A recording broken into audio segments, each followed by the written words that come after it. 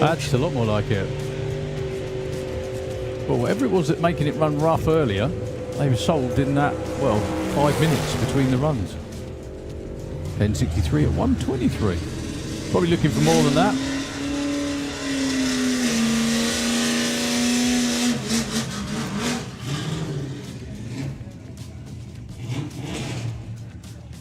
All right, Chris Coburn down there with the Willis. Made his first run of the day. Certainly not Glyn Dunford's. He's already put one on the timing sheets. And a few more of them are waking up and coming down into the lanes now. Jason Pickett is down there. I can see Glenn the Thompson. Jared Heathcote back down for another one. So Glyn Dunford back in the 10s. Yeah, 1071.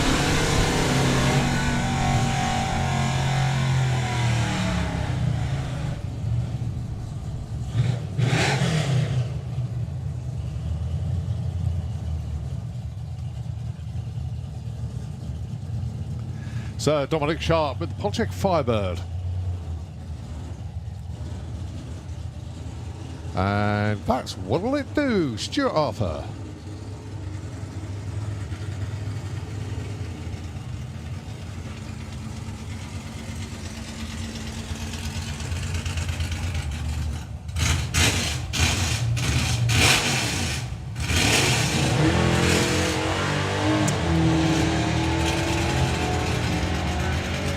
So could be into the 9s then for... It is all 10:03. Right. Good morning, everybody that's tuned in to the live stream. Welcome to Dragstalgia, day 1 of 3. It's the 2026 edition. Myself and Daryl and Thomas from tomorrow will be joining in. And a host of other reprobates, I'm sure, over the next few days. So wherever you are in the world, welcome to Dragstalgia. The 2026 edition is 60th anniversary of this place. There aren't many racetracks on the planet that have been around for 60 years. 20th anniversary of the Hall of Fame. Actually, there aren't a lot of people that have been around for 60 years. That's let alone true, racetracks. yeah. Right, Jason Pickett with Cherry Bomb. Winner of the first Gasser Circus round this year. Not an easy class to win in.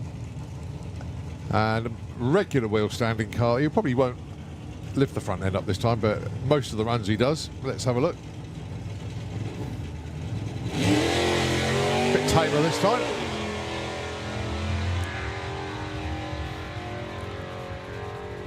That won't be his regular 990 either. 1041.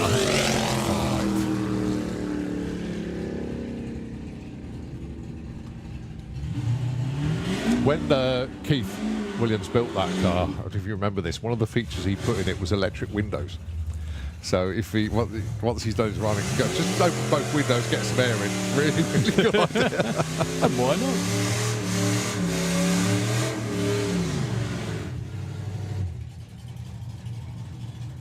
So Mike Graham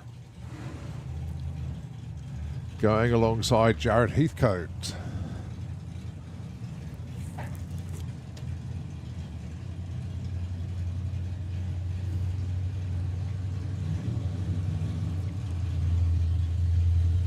Jared's trying to stage with the back wheels, I think. No, sorry, not Jared. Mike.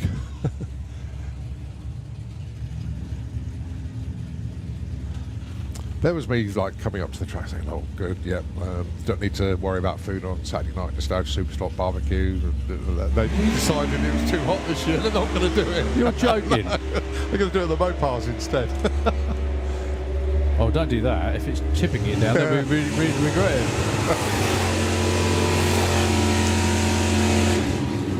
11:56 and 12:97.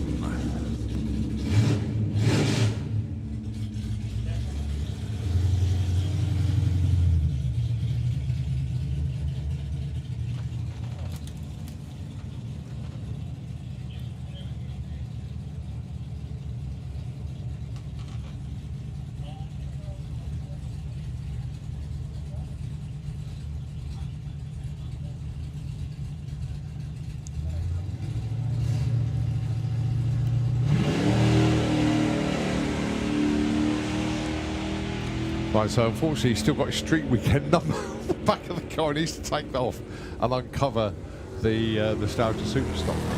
The Morris Minor unfortunately looks like it's leaking some fluid going up the Kestrel lane. Slows to a 68 mile an hour run at the top there, but yeah, whether it's water or fuel, I don't know. They'll be on that fairly quickly, I think. Oh, maybe not. I could be imagining things.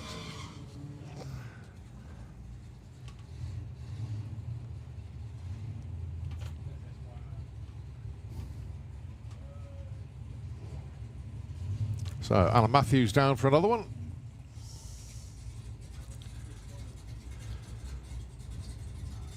So, 10:10 on a Friday morning here at Dragstalgia. A few of our photographers making their way out. Good morning, Kenzie. 67 and 117.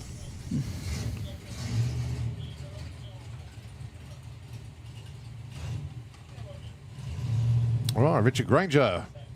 Oh, I love that car. It's gorgeous, isn't it?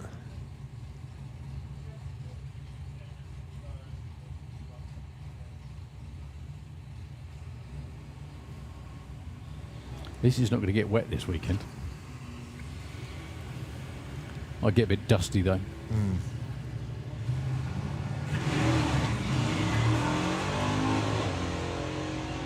Well, the lane's actually filling up nicely this time of day.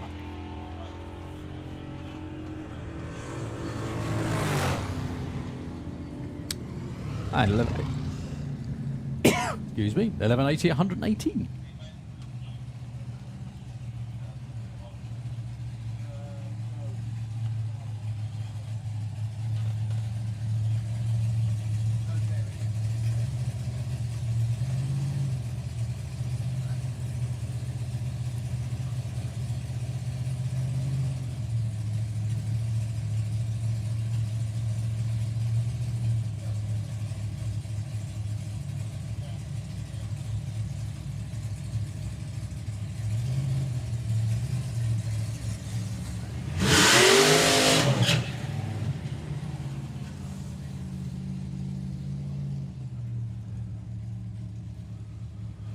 So those of you tuned into the live stream, as I say, once again, a very good morning to you all.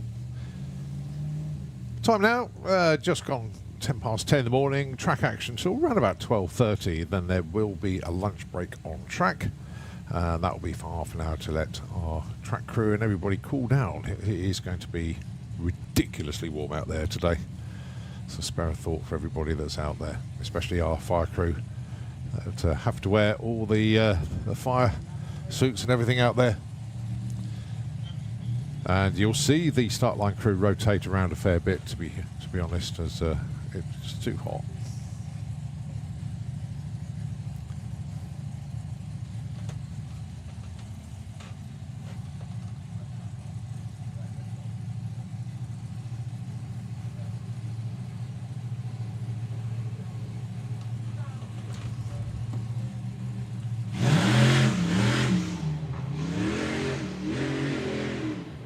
Steady.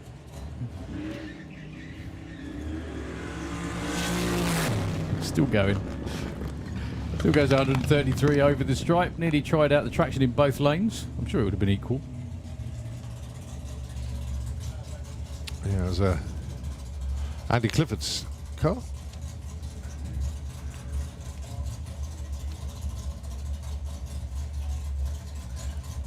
Underneath the tower. And you can see the tower on the live feed. Luckily, you've got the shower line blotted out at the top. But that's Adam Krasinski with a not so mellow yellow Chevy. Let's have a look, see where he is in the points at the moment.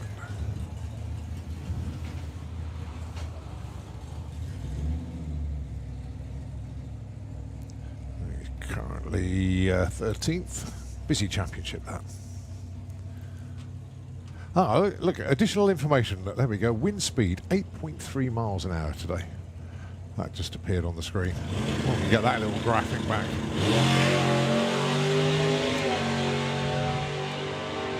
very good looking launch.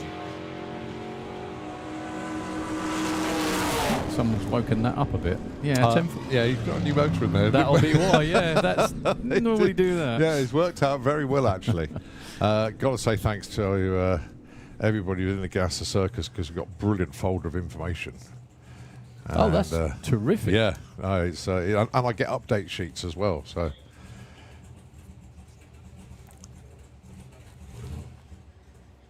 yeah, he's got a 502 cubic inch big block Chevy in there now. Actually, his PB coming into this year was 1083. He's down to 1044. Fair enough. Yeah, so a little bit of an update there. He may have even gone quicker than that this year. I'm not sure. Oh, car with a parachute. First one of the day, I think, with the parachute, actually. John Sleeth had one. Sorry. But I know what you mean. You only knew that because you were looking at it the other way down, didn't you? Sorry. Couldn't resist. Oh, dear. That was a good reaction. I like that. So, 67 Camaro.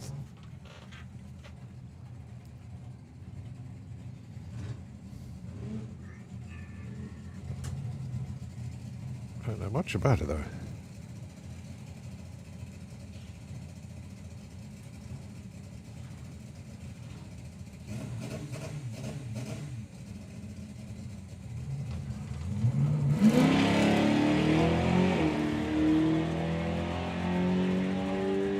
On 63 to 60 foot, 60, 66, that should be a mid 10. 1031, 132.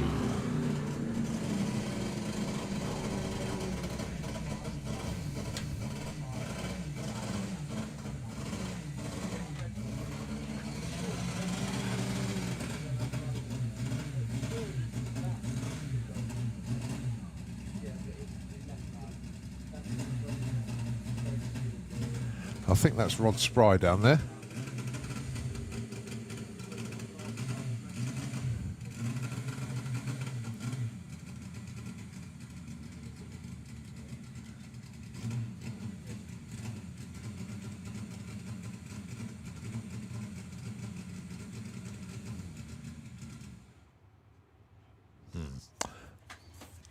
Got plenty more opportunities to get that first run in. Yeah, but I just can't imagine how difficult it's going to be getting in and out of their leathers on a weekend like this. Anyway. That's a gorgeous looking bike. That's so well turned out.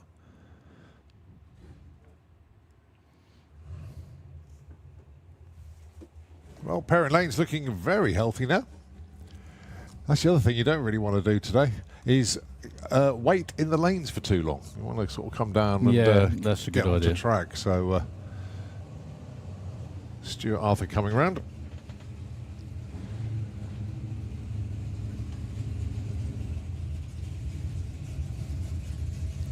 So say a quick, very good morning to Jenny and Matt. I don't know whether Matt's actually watching this morning. Maybe it were, but morning, Jen.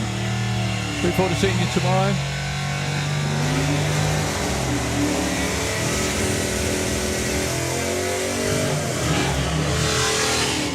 What I think is a little bit mad is that it's forecast to be roughly 10 degrees cooler tomorrow, and it's still 29. Yeah, we're moaning of a 10-degree temperature drop down to 29. Oh, my God. John Pratt down there with the Cuda, and, of course, what'll it do? Stuart Arthur. It goes without saying, but please, you lovely spectators out there, number one, sunblock. Number two, hydration. And this will come not only from us in the tower, but from the Med Centre as well. The last time it was very warm up here a few weeks back, they did have quite a few visitors with heat-related issues. So please, folks, make sure that you have got sun protection, take hydration breaks, look after yourselves out there, please. So John goes 11.51, Stuart goes 11.38. That nice run for Stuart. As Chris Coburn lines up with the Willis. And the Corvette. Never seen this one before. As I say, it is open run with your brunk.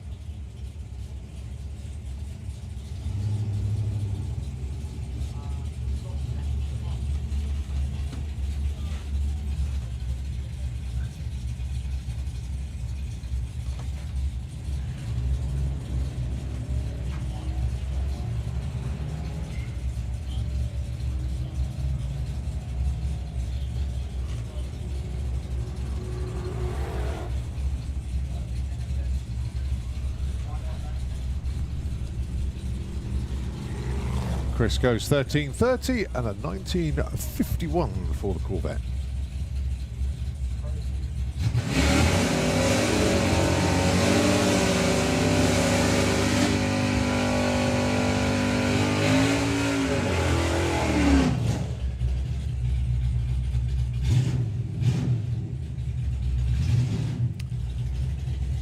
So Boz down there with the Dodge. A couple more of our nostalgia super stockers. Neil Francis.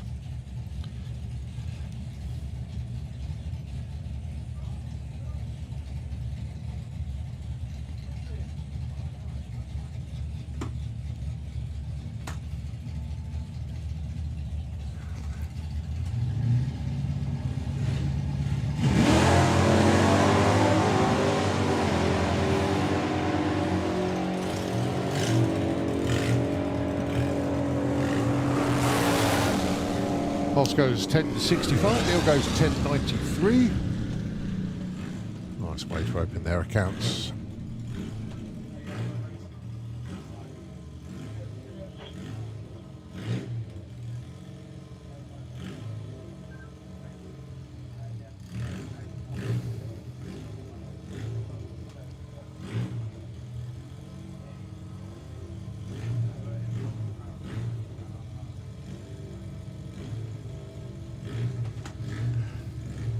Right, down there then, Georgie Hughes.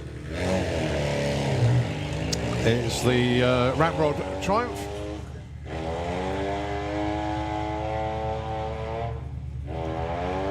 If you close your eyes, that's kind of the sound you'd have heard about 40 years ago. Yeah. That's all right, actually. 1290 at 83. Actually, sorry. I was going to say, not 40 years ago, 50 years ago. Yeah. That's like the 60s and the 70s, that was, wasn't it? That was Sprinters. great. So Alan Payne back down with a 34. No, I need to check who's driving. Because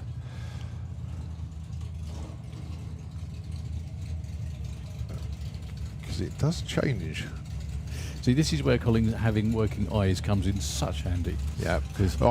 Well, the entry this week is Gary Cork, but his good lady was driving it as well earlier on this year. So, yeah, but Gary's back behind the wheel.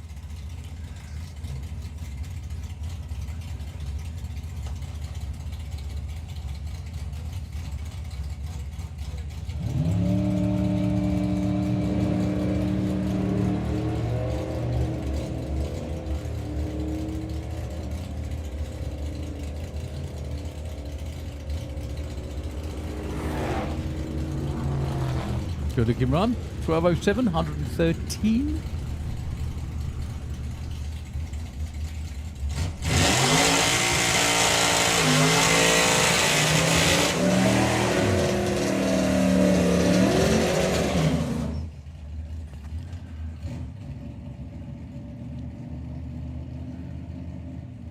Right, we need to find out a bit more about this Camaro.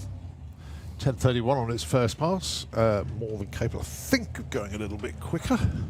Yeah, there is no race number or anything on there at all. I'm just trying to recognise the crew, but I don't yet. We'll get there. They both look warm, if that helps.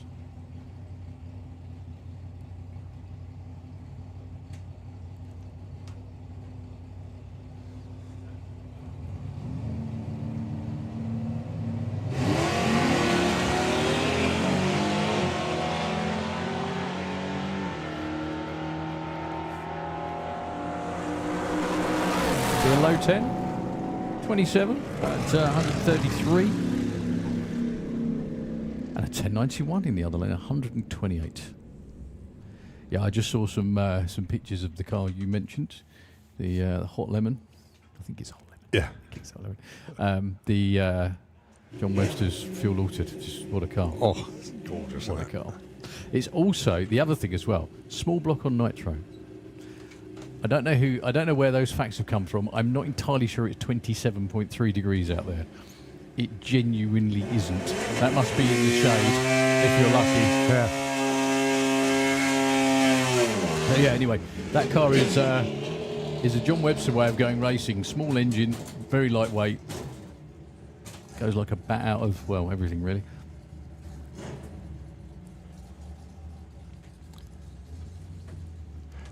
So, Daniele Degli Apposti from Italy. Generally only see this bike at Dragstalgia. We do. It makes the trip over. Yeah. Daniela's a good guy. Been doing this for a while.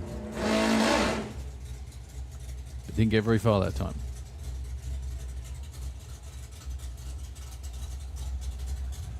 He's probably come here thinking, wow, this is nice and cool. You know, from Italy. Yeah, true. Yeah. Although saying that, it's not much difference down there at the moment, really. I flew down to the south of France after the main event and it got colder. Can you believe that? Oh, I know. But yeah, it's about the same. It's about the same everywhere.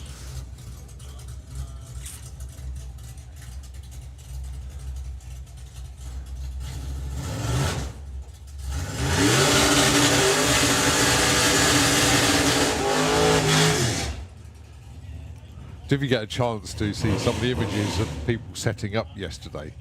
But Luke Hoskins over in Outlaw Anglia pits, he's bought.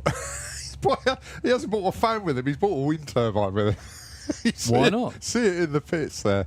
I'll tell you what. If he brought it down to the start line, plugged it in, he would create his own tailwind. It was Why not? It was just phenomenal. So Gary Nash with the Anson Anglia. Running in Gasser Circus. That's a habit of pulling some fairly decent wheelies as well these days. 1065, 123.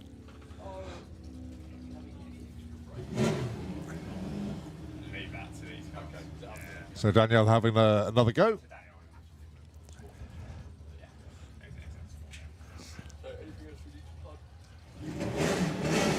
Fingers crossed, get it all fired up this time. Get it to launch.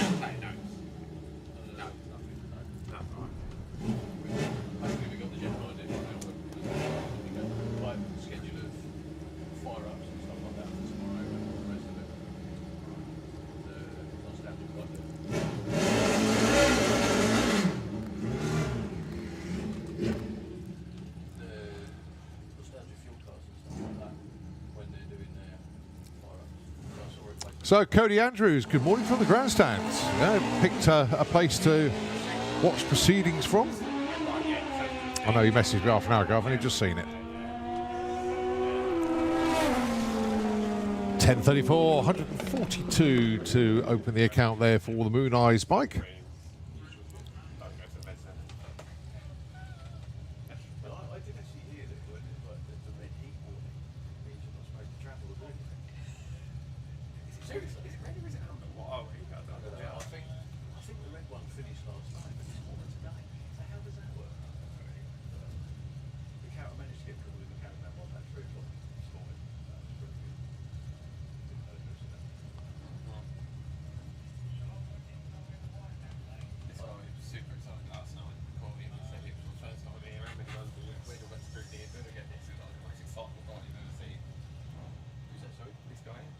Right, just waiting for this Ford to roll forward.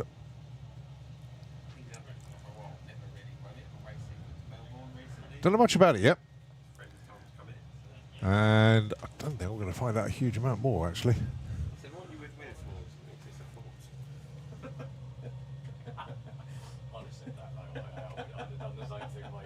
It's a 1940 Ford.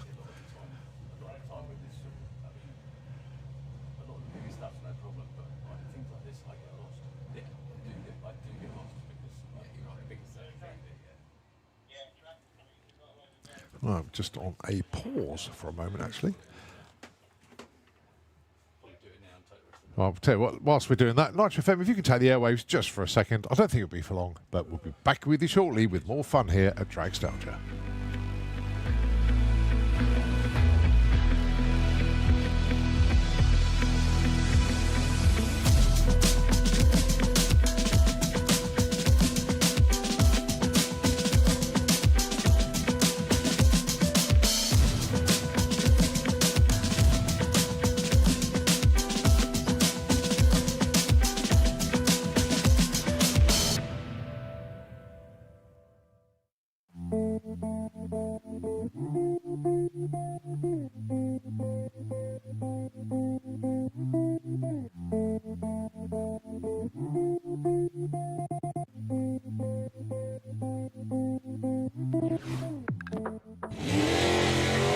table this time.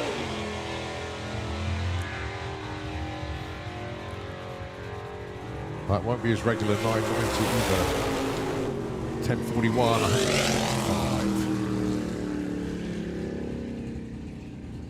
It was too hot this year. They're not going to do it. You're joking. No, they're going to do it at the Mopars instead. Oh, don't do that. If it's chipping it down, then we regret it.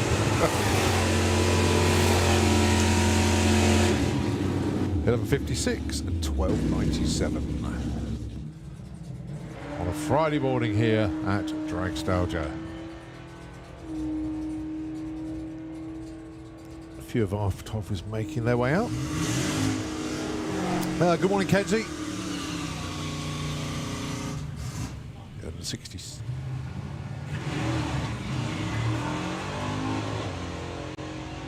Well, lane's actually filling up nicely this time of day.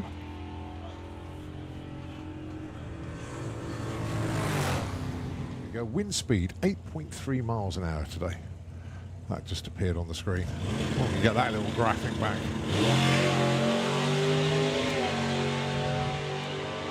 Very good looking launch. Someone's woken that up a bit. Yeah, yeah, you've got a new motor in there. That'll be why. Yeah, that's normally do that. Yeah, it's worked out very well actually. Gotta say.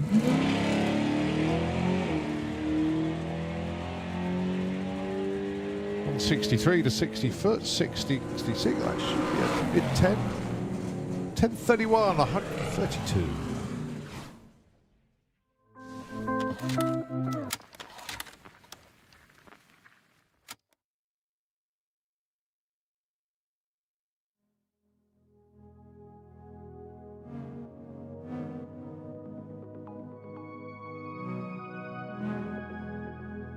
Here we go then. I don't know who it is.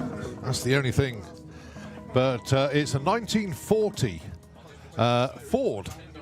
Sometimes, and I got caught out of this before, and I think Pete just realised as well. Very, very similar. The 1940 Ford, very similar to the 41 Willis Coupe. So you do have to have your eyes peeled, especially at the front. From the back, it's very difficult to tell. Goes 1188 and 92. That'll do. Nice little opener. But I need to know who it is, so send me the details.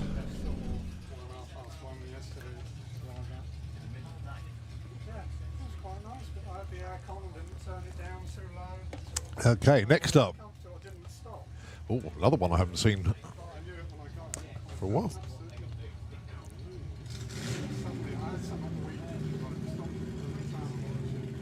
So the Denver Dragon. Now then, you get some clues on this. I will find out, and I will give you more details later on. As I say, it is run with your brung.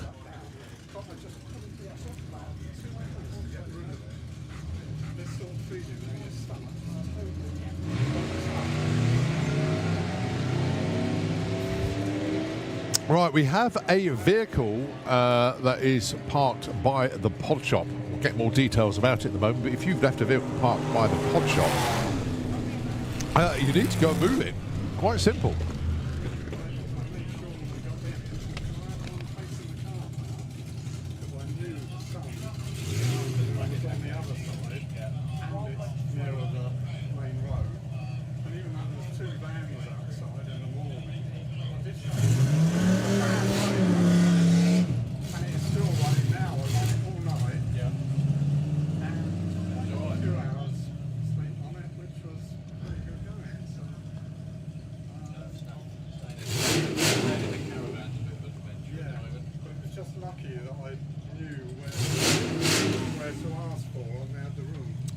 Right, Philippa Turton with the Wild Brunch, and also Pro ET, Sphinx Hot Coupe, I think is the best way to describe this, has been into the mid to low 10s.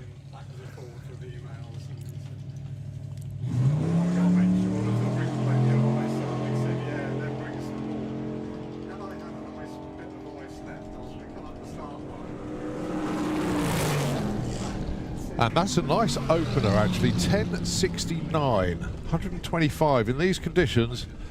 Very tidy opener indeed. Right, sitting below us then. Another one from the Wild Bunch.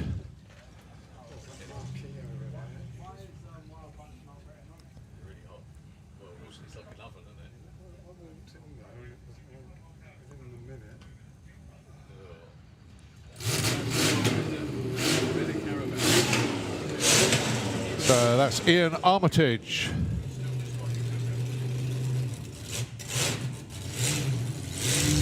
Just rolling underneath the power. Well, that didn't strike the tyres at all. They just launched off the line. That was, well, it goes to show when you're not expecting a car to launch how quickly these things move. But, yeah, didn't get any wheel spin at all. It just hooked and flew.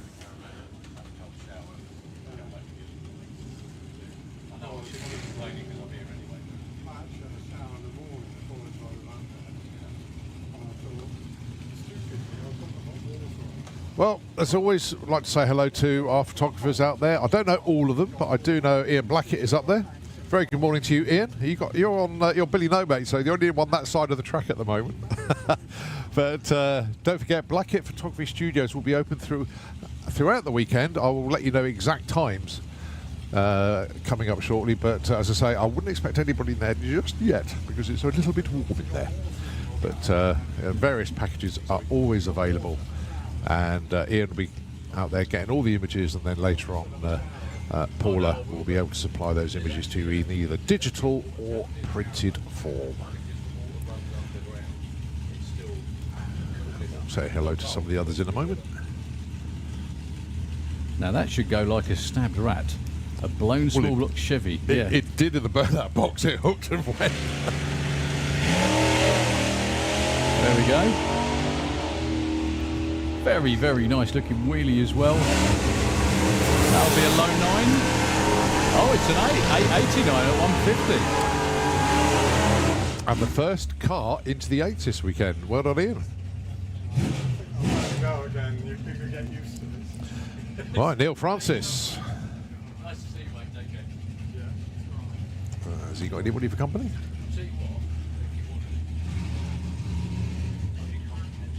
He has. Paul Hammond.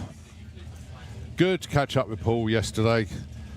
And of course Michael as well. Very good morning to Mike. He's down there looking very cool with the Panama hat on.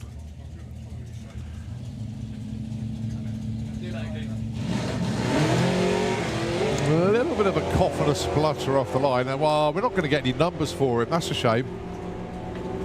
That is a real shame. I don't think it would have been his best ever run, but no time or speed. He went before the tree ran. So, yeah, gutted. Never mind. That thing really goes. How quick has it been? 9.0s. 9.0s? Yeah, he's on... no, has he been 9.0? It's been low 9s.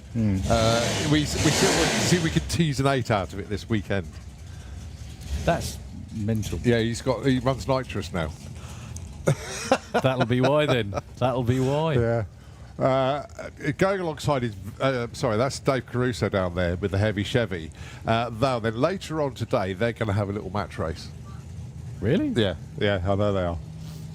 They've been mates for years. Good to see. I haven't seen Dave up here for a while. Good to see you back, mate. I did know you were coming, so that's really good. Go alongside Gary Court. Now then, Dave has been 9-0 with the heavy Chevy.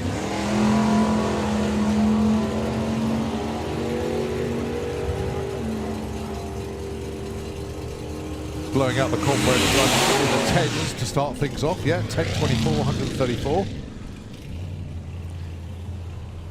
Gary 1530, cruising. So Gary with the Corvette. Lost the bonnet already. That's not the worst idea, really, for a lot of people. No, he didn't have it on forever. Oh. The only thing is, though, is I'm not sure taking the bonnet off will make it any cooler. No. Because then that's just direct sunlight, isn't it?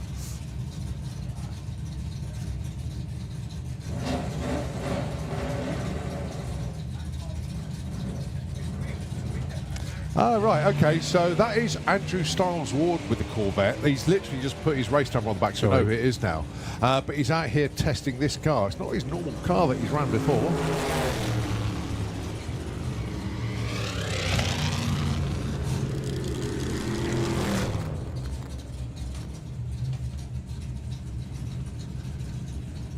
That was Vinnie Naylor, by the way, with the Model A. Went 11:21, 121.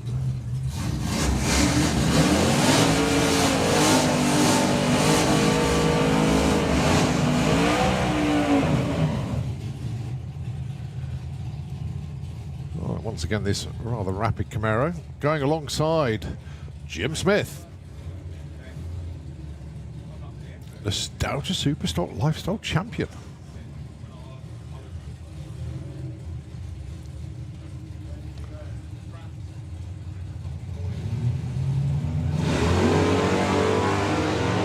Now, if everything aligns for Jim, should be in the 10.2s. I don't think it will be on his first run today, but should be in the 10s. Yep, 10.42. Nice one, 10.15 from the Camaro.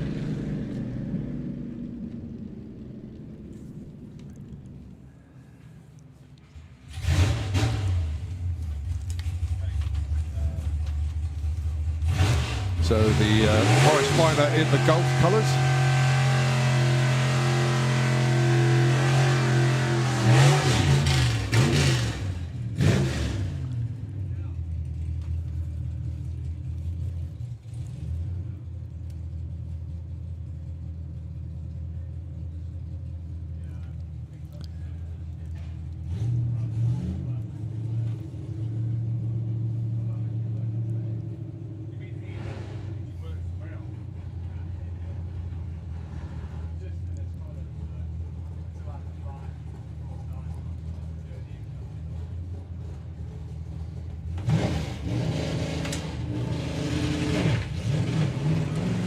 So Peter Nash out there with the Chevy.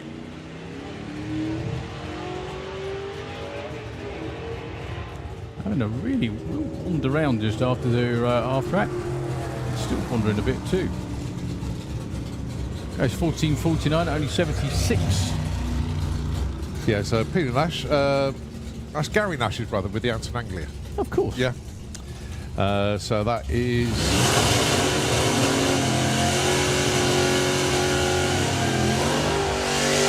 That's the Breathless 55 Chevy with big block Chevy in it. 4-speed. Whoa, proper. Oldswood Beale rear axle. You find out all this stuff. Brilliant little folder this Gasser Circus put together. Thank you ever so much indeed. Jack Bishop. And Nostalgia Superstock number 81. I should know. Dave Tilsley. He's already put runs in today, so that's doubly mad that I didn't spot it.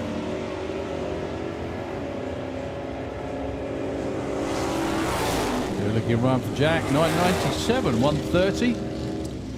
I'm just going to give a big shout out to Kerry Bygrave. Kerry, you are looking after your photojournalist superbly. She's gone out there with cups of water for them. Well done, Kerry. Just pour it over their heads and be done with it. Yeah, that. Just do it. Well done. No one's going to complain today. Yeah.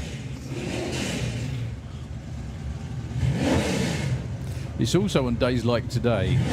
I'm sure the management of said racetrack are very glad we have a concrete racetrack, and the racers and the track crew as well. Yeah. Because I don't think asphalt would survive very well in this weather. It would move, wouldn't it? It would just move constantly. Yeah. It just would not hold anything. Whereas concrete is much, much more reliable, shall we say. All right, Jake Cawthorne and Nick Martin. Nick Martin won the final last time out with the perfect ET. Excellent. It was like, whoa.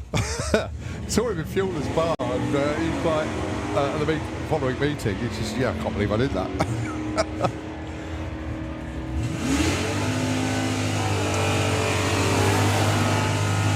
$11.38 and $13.56. Well, we just saw Rob Cawthorne. This is Jake Cawthorne. The flag jumper, that car's moved on over the years. It used to be like a high 12-second car, now runs way quicker than that.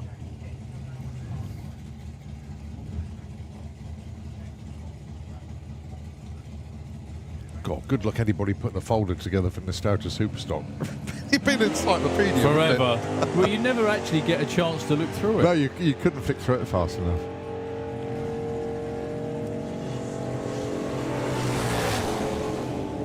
10.79, 122 there for Jay. Nicely done.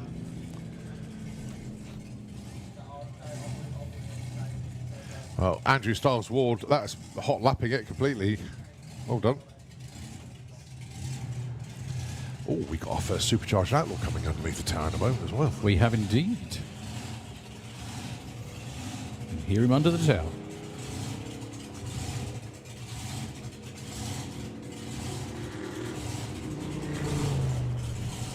$16.38.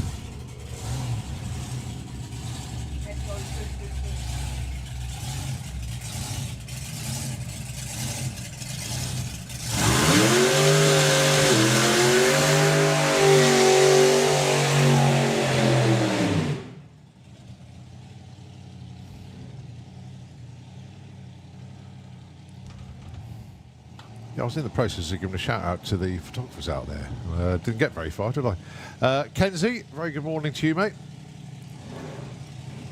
Black t-shirt, black cap, everything to try and keep himself warm. Got to be done, hasn't it? Got to be done. We mentioned Julian already. Who else we got out there? Someone just looking down at the lens at the moment. Can't spot everybody out there.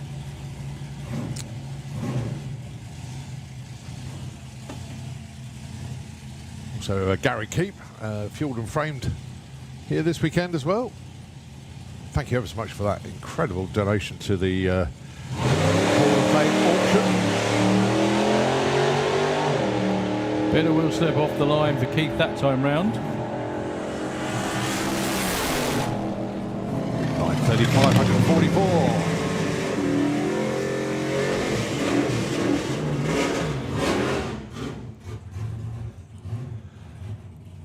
Oh, John Sleeth back down again. Getting all his runs in before it gets too hot. Actually, I was lying to you.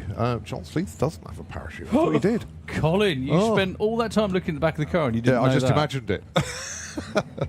You presumed he had because you thought he was going so fast, yeah? That's right, yeah. It felt like he did. Makes sense.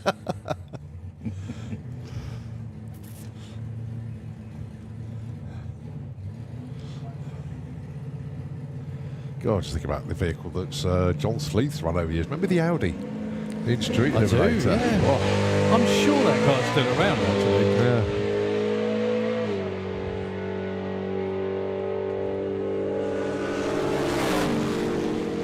Tello 534. A bit of drop off in performance there for John, normally in the 9s. I think the weather could have something to do with it, but you know. Oh, lanes are empty. My word. So this is where the photographers step back and go towards the grandstand, get a little bit of shade. That's our top tip. Apart from Ian, he's got nowhere to hide over there, mate. You have to lie behind the wall. Oh dear. No, just a couple of cars have made it down into the lanes. A very nice looking pickup truck. And we've got the Ford Pop down there as well. Oh, yeah, I was talking about Luke Hoskins earlier, wasn't I? I never finished that. You were. That thing about his fan. You were telling me. Yeah, there we go. Jesus. I think the front of an air. Stolen a propeller off a Yeah, Hercules I was or just going to something. say Isn't a plane is missing the front end. But no, the only thing good one, is that. though, I'm not entirely sure that is going to help. It's just going to blow warm air. That's it. Yeah, yeah. It's when it's this warm anyway. Ingenious. One of the few events a year that we generally don't have mains hookup in the bits as well. So can you imagine the generator running that? I think Outlaw Anglia might actually, but nevertheless, good entertainment, Luke. We do like that. We'll give you 10 out of 10 for ingenuity, 8 out of 10 for maybe blowing a bit too much hot air instead of cool air. But as you say, folks, it's just the public health warning once again. It is potentially the hottest day of the year, and as Darryl says, so far, goodness knows what's going to happen the rest of the year. Make sure that you do have as much sunblock as you can handle, but also stay hydrated. Make sure you got fluids in you, and from previous events already this year where it's got this hot. Well, it hasn't got this hot yet, but approaching the temperatures that we are now. Medical Centre has been very, very busy indeed. So look after yourselves out there. It is quite important that you do.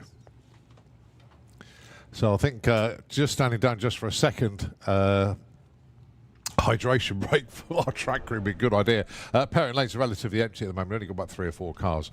Nitro FM, if you could take the airwaves back. We'll be back with you soon with more Run With Your Brung here at Dragstalgia.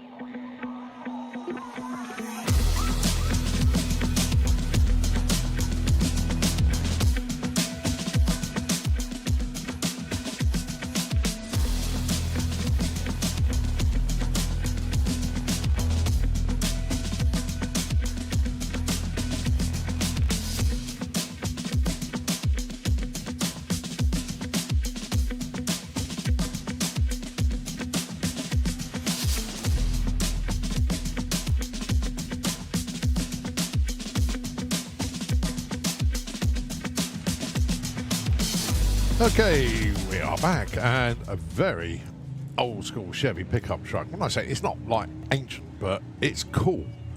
And going alongside the Ford Pop, as I say, 2 pure Run With Your Brung vehicles. Come along and get a few runs in. Pop goes 1438 at 93. And the pickup, 2124 at 61.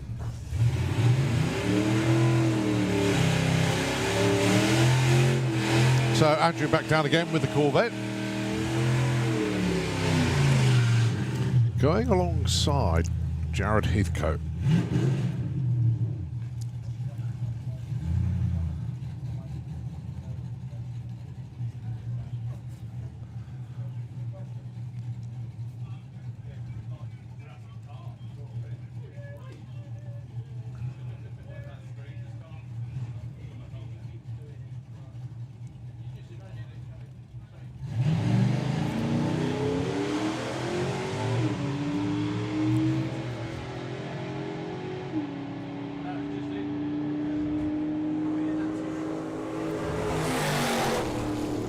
Jared goes 1292 at 105. And Andrew 1646, chipping away at it.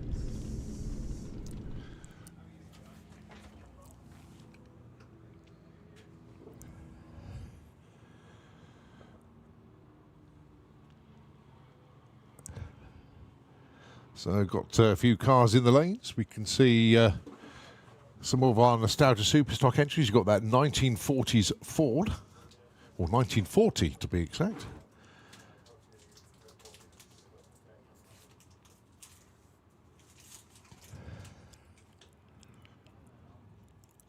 Morning, Nick. Are you getting me down there? Yes, you can. Morning, mate.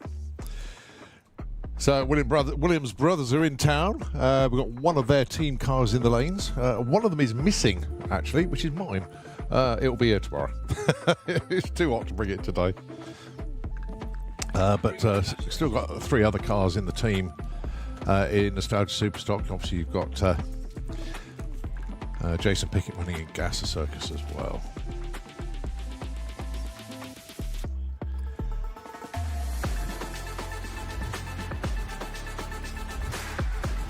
Actually, I did see Nick or Dan roll up yesterday with a certain Chevy on the back of a trailer. I was going the other direction. Is that going to run this weekend? No, static. Yeah, okay.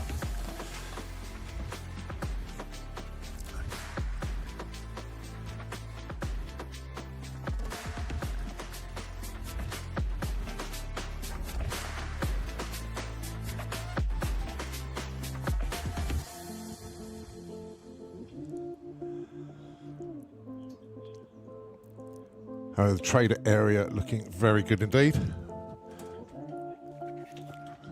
I've just got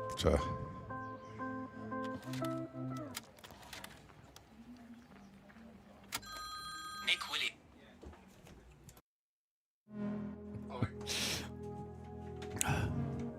yeah, Spencer just messaged me.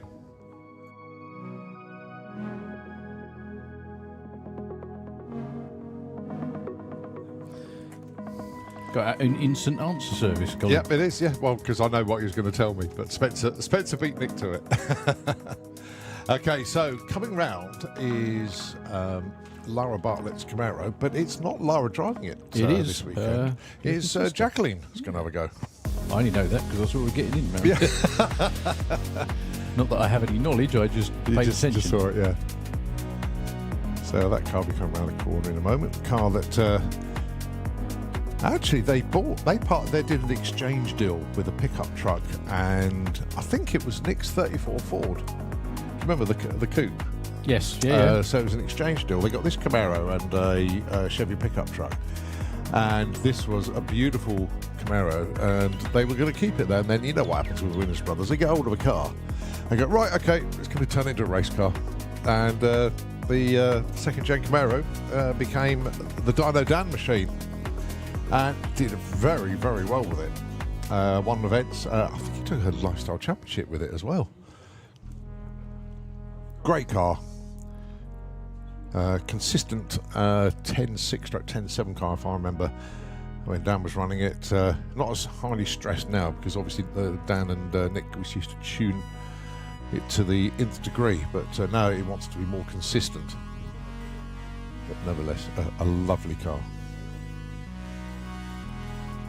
So that's the car that'll be coming around soon. We've got that's got quite a few more cars appearing in the lanes now.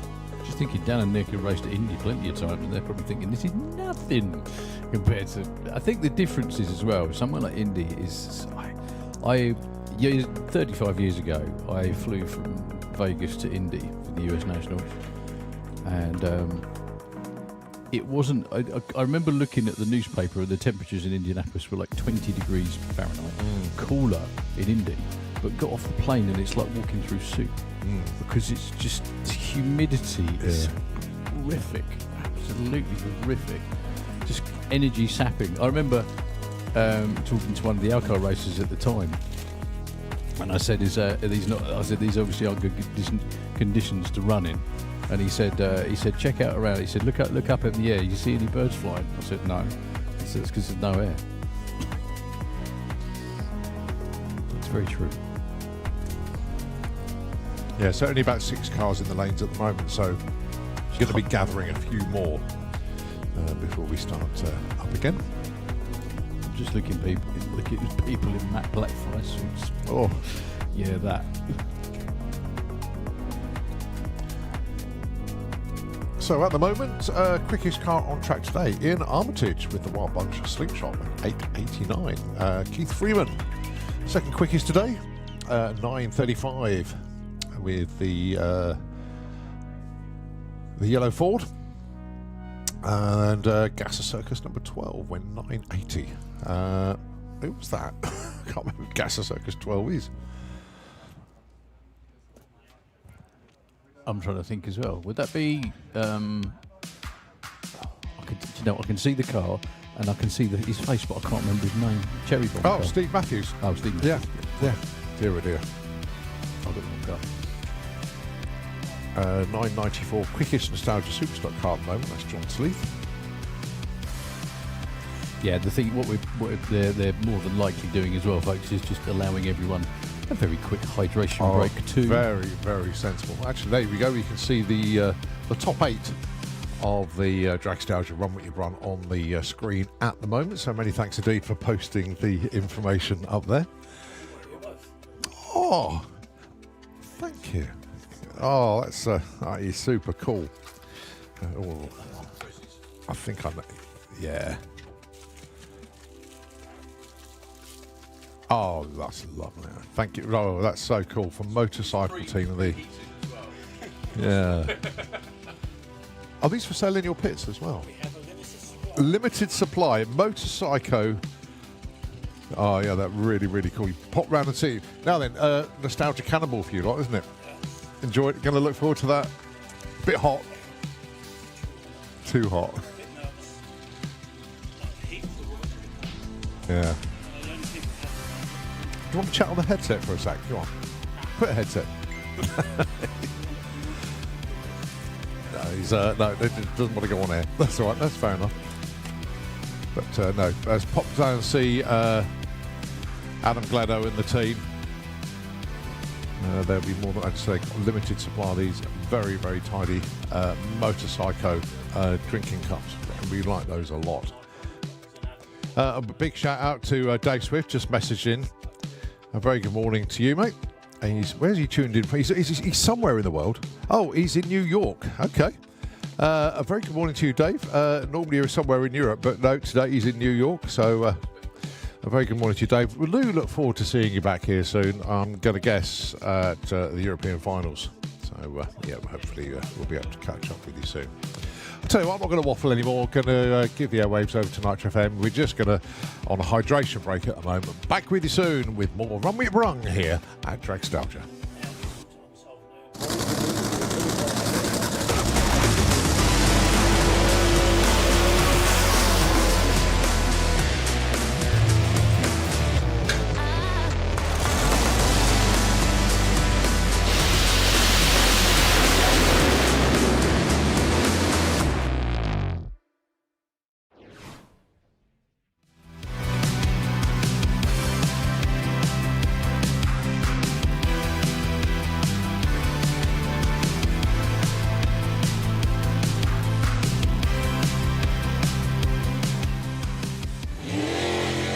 Taylor this time.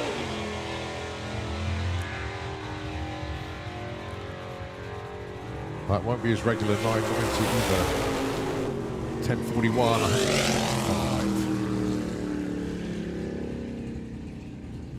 It was too hot this year. They're not going to do it. You're joking. No, they're going to do it at the Mopars instead.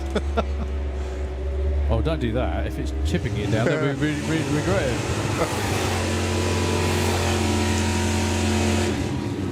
11:56 and 12:97 on a Friday morning here at Dragstalgia. A few of our photographers making their way out. Good morning, Kenzie. 11:60.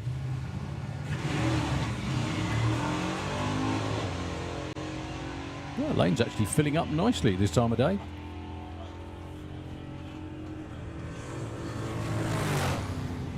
Wind speed 8.3 miles an hour today. That just appeared on the screen. Oh, you can get that little graphic back.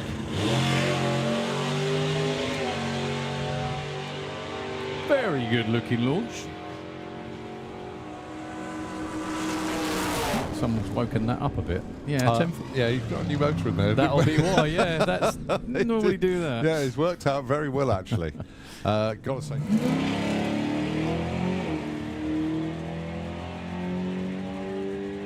63 to 60 foot, 60, 66, that should be a mid 10. 1031, 132. Hydration.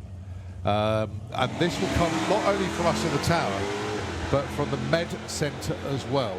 The last time it was very warm up here a few weeks back, they did have quite a few visitors with heat-related issues.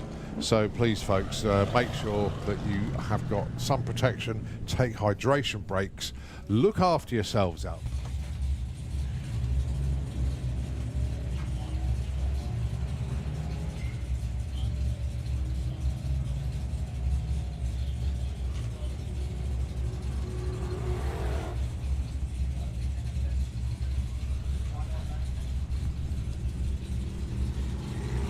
Chris goes 13th. Jacqueline Bartlett with the Camaro. First, I believe it's her first run ever in the car.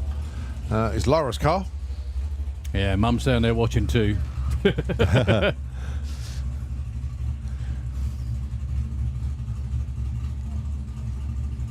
trying to think whether Susan's ever driven a door car.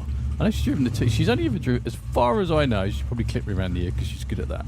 But I think she's only ever driven dragsters. Yeah, I think you're right. She ran in junior dragster, then she ran super comp car, then she ran the two-seater for a while, and then top fuel car. And I don't think Suzanne has ever driven a door car, No. but she may have done somewhere.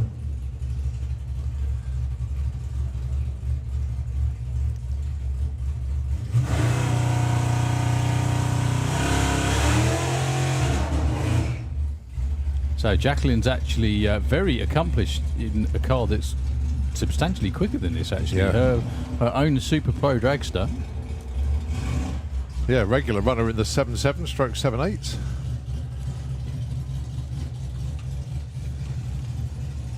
So is she entered to race this weekend, or is this just for fun? Well, no, the car is definitely entered. Okay, it's just It's who's driving. definitely entered.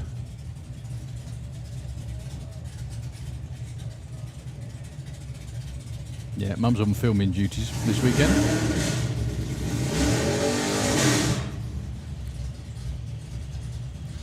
Goodness me, Butcher's going to be half the size at the end of today, isn't he?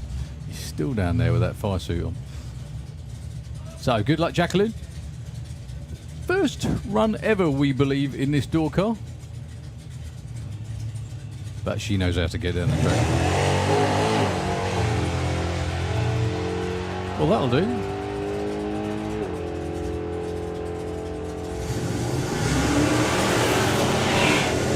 Oh, I'll tell you what, respect for that one. 11.22, that'll do.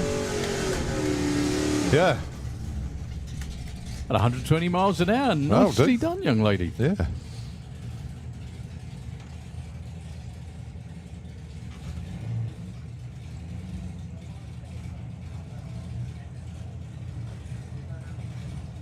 So our friend with the Ford taking on another one of the Nostalgia Superstock gang. Not sure who it is though, that's the only thing, because that number is on the list. I'm not sure if it's AJ's car.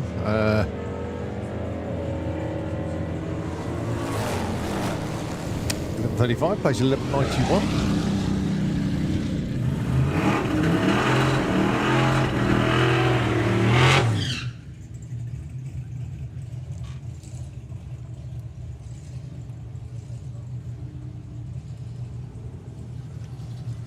So a couple of anglers. That's Andy Cunningham with the orange pop in the Kestrel lane. Apologies, no race number on the very mean looking. Yeah. Going alongside Danny Wilson. Oh, he's Danny. Sorry, Yeah. beg your pardon, Danny. And I'm sure a lot of people have seen the very, very sad news from last weekend with the Hot Rod Hayride, where Hannah was the flag starter at the event, was cruelly taken from us too soon. So 1080, 125, but everything, all the memories, all the thoughts are with Hannah Pearson's this weekend. And for those of you that are into the hot rodding scene will know we'll know about Hannah. She was only 32 years old. I think everyone's into the hot rodding scene. That's just kind of what it is. Yeah. Just very, very sad indeed. So to Chelsea, Danny, everybody in the hot rod community, the drag racers feel it as well when we lose one of our own.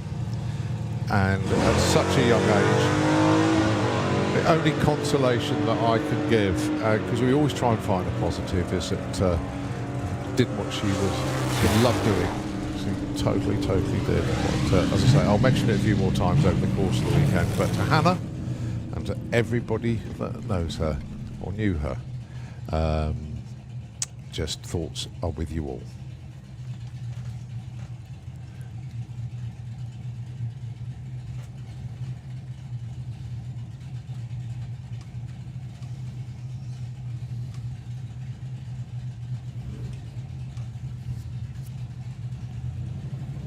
So Richard Granger back down for another one. Oh no, hang on a second. No, that's not Richard. No, it's number 69. That's Glenda Thompson. Wrong, similar car, but wrong name. Yeah, it's a Glenda down there with...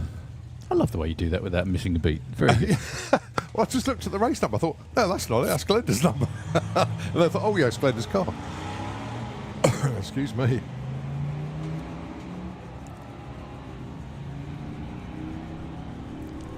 And, of course, that's Andrew Stiles Ward still running the best, trying to get the best out of the Camaros in the mid-16s at the moment. Sorry, mid-15s now. Mid-15, 66. That's his quickest run so far. Needs to get below 15 flat to actually qualify as in us down to Supercharged. 15 flat is the cut-off. I think that actually may have changed. I need to check with Nostalgia Superstock because I know they have moved the goalposts a little bit over the years. So the truck was supposed to be in Nostalgia Superstock? No, the Corvette. Sorry. The truck would, yeah. Anyway. Well, the truck needs a lot more work to get it to run the numbers. Yeah. And in fact, we don't run trucks in Nostalgia Superstock anymore. If you remember that Clive used to run in Nostalgia Superstock, can't run it in Nostalgia Superstock. They unfortunately removed trucks from it, so he runs in the Sportsman ET now. Okay. The Monster Maverick. A regular in Sportsman ET. What's Andrew got for us this morning going alongside the Rover that is thoroughly entertaining us.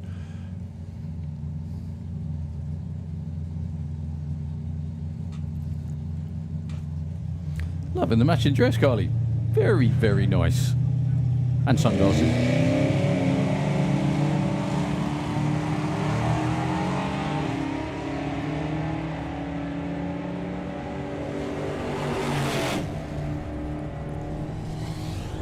An 18 for the Rover, very speedy indeed, and a 13.13 for the Maverick at 101.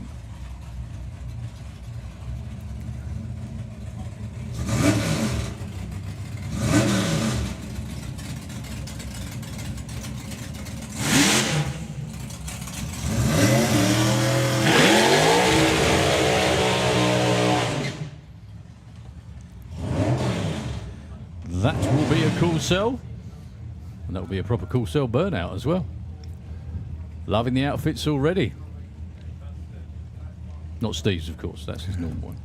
I mean, my goodness me, Mark Coulsell, 8 flat now out of the slingshot. It's just ridiculously good. He refused to put a 799 Darlin on it. He just flat refused.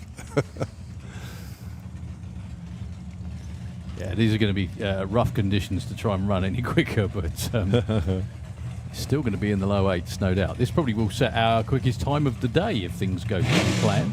Alongside Marine Mills, who I presume is running with Wild Bunch this weekend. Yes.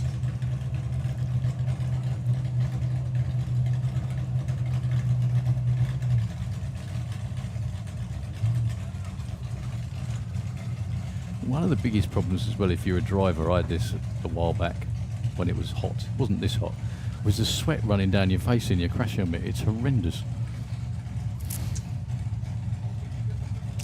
So, good luck to both.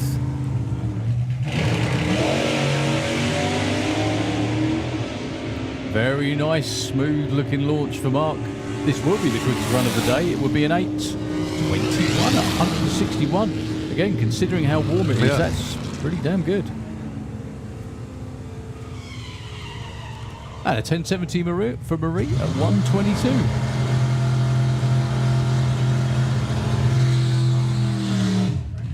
So Alan Matthews and Alan Payne.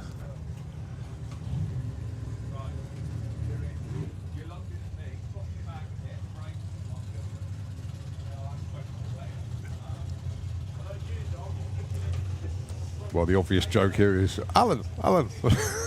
It's terrible. We're not going to do that. We're not going to do it. No. We're not going to stoop that low. You just did. I know.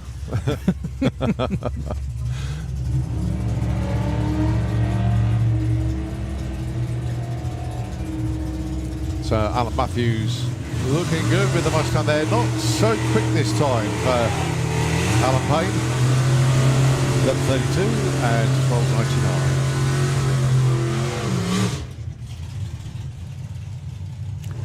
I just had a thought. We need to save up and get Dave a wireless button. Don't you? Yeah. Because he constantly walks around the start line flicking the lead out the way, no matter where he goes. Oh dear. Paul Singer down there with the Nostalgia Superstock entry, the Duster,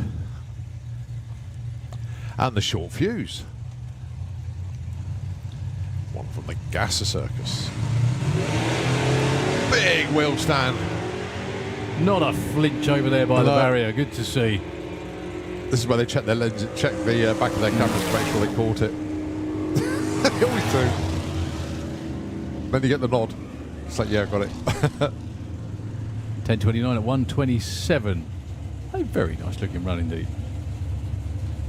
Yeah, that graphic on the screen's lying. It's not 28.1 degrees by any stretch. That's got to be in the shade. Oh, yeah, it would be. 66% of humidity, though. That's not that bad. That right. isn't actually that bad. Yeah. Yeah, we've got to remember it's only 20 past 11 in the morning. Yeah, that too. We've got 5 hours more intense heat build-up. Before it gets really hot. Yeah, I know.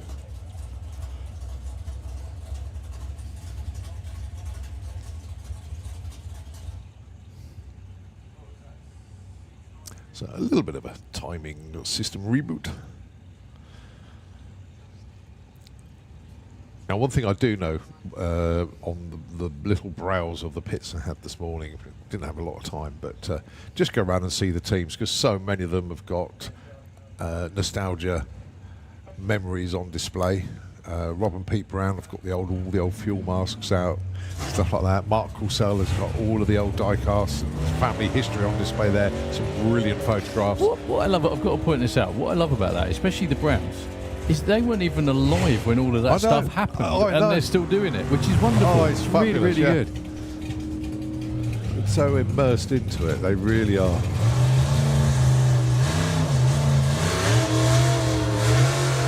So many teams also have T-shirts for sale, and as obviously we just saw Bob Glenno come to see us, cups, mugs, that sort of thing.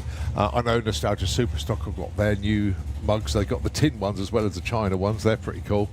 And of course the Pod Shop have got all of the stuff there as well. Go and visit our traders as well. We've got so many of them here this weekend.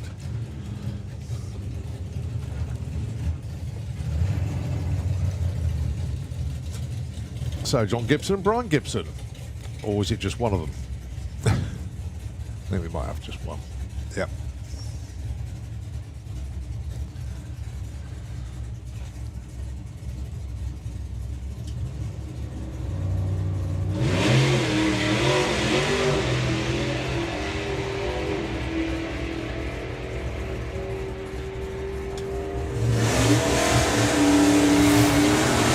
Brian goes in at 42 to 117.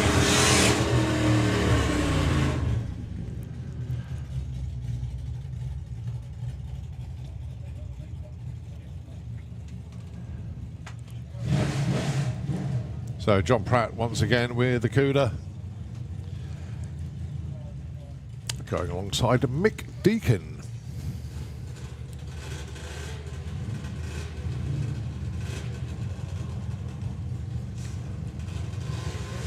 John's had a couple of runs today. I think it's the first run for Mick. Yep.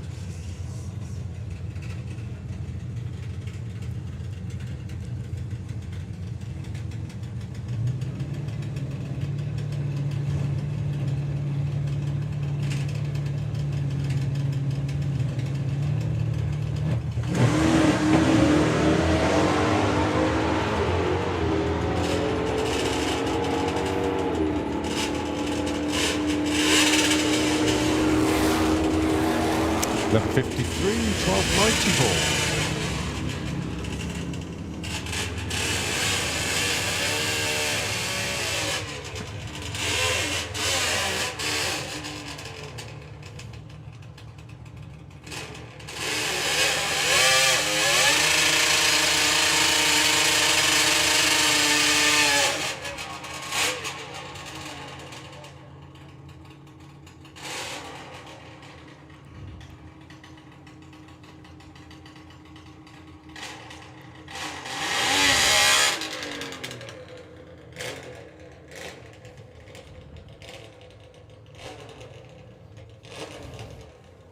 So, back on two wheels, we've got our first blown car. Well, actually, not our first blown car of the day. First nostalgia cannibal car of the day coming round shortly for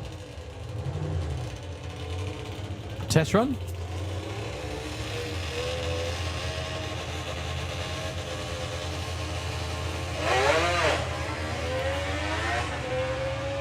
So Peter McGuinness went 10:59 earlier on.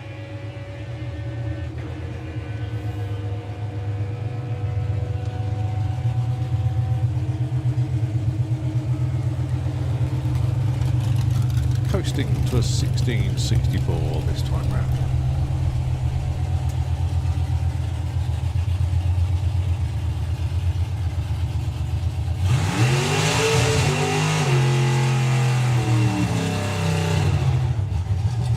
One very orange Ford pop down there. Liking the stance on that. And of course, Simon Devos with the Frankenstein Chevy.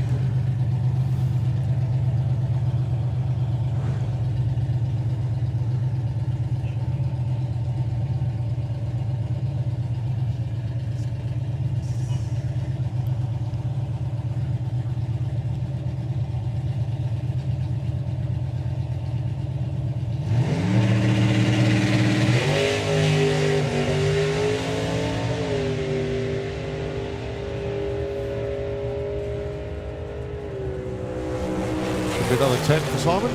10:56, 123. Nice.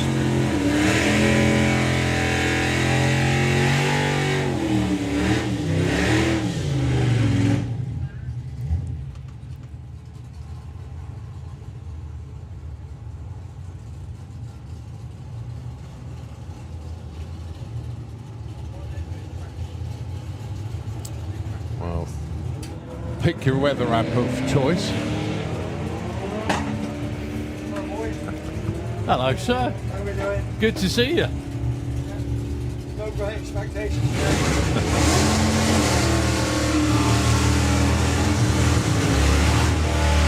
Nice to get there. Nice, short and sweet, mate. Not expecting anything. That's it, yeah, exactly Okay. that. Lovely. Just a very warm driver, maybe. Cheers, Dave. Thank you ever so much indeed. Dave coming up to see Dave Grabham.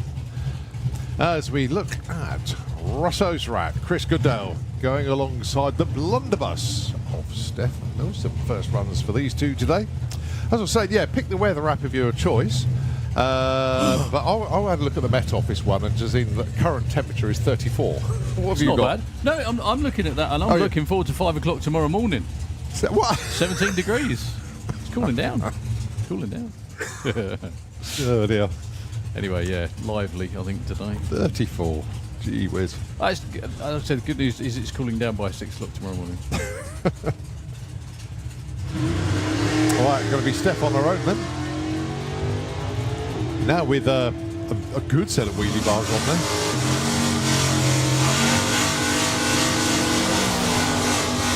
At the 61.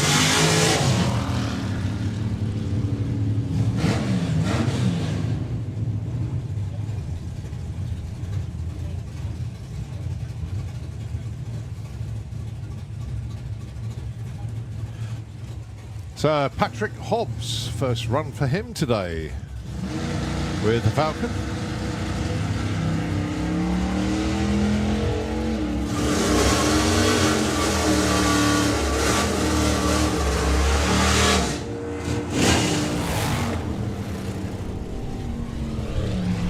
Goes 11:31. So Chris Goodell switches lanes.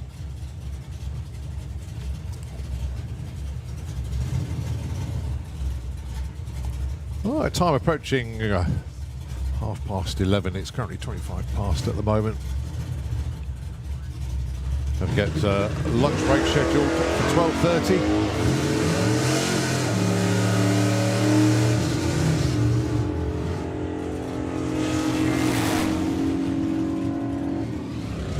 And Chris opens his account with a 10:04 at 130.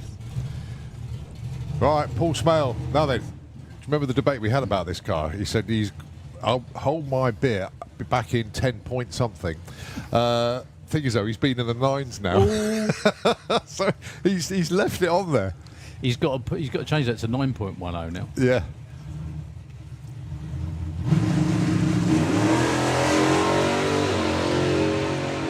Might be rough to nip into the 9s in this weather. I don't think he'll be running a 9 this weekend. Well, certainly not today. 10:25, 130. Still really good though. That's still, yeah, like you say, still a very, very good run. If you notice, there's still no one's having issues Yeah. at all. If you're watching from around the world, thank you very much indeed for tuning in. Apologies, we normally mention the weather doing this quite often, but it's not normally like this. No, it's not. For this reason, but It's you know, not. it is what it is. Too hot's better than too wet every single day, month, week of the year. Right, Paul Hammond with this insanely rapid 90-odd-year-old Ford. It's very, very quick. Yeah. That's better. Oh, a little bit of a pedal. That should be comfortably in the 9s. Oh, yeah, 946, 149. I love it. That is such a cool car. That is hauling. Yeah.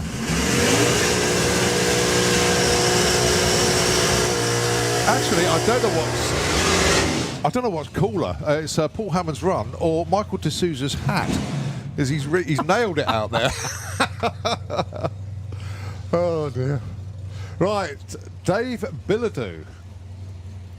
First appearance for him this weekend. That's another cracking car. Well, that foot's welded to the bulkhead, isn't it? 979, 137. Very well done indeed. I love that car as well. He produces. So when did he stop running the Challenger?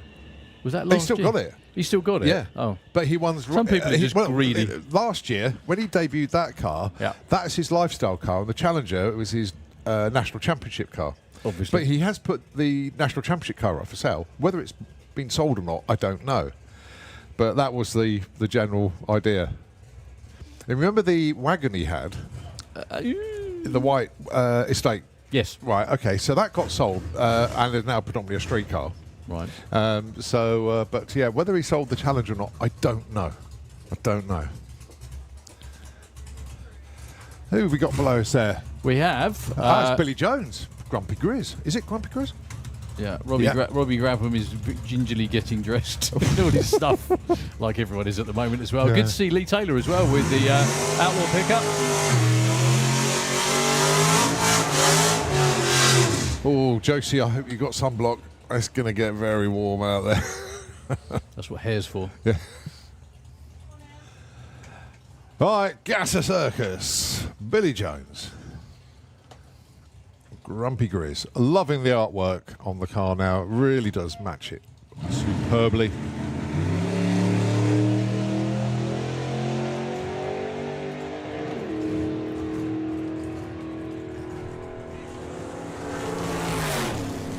$10.58, 122. Nice little opener.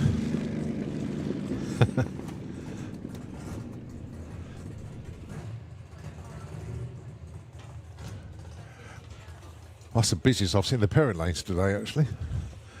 Well, quite a few vehicles down there. Who's coming around the corner now? Ah, Mr. Taylor. With that Outlaw Anglia pickup. Lee Taylor, of course.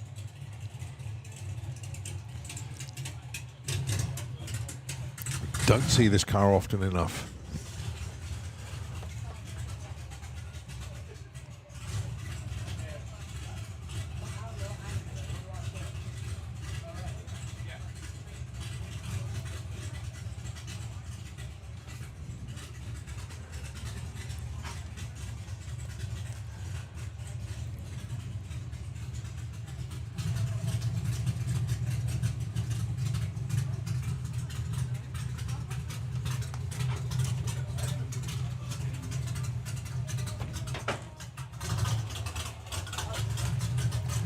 So Lee just coming underneath the tower into the burnout box.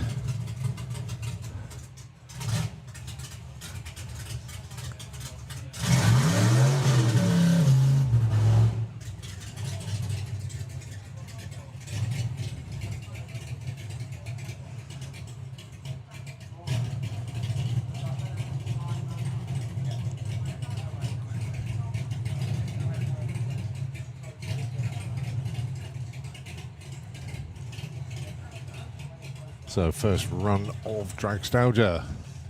Then for Lee Taylor, not much of a burnout, just basically just clean the tyres. So this will be an A to B.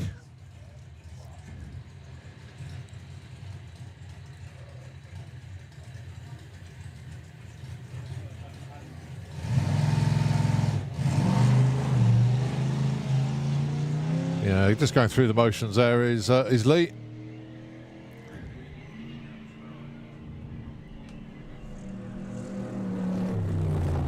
Yes, cruises through to 13:58 and 94.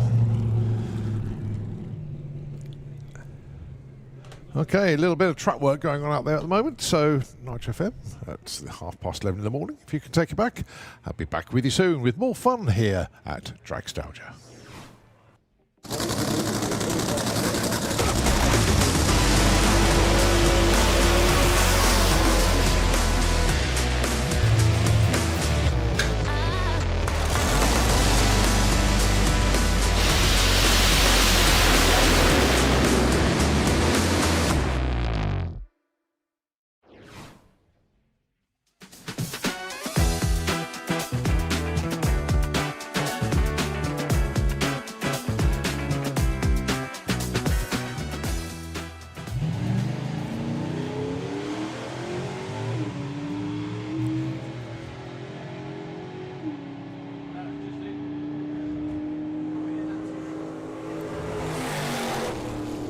Jared goes 12.92 and 105. And Andrew 16.46, chipping away. Run ever, we believe, in this door car. But she knows how to get down the track. Well, that'll do.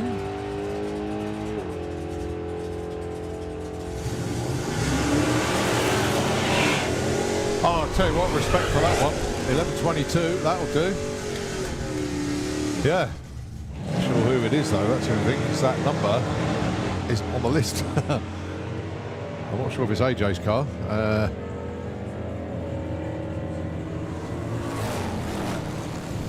11.35, plays 11.91. It was the flag starter at the event, was cruelly taken from us too soon. So 1080, 125. But anything, everything, all the memories, all the thoughts are. Well, that's Glenda's number. And I thought, oh yeah, it's Glenda's car. Excuse me.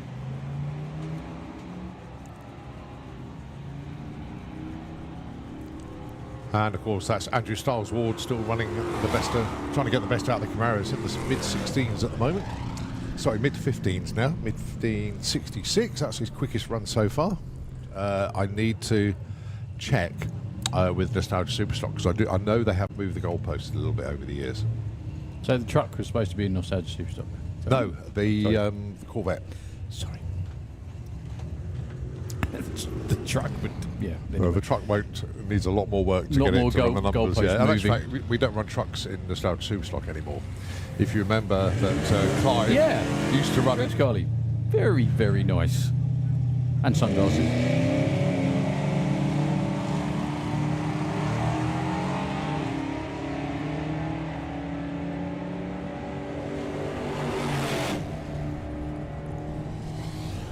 .18 for the Rover, very speedy indeed, and a 13.13.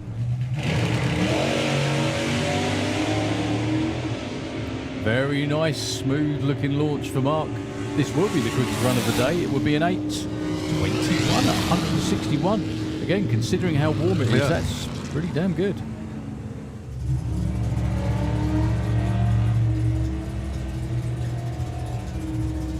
So Alan Matthews looking good with the Mustang there. Not so quick this time for Alan Payne. 11.32 and 12.99. Circus. Big wheel stand. Not a flinch over there by the barrier. Good to see. This is where they check their lenses, check the back of their cameras to make sure they caught it. They always do. Then you get the nod. It's like, yeah, got it.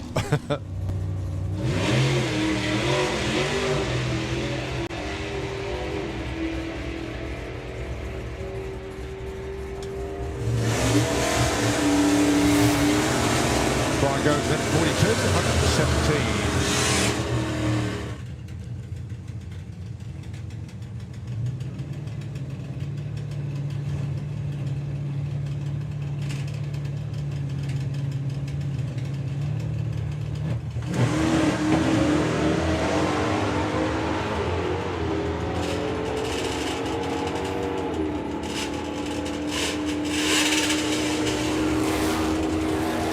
Level 53, 1294.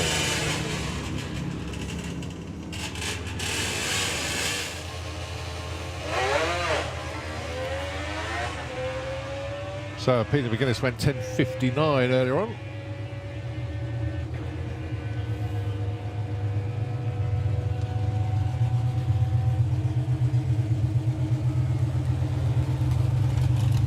Coasting to a 1664 this time round.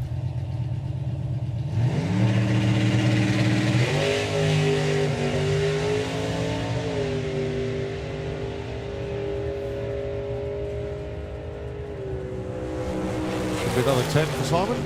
10:56, 123. Nice. All right, going to be Steph on her own then. Now with a good set of wheelie bars on there.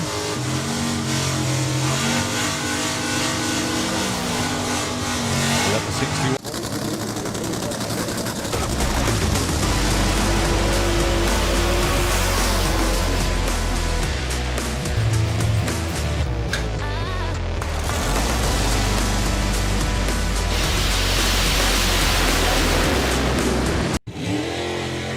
Taylor this time.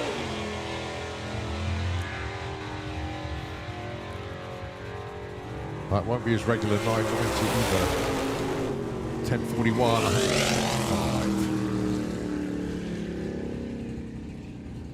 It was too hot this year. They're not going to do it. You're joking. They're going to do it at the Mopars instead. Oh, don't do that. If it's chipping it down, they'll be really regret it.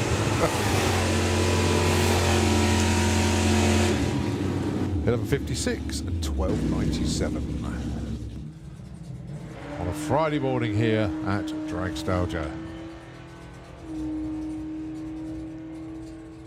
A few of our photographers making their way out. Good morning, Kenzie. 11:60.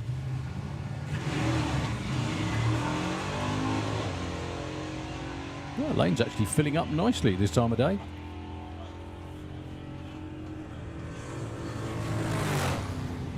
Wind speed 8.3 miles an hour today. That just appeared on the screen. Well, we get that little graphic back.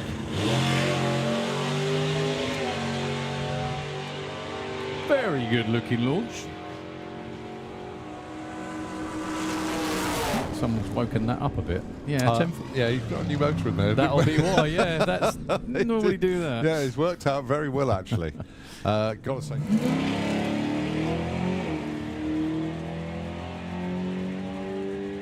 63 to 60 foot, 60, 66, that should be mid 10, 10:31.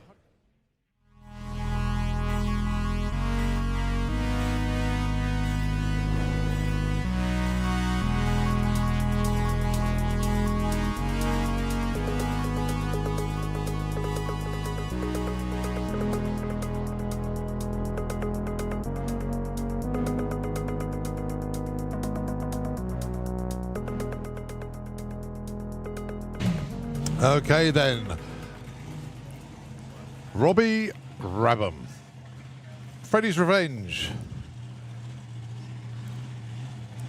Now, as Dopey came up and saw us earlier on today, it always gives us a little crib sheet, always gives us a little notification of what the team are going to be doing for the first run of the day. And I think it was one of his best notes ever. He goes, not expecting too much. I love it, it's just so simple. A PB of 697 at 198 miles an hour for Freddy's Revenge. It won't be approaching that today. You never know. Is that with the altered body on, or the? Yeah, with the altered body. The thing is too, though, he's a real killer when it comes to this event. Oh, isn't he? so consistent. Always.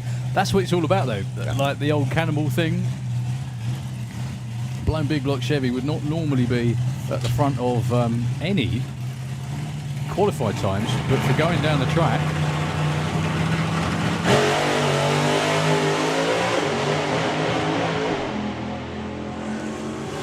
Another nice, strong-looking run to open the weekend at 7:14. Yeah, that's not bad at all. That's all right. 187 miles an hour. I should think he's probably really glad he's got the side windows open at the moment.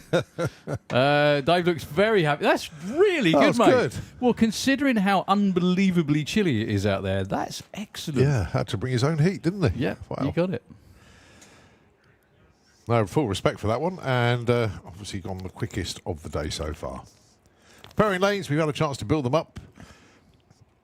We have Adam Clayton with the Firecracker coming round now. One of, I want to say, we've actually got the biggest collection of AA fuel autos ever in Europe this weekend. Really? Ever. Wow. So we have 4 in the Nostalgia Cannibal. If you include the Oscars as well, Yeah. that's another 2. Yeah. We've never had, as far as I know, someone out there will know better than me, 6 fuel autos ever. I was chatting about this with Adam the other day, and we reckon that's pretty much it. That's it's wild. going to be. And also with the fuel altered. The funny part of it is as well is that the Psychotic Express, as we said the other day, the guy from Sweden. Give a round of applause, please, folks. Outstanding first run of the weekend. More to come. Yeah, so Frederick Larsson with the Psychotic Express 7-1 on an airfield at Schüler Dragway out there in Sweden was a tremendous run. And, well, we'll see what he can do here this weekend. So, here comes Adam. Our first nitro car of the weekend.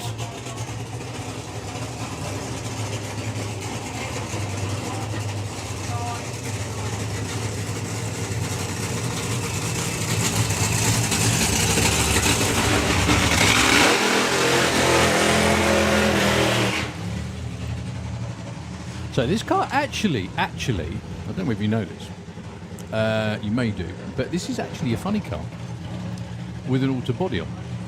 Because the funny car is do you remember Matt Wright's Cuda? Yes. Ah.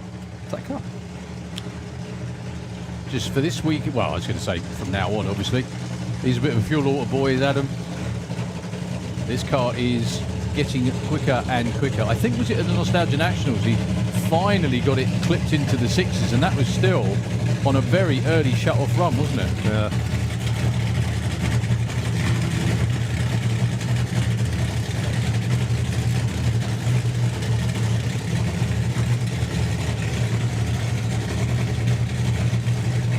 Always good to see fuel teams come and help as well.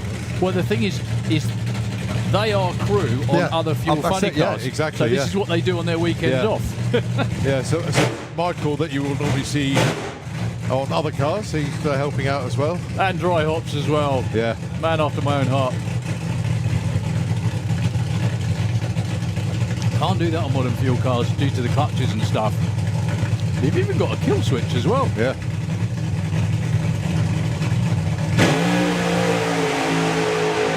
That's the one for Adam. Oh, he was just thinking, I will take this a bit further. 723, 138 miles an hour. Excellent opening numbers for the Firecracker. 107 to 60 foot. 2.90 to 330. 8th mile, 4.33, 172. That was probably around about what they wanted. Yeah. He clicked it off just after that. Not the quickest run of the weekend so far. That still goes to Robbie Grabham, but definitely the loudest. Lots more of that to come. And in this weather as well, that's pretty outstanding. So well done to the entire team. I love the fact they're taking their weekend off running a big show car to run a nostalgia car. Give him a round of applause, please. That was storming. And he kept right side up in his own lane. And he's cleared the top end as What's well. going Just going on? around the corner.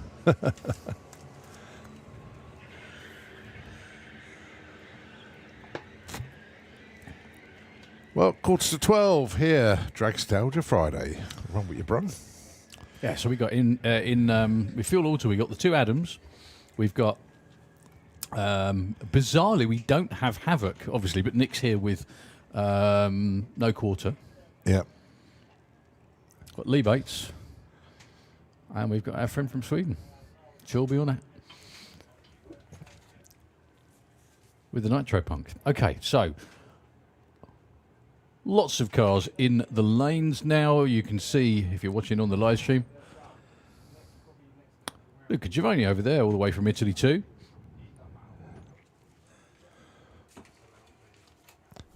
I know we love seeing the pairing lanes with, like when our European races come over, and it's just chock-a-block with stuff. But something about Dragstalgia pairing lanes with the randomness and the history and everything that is down there is just brilliant. And today's the quad. There we go. Look, those of you tuned into the live feed, you're seeing Nostalgia Superstock cars. You got the blunderbuss of Steph Milsom down there. And, I mean, look at that. You can just see the wheelie bar sticking out the back. The reason for those is that Steph literally stood it up on the rear bumper. And they thought, oh, no, good idea to get some wheelie bars there.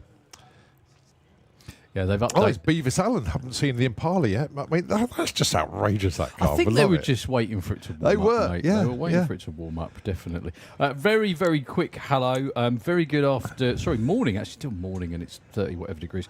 Very good morning to Sean Bow. Thanks for the message, mate. And a very, very happy birthday. A 7th birthday to his nephew, Kobe. So a very happy birthday from Uncle Sean, all of us here at Santa Pod Raceway, Kobe. Hope you've had a terrific day. And you are staying cool at school. And Sean, thank you very much indeed for your help with everything as always, mate. Look forward to seeing you over the weekend. Yeah. Yeah, so those pairing lanes, as I say, looking very, very good indeed. We'll keep checking in on them as we see what else is down there. Loz Butcher with the slingshots down there. He'll be coming round soon. There's the top end of the pairing lanes, those of you that tuned into the live feed. There's not a huge amount of moving down there at the moment. The pure reason being, 34 degrees out there at the moment. Very, very warm. And but a good number have made it down into the lanes. Don't forget, we have a track break at 12:30 for half an hour for lunch. And that will give all of our track crew a chance to cool down. Thing is, though, 2 minutes later, when they come back, they'll be scorching again. Well, the funny thing is, I'm not entirely sure they're going to cool off if they go anywhere. That's true, yeah. I think the pond right down the top end is going to be inundated with people. God, dear. The thought of it. Oh, dear. The reflecting pond. I think actually the one in the Lincoln pool is probably in a worse state than the one down at the top end, actually, and that one ain't great. Yeah, true. Have you ever been down there? You must have been down there. Yeah. Yeah, I haven't been in it, thank God. Unlike a few. Some deliberately.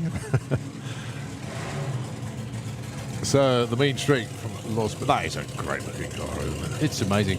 I think that was winner of Best Appearing or something similar in years gone by, wasn't it? I don't think it's won it yet. It's a contender. Really? It's a contender.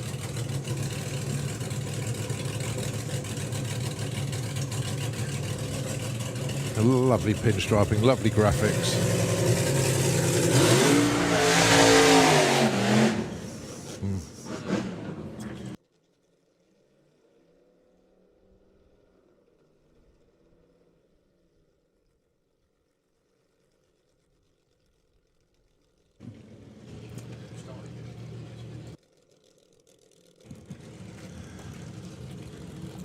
So, Burnout None. Now backing up. Don't forget, we have our Showmanship Awards. Best Appearing Car, Best Appearing Team, Low ET of the Weekend. I just Best love... Backup. Yeah. I just love, with those, the retro dragsters, as fuel dragsters were way back when.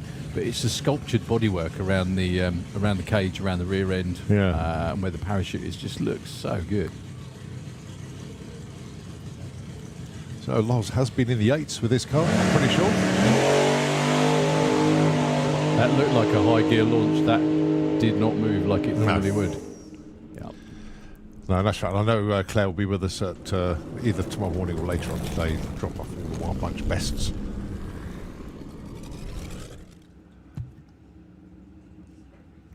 Tell you what, I don't think I'm going to need to microwave my lunch, though. I'm just going to put it outside. Good point. Just put it out on the pavement, I think that'll be fine.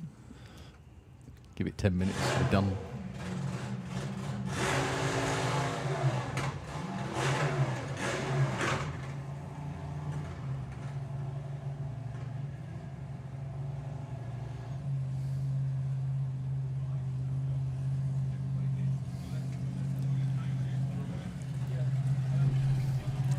Another one of the Wild Bunch slingshots. That's Snake Eyes, Andy Clifford.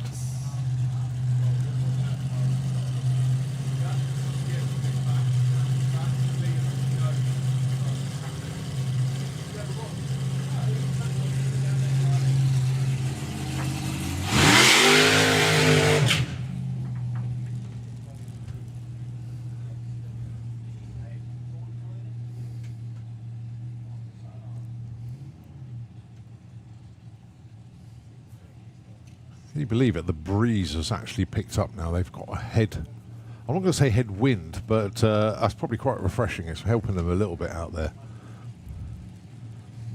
But not with the 34-degree temperature. It's just like driving into a hairdryer. It's not really going to do much, is it? Oh dear.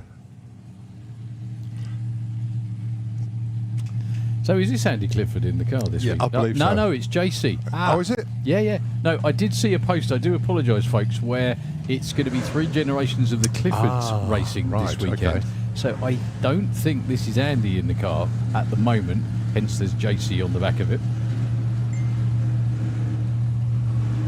Well spotted, that man. Well read on Facebook, I think, is what you were trying to say, wasn't still it? Spotted it.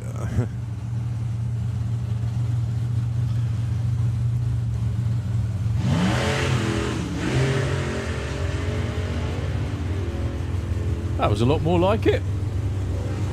This is an 8-second car as well, and that's an 877 at 1:55. Excellent stuff.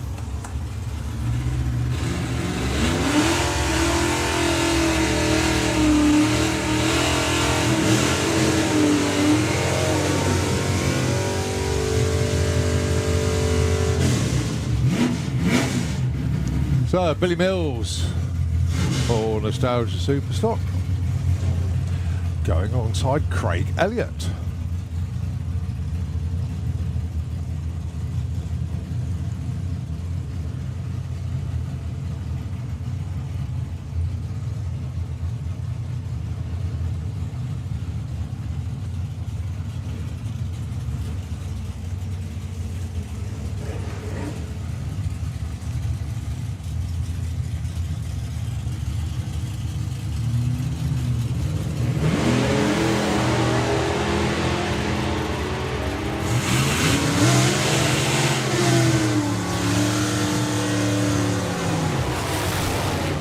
Very good looking race, actually.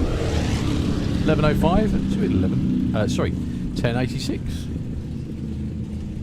I love all the aerodynamic holes on the Steph's cars, just to make sure that the front fenders don't start lifting at speed. It's like a mouse has attacked it. Actually, same in the other lane with the boot. Yeah, Steph Milsom and Vinnie Naylor. You managed to put the wheels up.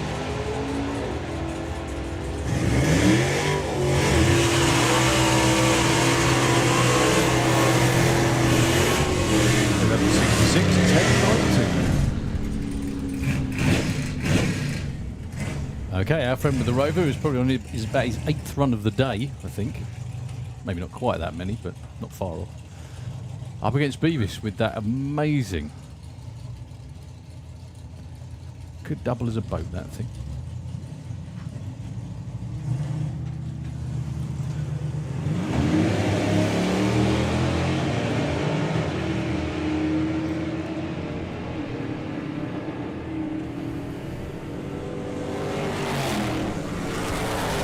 .29 at 12:45.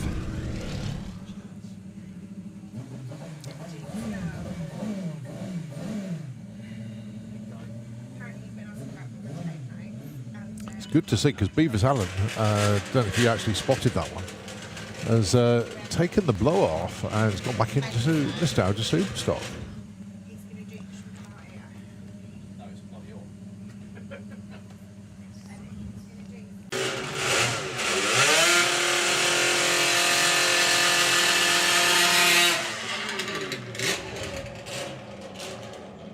So it looks like Chris Bryan, Kev Melling.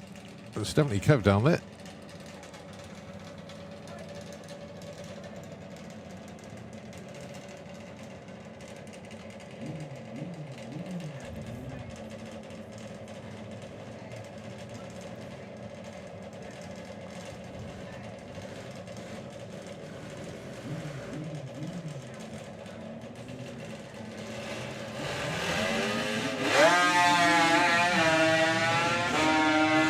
Much better looking run for Kev this time round. Oh yeah, 9:06, 135, makes him the quickest bike so far this weekend. Not a million miles away, he's 10:02. And 130, that's both of them doing 135 miles an hour.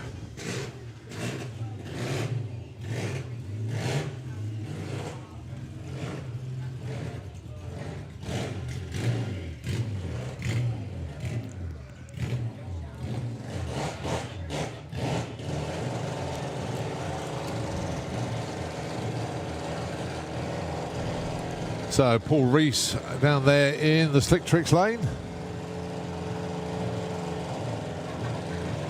And I do believe that is Matt Owens on the other side. Both of these will be in the NSA shootout. 16 bikes here this weekend for the NSA.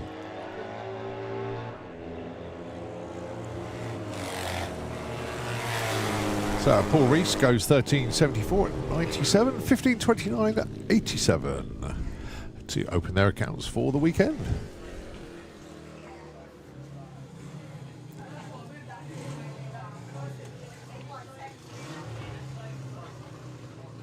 So Terry Darton just coming underneath the tower and feeding into the Kestrel beer lane. That's a 650cc Triumph T10.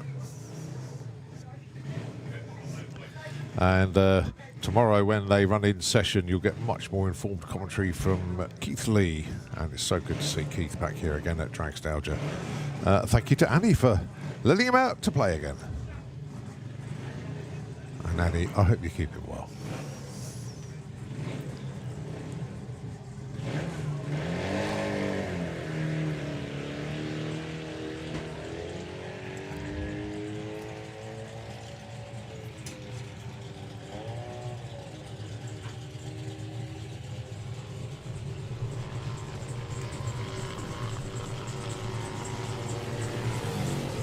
So coasting at the right there, 1963.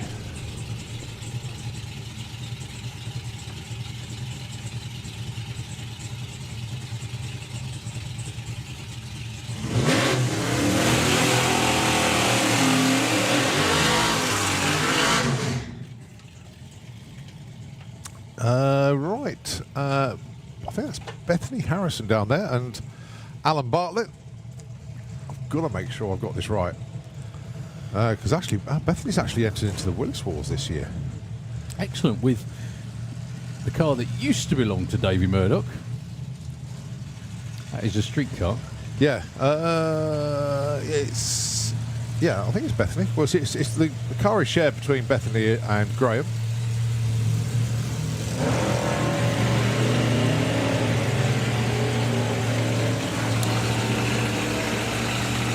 And does not hang about, as you can see.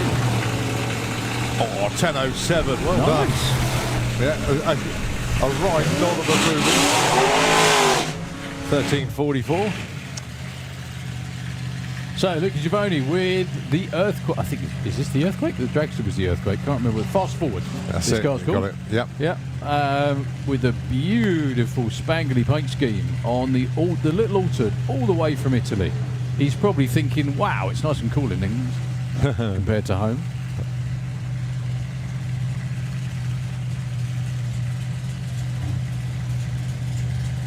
I saw that. That's model. amazing. I thought someone had rebuilt the car. Yeah. We're talking about the model exact display. model replica of Dennis Priddle's JWR Monza, which is David is a phenomenal plastic modeler. I mean, we've been friends for a long time, and you know your models, don't you? Yeah, but so does David. Yeah. I think, to be fair, I mean, excuse me, David is well, we're jealous of each other's collection, basically, because I've got a few that he desperately wants, and he's got loads that I want. He's got the complete range of Milestone 1/16 diecasts. Okay, explain. They are like. Well, I'll show you something. They are beautiful, beautiful models. He's missing one, and I've got it. So you can wind each other up about it, yeah?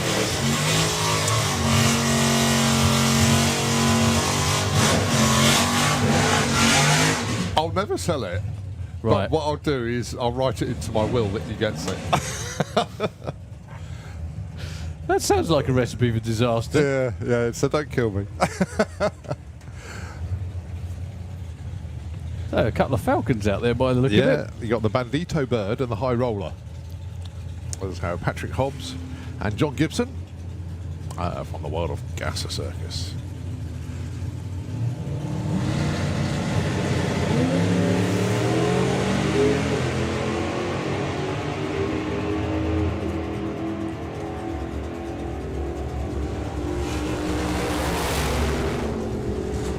$10.99 and $11.28. Okay, just had a message from Lee Taylor. You know, we've got the Outlaw Anglia 4-pot pickup.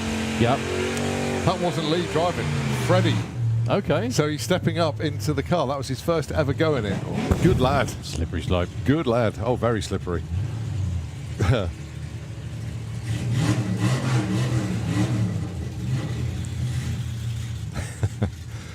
Oh dear. Paul Hammond, I'm just going to use 2 words to your text. You novice.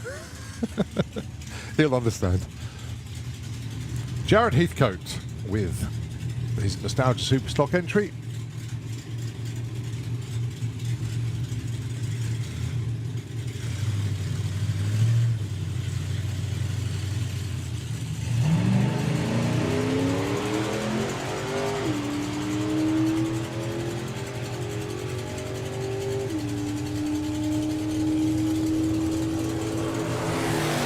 And Jared goes through with a 12.69 at 107. That's his quickest run of the day so far.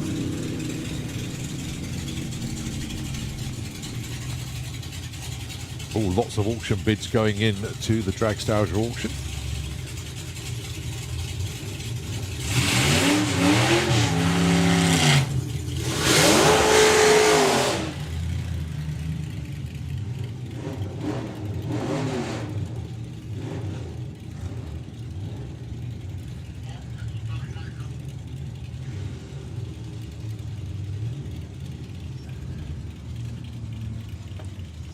So, the Boxo Bomb from the Wild Bunch. There's a cracking thunderstorm over the North Sea, but what's the point? We need it, you know. Yeah. Sorry.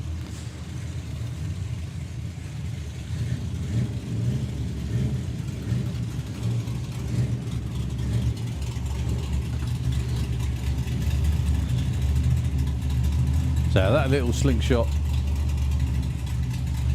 That looks like a fun car to drive, that does.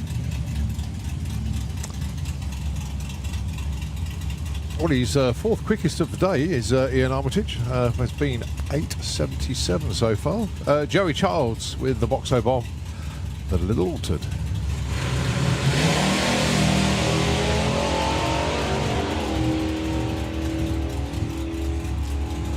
Problems for Joey. Ian goes 8.94, 149. And as it's now just gone 12:05, good afternoon from Dragstalgia. You made it through the morning. Yeah, you did. That's just the afternoon, the evening, and the night to go. Yeah, the morning was just the start. It's the afternoon you got to make it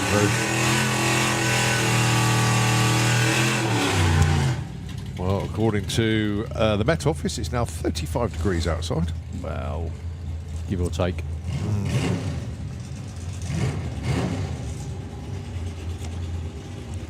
The temperature at midnight tonight is still 21 degrees. It was about 24 when I got here last night. Oh dear. Anyway, you lot rock out there. All They you people do. sitting out there on the banking on the grandstand. My goodness me. You hardy bunch.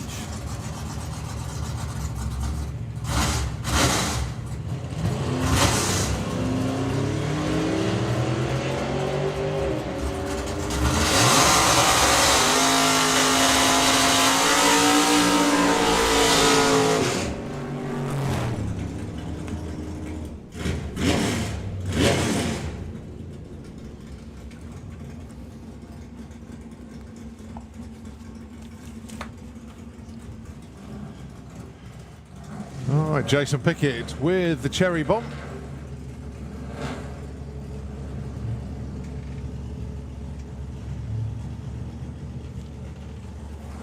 See, one thing when you get glorious sun like this, yes, I know it gets hot, but it makes the paint schemes really pop on these cars, doesn't it? That candy apple red of Cherry Bomb just looks gorgeous out there. So low 10s, possibly even a high 9.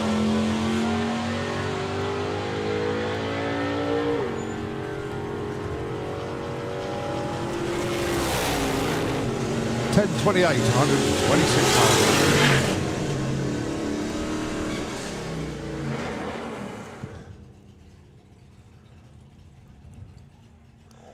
So Philippa Turton going alongside, I think it's Gary Lake, is it?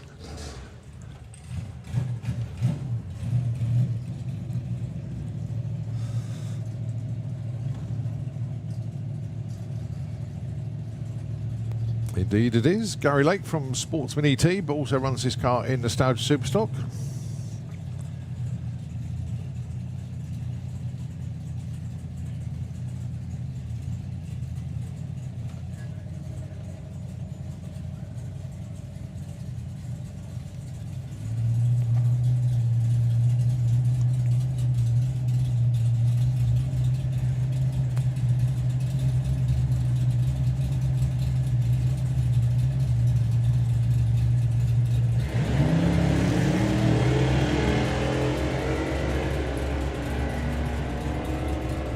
Race you wouldn't normally get to see.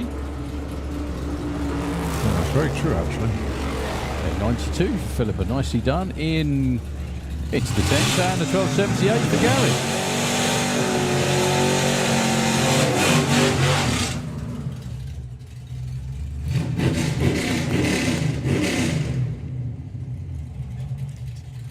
Well, they're certainly getting a lot of runs out of this Carrera. I'll give them that.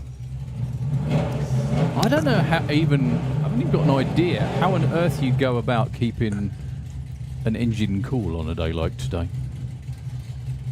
I mean, I went and did a prom last night and we got caught. It was gridlocked in Whittlebury. Oh, God. And I was just like, I was Panicking, staring more probably. at the temperature gauge than anything else. Had the fans going, but luckily we didn't overheat. But that was How? tough. I don't know. I really don't know. I just have visions of all the shenanigans that went on with the Street Eliminator Cruise back at the main event. Yeah, when yeah. it was that hot.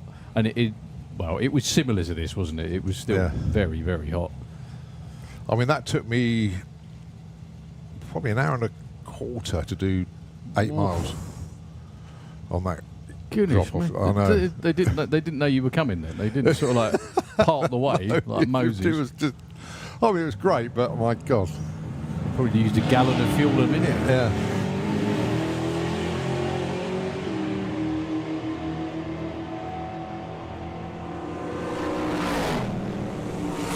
$10.54 for Camaro, $10.50 for the top. Actually, Gary's quickest run so far. Alan Rimmel. Haven't seen this car for a little while.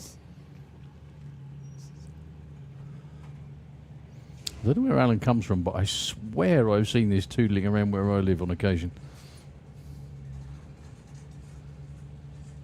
Going alongside the Ford, the 1940s Ford. 11-second Ford as well. Yeah.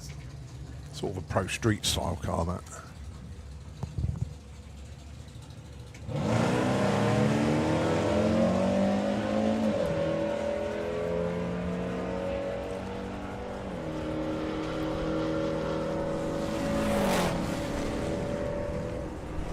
Consistently in the 11s. That's a much quicker run than earlier, though. 11:28, 116.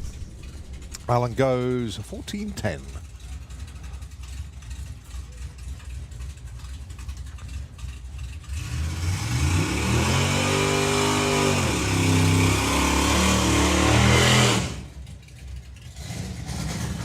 First appearance of Ty Strevitt this weekend with his Nostalgia Superstocker.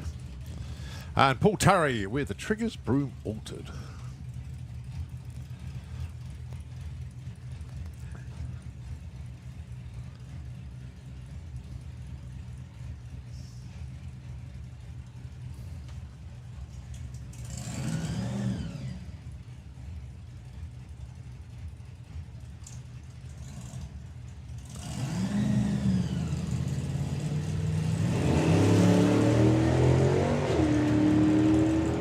Well, 12 would be okay. 11 would be more than likely. 10 would be a timing malfunction. Steady. 57. And He knows what you 150. look like, you know. I wouldn't do that. Oh dear. I know no time for a long time. All these cars glistening in the sunshine with amazing spangly paint jobs that I'm not entirely sure I've even ever quite done before. Yeah.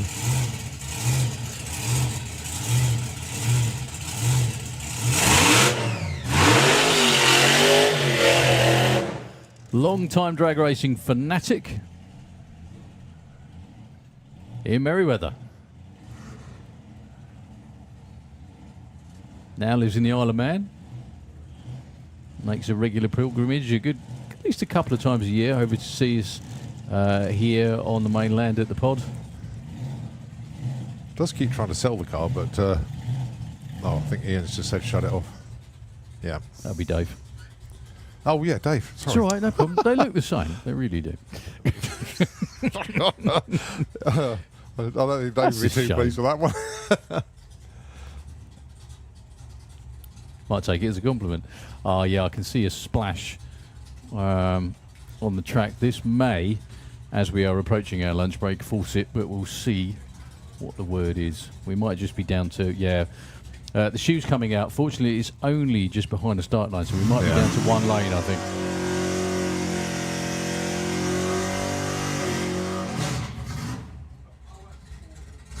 So he keeps trying to sell that auto, but it's not happening yet. No, because everybody wants him to keep coming. Of Simple as course. that. Richard Granger. And of course, they've got that Mary Poppin body as well. I think that's which I just amazing. think that's fabulous. It was such a great idea. Yeah.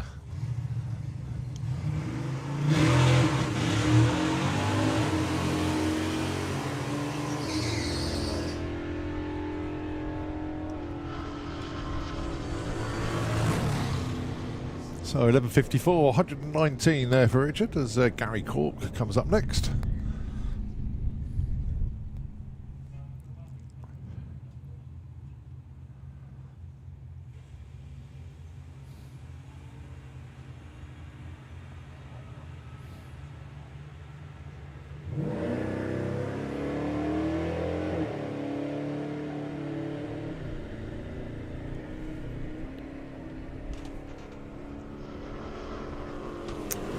I think you called that one right, actually. I think they're going to go into a lunch break there because I did see Dave just point to the two marshals and go like knife or fork symbol.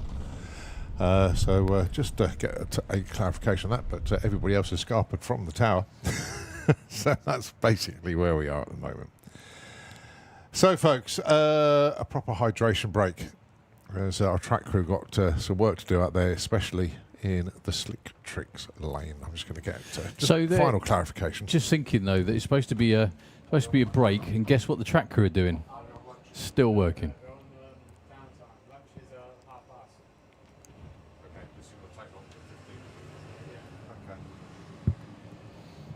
Well, we're just going to wait for official word while we carry on doing we that. will actually. Yeah, that's a good point. Wait for official word. Hand back to you, lovely folks in Nitro FM, as we get to see the beautiful Banzai Fiat without the body on. Look at that. Doesn't it look absolutely splendid in the sunshine? Anyway, back to Nitro FM for maybe a little while if we are on lunch break, because everyone is still strapped in their cars behind the tower. So if this doesn't take long, we might be back. But we'll wait and see. We'll let you know.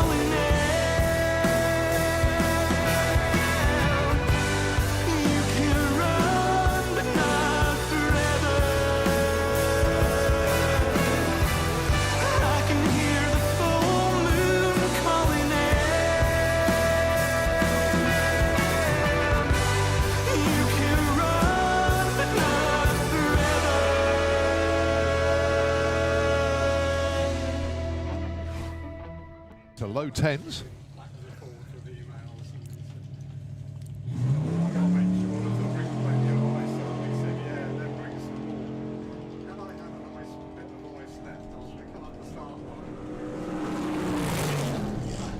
And that's a nice opener, actually. 1069, 125 in these. A blown small block Chevy. It did in the burnout box. It hooked and went. There we go. Very, very nice looking wheelie as well. That'll be a low 9.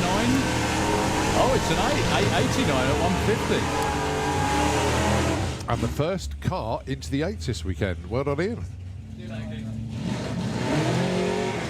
A little bit of a cough and a splutter off the line. And, well, we're not going to get any numbers for him. That's a shame. That is a real shame. I don't think it would have been his best ever run, but no time or speed. He went before the tree ran. So, yeah, gutted. Never mind.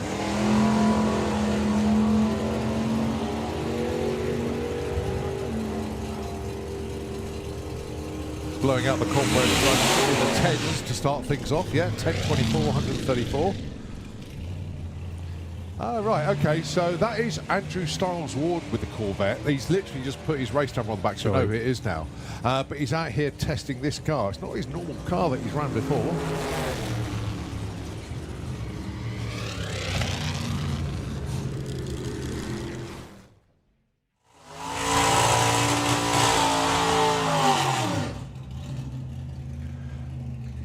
So Ray Turner with Green Onions.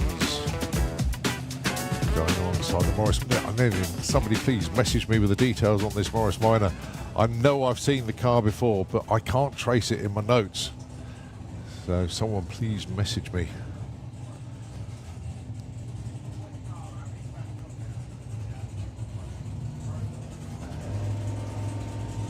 I don't think it's David Woody's car.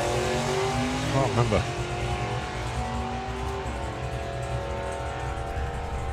Well, somewhere in the 10.8s, 10.9. Really quick is 10.7. No, 11.03 this time for Ray Turner. And the Molly goes through with the 1690.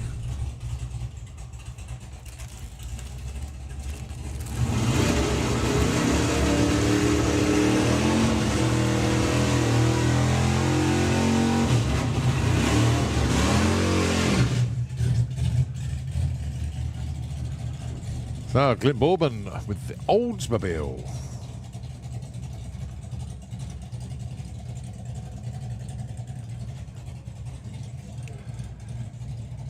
Going alongside Robbie Colclough.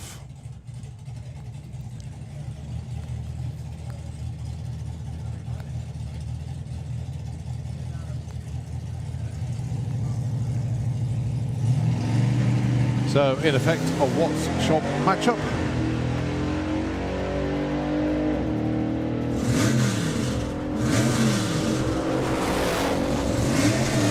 10.13, 134. And a 15.47 at 89. Okay, Marie Mills with the Little Altered. Marie has been, like you said, Colin, about people that have just been watching. Marie has been watching. She's been crewing for years. Her partner Dave is the main man behind the Undertaker funny car. One of them, anyway. And Marie thought, you know what? Fancy having a go myself. And there she is.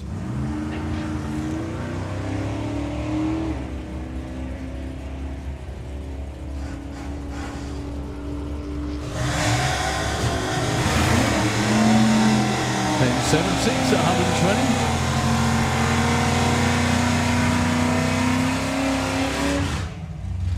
120. Decent and consistent.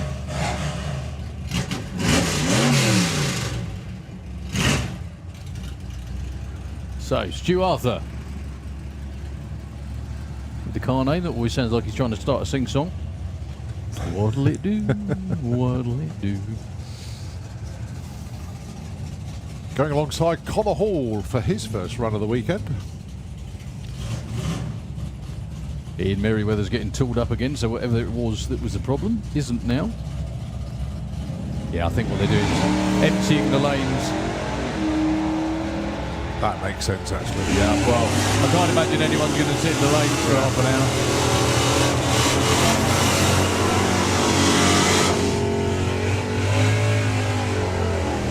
So Connor goes 11:05 and 11:35 for Stuart Arthur. Bill Hobson with old scatterbolts. Are these matching cars? They are, aren't they? Yeah. Yeah, this is the Noah's Ark pairings of Nostalgia Superstar. Andy Bossenworth down there. Boz to everybody that knows him. The Noah's Ark pairing. Yeah, so they go in 2 by 2, don't they? Let's just say you've got matching cars. Very good, very good.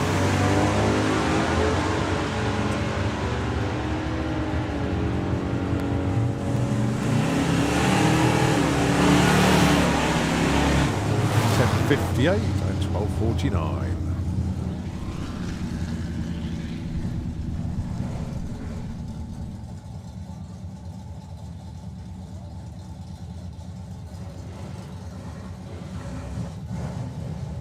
All right, Dominic Sharp with the Firebird. Going alongside Adam Wakefield with the Monster Maverick.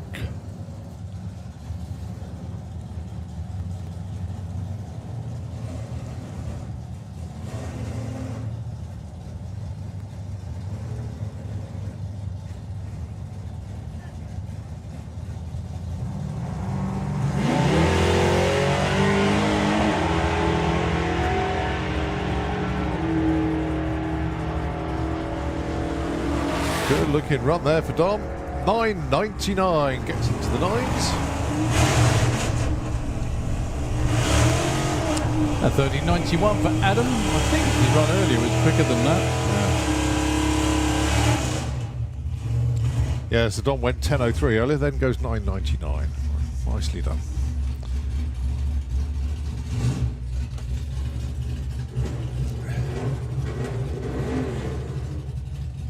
Okay, Jacqueline for run number 2.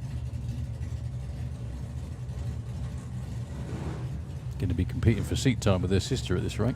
Yeah.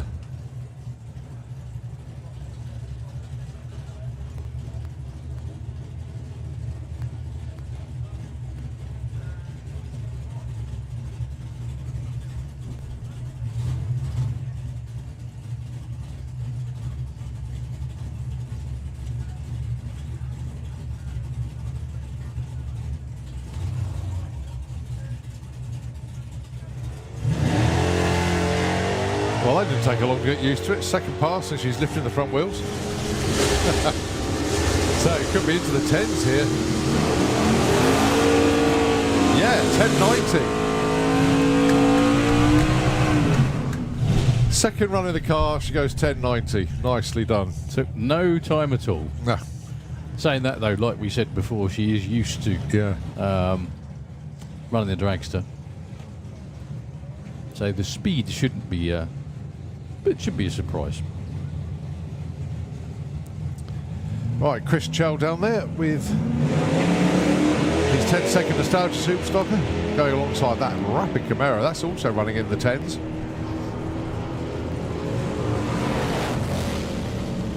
And you got a 10.27 and a 10.57. And I think we're going to have Two one more. more car under the tower, and Ian Merriweather. Oh no, 2 under the tower, and then Ian to wrap up the pre-lunch running of Run With Your Brother at Dragstalgia, day 1. I can't believe somebody's having problems with the wind and the parasol down there. But there is quite a breeze coming down the track. Obviously is.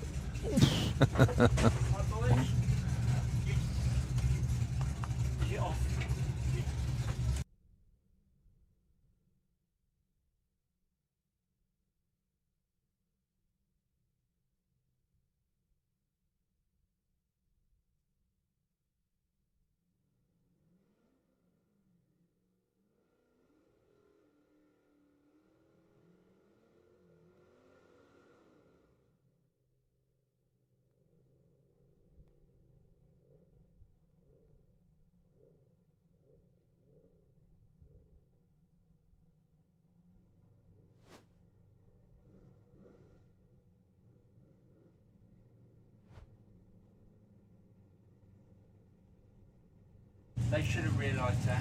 Okay, so next up then, Royden Mitchell. No question, I can't. That's the car we haven't seen before yet today, going alongside John Pratt. John's, I think, his third or fourth run today. So up towards the stripe, and it is 11:45 and 11:35. Right, so let's have a look then. Yep, Ian Merriweather with the Banzai, little altered, going to take us into the lunch break. Having said that, a green 4 pops appeared down there, so hopefully we might be able to run that one through as well. But we shall see.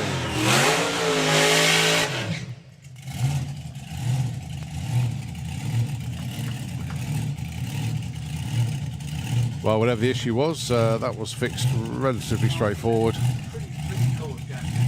And as Darryl was saying earlier on, makes the trip over from the Isle of Man his pilgrimage, shall we say.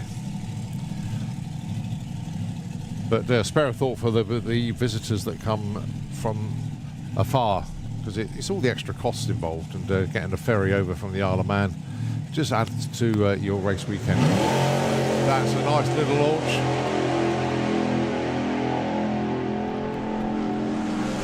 Straight through, pedal to the metal all the way through to an 8:42, 164 miles an hour. That was worth the wait. Well done. Fourth quickest of the day. So respect for that run there. Okay, so I can see that Chris has sprinted for the shoe. I'm just checking in with the start line crew. So I'll just get the nod from Dave, just to double check to see if it is the lunch now.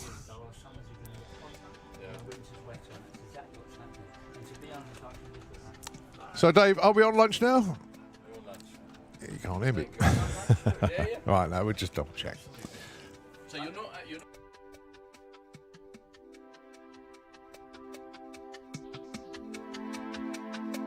Right, so yeah, it is the lunch break this time round. So we will see you in about half an hour.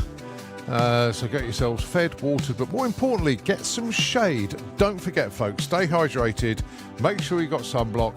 That obviously comes from our med centre as well. So we don't want to get inundated over there. So look after yourselves out there. Continue to enjoy Dragstalgia. But it is a half-hour lunch break. Nitro FM, the airwaves are yours.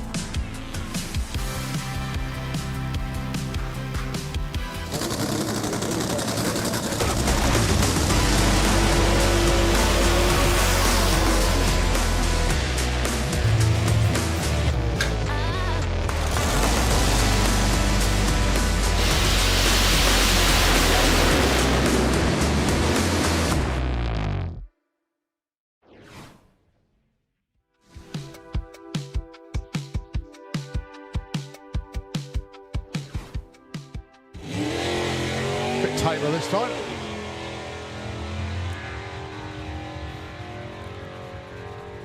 That won't be his regular 990 either. 10:41.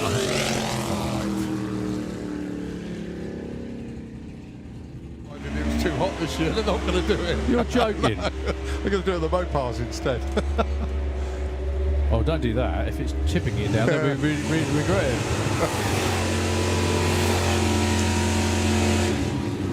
11:56 and 12:97 on a Friday morning here at Dragstalgia. A few of our photographers making their way out. Good morning, Kenzie. 11:60.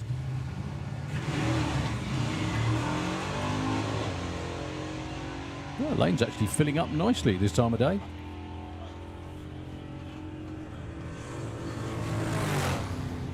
Wind speed 8.3 miles an hour today. That just appeared on the screen. We can get that little graphic back.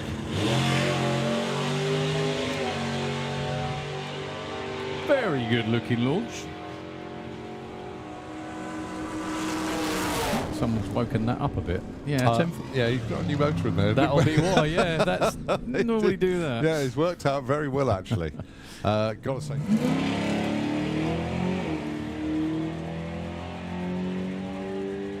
163 to 60 foot, 60, 66, that should be a mid 10. 1031, 132.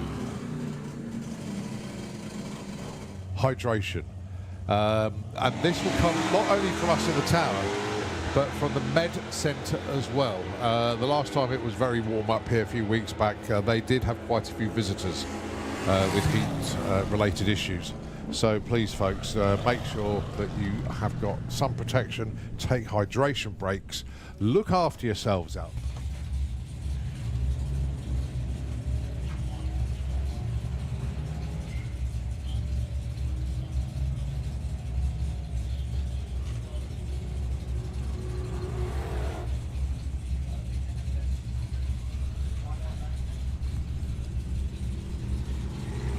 Chris goes 13th.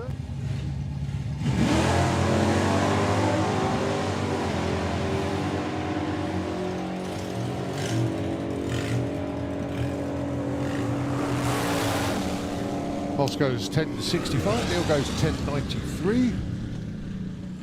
Nice way to run.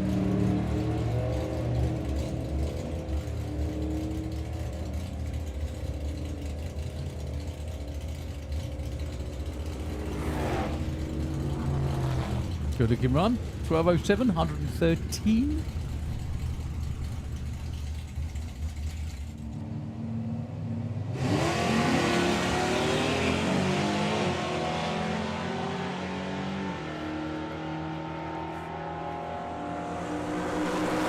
Doing low 10. 27 at 133. And a 1091 in the other layer.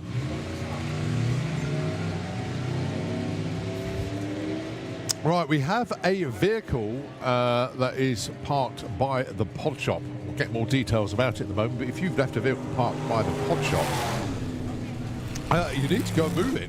Quite simple. Low 10s.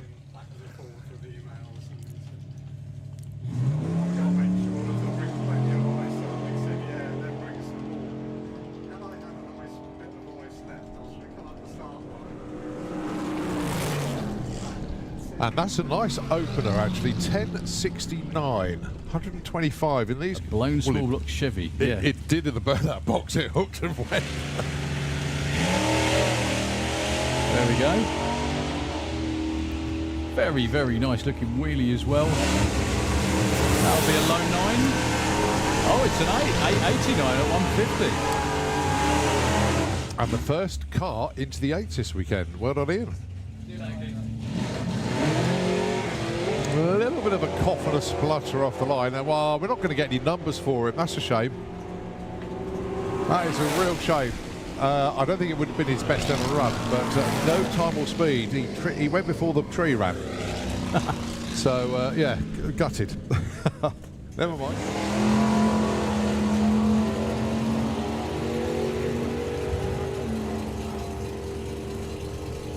Blowing out the convoy in the 10s to start things off. Yeah, 1024, 134.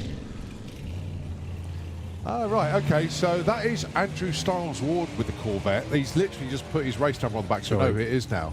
But he's out here testing this car. It's not his normal car that he's run before.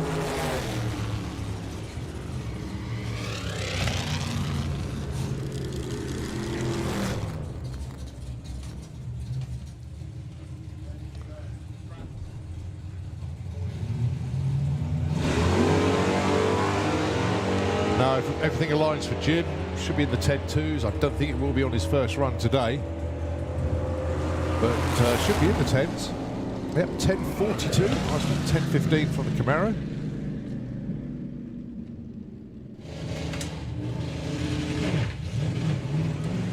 So Peter Nash out there with the Chevy.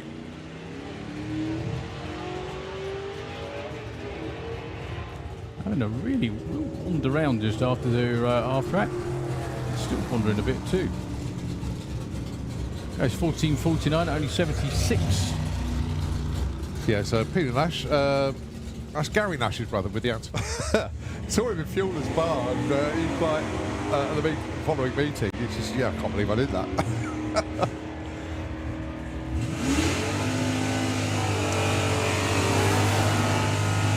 11:38. And Petite. Encyclopedia. Forever. Well, you never actually get a chance to look through it. No, you couldn't flick through it fast enough.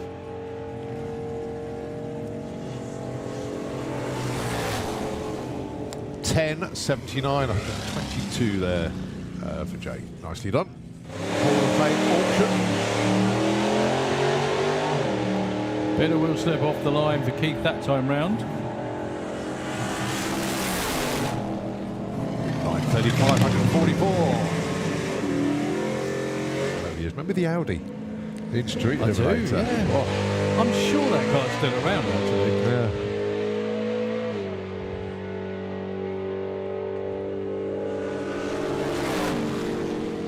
Tello 534. Drop off in performance there for John, normally in the 9s.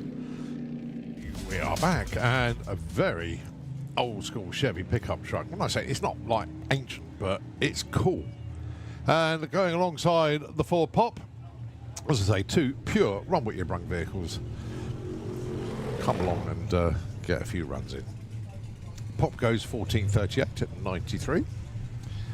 And the pickup 2124 at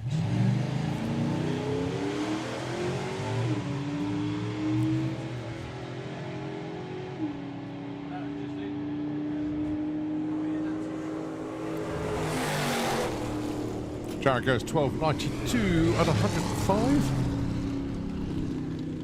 And Andrew 1646, chipping away. Run ever, we believe, in this door car.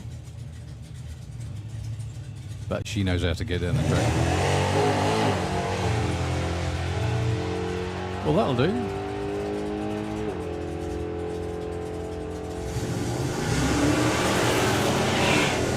Oh, I'll tell you what, respect for that one. 1122, that'll do. Yeah.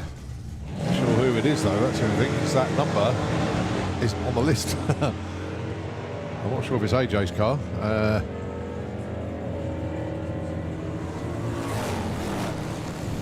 1135, plays 1191. It was the flag starter at the event, was cruelly taken from us too soon.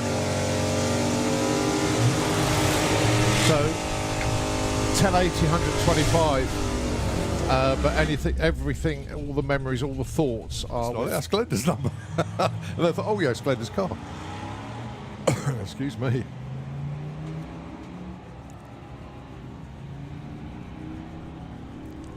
And of course, that's Andrew Stiles Ward still running the best, trying to get the best out of the Camaros in the mid-16s at the moment. Sorry, mid-15s now. Mid-15, 66. That's his quickest run so far. I need to check with Nostalgia Superstock because I know they have moved the goalposts a little bit over the years. So the truck was supposed to be in Nostalgia Superstock? No, the Corvette. Sorry. The truck would, yeah. Anyway. Well, the truck needs a lot more work to get it to run the numbers. Yeah. And in fact, we don't run trucks in Nostalgia Superstock anymore.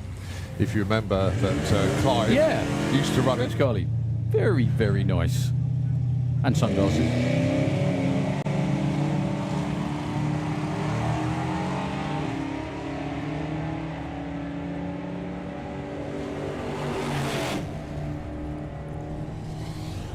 $11.18 for the Rover. Very speedy indeed. And a 13.13.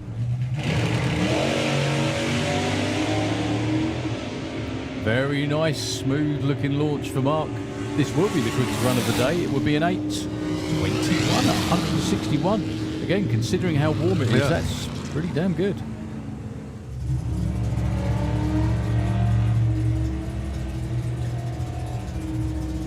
So Alan Matthews looking good with the Mustang there. Not so quick this time for Alan Payne. 11.32 and 12.99. Circus. Big wheel stand. Not a flinch over there by the barrier. Good to see. This is where they check their lenses, check the back of their cameras to make sure they caught it.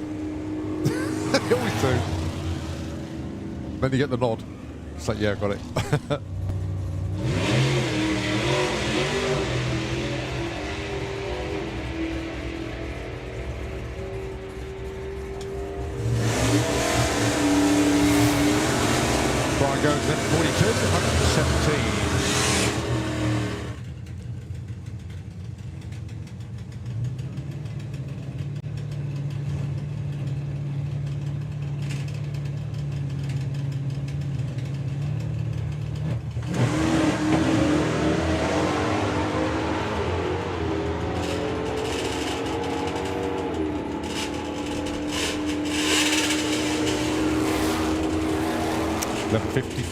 12.94.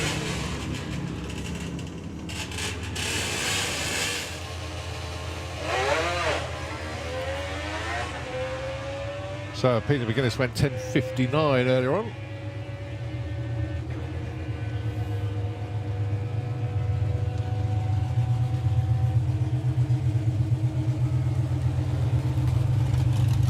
Coasting to a 16.64 this time round.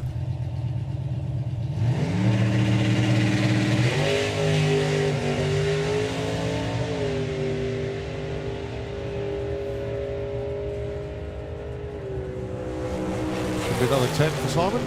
10.56, 123. Nice. All right, going to be Steph on her own then. Now with a good set of wheelie bars on there.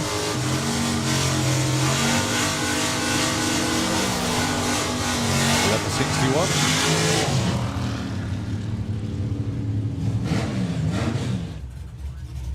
Going to get lunch break scheduled for 12:30.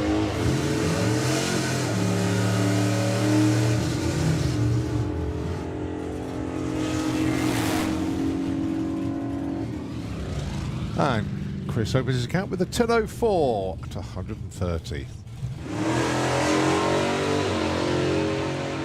Might be rough to nip into the nines in this weather. I don't think you'll be running a 9 this weekend. Well, certainly not today. 10.25, 130. Still really good. That's better. Oh, a little bit of a pedal. That should be comfortably in the 9s. Oh, yeah, 9.46, 149. I love it. That is such a cool car. Lovely.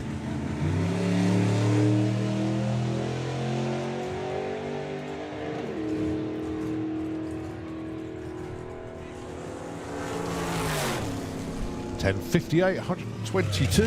Nice little opener.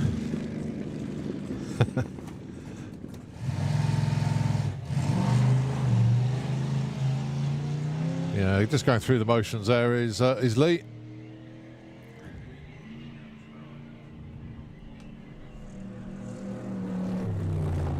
Yes, cruises through to 13.58 and 94.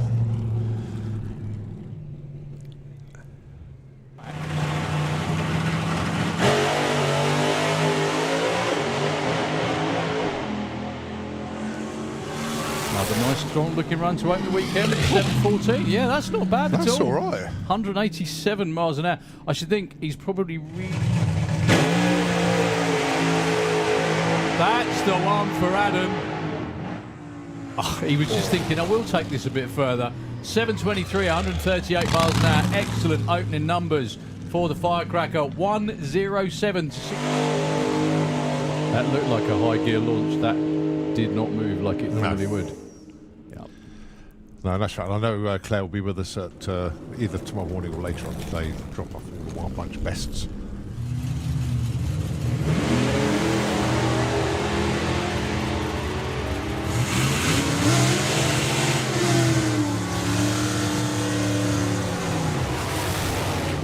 Very good looking race, actually. 11.05 to 11. Sorry, 10.86. You managed to pop the wheels up.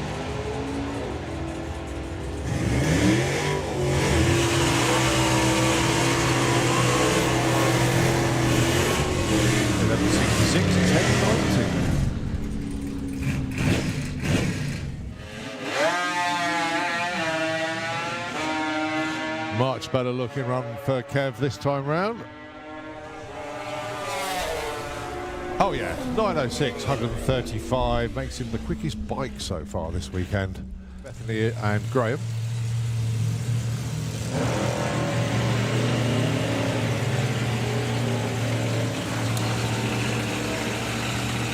And does not hang about, as you can see. Oh, 10.07, well Nice. done. Yeah, a right not.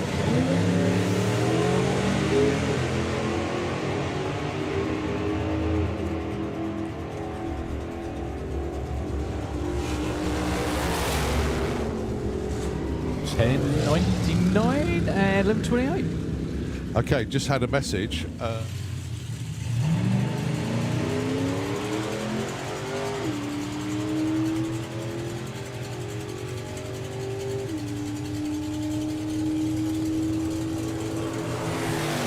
And Jared goes through with a 12.69 at 107. That's his quickest run of the day so far.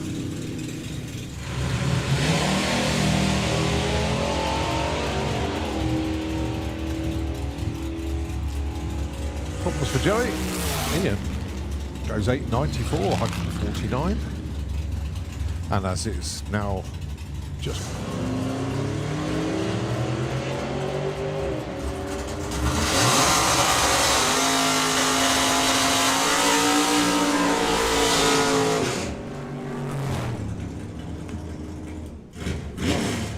high 9.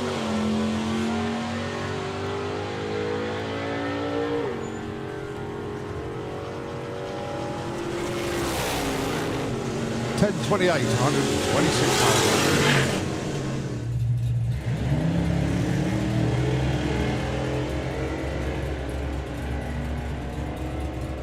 A race you wouldn't normally get to see. That's very true, actually. 92, Philippa, nicely done. Into the 10th. Probably used a gallon of fuel a minute. Yeah.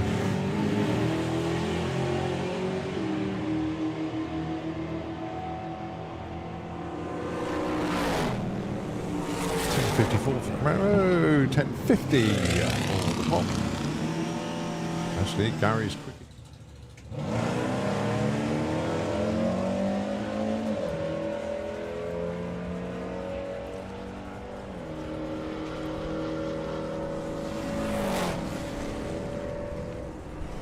Consistently in the 11s. That's a much quicker run than earlier though, 11.20.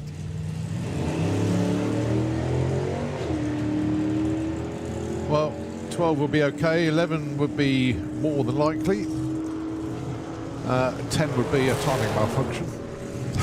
Steady. 11.57. He knows what you look like, you know. I wouldn't do that. Oh dear. Oh, no time.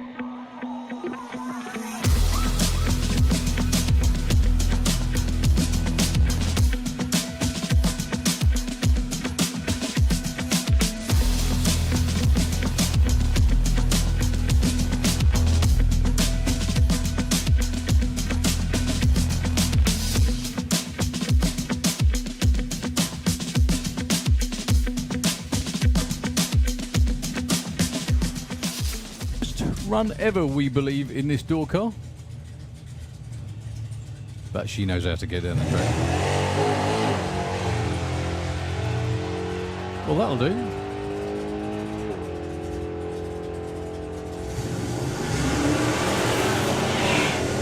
Oh, I'll tell you what, respect for that one. 11.22, that'll do. Yeah. Not sure who it is though, that's the only thing, because that number isn't on the list. I'm not sure if it's AJ's car.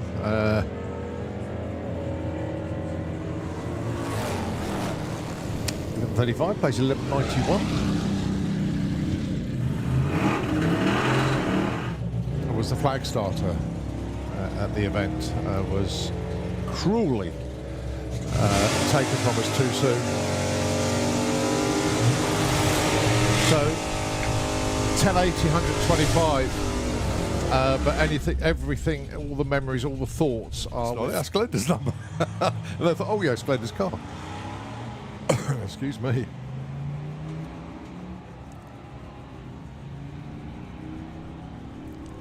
And of course, that's Andrew Styles Ward still running the best, trying to get the best out of the Camaros in the mid-16s at the moment. Sorry, mid-15s now. Mid-15, 66. That's his quickest run so far. I need to check with Nostalgia Superstock because I know they have moved the goalposts a little bit over the years. So the truck was supposed to be in Nostalgia Superstock? No, the Corvette. Sorry. The truck would, yeah. Well, the truck needs a lot more work to get it to run the numbers. Yeah. And in fact, we don't run trucks in Nostalgia Superstock anymore. If you remember that Clive used to run it. Carly. Very, very nice. And sunglasses.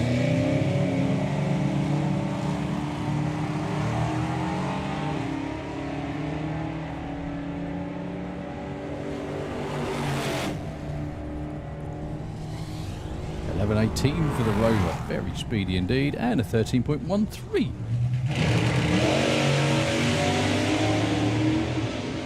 Very nice, smooth looking launch for Mark. This will be the quickest run of the day. It would be an 8.21 at 161. Again, considering how warm it is, that's pretty damn good.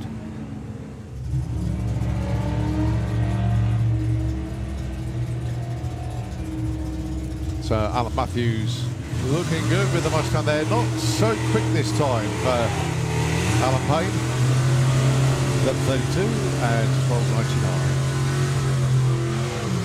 Circus. Big wheel stand. Not a flinch over there by the barrier. Good to see. This is where they check their lenses, check the back of their cameras to make sure they caught it. They always do. Then you get the nod. It's like, yeah, got it.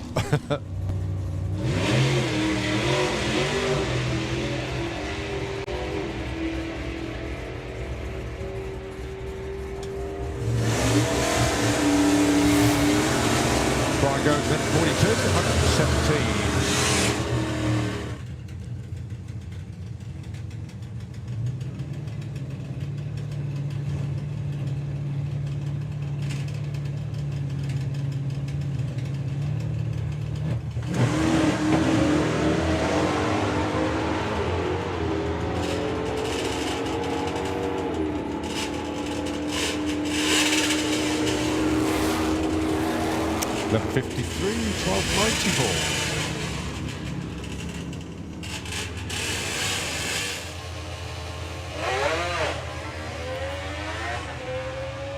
So Peter McGuinness went 10.59 earlier on.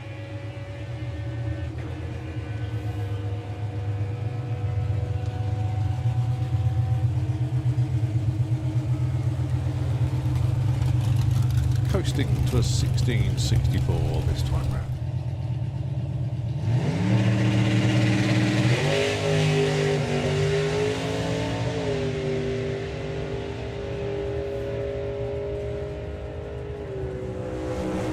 Another 10 for Simon.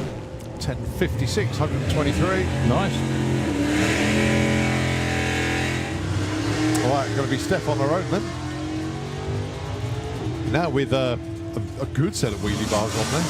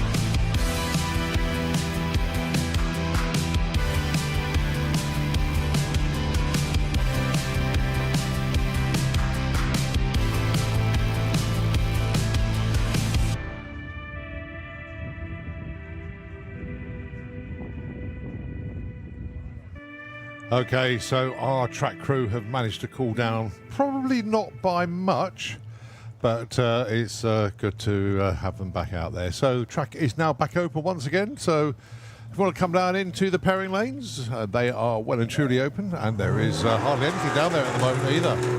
So it is a case of getting into the lanes, and you'll probably end up coming straight round the corner. Appreciate it is very, very warm out there as well. So.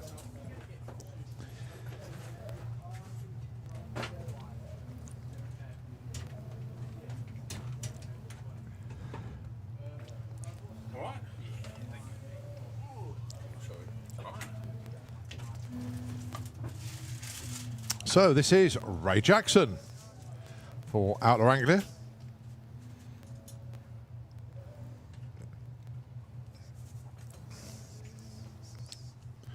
I think the funniest thing about the lunch break is Daryl put a meal in the microwave, and he left it on the top here to cool down, but I think it's heated up even more.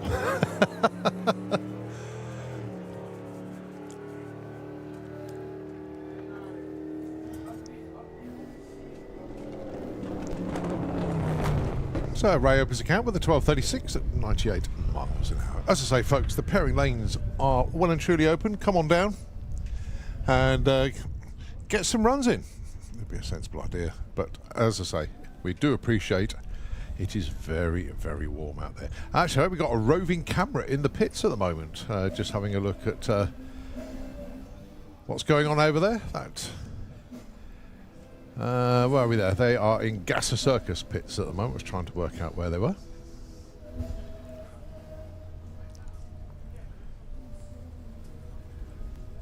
So those of you that are tuned into the live feed can see what's going on in the very warm pit area as well.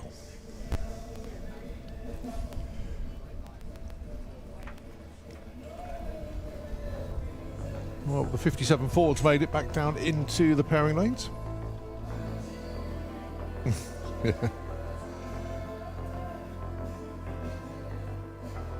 As I say, folks, come on down.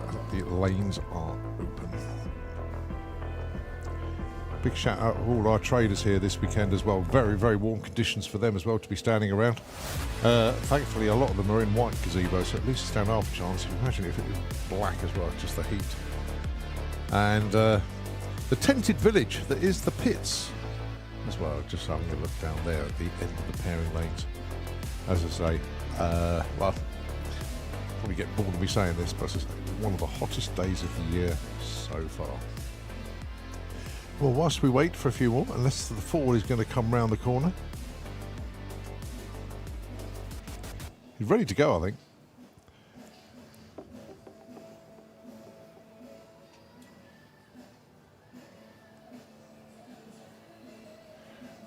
Don't forget the Hall of Fame marquee. Well, the Nostalgia marquee, the Hall of Fame are in there as well. We have an auction this weekend, and that will finish tomorrow. Go and check out some fantastic lots that are available to bid on. Not anymore, got outbid. I got outbid. Might do. Oh dear. There's some great stuff down there. Thing is though, Oz, I don't know if you saw it, but I had a dream. I was fucking sounding like Martin Luther King. I had a dream last weekend, and I woke up and I remembered it, and I was having a chat with Claire, and I said, "Oh, I think I'm going to rejig the office and redesign it and everything like that." And she goes, "Well, hang on a minute, I'm not having my daughter outdo us." So she went on to ChatGPT and came up with that design you may have seen. And I thought, oh my God, I love it. So I've been on Marketplace and eBay looking at industrial furniture, lighting, all sorts of things. And I thought, well, hang on a minute, I've got to pay for this.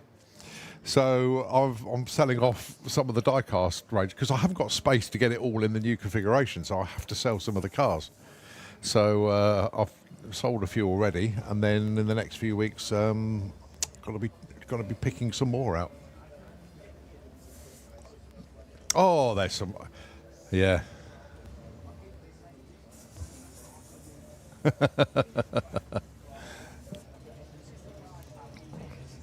Yeah.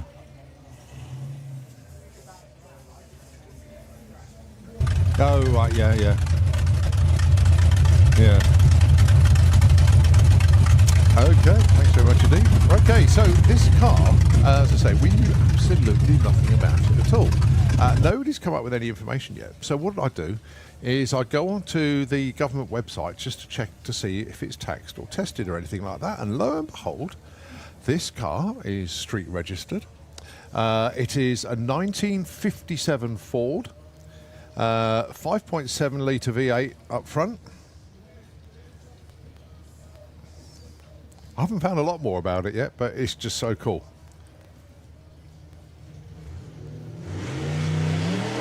Oh, lots of wheel spin off the line there.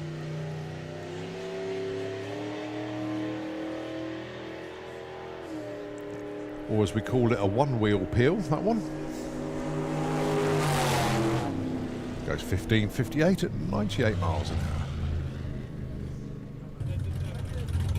Right, okay, herringbones are empty. Don't forget, looking at the live feed, we're having a look at the Austin pickup from Gasser Circus. That's another thing the nostalgia racers do, is they have info boards next to their cars. And you can read all about the history of the car itself and the team. It's such a nice idea to do that. Makes the pit experience even more enjoyable just reading about it. Don't forget, whilst you're in the pits, pay a visit to the pod shop.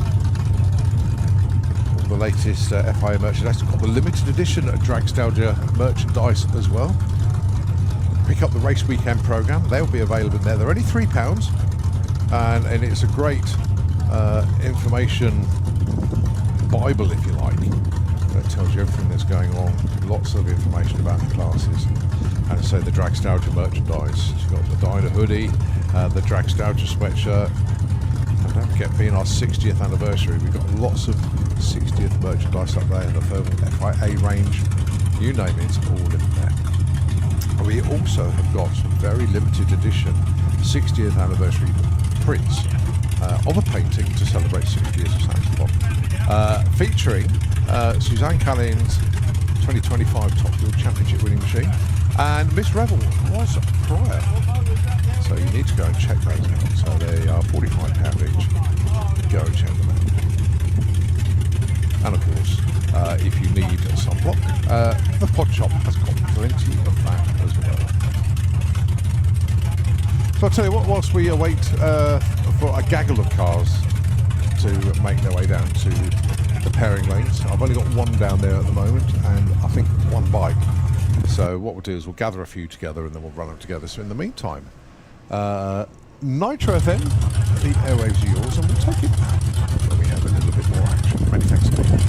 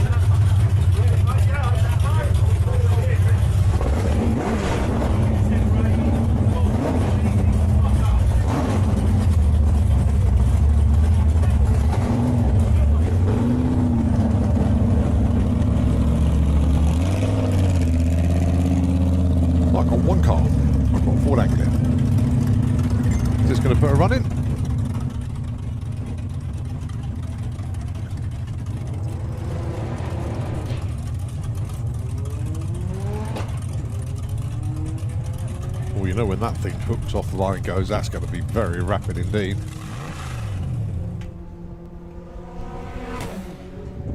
There you go, still goes 13.22 at 108.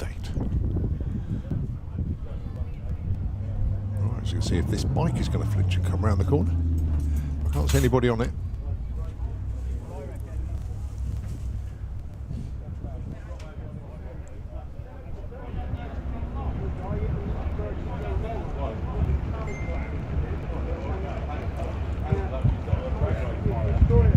Don't worry about me. You can hear messages pinging in the background. Ah, thank you ever so much, Lee Pike. Thank you. That 57 Ford we were talking about belongs to John Kellett, the founder member of the Originals Hot Rod Club. Lee, thank you ever so much indeed. I really appreciate that one. So I can now put a name to the 57 Ford. So Lee, appreciate it, mate. Thank you ever so much indeed. See, there is always somebody out there that knows, and it's most of the time it's us, but when we don't, we shout it out to the family, and the drag racing family comes up trumps and lets us know. The Originals that I'm a member of course, this is Lee speaking, it's 51 years. Gary Petley's been in touch. He's watching the live stream from the garage at home, getting Malibu's ready for Summer Nationals, I think. So, Gary, hope you're keeping well, mate. And big hi to Jack and, of course, the whole family. Having a look at the live stage over there. That looks very cool for later on. Don't forget, you've got entertainment. Let's give you a rundown on that entertainment. So, you've got in the Vintage Hub.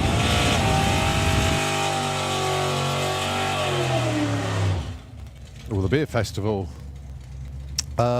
opens at 2 o'clock, so not too far away for that. You've got live band tonight at 7 o'clock. That's Gatsby Jukebox. And then you have the Boulevards at 9:30 this evening in the Vintage Hub. So plenty to keep you entertained as we look at Adam Krasinski with the Not So Mellow Yellow. Try Chevy. He's certainly woken that car up these days, really launching hard. I was going to say, got my tongue tied, I went launching hard.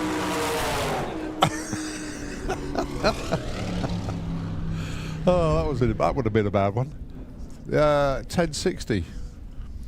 Yeah, so instead of saying launching hard, I was going to go haunching lard. But Nice. That's not the way to go, is it? Well, you know, lard is underrated It is. as a way of haunching.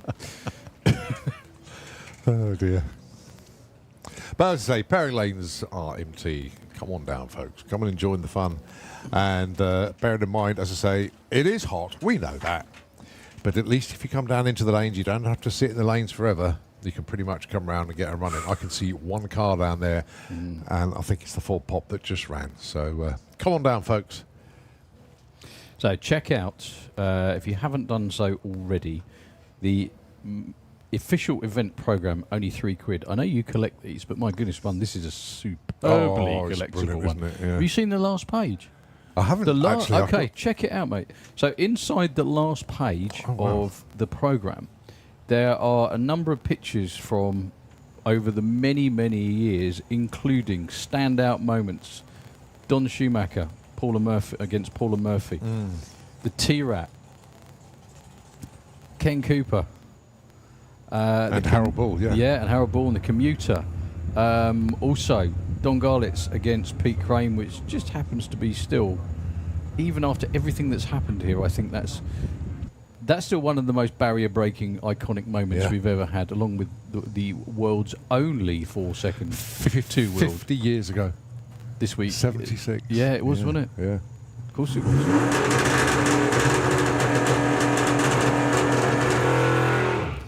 So the Cracklefest, Ron Hope in Rat Trap and everything else as well. Just absolutely amazing. Also gives you the lowdown on what's going on this weekend. I've unfortunately turned to the beer festival page again, which I'm going to go straight past. That's right, it's an open till 2 o'clock. You're okay. It's only open till 2? 2 o'clock today. Oh, just when everyone's a bit thirsty. Anyway, so yeah, the schedule-wise, we are on Run What You Brung for until dinner time, and then we have actually got qualifying sessions for everybody except our Nostalgia Cannibal. I think that's correct, isn't it? So that beautiful. I do think that's another street legal version, that one. 4 pop down there in the Kestrel Lane. I thought we were going to have a smidge of cloud cover, which is gone. Probably evaporated instantly.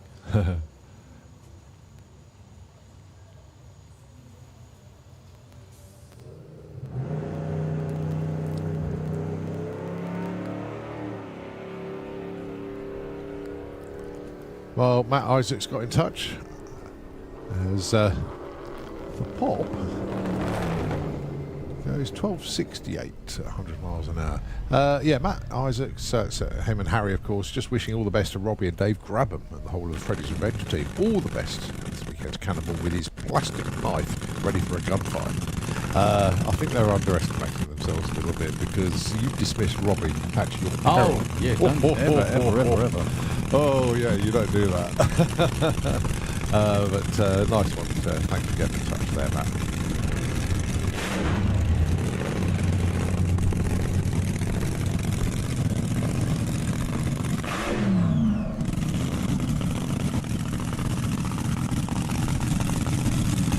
So, Jamie Mountney going through with a 1462. More to come.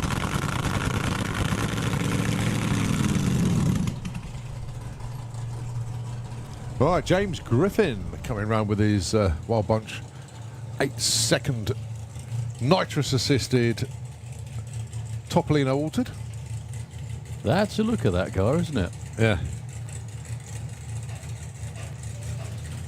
Or long wheelbase Topolino, I don't know what you want to call it.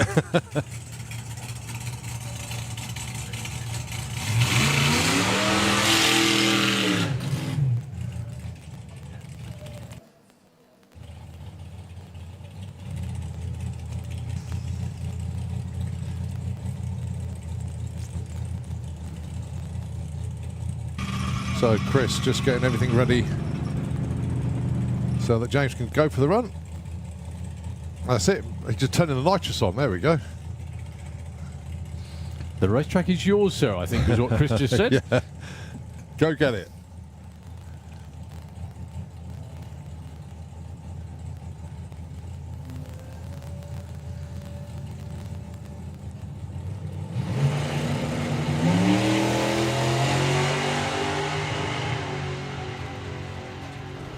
Yeah, that's moving.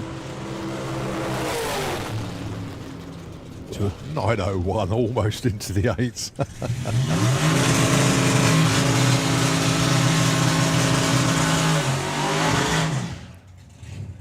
At 149 miles an hour as well. We've got Christian Zulauf with the altered at the head of the lanes as well.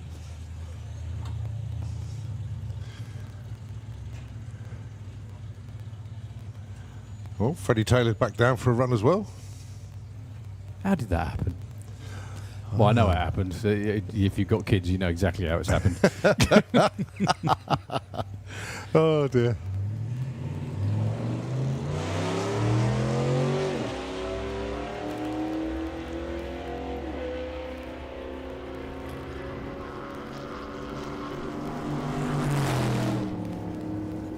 .581 at 106 for the little pop.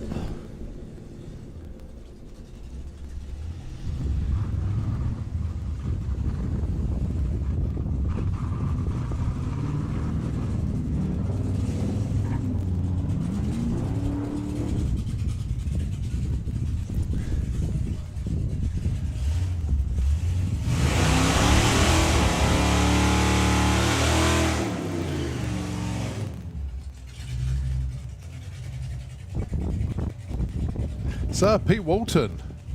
Good to see Pete back. I think Pete races as often as I do, actually. Once a year. Is that right? Yeah. Yeah, because Pete and I matched up in round 1 last year.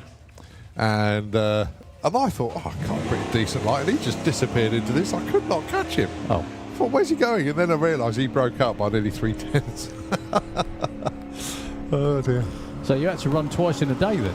Yeah. Wow. Sounds rough. 13:46 at 94.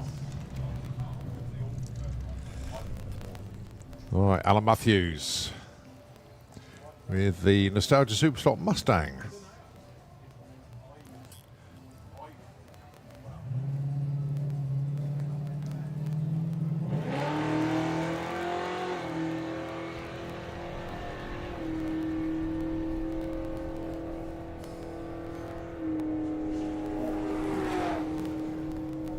$11.21, 117. That's his quickest of the day so far.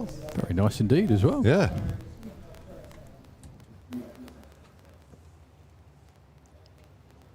Now, one thing I've noticed on the tree, I think they changed the bulbs. I noticed that as well. Yeah. Yeah. It's the top two. Top isn't it? two, yeah. Yeah, you can see them now. They're much brighter. It's very weird. The way that the top two bulbs, they catch the light, so they look like they're always on. Yeah. So it's very hard for people to see when they when they are actually staging and staged, or not, as the case may be. It's still the original Nostalgia tree, though. But yeah, actually, thank you ever so much indeed, Chris. You're showing us the bulbs in action there.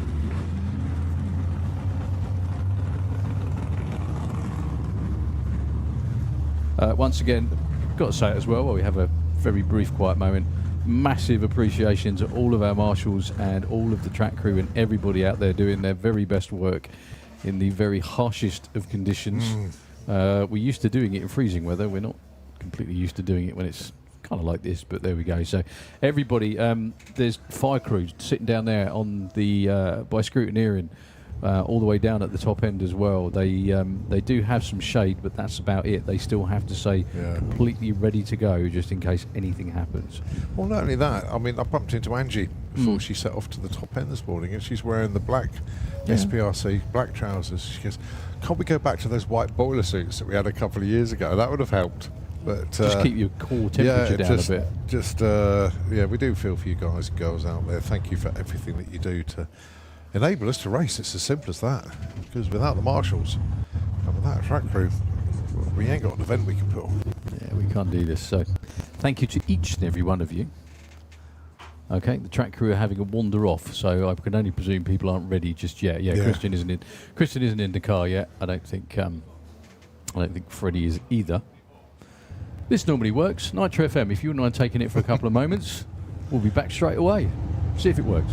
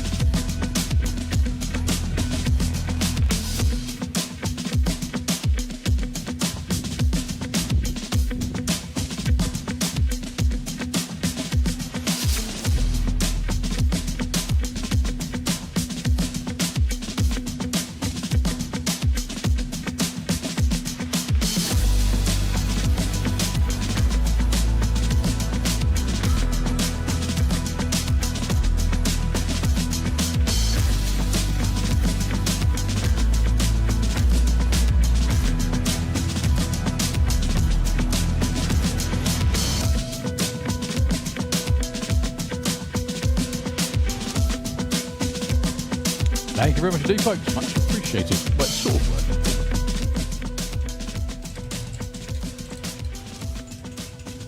working. So, Freddie Taylor with stab number 2 at the gas in his dad's car. That's always the danger if you're... I do always think that's the real danger. If you're a racer and you have kids in junior dragster, but you have your own race car, you know what's coming. And basically, it's this. At some point, they get older, and at some point they go, Dad...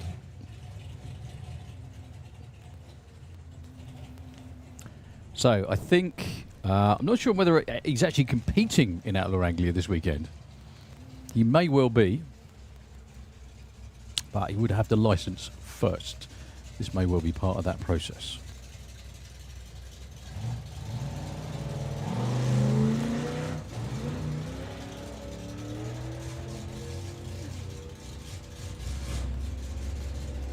And the way that licensing goes is running the car a bit further down the track one time after another. Still goes 11:47 at 110 miles an hour with barely any throttle.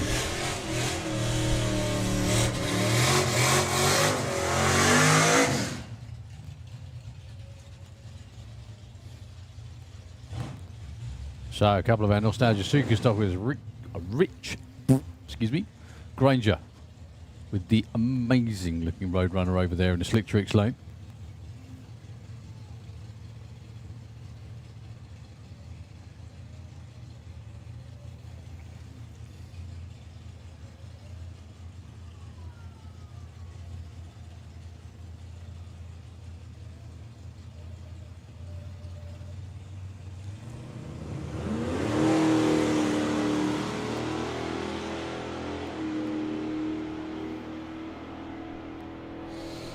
They'll be qualifying for real at the end of the day today. 11.85, and for Rich, it's a 14 flat.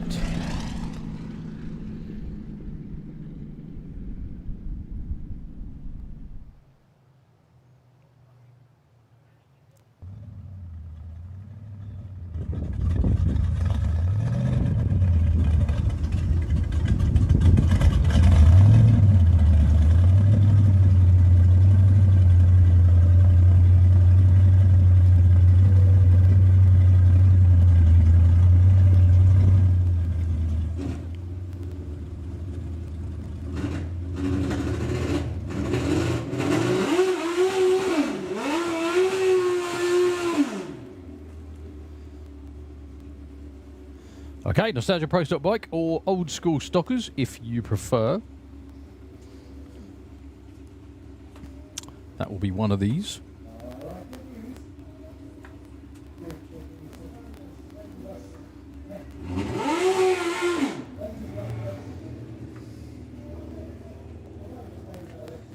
And I think that's Claire Rule down there.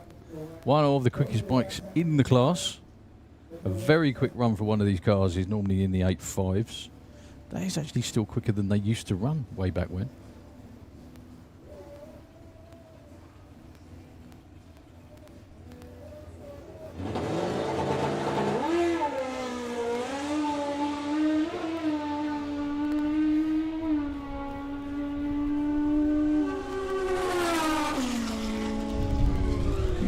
.31 at 142 to open the account for the weekend. That will give him something to tune from when they come around to run later on today.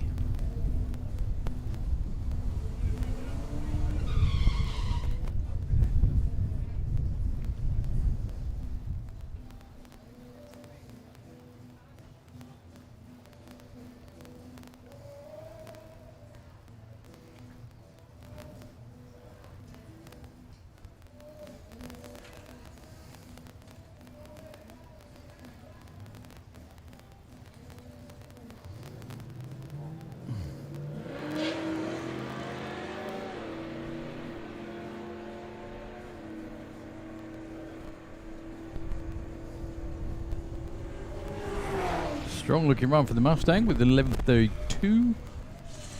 Other lane 13.48. I do apologise, being wrong what you brung. I'm not Colin, so I don't have the eyes to constantly look through the screen. I don't have the screen either, which doesn't help. But yeah, I do apologise because this is open run what you brung, not qualifying.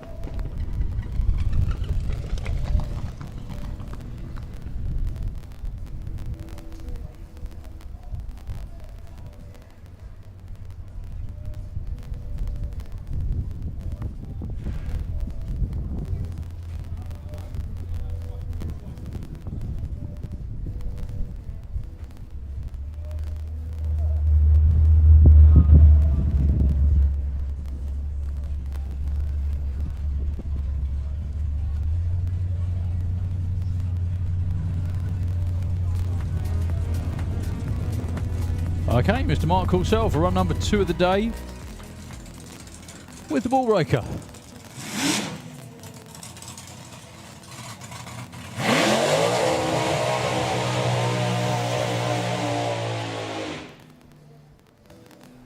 Well, obviously the engine wasn't warm enough. Just needed to warm it a little bit more thoroughly.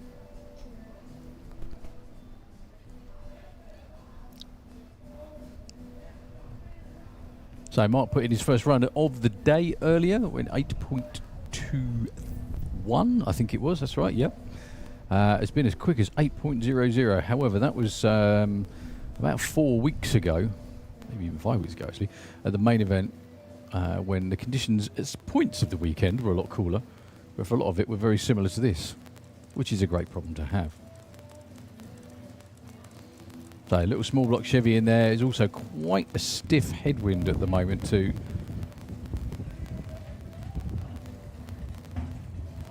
Or roasting warm breeze as it's probably known.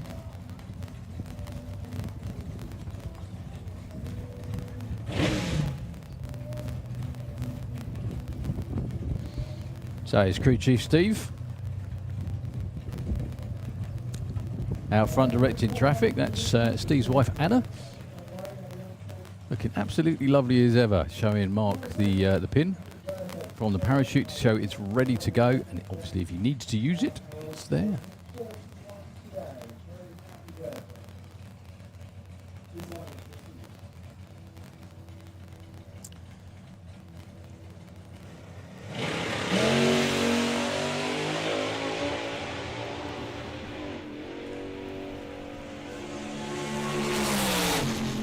Still takes it through to an 8.44, 158 miles an hour. Still knocking on the door of 160, but it seemed or appeared to be reluctant to go in second gear. Yeah, it was reluctant to go in high gear, and it wouldn't shift.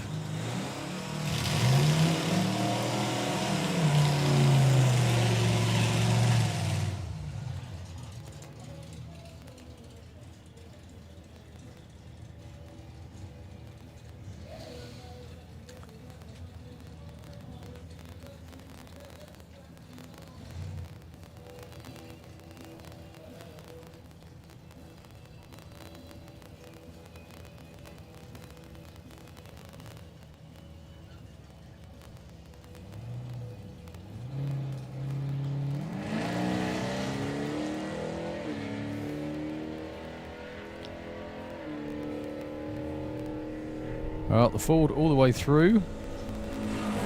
The little Austin pickup.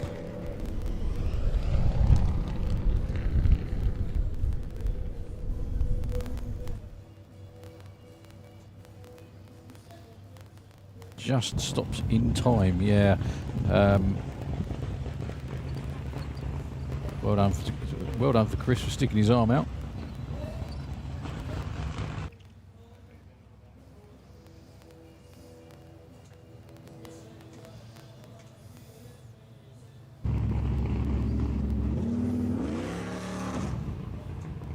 Maybe back to one lane only for just a couple of moments.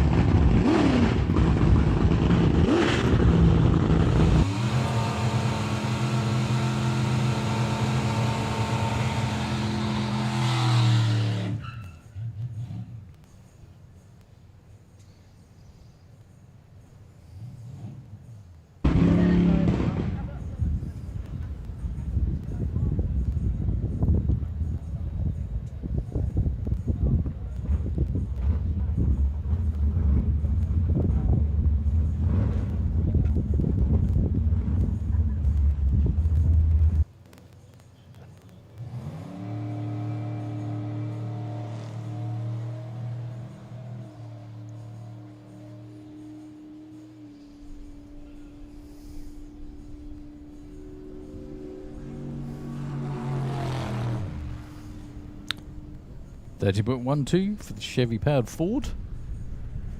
As we look behind the tower now, and it will be up next, Christian Zulauf for the Pine Mountain Speed Shop, all the way from the mountains of Switzerland. There's just some amazing photographs. They're not officially allowed to race in Switzerland, so I don't really want to drop anyone in it. However, you have the odd event here or there. There are supposed to be car shows that accidentally, I think, turn into drag races, but, you know, what can you do? And there's just some amazing shots of this car, the team, just in the most incredible settings, right up in the mountains. Just looking fantastic. As far as I know, Chris has got 2 race cars. He's got this one, which is a 32 Bantam, built by John Webster. It's an altered with a blown big block Chevy on it, I should say. And the other car that he has is an amazing coupe with just a normally aspirated engine in it that he brings over, and he runs it at sometimes at the Hot Rod Drags and the Nostalgia Nationals as well. That was his most recent trip. That car runs in the low 7s. It's a real beast. I'm not sure how quick he's run with this 32 yet. I do know he was here last year for the car's debut or thereabouts, but the car just was not behaving itself at all. I think it was due to, I think Chris told me, just trying to remember, I think it was something to do with they had the wrong converter in the car for what they were trying to do, and it would launch really hard, but it would shake so violently, and it looked, I said it to him a couple of times, it was really rough, and he said, yeah, the last one really did hurt.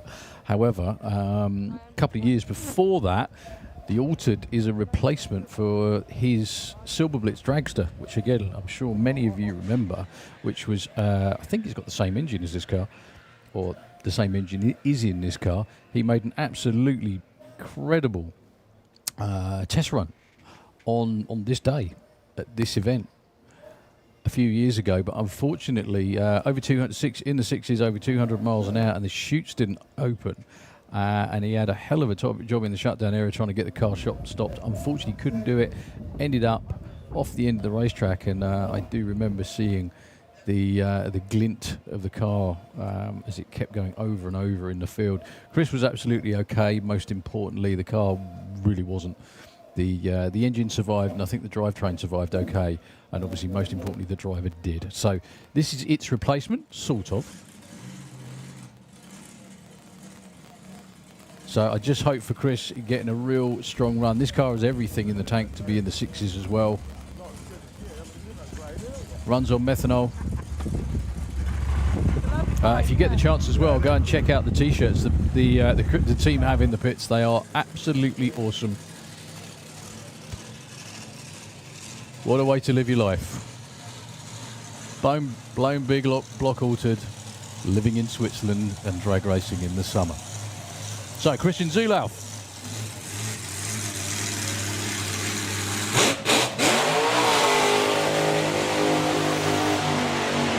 Who has never been shy with the throttle, as you probably gathered after that. Not that he needed much explanation anyway. Chris is a really good guy. Him and his, that's his wife Mia, who's just jogging gently up the track to guide him back. Both of them are regulars at various hot rodding events all around Europe. And we're always grateful to see him over here at Santa Pod in the UK, part of the 20-car Nostalgia Cannibal field for the weekend. Not sure what the plan will be. I'm not sure if this is the 32's first run of the year. He has run the car recently at Rimozzano in Italy, in northern Italy. Again, what a place to go racing. That's one of those tracks that is actually an airfield, but they do prep it pretty well. There have been some very good runs there.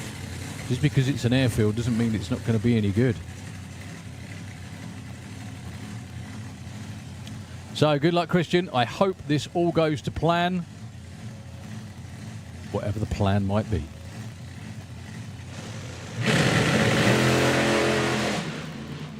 Well, checking out traction in the other lane was the plan by the looks of it.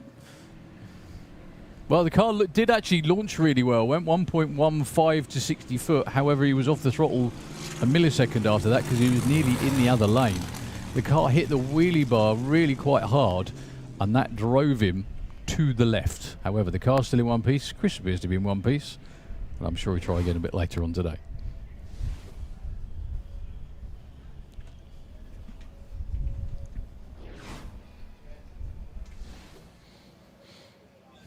So, just waiting for the next cars or bikes to come round. We have some amazing machinery. That Hemi Headhunter is show quality.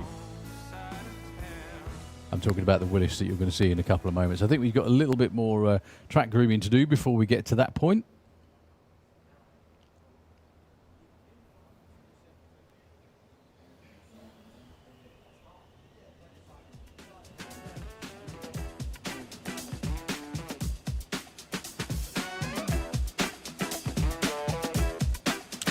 While it's quiet for a second, someone let Mia in the car, please.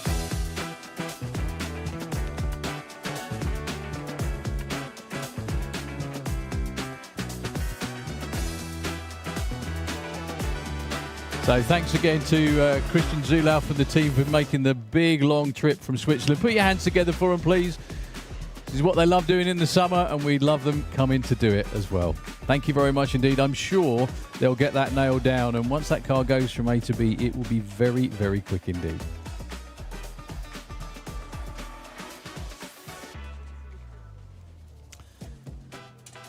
You haven't bought more? No, you haven't bought more, really. More stuff sold. Sorry, mate. So, just a last bit of prep. You all right, Colin? Look a bit chilly. Yeah, I know.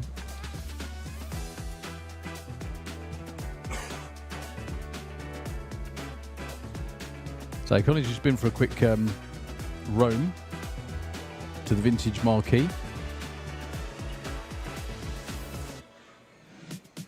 Yeah, it's a bit warm in there.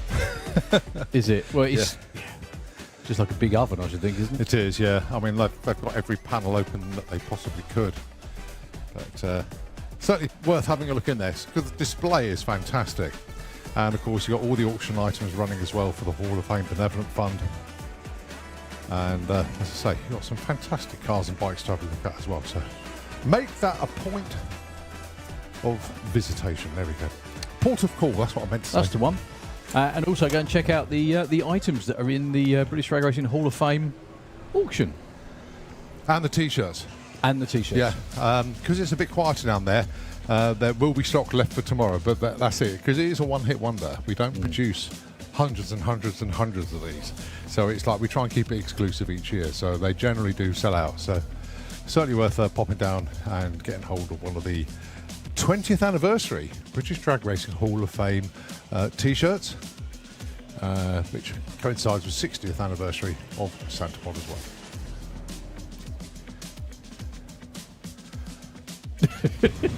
Just realised how warm it is out there. Yeah, it's super warm. It's just hard to regulate your heat. That's the biggest your body temperature. So that's the biggest issue. So if you haven't seen this before, what they're doing is just making sure the track is in perfect condition. The sweeper on the front of the tractor sweeps anything out the way. And actually clears stuff up as well, because that's got the oil down clear up stuff on it. That was technical, wasn't it? And then on the back is some old slicks that have been repurposed and effectively dragging fresh rubber on the racetrack, so it's absolutely shiny and new. Checking out the camera in the pits with all the teams doing some work on their cars. That's I love the story behind that one. That's a car that Albert's dad built to run as a road car, and then by some miracle, and it was up for sale for some period of time as well. Then by some miracle or chance, Albert ends up driving it. How did that happen? That's another one of those, Dad, I guess. That's a guess anyway. Yes, that is former European Top Fuel champion Andy Carter with a hat on.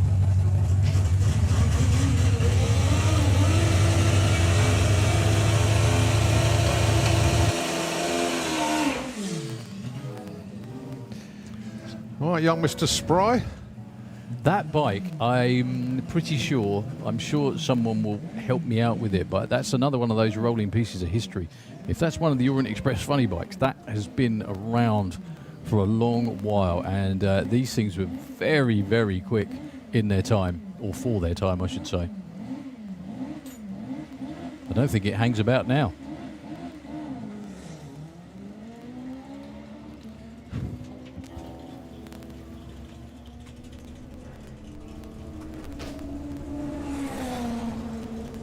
Up 1070 at 124.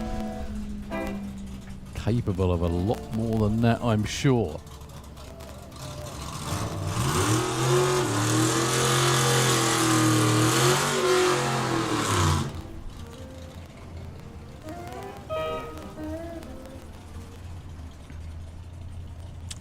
So, Tom Argerton, I think, with the Austin. That car, seriously.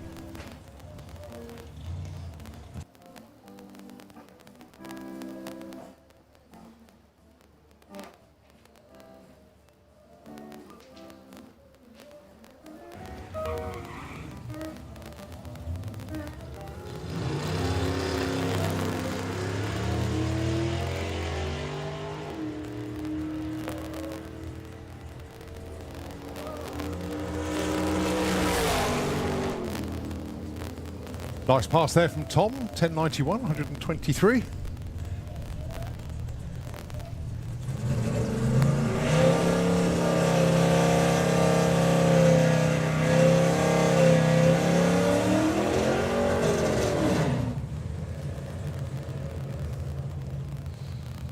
So, we still haven't found out a name for the Camaro, or who's in it, I should say. No, we haven't.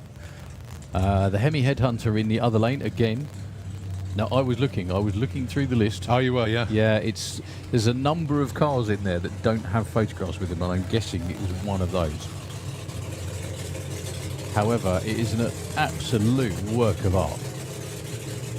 Well, Guy has promised me a full rundown of everybody in the Willis Wars, and he will drop that up to me tomorrow. So of course he will. I will get that. Guy's a top bloke like that.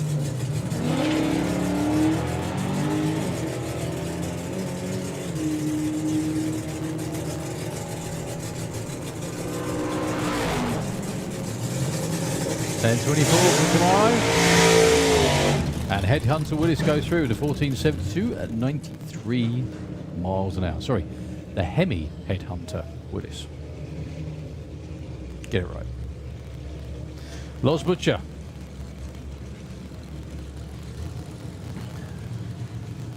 With the injected slingshot. I've said this before, we shouldn't call them slingshots, we're English, we should call them catapults. Because that's what they are. And what they were named after.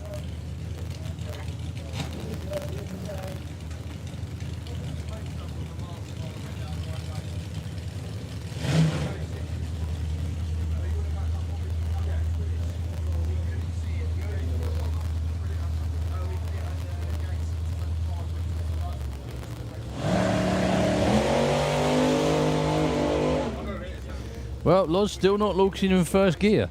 That sounded very much like a second gear launch once again. Have you sussed it? You have. Ooh. Oh, okay.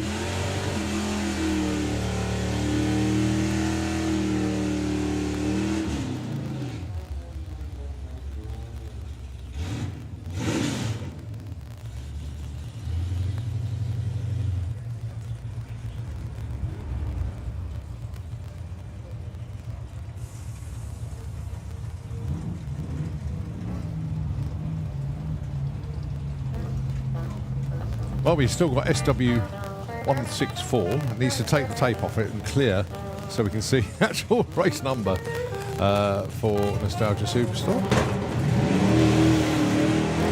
Or we could just look up his number in Street Week. That is true.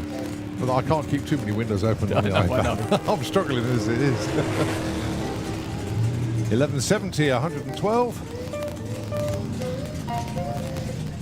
And a 1576 at 68.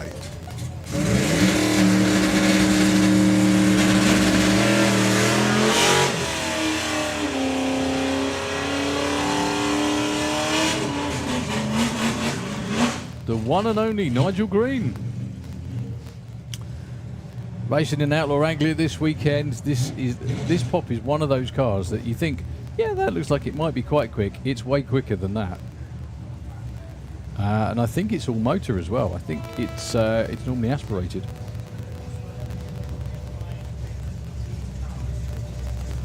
Up against Glim with the death trap, Nova.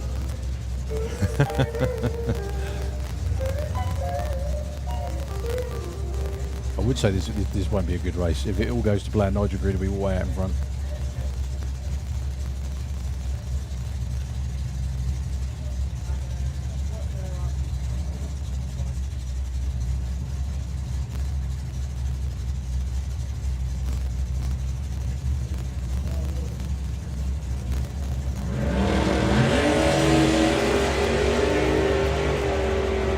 Kind of like that, really.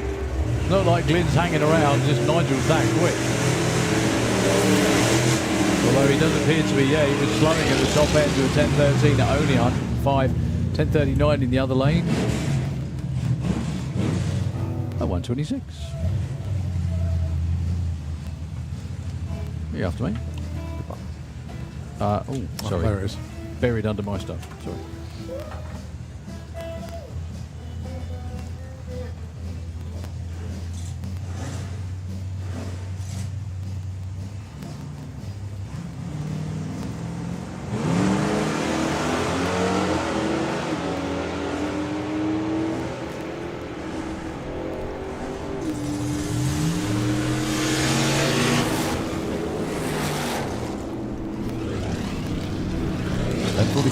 And a 12.72.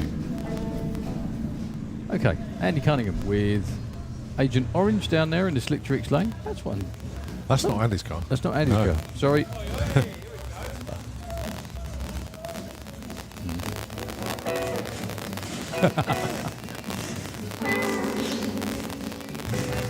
Apologies, I got that mixed up because there's no race number on there, and to me that looks like his car, so really sorry. Oh, you're right, yes. Yo, yo, yo. Is completely different.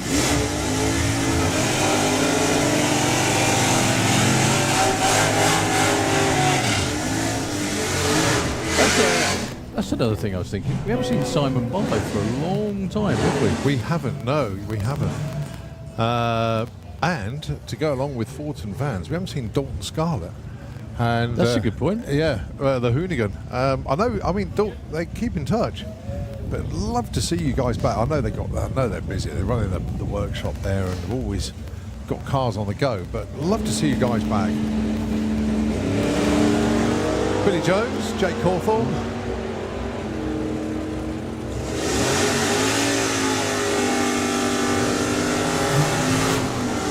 $10.59 and $10.79. Not bad at all.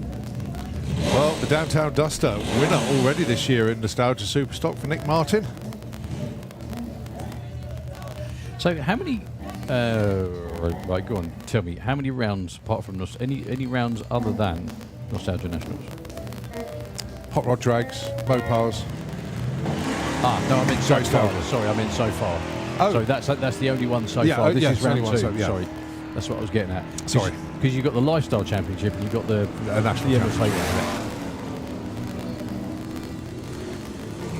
So 11.38 there for Nick. And 14.74 for Andrew. Now then, Andrew was in the 16s when he started with the Corvette today. He's got it down in 14.7, so he's getting there. Going in the right direction. Yeah, 100%. That was a brilliant shot. someone on the pit camera walked in front of it, and all they did was show their stomach and went, "Oh no, maybe not." Turned around and went the other way again.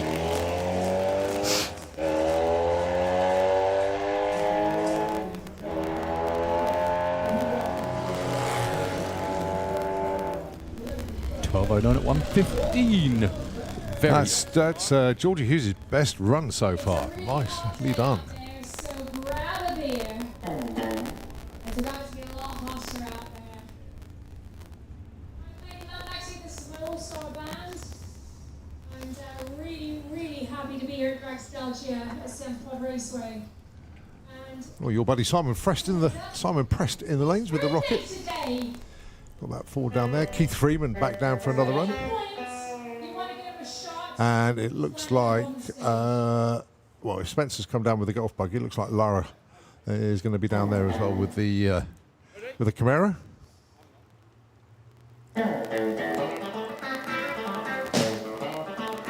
Change of subject-ish. Have you seen the Late Break Show episode with Johnny Smith with Carl Cox? Isn't that cool? Of course. And the funny thing is, I don't know whether I've skimmed most of it, but I don't know whether Carl mentioned that he, sorry, not Carl, Johnny used to run in Street No, he Eliminator. didn't mention it himself. I mean, but Johnny is not one to blow his own trumpet. He's a fanfare for other people. But no, Johnny he's a top bloke. You know, he's into his drag racing. He ran that electric car. That's right. Before everybody else was. You know, it was so cool. Right, Matt Owens. It's a Triumph 350.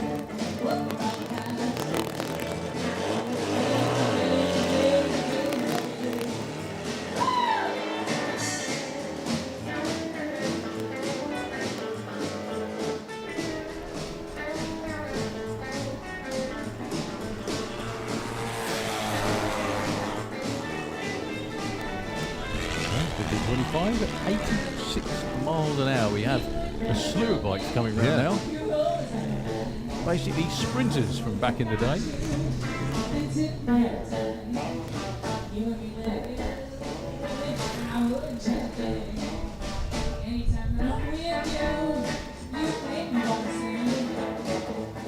So, Terry Darton then. This particular machine is a Triumph T10. It's 650cc. A lot more information will come tomorrow when Keith Lee joins us in the commentary. So, basic info.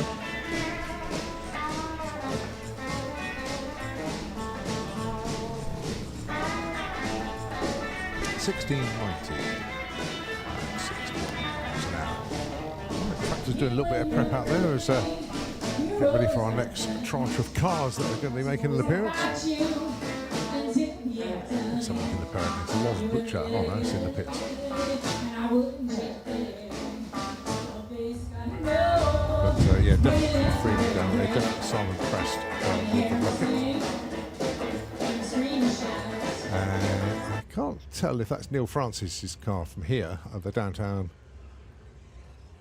I'm not sure. Anyway, those of you who are tuned in the live feed, having a look at Loz Butcher's Slingshot Dragster from the Wild Bunch. Great looking car.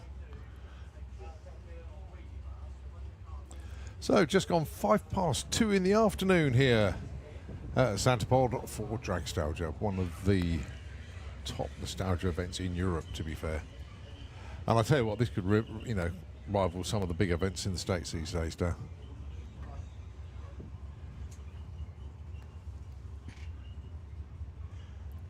The headline act, of course, is our Dragstalgia Cannibal. That's going to be very, very entertaining indeed. We've got our first runs this evening.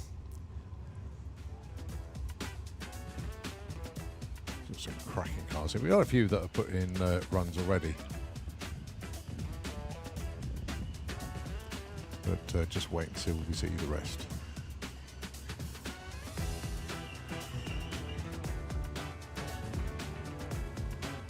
Right, so Simon Prest, it is coming around the corner. And alongside the Penelope pit stop, 40 Ford Coupe. Actually, it was Mick Deacon's car, it was not Neil's car. And Steph Milson's Blunderbuss. Those are the cars that were hiding around the corner. Simon gets all the best sponsors as well. The lovely little. I'll say that again in a second.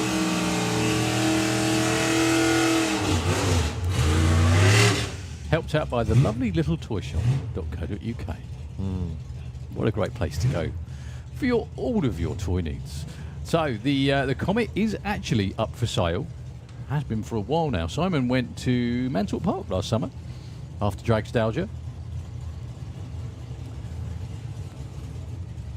Was doing really well till unfortunately the gearbox left the chat. Oh dear, it's a good phrase. I like that. Well, it really did. It was not happy.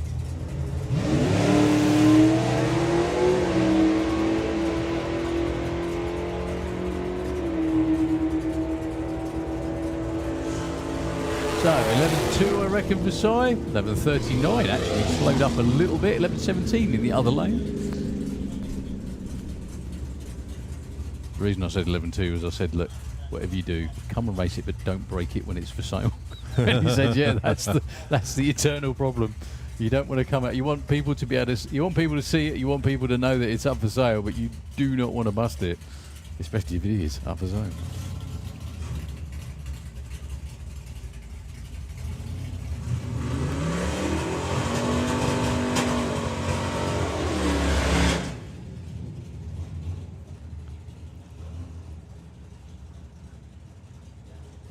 So this is Mick Deakin.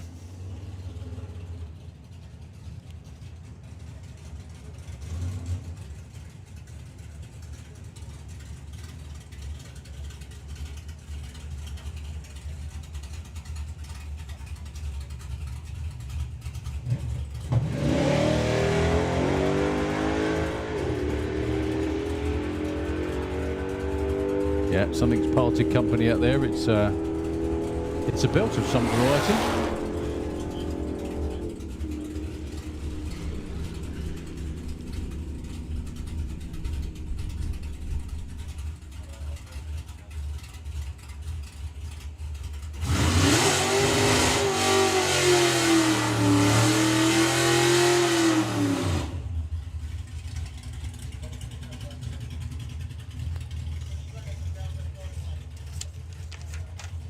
So, Steph Wilson with Blunderbuss.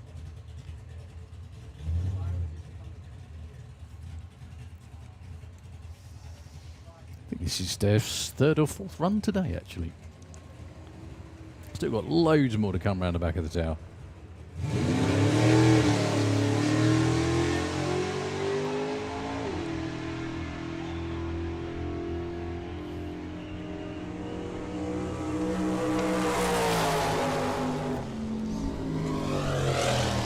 '69 at 111.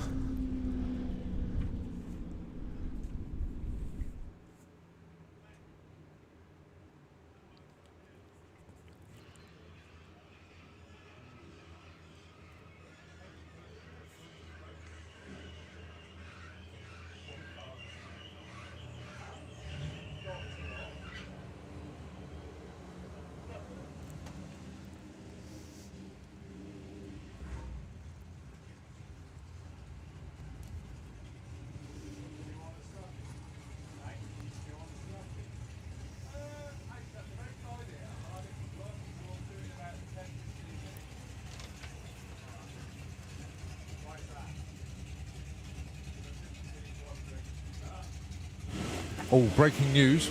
Okay. The beer festival is open. Oh, Hey. I nearly swore at you then. No. Oh, well, it was open 10 minutes ago, but it is open.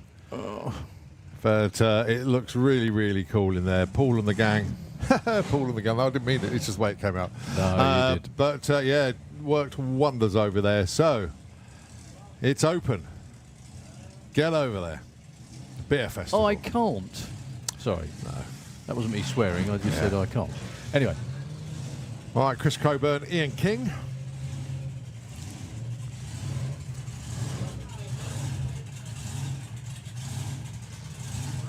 Ian's still trying to work out dial-in bracket racing stuff. That's more like it.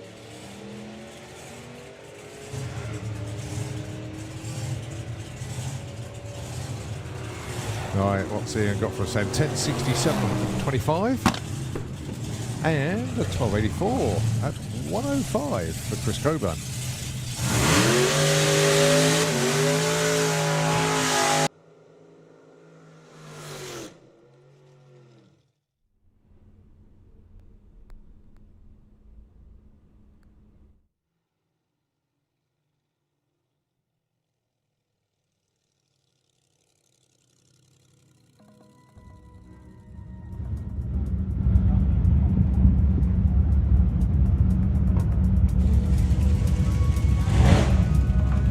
Keith Freeman with El Loco, and that's Joey Charles with the Boxo Bomb.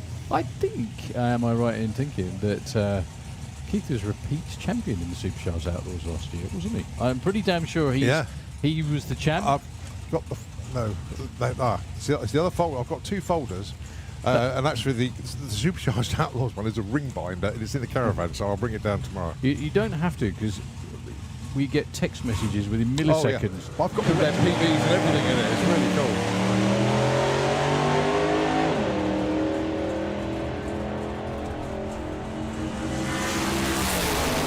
So 9:35 earlier, 9:25 on that one. Oh, nice one there for young Joey. Moved up from 121st to 56 in the pecking order. At 10.94, his best of the day so far.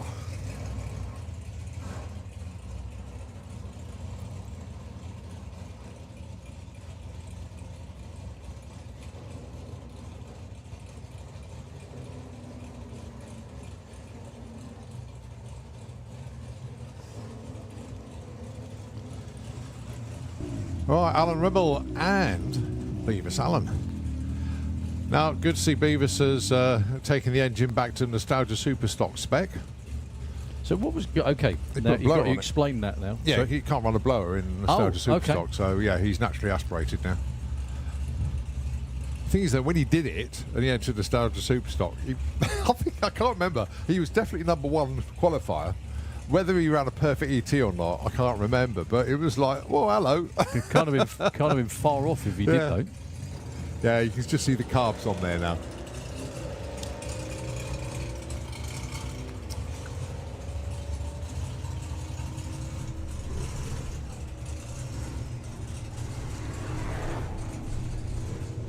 $14.33 for the Hurstolds.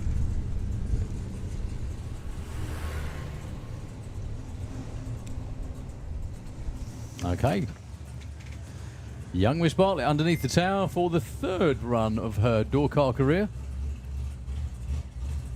Her dad was up here in the tower earlier telling us he was supposed to be driving this weekend.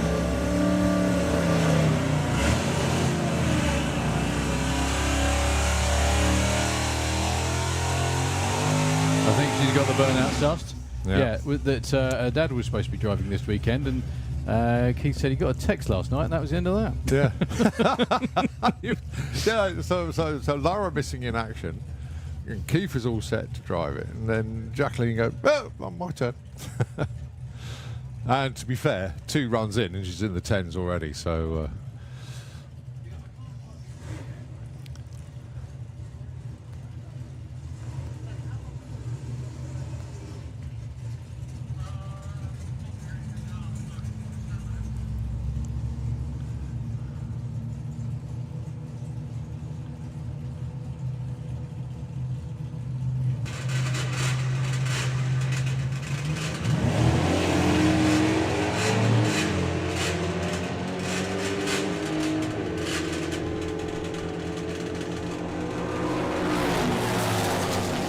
Oh, 10.85, she's getting quicker. that look from Spencer says, I knew it would run a 10.85. Of course he does. Oh dear, brilliant. So she is settled in very nicely indeed with the Camaro. 3 runs, very consistent. Back on 2 wheels again, Kev Melling with Nostalgia Pro Stock, or Old School Stockers if you prefer. The quickest H2 on the planet, I think. He is facing the wall at 3:30, but I'm sure he can correct that quickly.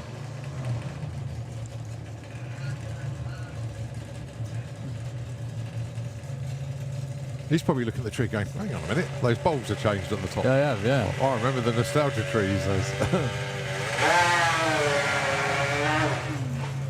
That's not going to be one to remember.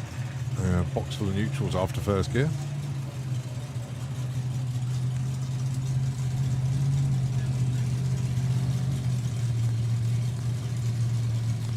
Well, I've just had the update from the Dragstalgia auction. Loads of items with bids now. That is very, very good indeed. Don't forget, all of the proceeds from the Hall of Fame Dragstalgia auction goes directly to the Benevolent Fund.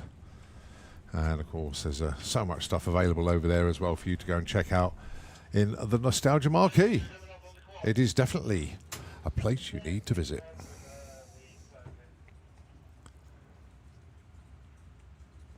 I'll give you a time check then, 20 past 2. The beer festival has been open nearly 20 minutes now. Pack it in. Sorry, mate. That's all Oh, right. a couple of 8-second slingshots. We like that. Woohoo! Ian Armitage down there, just going through his exercises in the cockpit.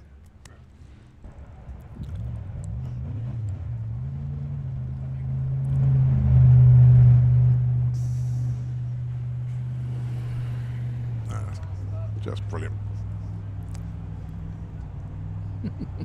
I see Robin Reed's crew down there, so I can only assume the little car is down there. It's right behind. It is, yeah. Robin is getting suited and booted.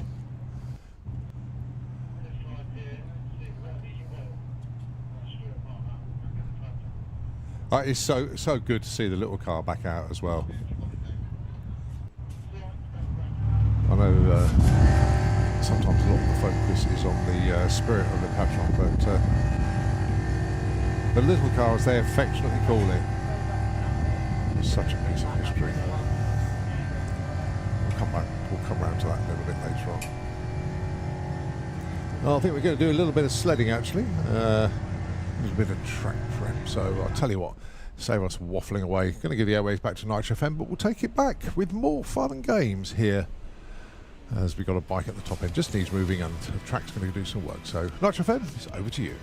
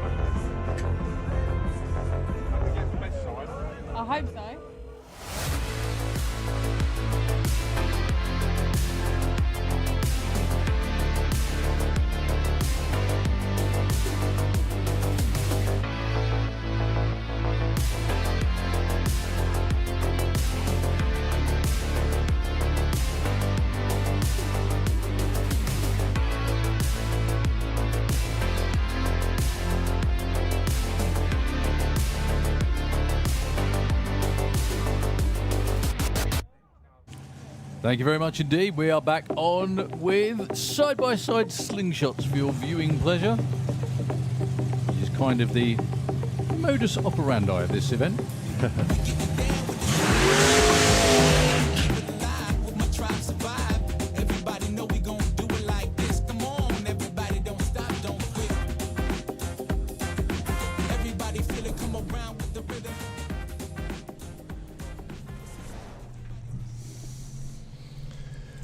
Well, I thought it went a bit quiet though.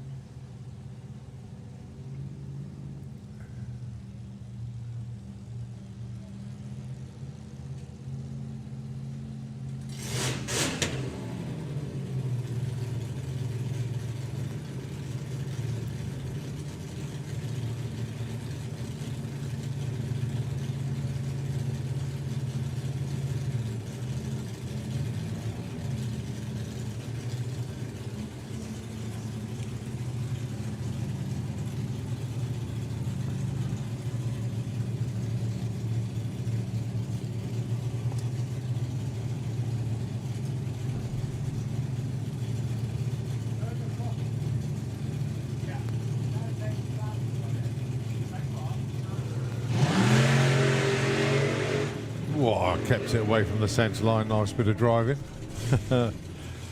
So the Snake Eyes car, snaking.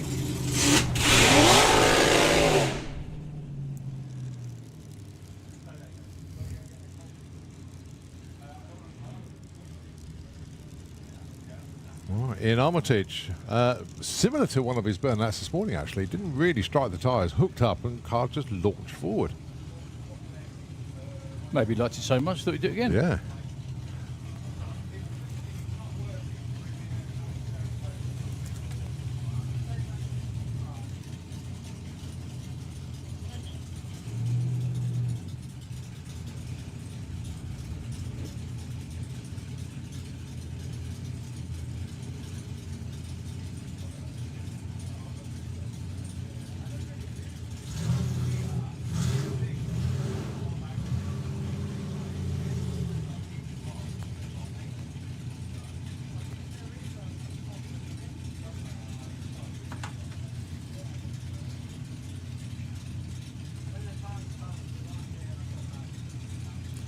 Well, that is a proper old headwind out there now. The wind turbines are really going for it. The flags are pretty much horizontal now.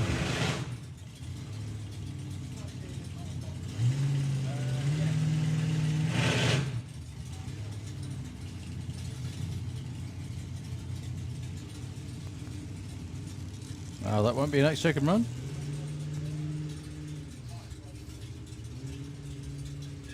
Yeah, it is. It's a rather serious breeze, but playing havoc with tents, I'm sure.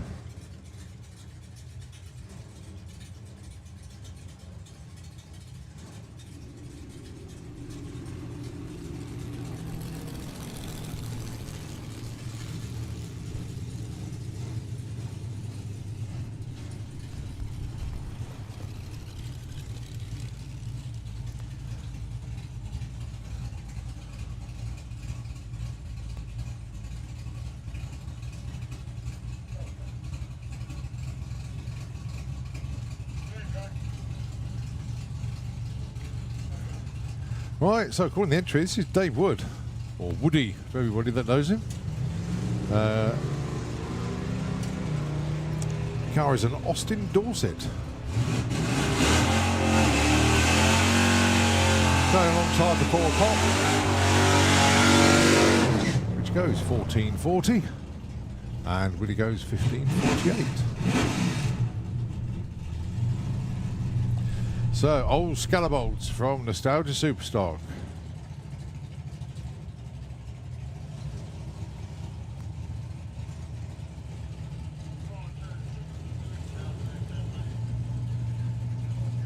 And of course, Robbie Colclough. So, a bit of a Watson shot match up there. Oh, lots of wheel spin, and finally gets that tyre to stop spinning. Just the one. Just the one. So So it's going on 46. And rating 39.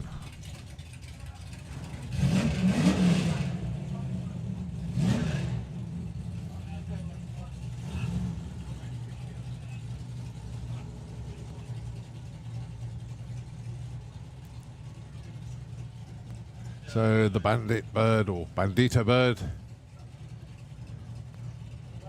and very rapid rover.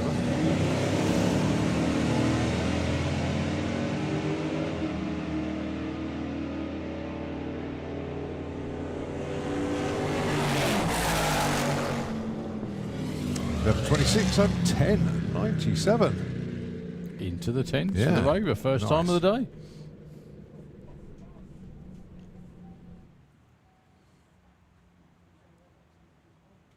Actually pushing Robin forward with a little Daimler fuel car. This car used to race in comp, of all things. Not the comp as we know it now, but it was Competition Eliminator, which was like a heads-up dragster and auto class around Europe. He's toured with it many times, been to all sorts of different places. Used to basically just load up and go on tour. Down to places like Austria, raced in Germany loads of times, absolutely all over the place. With that little 2.5 litre supercharged Daimler, France as well.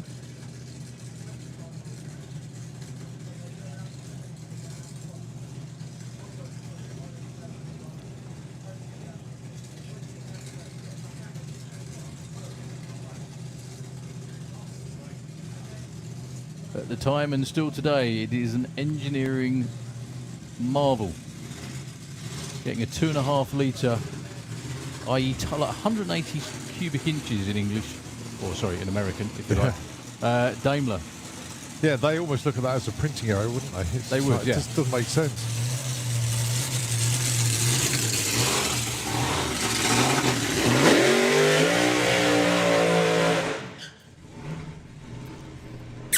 Robin's actually got 2 of these cars. This one is the original car. One of the reasons that it was very, very, what's the word I'm looking for? Top spec in its day, but it's built out of CDS, which is a different type of chromoly. It's heavier, but at the time Robin built it, he said it was better, it's what he wanted, and obviously it's still legal to run. Only runs at nostalgia events now, but the car itself is nearing 40 years old, I think, something like that. I'll tell you what, I've got all the info on this car. Go on then. It was twice runner-up at the European Competition Car Championship, a That's one-time one. winner between 1988, 89 and 90. It's what, hang on, when you get this actually right, there are only 2 British engine cars in the world that run sub-7, and Robin owns them both. 738, 180.63, blowing the cobwebs out there. That car, would you believe this? Back, let's just get this right, 1989. Yeah. 1989 ran its best ever 6.69 at 199.89 miles an hour.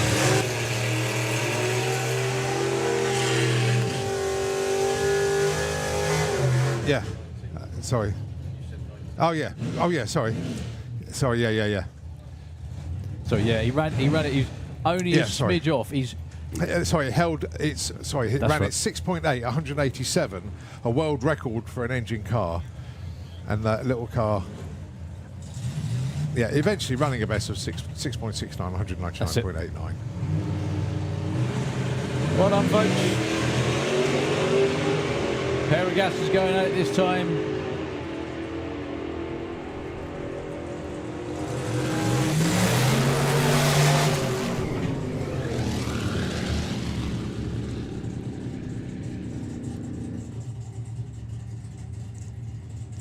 Definitely the hot rod way of doing it, i.e. big engine, tiny car, but unfortunately getting pushed back. That's not what that bar's for. That's a roll bar. Not supposed to be a pushback bar.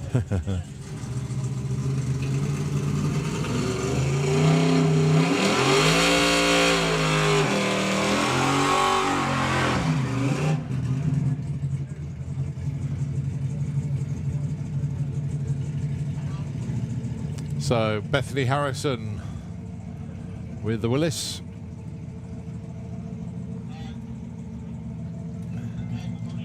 Let's just see what she's got this time. I know that she's already been today 10.07. Fantastic run from earlier.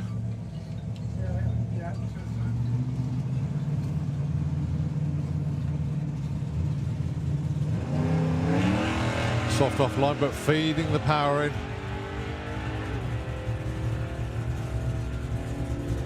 Should be another low 10, but can it dip into... Oh, we're not getting numbers. Oh, frustrating.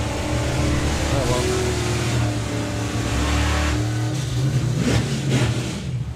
Too quick to build up any speed. Yeah. Oh, no surprise to see these two matched up. What a pair of cars. Once again, those are pairings. In actual fact, one's a Chevelle and one's a Malibu, so... Okay, how do you tell the difference? Because I know. No, that's not the Right, reason. no, okay. A Malibu was like an entry-level Chevelle. Okay. So it was very, very basic. So it's still a Chevelle. So it shares a a baby lot Chevelle. with it's basically a Chevelle, but they So called it's it a a lower Malibu. spec Chevelle then, Yeah. Yeah.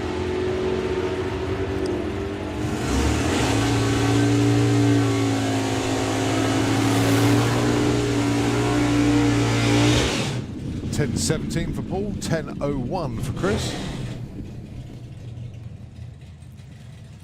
All right, Dave Billadou going alongside Chris Coburn. One Nostalgia Superstock, one Willis, and two lovely cars. You know all of it anyway, but I thought I'd show you. Didn't know the grandstands were free this weekend. We might go and commentate them up there. Another good wheels up launch for Dave. We went the nines earlier. Done it again, 9.79. And that's fact, he's ran two 9.79s in the heat, so he's got some consistency already.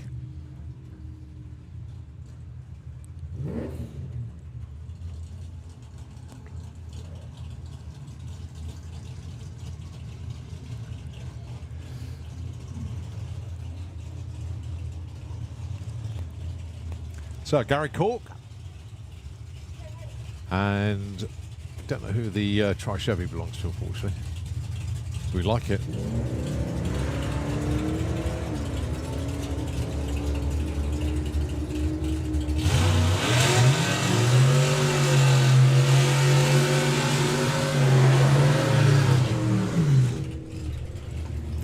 All right, Steve Matthews, Kate Booth.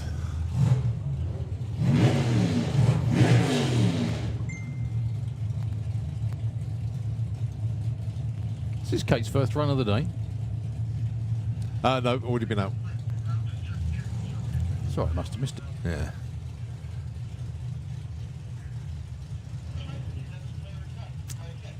Going to be in... She'll be running the car in Gasser Circus, I guess, and I guess... Yeah, well, I need to check to see if Ted's actually booked in on Outlaw Anglia.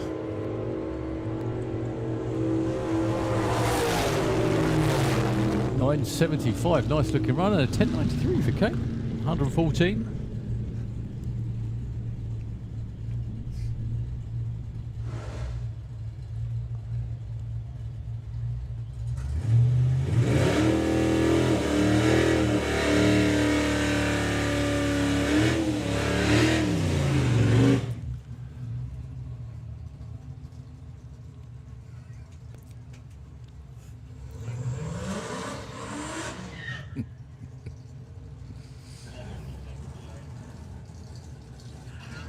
So Michael Dandridge, another Tri-Chevy, alongside I suppose it's the UK's answer to it. Very similar body styles. A little bit different year, but you see the similarities. Getting a lot of track time in today as well, actually. It has, yeah.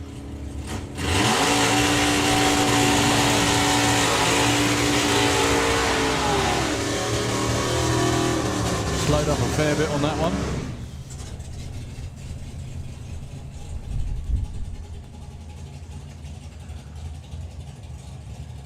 So, Green Onions of Ray Turner.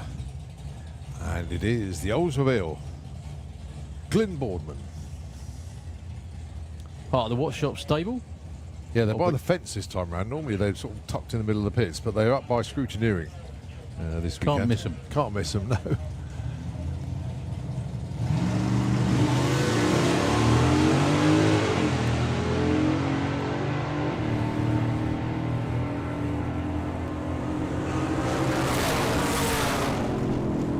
Or 1080 and 1092.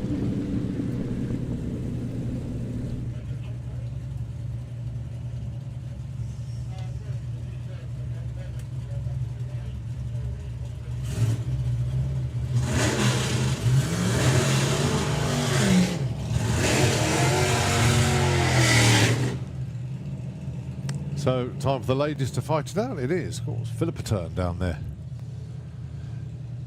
With the, I think I would call it as a slingshot coupe. Does that work? Is that a good way of describing it? It's a perfect description.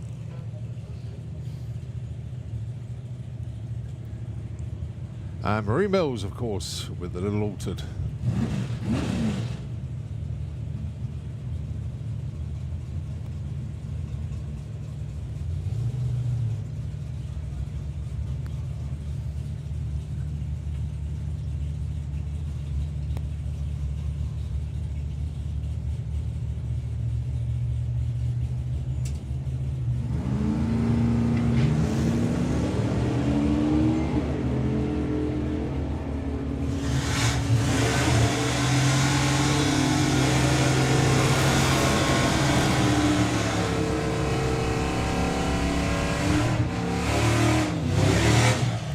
Well, Marie goes through the 1063 at 122 to an 11.5. So Neil Francis is Stuart Arthur.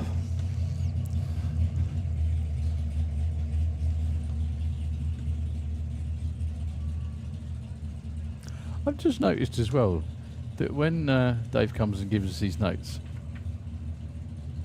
Oh, headed note paper. Headed note paper as well. I'm impressed.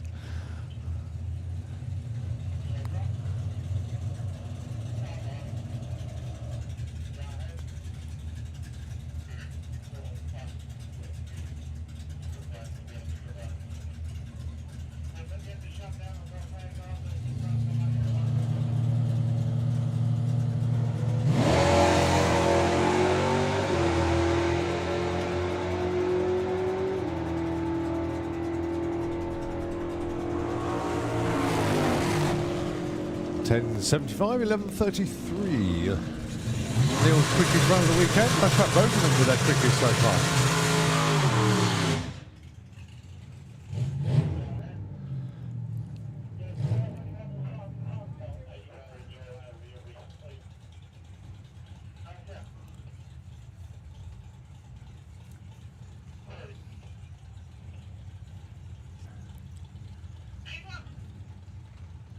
Well, another one of those that don't know anything about.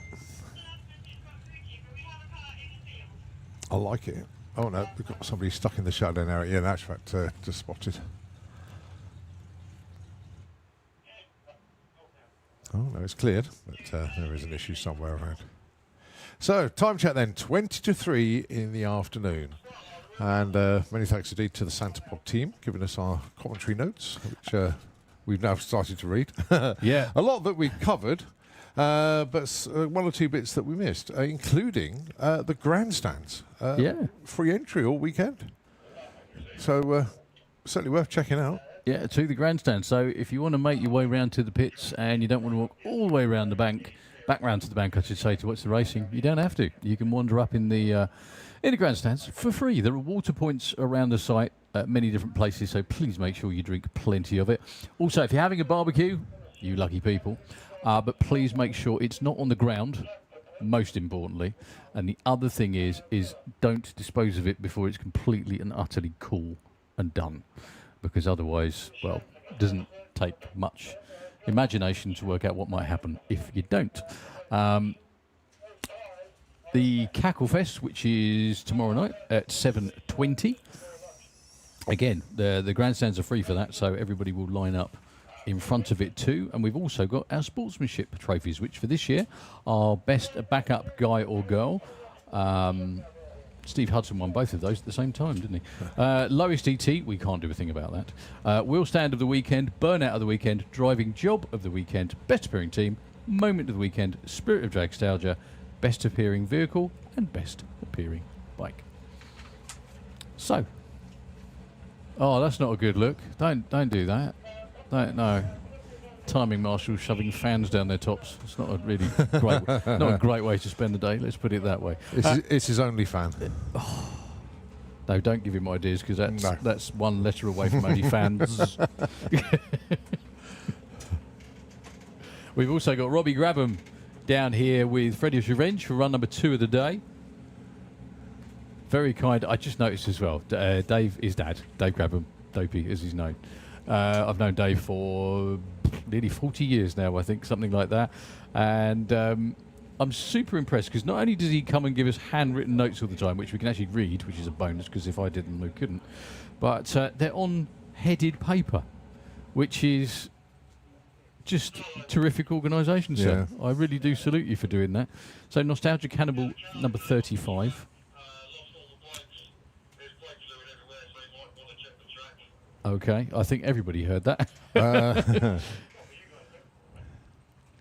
Yeah, we might be down for a few moments. Bobby's standing out there waiting. So, if it's okay with you, we'll hand back to Nitro FM. It either works or it doesn't. We're about to find out what it does. But again, back as soon as is possible. Thank you.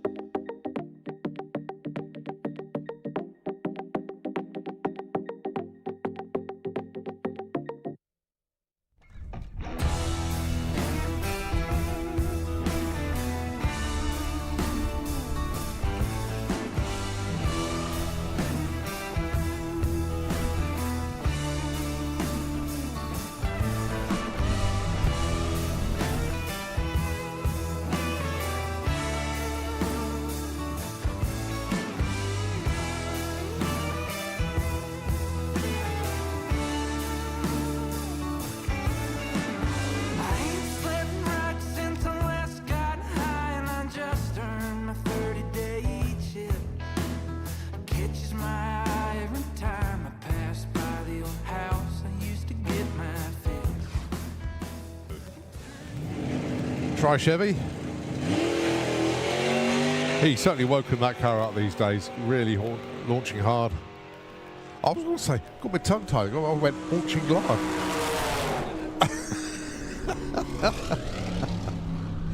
Oh, that would have been a bad one.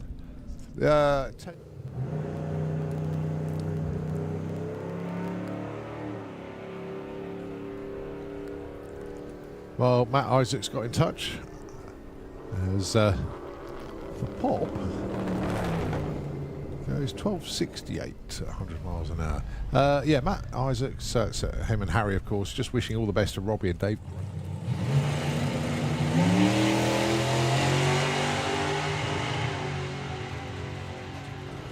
Yeah, that's moving. To 901, almost into the 8s. Oh dear.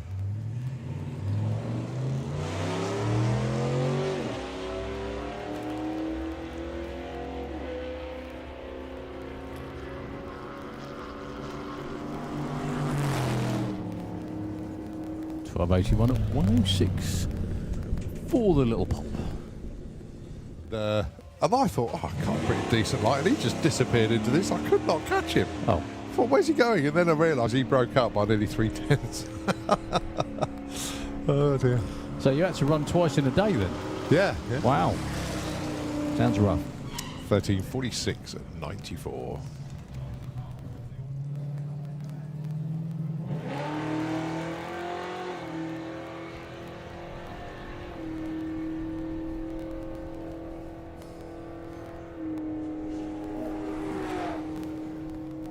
.1121, 117. That's his quickest of the day so far. Very nice.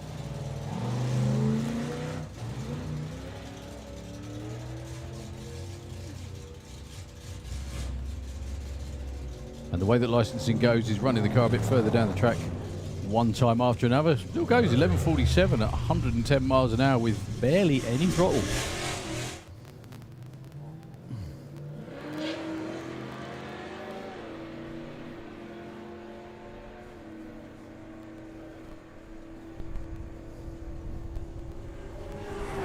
Strong looking run for the Mustang with 1132. Other lane 1348.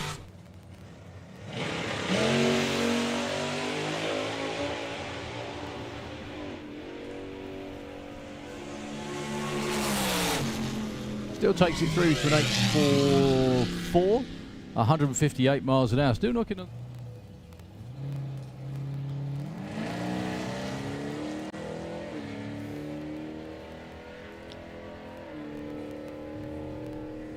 Well, the Ford all the way through.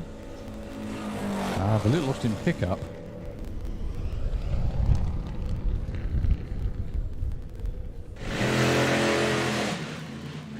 Well, checking out traction in the other lane was the plan by the looks of it.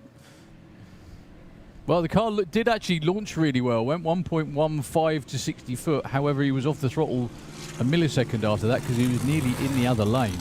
The car hit the wheelie bar really quite hard, and that drove him to the left. However, the car still...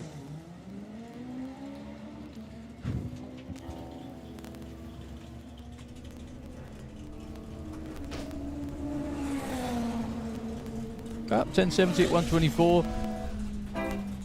Capable of a lot more.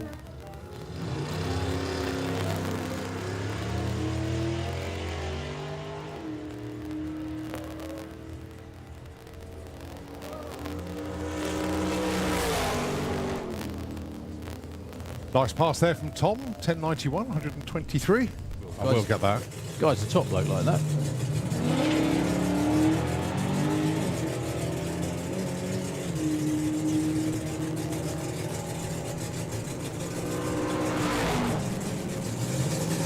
And 24 from tomorrow.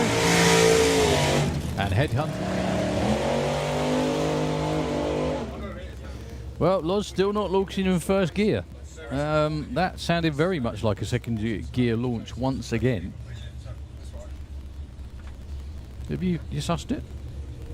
You have. Cool. Oh, okay. Superstar. Or we could just look up his number in Street Week. That is true. But I can't keep too many windows open on the I know. iPad. I'm struggling as it is. 1170, 112.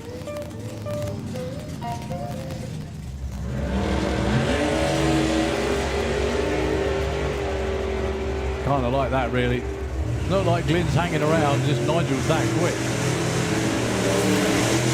Although he does appear to be, yeah, he was slowing at the top end to a 10.13 at only 105, 10.39 in the other lane.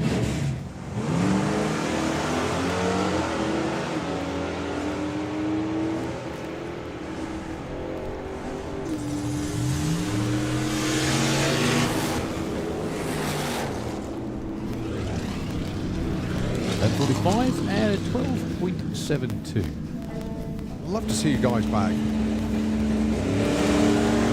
Billy Jones, Jake Hawthorne.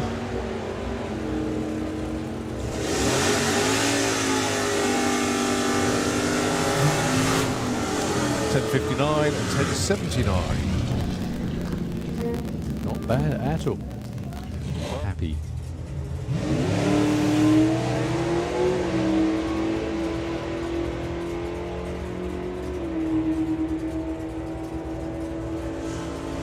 So 11.2 I reckon for Sai. 11.39 actually slowed up a little bit. 11.17 in the other lane.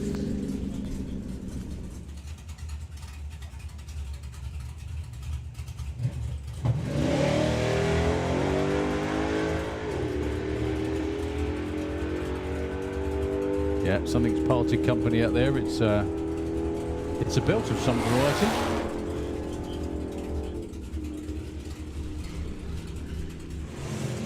That's more like it.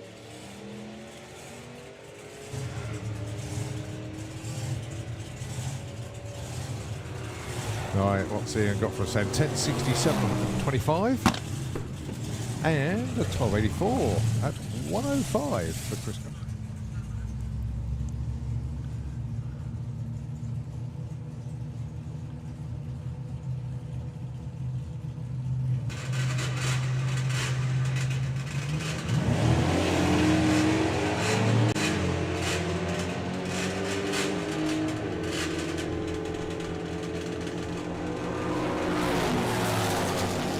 Oh, 10.85, she's getting quicker. that look has changed on the top. Yeah, yeah, yeah. Oh, I remember the nostalgia trees. That's not going to be one to remember. Box full of neutrals after first gear.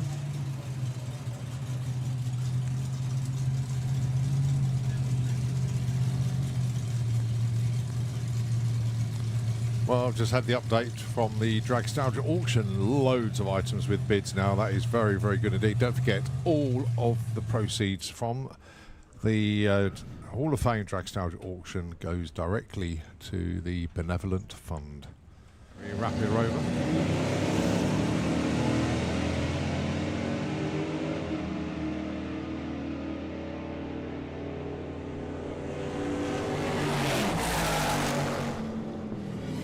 Level 26 and 10.97. Into the 10s Yeah. for the Rover. First time of the day. That run sub 7 and Robin owns them both. 7.38, 180.63. Blown. Well done, folks. Pair of gases going out this time.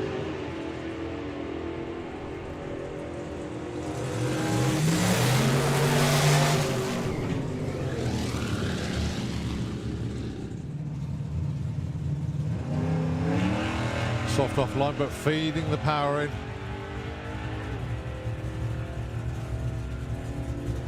Should be another low 10, but can it dip into... Oh, we're not getting any numbers. Oh, frustrating. Oh, well. So it's still a Chevelle. So it shares a baby lot with Chevelle. it's basically a Chevelle, but they So call it's it a a lowest Malibu. spec Chevelle, mate. Yeah. Yeah.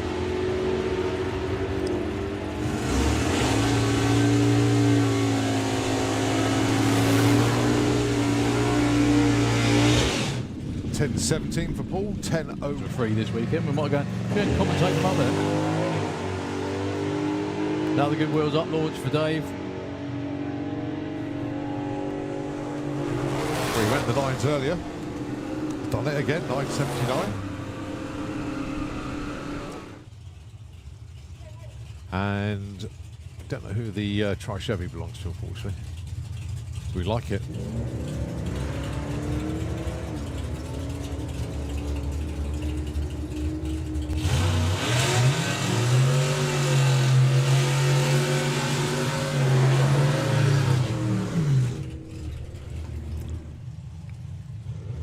Well, I need to check to see if Ted's actually booked in on Outlaw Anglia.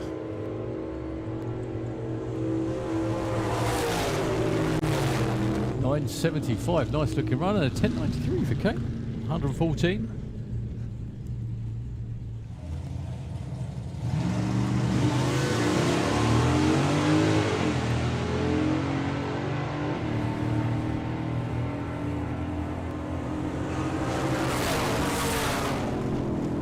Or 10.18 and 10.92.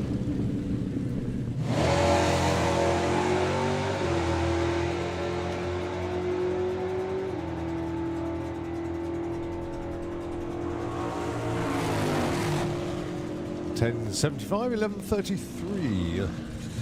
Neil's quickest run of the weekend.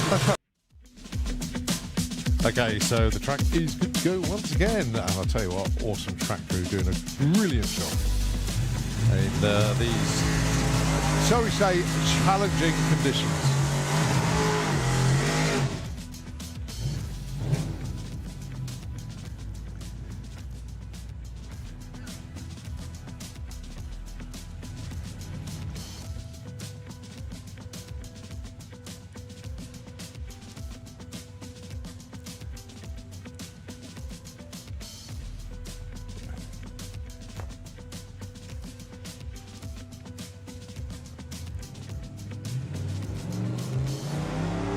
That car's coming on very nicely indeed, actually.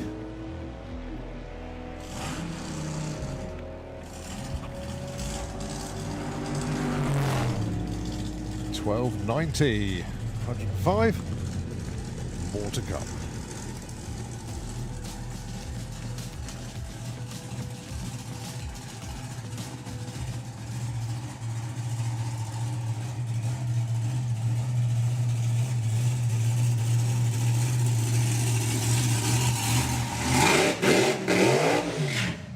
So, young Robbie Grabham down for another run.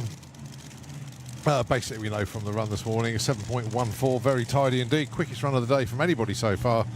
They were basically happy. Changed nothing.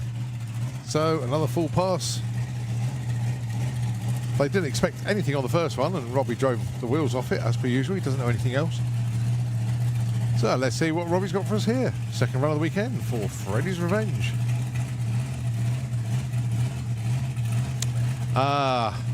Curses. Parachutes come out.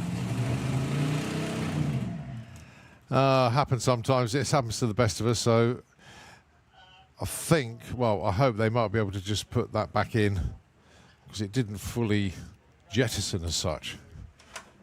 So,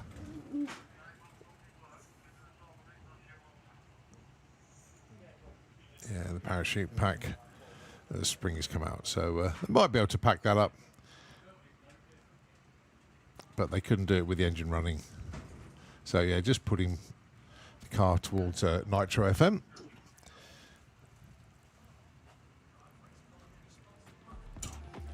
Got it in there, well done guys. Right, let's have a look, see who is going to be popping around the corner next. We've got Venom. Okay. No. Oh, no, sorry. We're pushing the car back to Nitro FM. You can see you've got a little altered underneath your window now. Ah, right. Yeah, that's a bit confusing. Yes, we do, yeah. Well, they've got one of those amazing AI things that as soon as we say Nitro FM... Yeah. Oh. That's what I meant. Oh, it's aye. I'm really surprised. That's the one. I'm really surprised no one has ever linked it with Ali G yet. Yeah. Aye. There you go. Yeah. Back to the racing, thank God.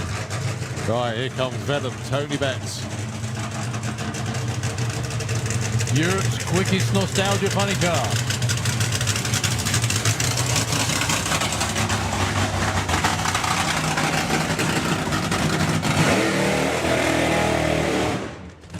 Yeah, he did lose the record for a day, and then took it back.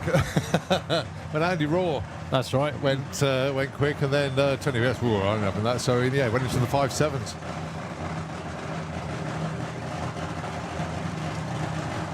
But the thing is, we'd normally think that fuel cars would struggle to get down the track in this weather.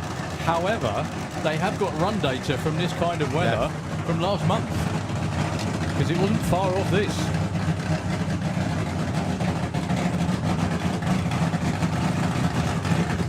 I'm not sure whether this will be a full run for Tony or it will be a half-track checkout pass to save it for racing.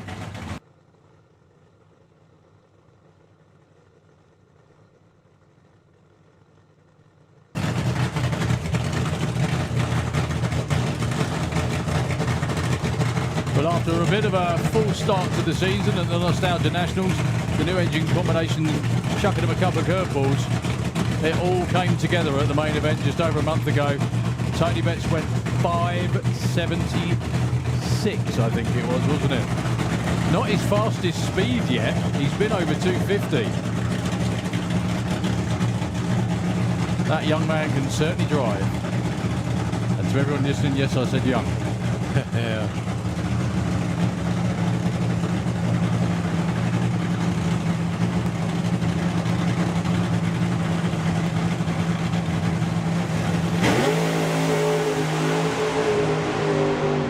No blocks, thank you. Oh, that's a shame because that was looking quite good. 104 to 60 foot. 419, 151 at the 8th. Yeah, off the throttle by the Yeah. 8th mile. A little bit softer than previous, but again, this weekend is about going down the racetrack It is. 3 stroke, ideally 4 times in a row. Okay, up next, if you like that sound, we've got more of that same sound coming up your way. Adam Clayton with the Firecracker, who put in a run that was pretty much similar to that one earlier on today. With the fuel altered. I must admit, I'm slightly surprised to see him again so soon, for the simple reason, A, it's blooming hot, and B, to be taking cars apart and putting them back together. Imagine doing a clutch in this weather. Oh. Anyway, but yeah, but the fact that he's obviously got the car running well, I thought that run would have been, okay, yeah, we're set for tomorrow. No, they want to try it again. So,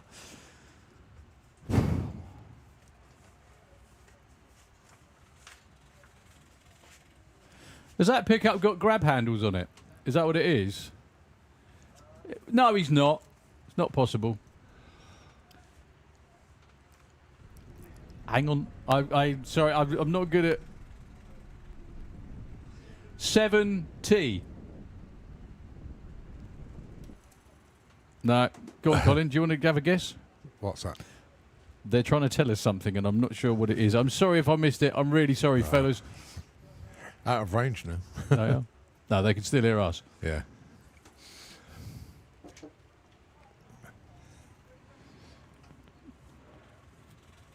Well, I think the slight delay is Tone stuck on the track at the top. Just crew guys, in case you didn't hear that one, 60 foot was 104, 330 was 273, 8th mile 4.19 at only 151, but he was off it before then, before he dunks the blocks, which is very kind of him.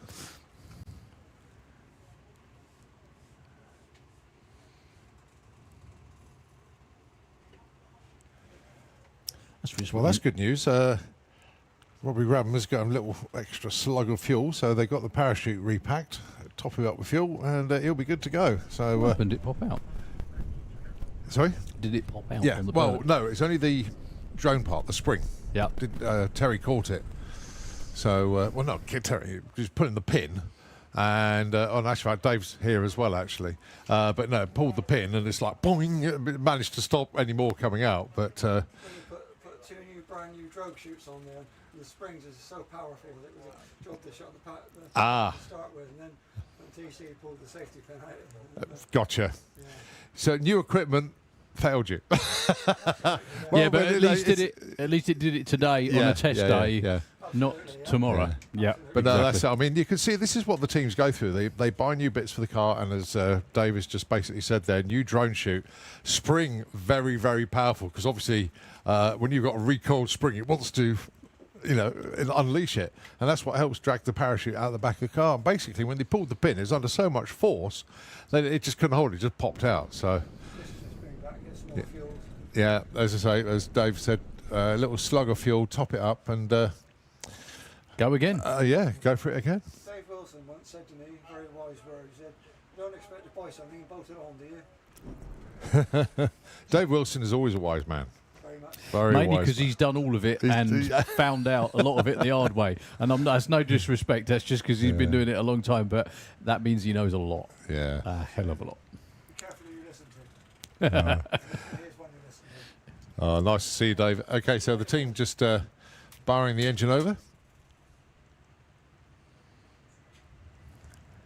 It's funny, actually. I was watching the Cannibal Run from, I think it was 94.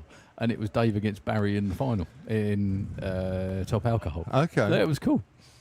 It's just really good to see.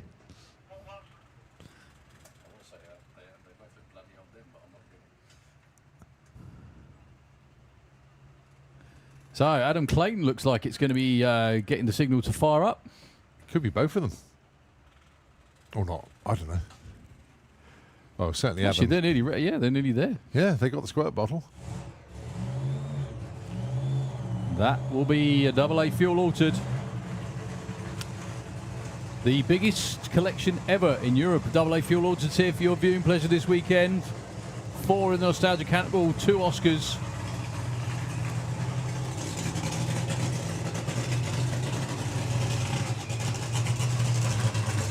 I told you everything you need to know. Adam Clayton is going into the lane that Robbie would have been in. Sorry, it's not that. We were thinking he's going to hit the van at this rate.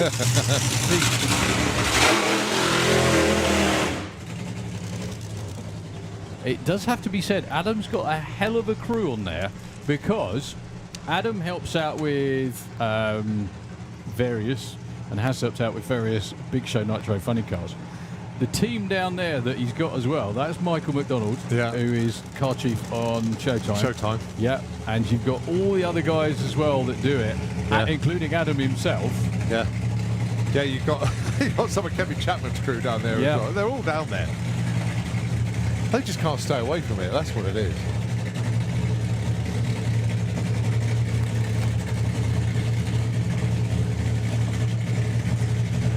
Another wonderfully interesting tidbit as well is down there, standing on the start line watching, is the winner of the first ever Cannonball run in the UK. Bill. His granddad, Mr. Bill Sherratt. What a story that would be on the 60th anniversary.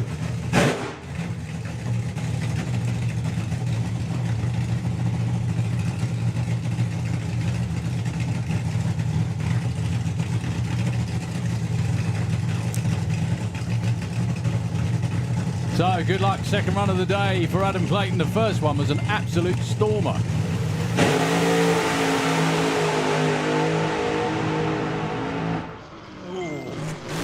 All fuel altered, doing fuel altered things. 7:39, 125 miles an hour. And if anyone beats that for driving job of the weekend, I don't want to see it. No, let's have a look Let's at the have a replay look on at the the live stream. Yeah, that was unbelievable. Not sure what happened. I think something came loose. Adam, goodness me. That was everywhere, and he still held it together. He got the chutes out, and he stopped safe and sound in the shutdown area. 7:39 at 125 are the numbers. The short numbers were much better than earlier today. The half-track number was 4.20, 168, but I think he was already sideways by then. We will have a clean-up to do in the slick tricks lane. I'm not sure. I don't think the engine burst because nothing. It still looked absolutely fine, but there is a trail, possibly from Adam, all the way down the shutdown area. Give the team a massive round of applause, please. Phenomenal driving. That man has won driving job of the weekend before, and I think he's staked his claim to it for the second time after that one. Wow. God, no more of that, please. The really fun part as well is you got Robbie Grabham sitting behind in an altered. Yeah. Just watch that. Goodness me. Anyway, numbers as well for all you number fans. 104 to 60 foot, 330 was 2.78. 8th mile was 4.20 at 168. That was shoe-in for a good low 6-second run. But there is going to be... Yeah, that's where it actually burst. The car was going dead straight. You see where Bob's standing? The car was going dead straight there, and all of a sudden it hooked a massive left. How that stayed on... Well, it didn't stay on 4 wheels, did it? Really? It stayed on everyone, but we're going to watch the replay again for all you guys and girls watching at home. Look at this. Adam, it lets go about there. The car goes way out of shape, up on 2 wheels, doinks the block. Almost 4 wheels off the ground at one point. Yeah, and he still has. See, this is what good drag racing drivers do. Has the presence of mind when the car goes out of shape to pull his chutes as soon as possible. Yeah. The other thing I've got to say as well is that fuel altered, unlike a lot of the other AA fuel altereds, actually has the funny car headers on it, the big long headers. Yeah. And I think they probably saved Adam on more than one occasion. They certainly saved him when he did the Dragstalgia one a few years back. Saved him from tipping over. They did, totally. And I think that might have saved him from tipping over as well. Anyway, folks, we're going to be down for a little while by the looks of everything that's going on out there. So please grab yourself a drink, whatever it might be. If your name's Adam, go and have a lie down in the cool room. Find a cool room. Yeah, that's it, if you can find one. And we'll be back with you as soon as we can. Robbie Gradham is still round here to go. We've still got loads more Run What You Brung stuff coming your way, but we do have a clean-up job and a half in the Slick Tricks lane. So back to Nitro FM. We'll be back as soon as we can.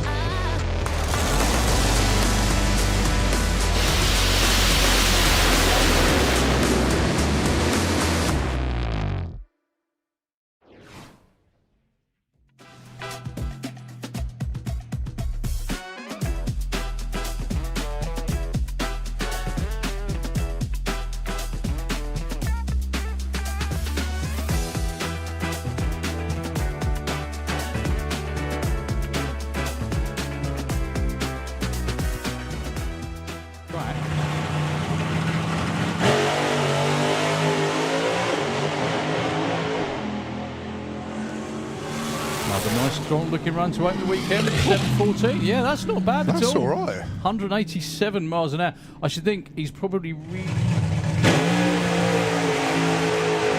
That's the one for Adam. Oh, he was just thinking, I will take this a bit further. 7:23, 138 miles an hour. Excellent opening numbers for the Firecracker. 1:07.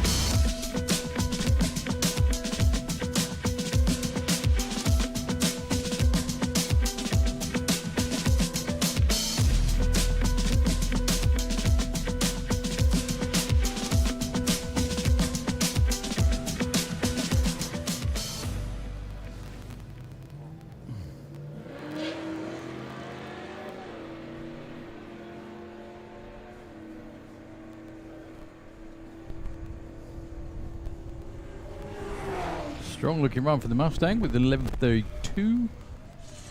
Other lane 13:48.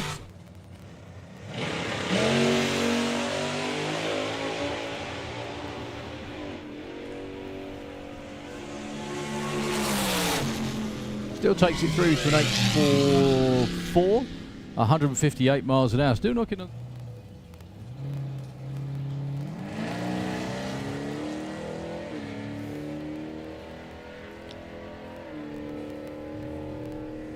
Well, the Ford all the way through. The little Austin pickup.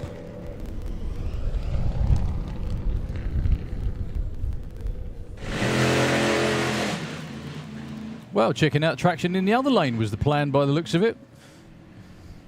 Well, the car did actually launch really well. Went 1.15 to 60 foot. However, he was off the throttle a millisecond after that because he was nearly in the other lane. The car hit the wheelie bar really quite hard, and that drove him to the left. However, the car still...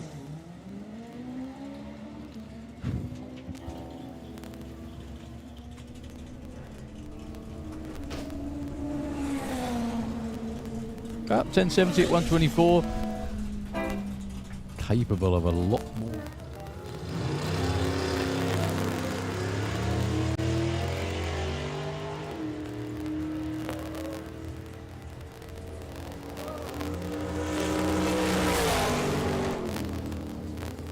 Nice pass there from Tom. 1091, 123.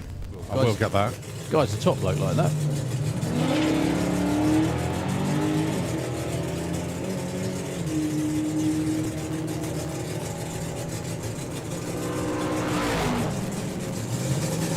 .1024 for tomorrow. And headhunt.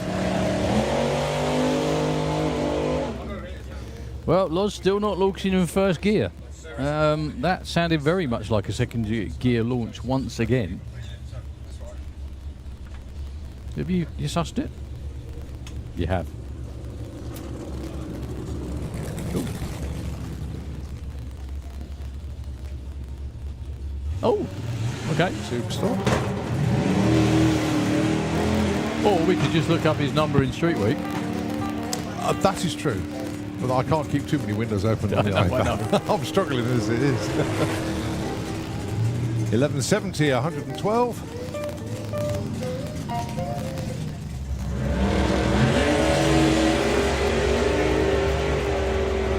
Kind of like that, really.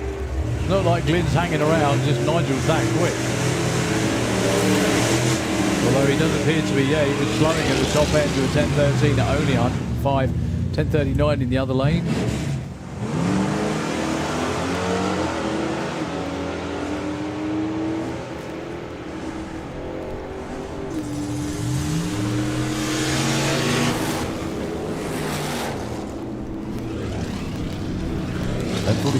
And 12.72.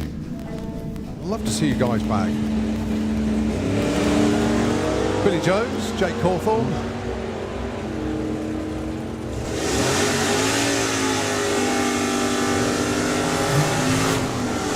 .1059 and 1079. Not bad at all.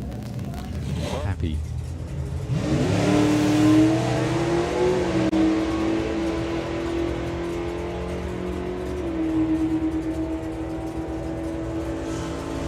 So 11.2 I reckon for Sai. 11.39 actually slowed up a little bit. 11.17 in the other lane.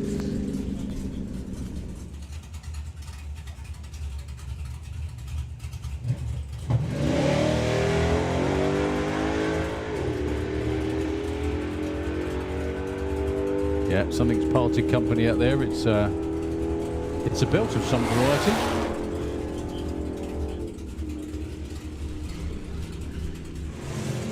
That's more like it.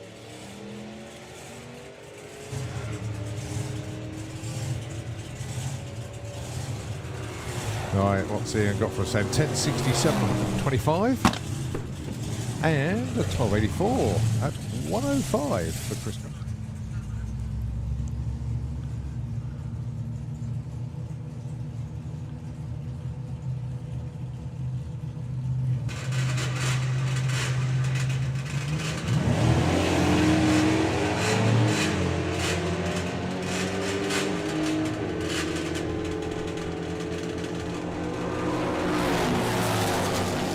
Oh, 1085, she's getting quicker. That look has changed on the top. I have, yeah. I remember the nostalgia trees. That's not going to be one to remember. Box full of neutrals after first gear.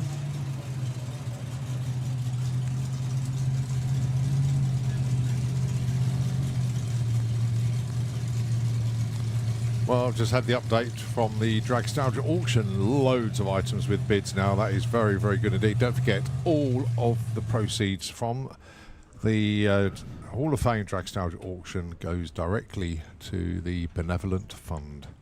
Very rapid rover.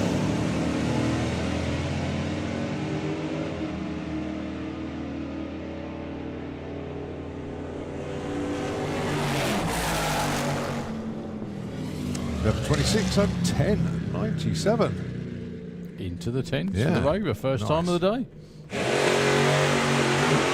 That run sub 7 and Robin owns them both. 7:38, 180.63. Blown. Well done, folks. Pair of gases going out this time.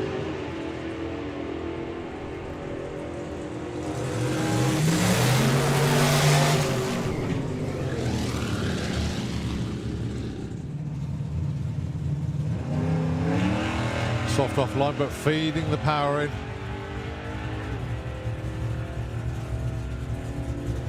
Should be another low 10, but can it dip into... Oh, we're not getting any numbers. Oh, frustrating. Oh, So instead of Chevelle. well. So it shares a baby lot with Chevelle. it's basically a Chevelle, but they So call it's it a a lowest Malibu. spec Chevelle, then, Yeah. Yeah.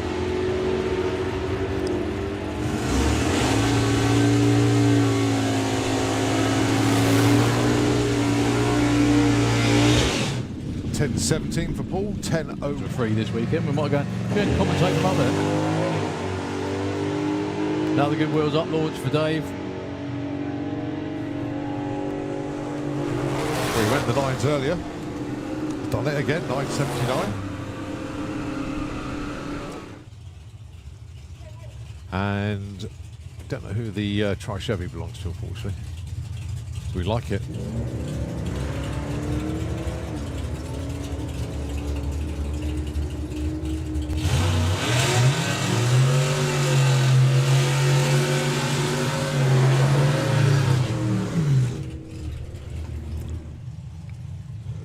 Well, I need to check to see if Ted's actually booked in on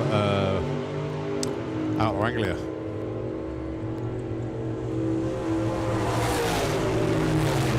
$9.75, nice looking run, and a 10.93 for Kate. 114.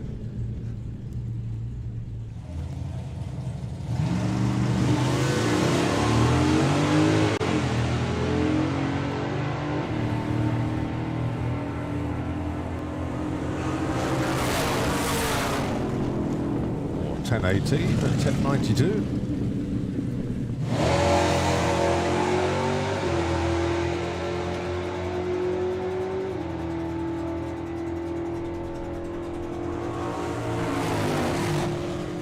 $10.75, 11.33.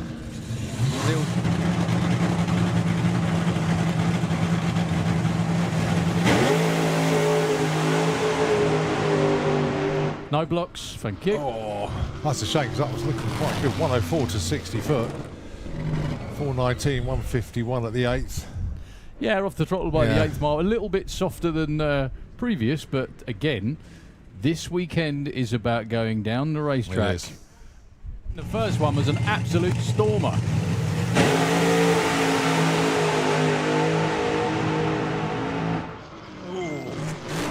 All fuel altered, doing fuel altered things. 7:39, 125 miles an hour, and Oh. if anyone beats that for driving job of the weekend, I don't want to see it. No, let's have a look at Let's the have a replay look on at the the live replay. stream. Yeah, that was unbelievable. Not sure what happened.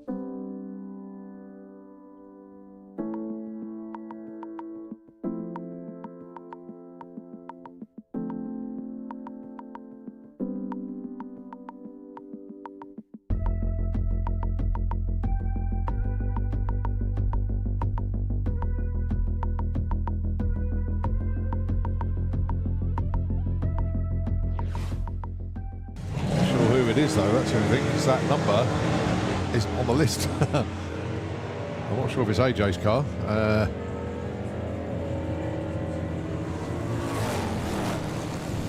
11:35 plays 11:91. It was the flag starter at the event. Was cruelly taken from us too soon. So 1080, 125. But anything, everything, all the memories, all the thoughts are, well, that's Glenda's number. And I thought, oh yeah, it's Glenda's car. Excuse me.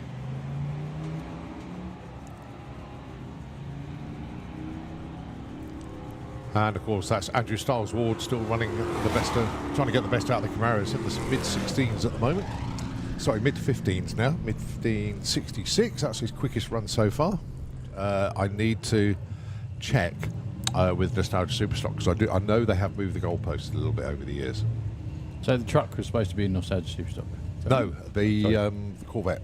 Sorry.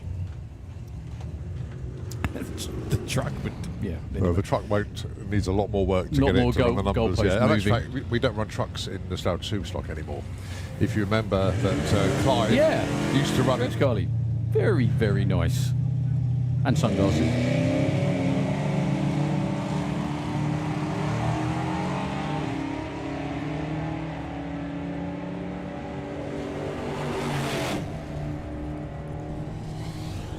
.18 for the Rover, very speedy indeed, and a 13.13.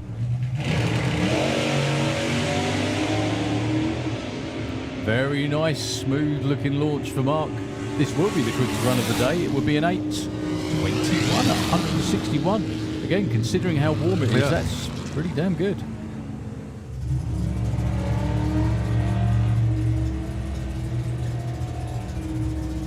So Alan Matthews looking good with the Mustang there. Not so quick this time for Alan Payne. 11:32 and 12:99. Circus. Big wheel stand. Not a flinch over there by the barrier. Good to see. This is where they check their lenses, check the back of their cameras to make sure they caught it. They always do. Then you get the nod. It's like, yeah, I got it.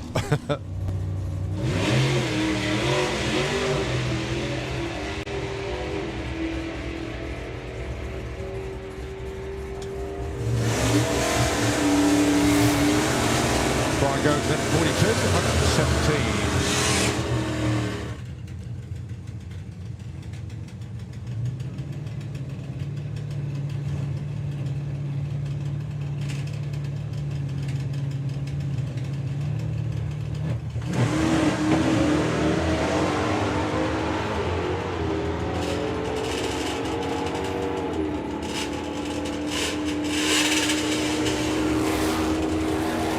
.53, 12:94.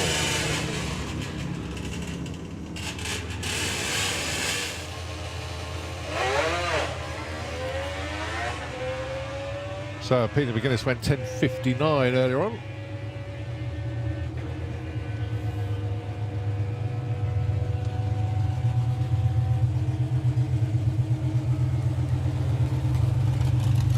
Coasting to a 16:64 this time round.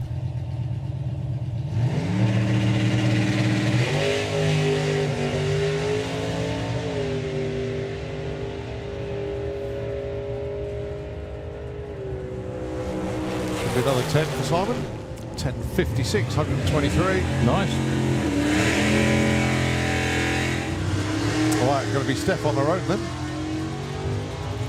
Now with a good set of wheelie bars on there.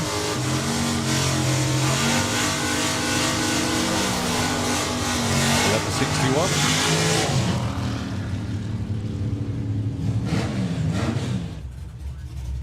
Don't forget lunch break scheduled for 12:30.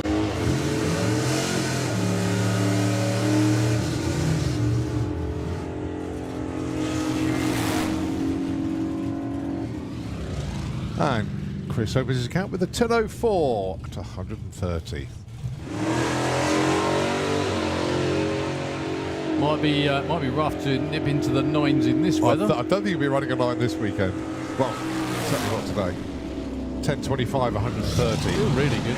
That's better. Oh, a little bit of a pedal. That should be comfortably in the 9s. Oh, yeah, 946, 149. I love it. That is such a cool car. Lovely.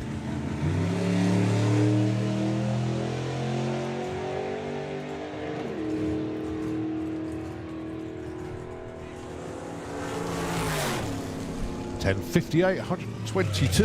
Nice little opener.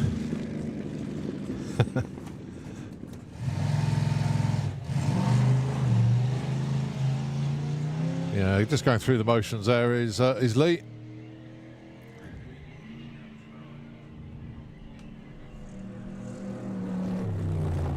Yes, cruises through to 13.58 and 94.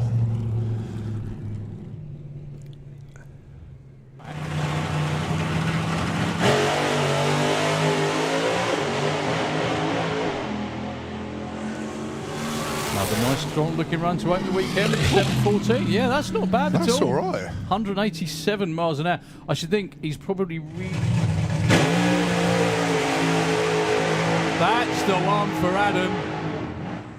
Oh, he was just thinking, I will take this a bit further. 7:23, 138 miles an hour. Excellent opening numbers for the Firecracker. 107.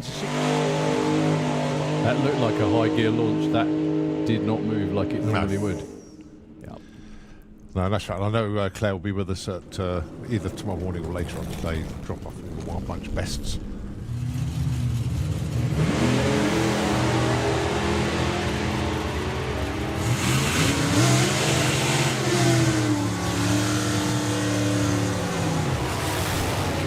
Very good looking race, actually. 11:05 to 10:86. You managed to pop the wheels up.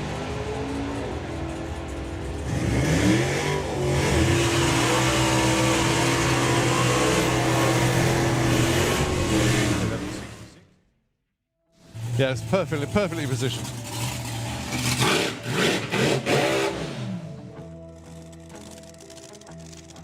Sorry, Robbie, we both did the same thing.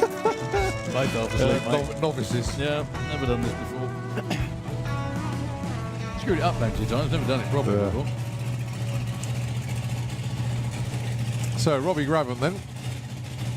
With a bone, big block Chevy on board.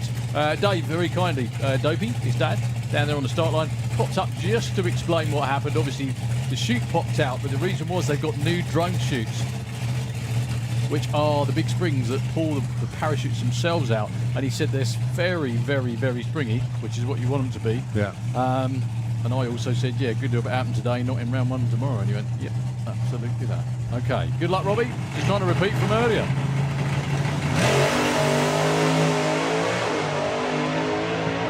I think that will. 7:02 earlier. 7:12. Nice. 188. Oh, Mr. Consistent. 7:14, 7:12. Love it. No need to step it up, change anything, or Yeah, just leave carry it on alone. as you were. Nice one. Overjoyed with that, I think, Yeah. as they should be. Sitting around waiting for a while to do it, so.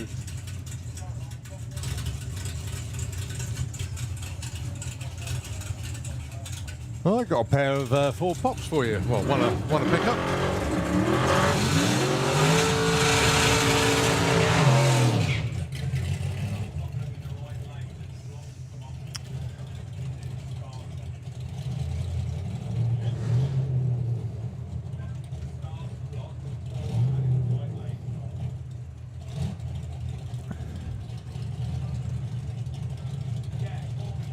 So, Freddie Taylor behind the wheel of Lee Taylor's pickup truck.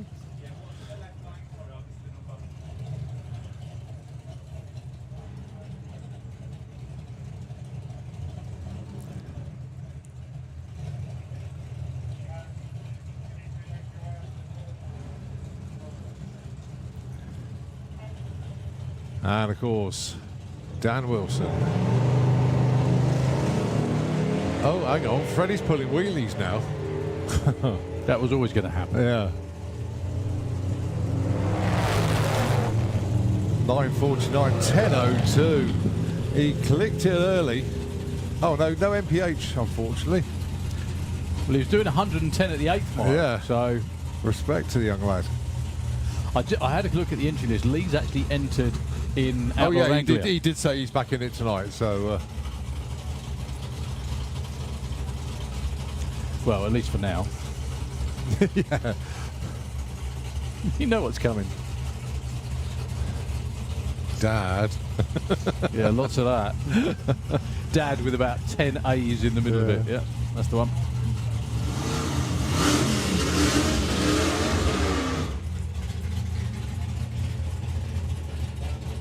No, I think that's Spencer Tidswell. Nostalgia Supersonic 222, pretty sure it is. I think you're right, mate. I seem to remember that, Carl.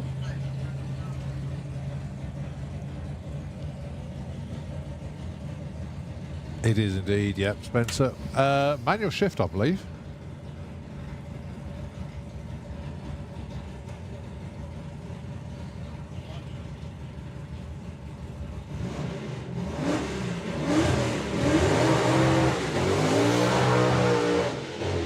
That's definitely a manual. Can you see the gap between the know. shift? Look at on the tyre tracks. How cool is that? Yeah. Won't like the number, but I'm sure it was fun. No, the entertainment value was there. It's a little bit of gold dust they put down there, isn't it? Looks like it. I don't think so. No? You can Normally, see what, I mean, unless I'm looking through it rose-coloured spectacles. But, no. He's just he spun instantly, and it when they spin instantly, it takes the it takes the rubber off. Ah, right. So the very simple solution normally is just to spray a bit of grip juice on it, and then the next car over it, it reattaches.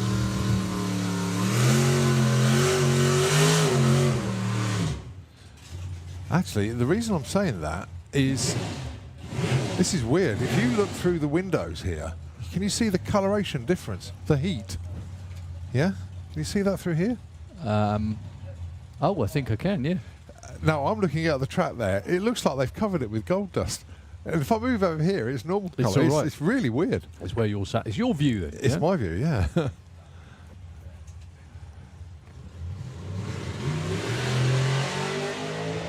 Beautifully judged wheelie again. So what's Nick got for us this time? That'd be a 10.20, 127.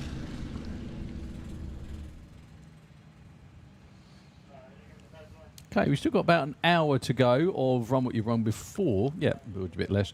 Just before we get into... Yeah, there's another dinner break. Well, yeah. So Yeah. okay, we had a lunch break, it'd be a dinner break, and then obviously say we go into official classes as such, just sessions. The Willis Wars has their own session. The Wild Bunch have their own session. Supercharged Outlaws have their own session. Q1 for the old school stockers, for Gasser Circus, Outlaw Anglia, and Nostalgia Superstock. And then to wrap things up on track, Dragstalgia Cannibal Open Test Session.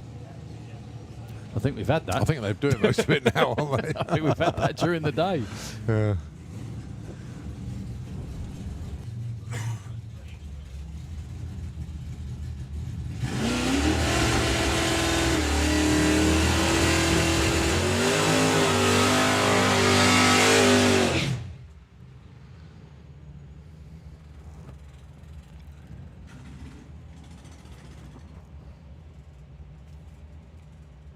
So, John Pratt, once again. John's got quite a few runs in today, making the most of it.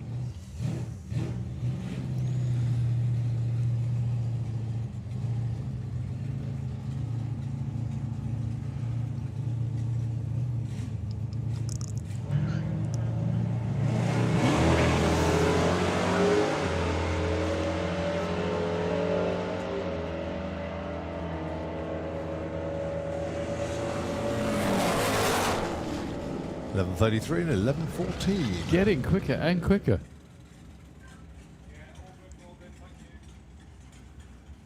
There's quite a few in the lanes, to be fair. Yeah, absolutely. All getting their last practice runs in before the scheduled qualifying this evening. So we kick off at 5 o'clock, don't we? Is it with Nostalgia Superstar? No, it's Willis Wars. Okay. Yeah, and Nostalgia Superstock is the last class to run today, and then it'll be into Nostalgia Cannibal Test, if any of them are left. God, that's interesting. I was just looking at the two red lines coming from... It looks like it's part of the chassis. But we haven't seen this car for a little while. The Long Tight Fit time. car. Remember Danger Russ? That's what they called him, Russ Heaven. Heaven, yeah. I think Russ resides in Spain, unless he's moved back.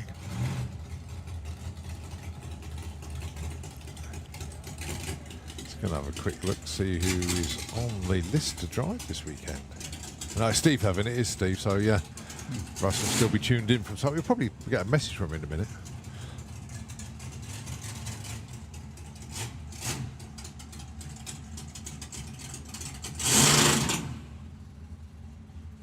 Well, it just went up for the... Not running smoothly. Yeah. Now not running at all.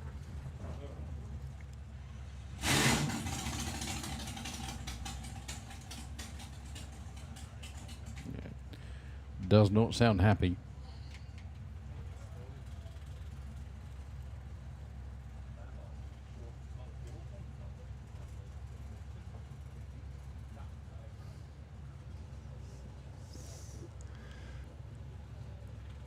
So looking in the lanes, can see Dominic Sharp over there, can see Chris Shell. They're the two that are ahead of the lanes at the moment, as Steve Heaven just being pushed back. But so good to see that car back out again. It has been a while.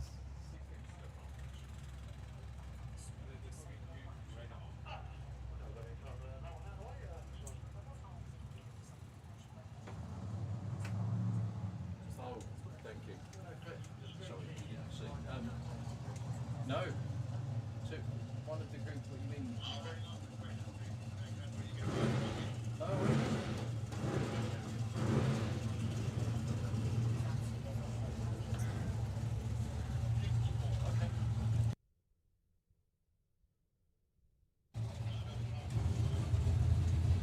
Right, so it looks like Dominic Sharp and Chris Shell underneath the tower coming forward.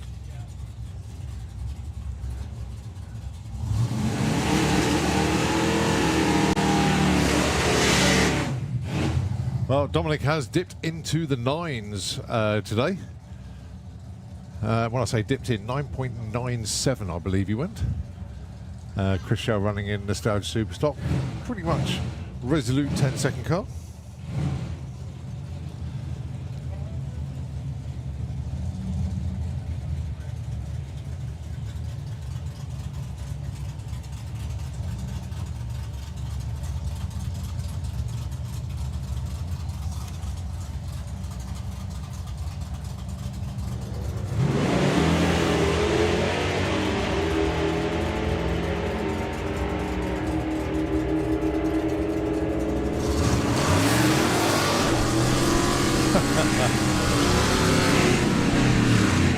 I snigger because he went 10:01, 9:97 and gets one slap bang between them, 9:99.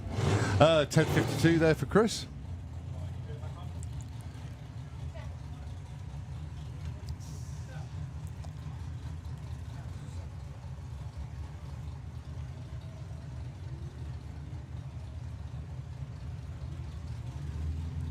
Right, Tom Margerson then. Nicely away.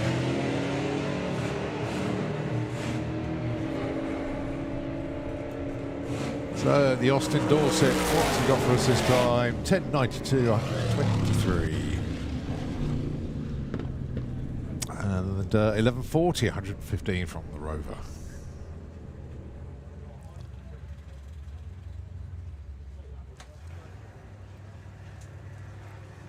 All right, coming round now, Jared Heathcote and Richard Granger, by the looks of things.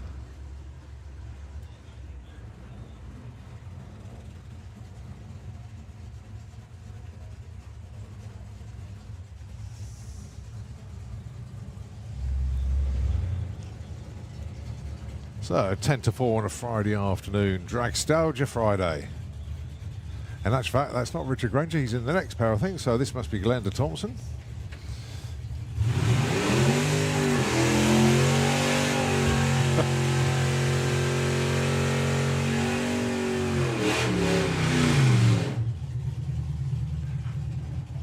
Just thinking at the last event, it was Kiwi's birthday on the Sunday. Right. And I was taking the mick, as you do when it's a drag racer's birthday, when they reach pension age officially. Oh, wow. Yeah, so I was letting him have it. And everybody was messaging him saying, "Yeah, what Colin's saying about you? Do you know him?" And he was going, "Yeah." Yeah, that's what you're supposed to do. That's what you do, isn't it? Yeah. Oh, good fun. Mind you, he does rock up on his birthday, wins a big bracket, and wins his class. I mean, he was 2 for 2. Couldn't be beaten all weekend long. Very nice way to celebrate your birthday. Yeah, that's the best way to say, yeah, and age, what? What are you talking about? Yeah. What are you on about?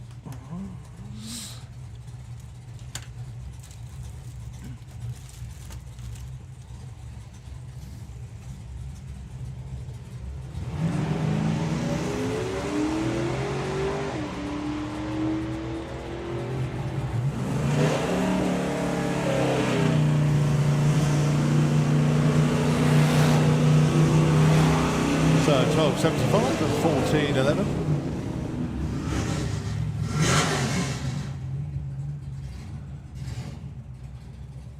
Right, this time it is Richard Granger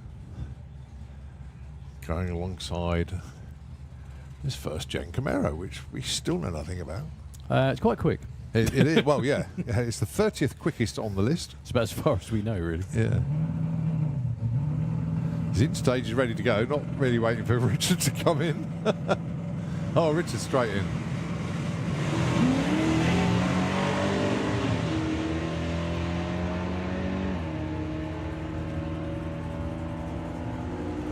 Certainly on the hunt out way from 1035, 132 against 1182, 119.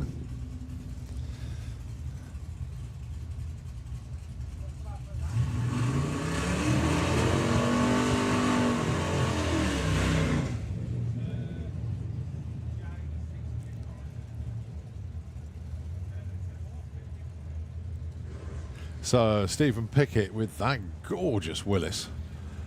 Alongside Mick Deacon.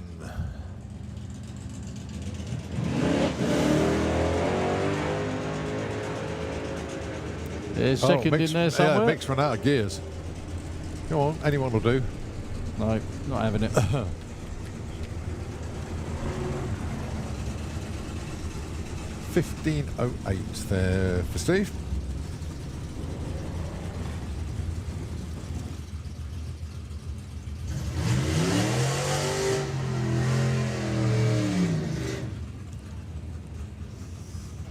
Right, we now know this is John Kellett with the 57 Ford.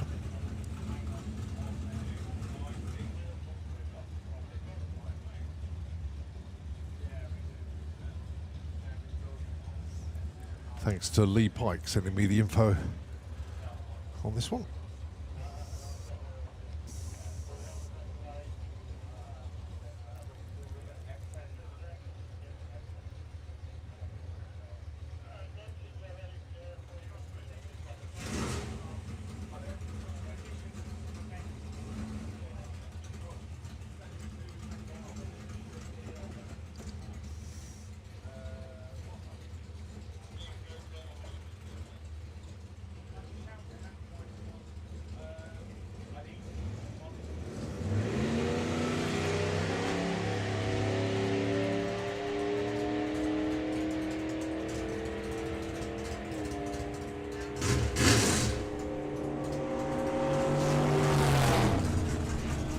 Fourteen, 17, 98 miles an hour at the top end.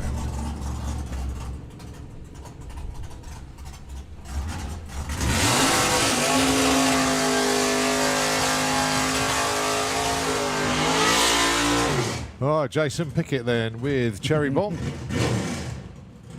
Tyres weren't warm enough, apparently. No. Winner of the first round of the Gasser Circus series this year, and then proceeded to go out early in the second round. So by up, down, up. So he should be on a rise this time round. Should be contender for the win. Mind you, they all are. Hasn't pulled the monstrous wheelie yet today, don't you think? It's too hot out there. That's a bit further.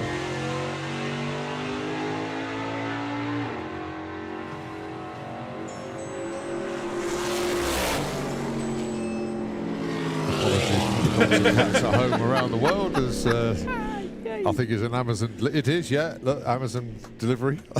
Back on form, mate. Back well on done. form. We've waited a while.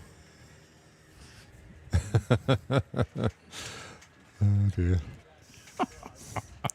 Well, it's on your tablet, isn't it? It's not on your phone, at least. Yeah. Anyway, sorry.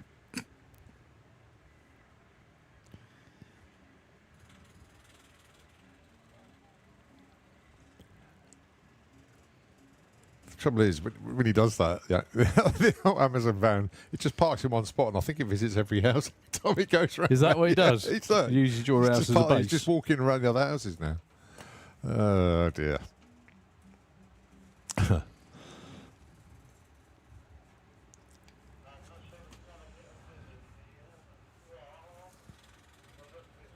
Yeah, before, because it used to come through on the phone, and that was really loud, and it used to set all the dogs and cats off and everything, and it did.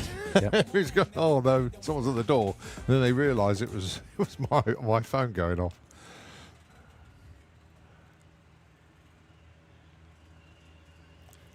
So a little time check for you here. It's approaching 4 o'clock in the afternoon. I hope you lot are coping well out there with the intense heat.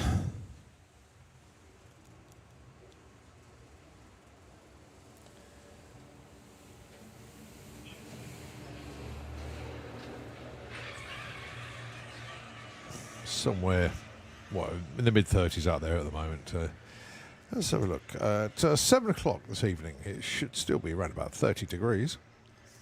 8 o'clock drops to 28. Oh. At 10 o'clock tonight, it might drop to 24. Might, yeah. By 1 o'clock in the morning, it will still be 20. The coolest it's going to get is 5 o'clock in the morning, 17. I'll be up then. Yeah. Now then, predicted high tomorrow is 29 and a little bit of cloud cover. Significantly cooler. It is. It's like an 8-degree drop, isn't it, tomorrow? How that? And Sunday, now then, obviously, anybody can go on any weather app, take your pick. Sunday, looking at like a high of 24. No. It's almost bearable. Yeah. And that looks pretty fair for the rest of the week as well.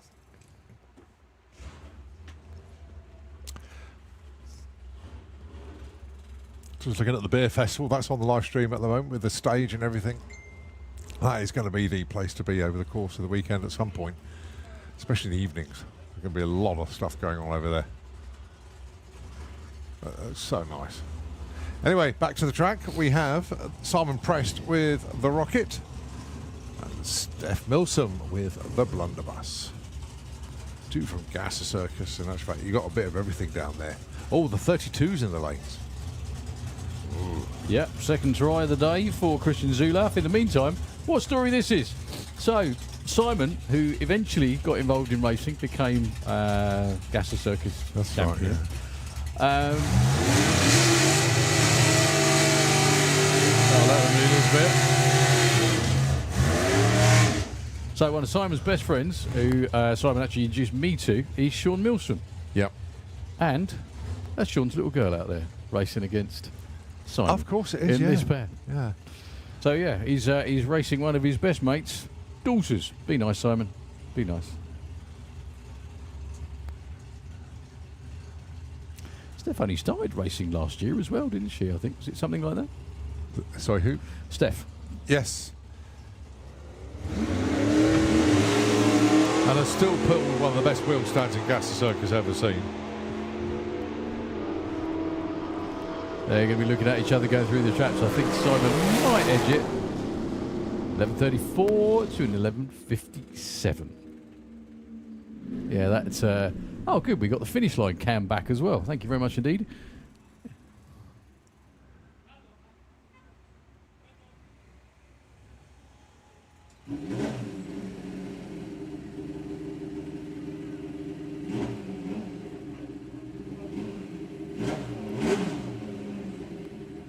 So Danielle down there with the Moonlight bike.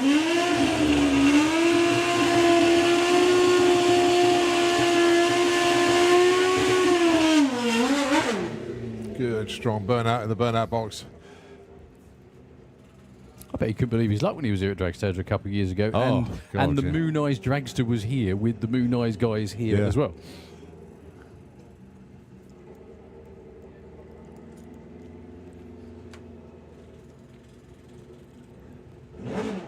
I still hear from Shige occasionally. Do which you? Is, yeah, I Yeah. do, yeah. Oh, there we go. Gear. Sorry. He sends me the Moon Eyes catalogue every year. Like, massive. Fantastic. And, yeah, it's just some lovely stuff. Right, try again. Hopefully in first gear this time.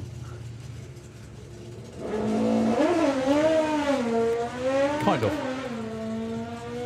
Bit of right hand down. There we go. Nicely done.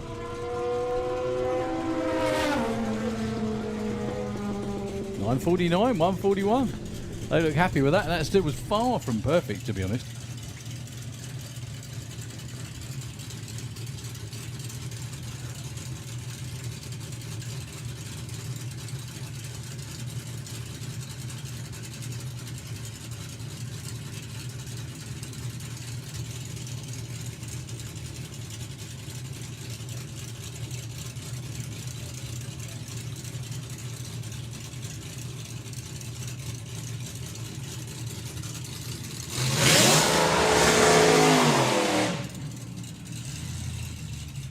Well, the only colour I know that burns out like that is in Armitage. Is it again? I can't believe it.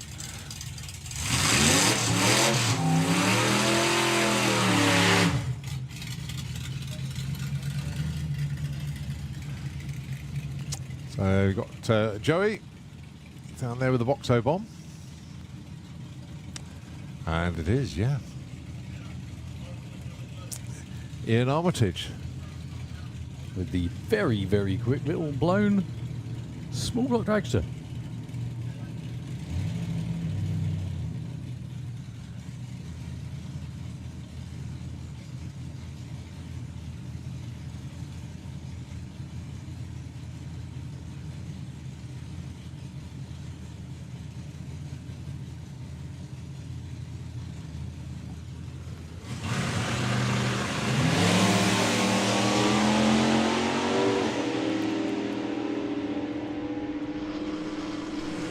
Looking run in both lanes. The little dragster goes. 885 and 150 in a tiny amount, but that doesn't matter. To a 1092 at 118. Do you know, I was thinking about this. So it's like 36, 37 degrees out there. When the first time I ever took my dad to Hockenheim, which is when I was working and I went with the whole family. 41 on the Friday, 41 on Saturday, 41 on Sunday. It was excruciating, as you can imagine, obviously. Yeah. However, that was a full-on FIA international event. That Yeah. was the whole thing. Oh. It was just, that.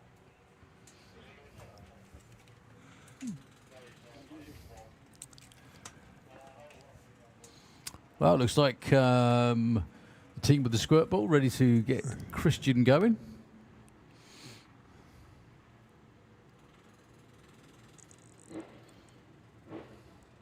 Just waiting for all the thumbs up from the track crew.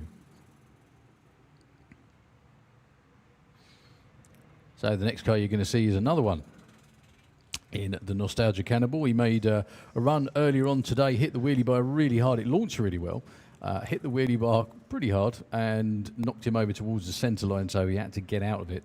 But at least the car launched. It went. Now just to get it going in a straight line.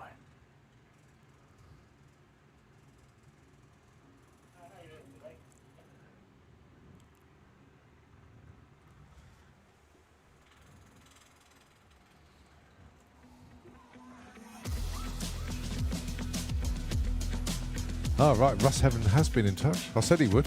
Go on. Yes, Russ has just messaged in. And he goes, Buenos dias. Well, there's a clue for you.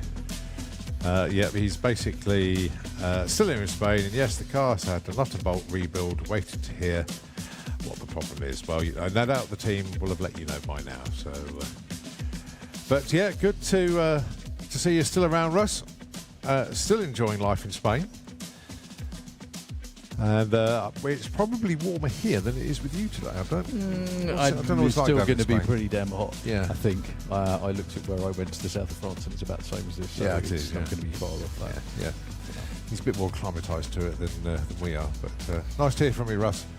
And good to hear life in Spain ain't too bad. Of course it's not.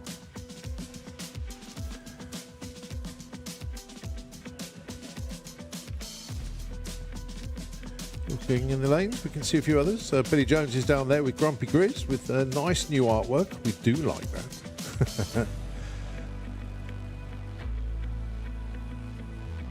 So yeah, about 25 minutes or so to go till our next hydration stroke break.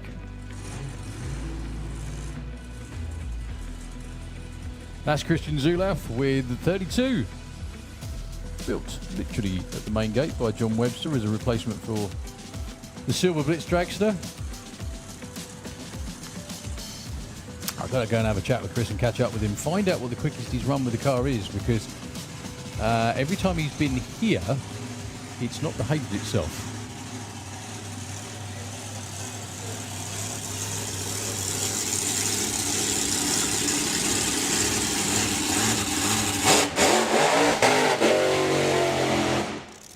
Only got the younger burnouts though.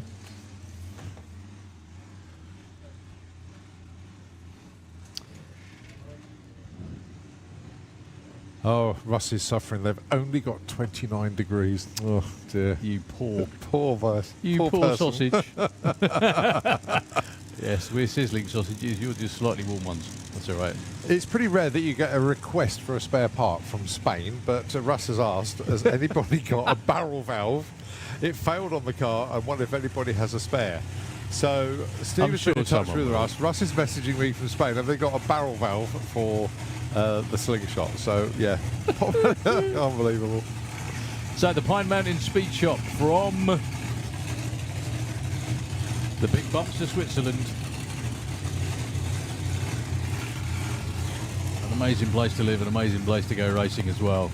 Have you seen some of the there's a photograph that Mia put up the other day of them waiting to run somewhere in the mountains in Switzerland. Just amazing. Just the whole team standing with the car with a great mountain in the background. Whoa, that was not the plan at all. Well, the wheelie bar that sent the car over the centre line earlier, unfortunately, looks like the wheelie bar did not do its job and the car went way too high. Chris brought it back down to earth. He's got the car stopped.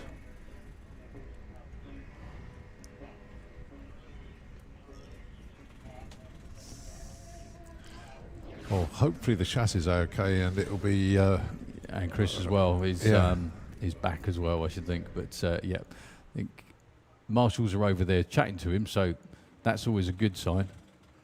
That was 1.23 seconds, 60-foot time on on the back wheel. on the back wheels as well. That was flying, unfortunately.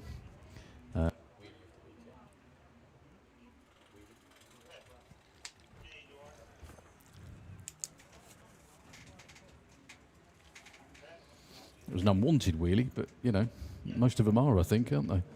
Yeah. I hope everything's okay. We're just gonna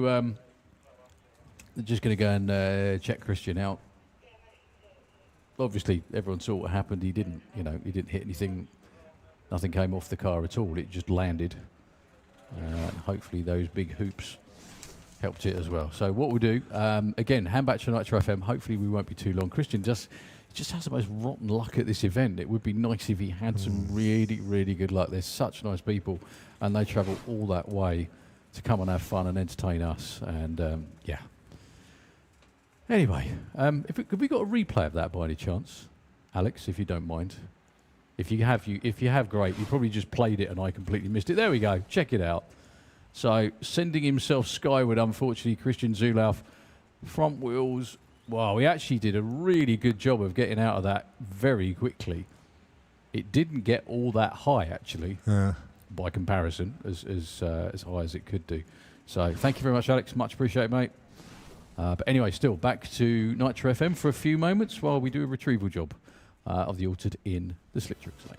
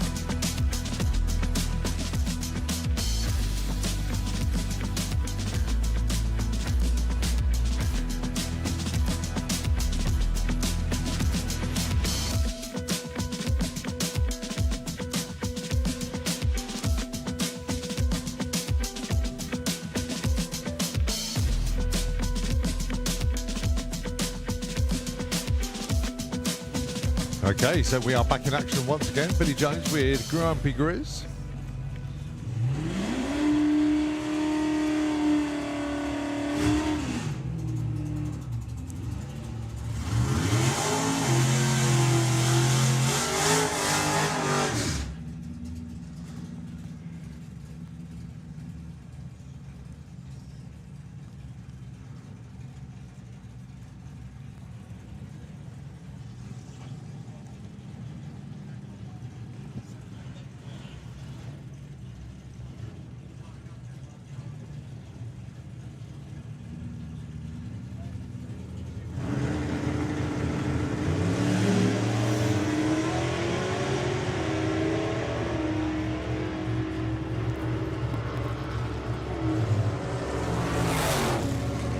.46, 123, and Mike Graham goes 12:51, 86 miles an hour.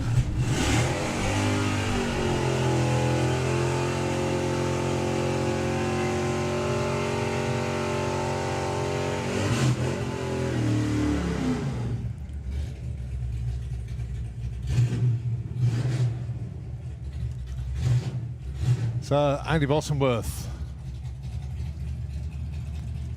And I think it's about third run of the day for Andy, going alongside Alan Matthews.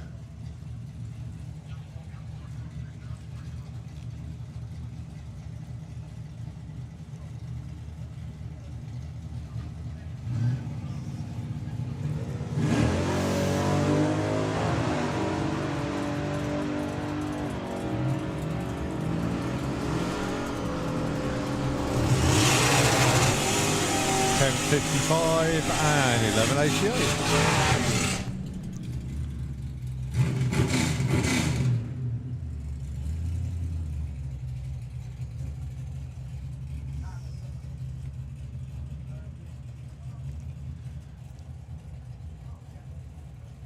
So Gary Nash. Now, the Lance and Anglia has been pulling some pretty leery wheelies of recent events.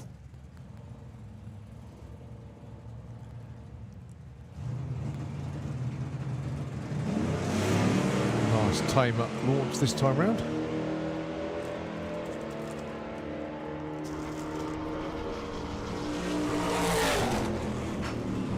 Still goes 10.45. It's really got 98.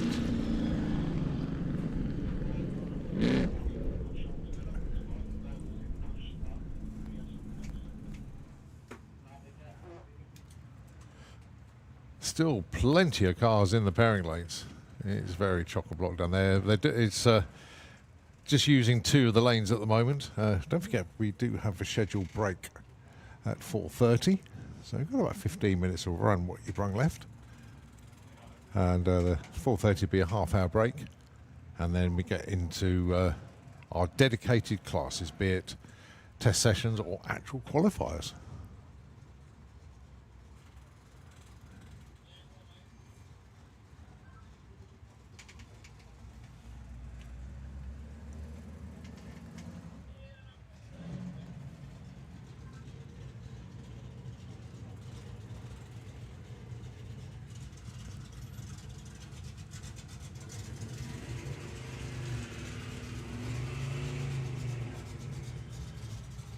Oh, Dave Tildesley appearing in the Kestrel lane.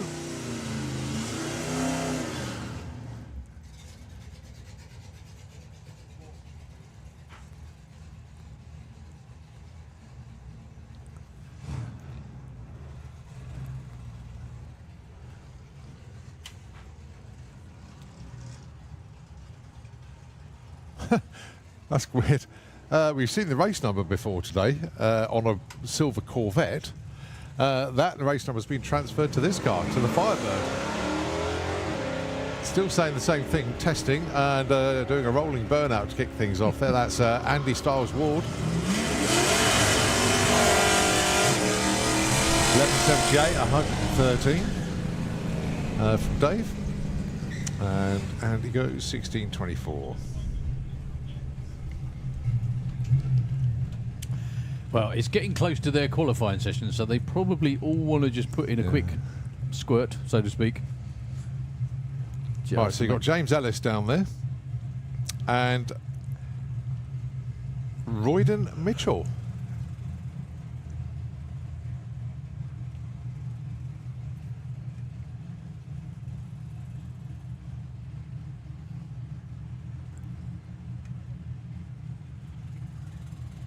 First run of the day for James in the Slick Tricks lane.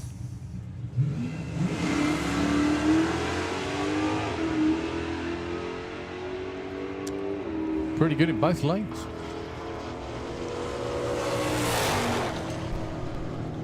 $10.67, $10.98. Okay, Jake Cawthorne rolling around underneath us next.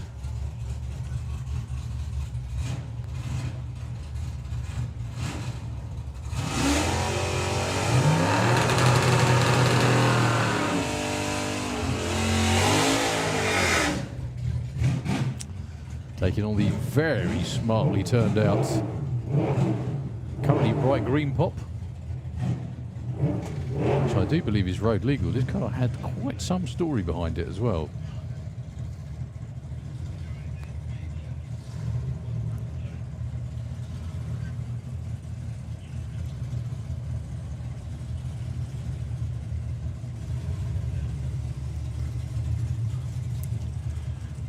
Yeah, so Ray Jackson with the pop.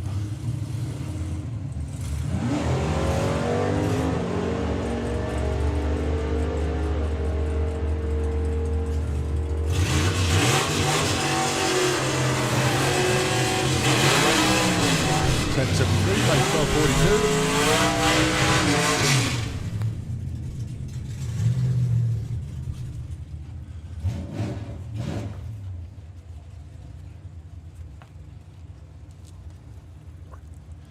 So Peter Nash, well, we saw Gary Nash earlier. As I say, this is Peter Nash.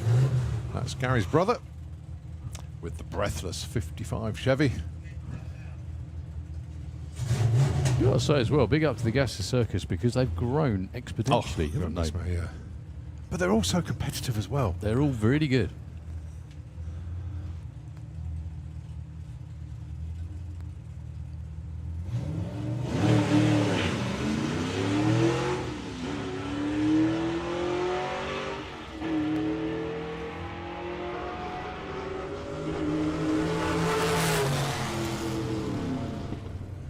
.1182, 117 miles an hour.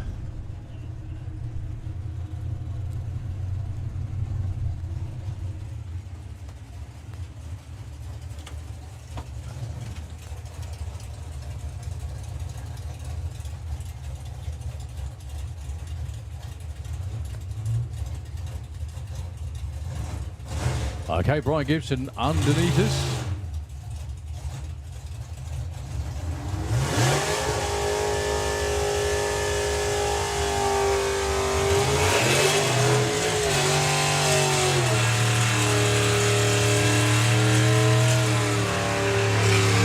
Now, am I right in thinking in days gone by, one of the original Dragstalgias, the high roller car over there was Nick's?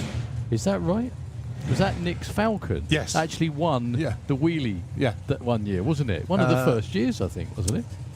Not sure. No, Nick didn't win that because the wheelie that Nick pulled with that car was at the Summer Nationals. Oh, okay. When he's on alongside the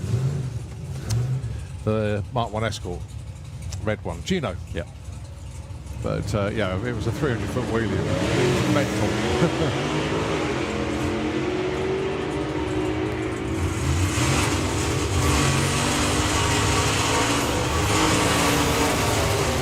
1090 plays level 44.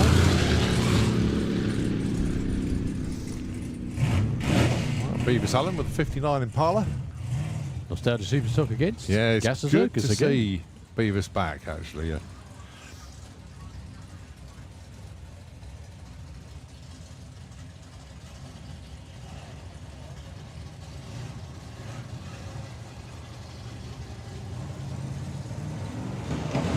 So Dave Wood. Tell me, these Austin Dorsets and Austin Devons seems to be one of the cars of choice in Gasser It Circus. does. There There's seems to about be 4 or 5 of them now. Few of them about.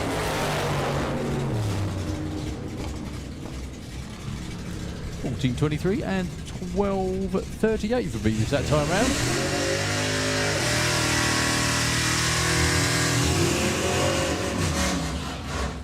Okay, Ty Strevitt and Paul Fleckney, your next pair.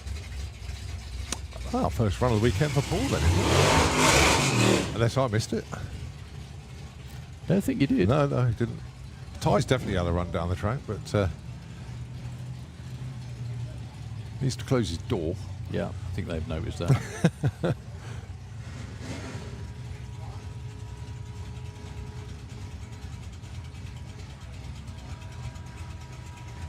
So somewhere in the 11s for Ty.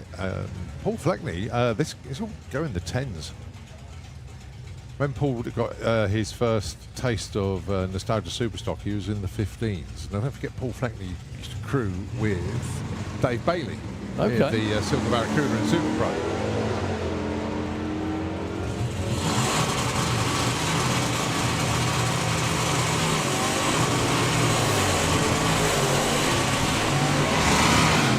Nice over the ball, 10.57 and 11.55 for Tom. So Rob Cawthorne.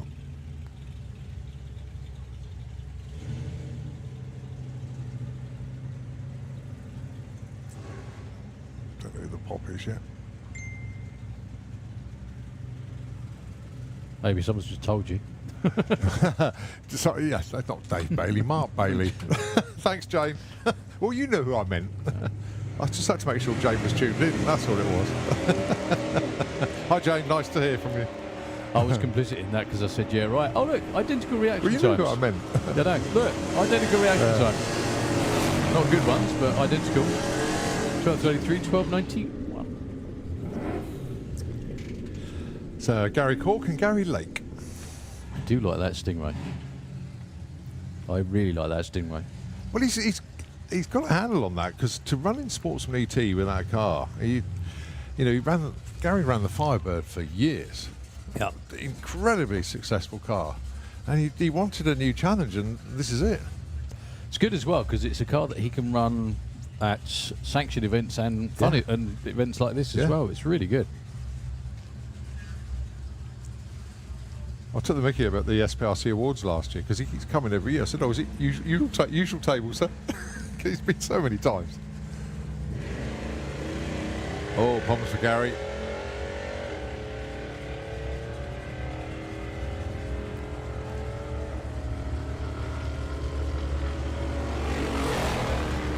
Yeah, 12.73, 104 there for Gary Lake.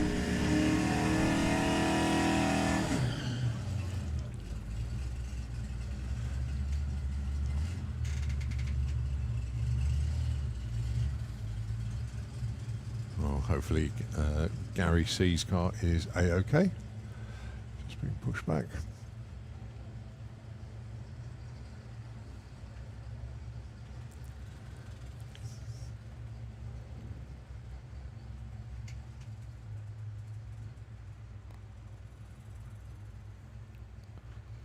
Aha, right, they're coming down together. I've got a little story to tell you when Paul Hammond and Dave Caruso go for a run.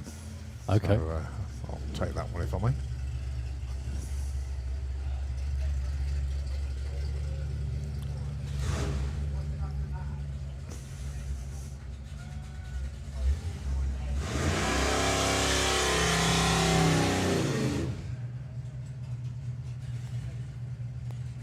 So, Pete Walton.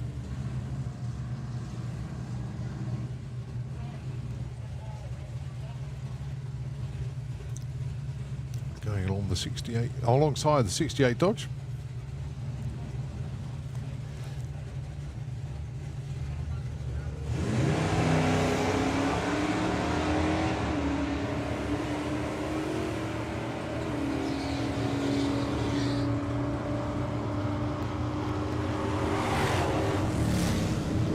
.46 and 13.35. Well, whatever the issue was for Gary, he's okay. He's here to run.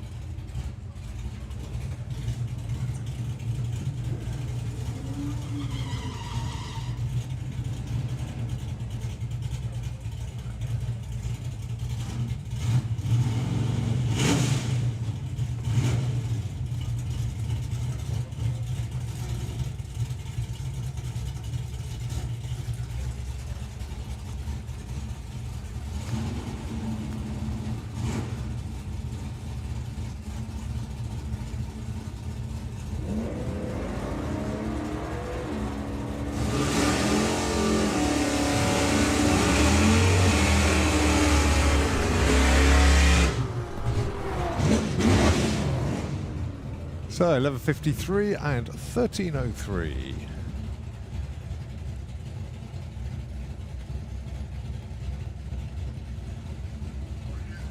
So these two, once again, Paul Smale and Chris Goodell, pair of Chevys.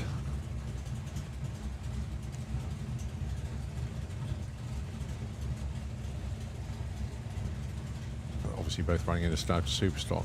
Chris will be somewhere in the 9899s. And Paul, 10.0s, 10.1s, but he can go into the 9s. Whoa. Almost went into no man's land in the middle there.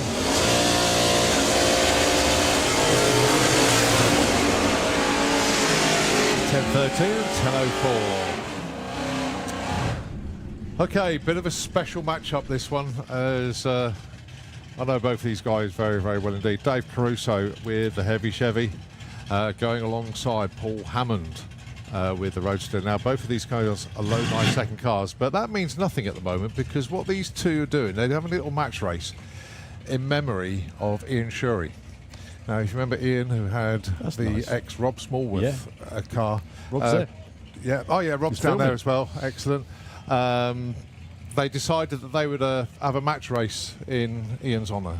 Ian, as we know, passed away just a few short months ago, and these two decided to honour his memory, that they would have the last pair, if they could strike it that way, in Run What You Brung, would be dedicated to Ian's memory. No doubt there'll be a beer or two consumed after this.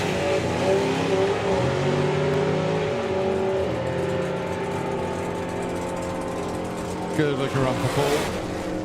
9:23, 142, and a 10:55, 135. Ian, that one was for you.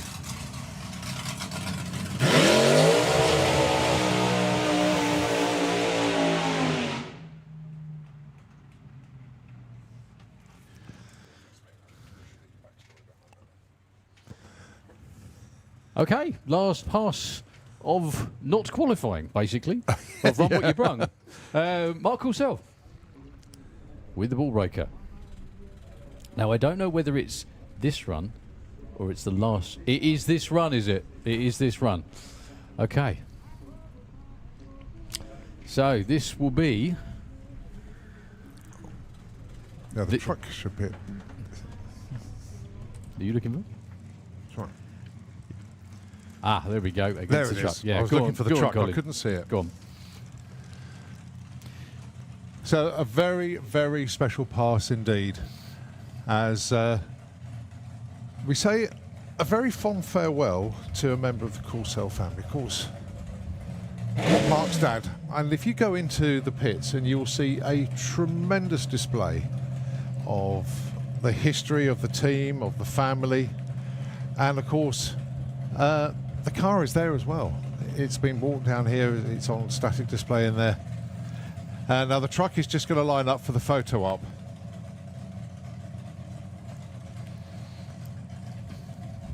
As Mark Courcelle does actually have a small portion of ashes in the parachute. And when he goes through the finish line, those parachutes will blossom.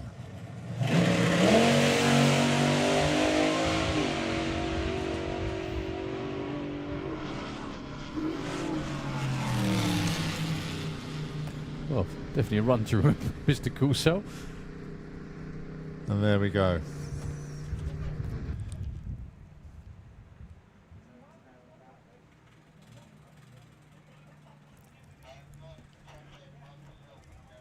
Came around very quickly for me to. Typically, the iPad decided then it wasn't going to play ball. To give you the full back story there. Yeah, the car's made the turn without the shootout. I think, unfortunately, that was Yeah. not the So plan. that was, well, the plan was to release Ian's ashes on the final pass of the day before the first class start eliminations.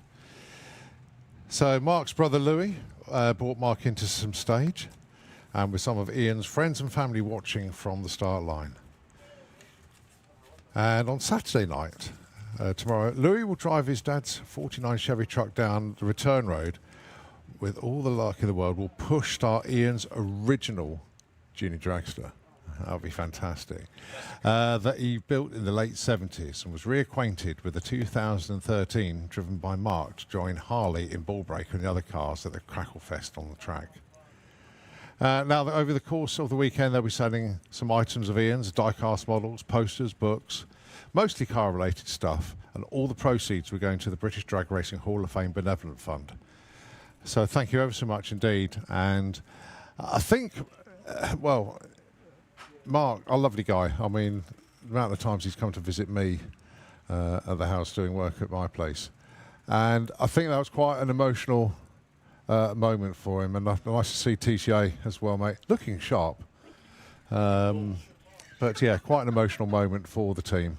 So thoughts with you all as they head back up to the top end there with the truck. And I'll probably find out later on that's the first time Mark has ever hit a block. Is that right? 30 years never hit a block till then. That's telling him something, isn't it? Oh yeah. Yeah, it really is. So, but thoughts with the whole team and all of Ian's friends and everybody. As I say, quite an emotional moment. It's been one of those days with the pairing before, remembering Ian Shurey, and of course that pair, well, that run, remembering Mark's dad, Ian, and of course Louis' dad, Ian. Harley's granddad, Ian. Just all runs in the family. Okay, so we are on official break. Time to get some more shade. Get yourselves hydrated once again, and we'll be back in half an hour, and it will be all the fun of our dedicated classes to come. So Nitro FM, if you can take over the airwaves, we will be back in half an hour.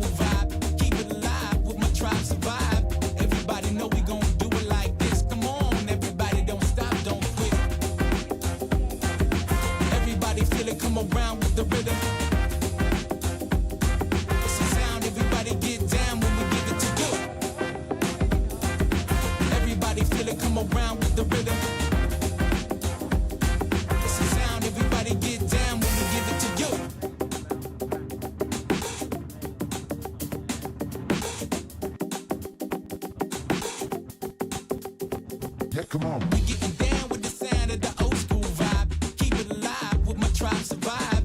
Everybody know we gon' do it like this. Come on, everybody don't stop. Yeah, come on. Everybody feel it, come around with the rhythm. It's the sound, everybody get down when we give it to you. Everybody feel it, come around with the rhythm. It's the sound, everybody get down when we give it to you.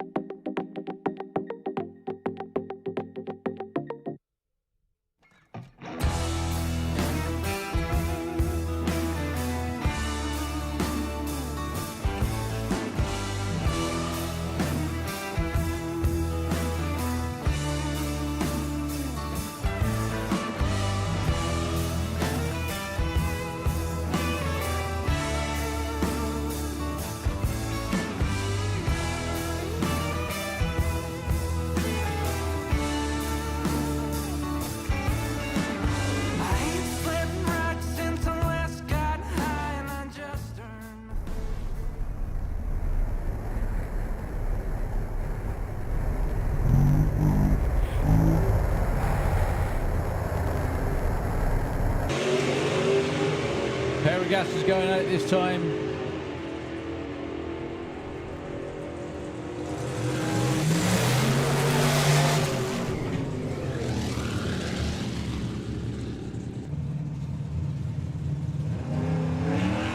Soft offline, but feeding the power in.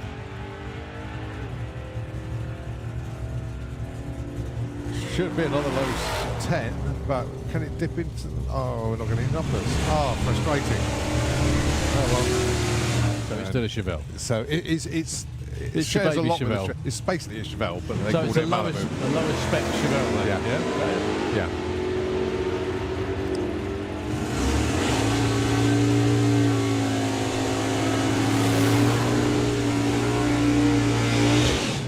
10.17 for Paul, 10 over 3 this weekend. We might go and commentate them up there.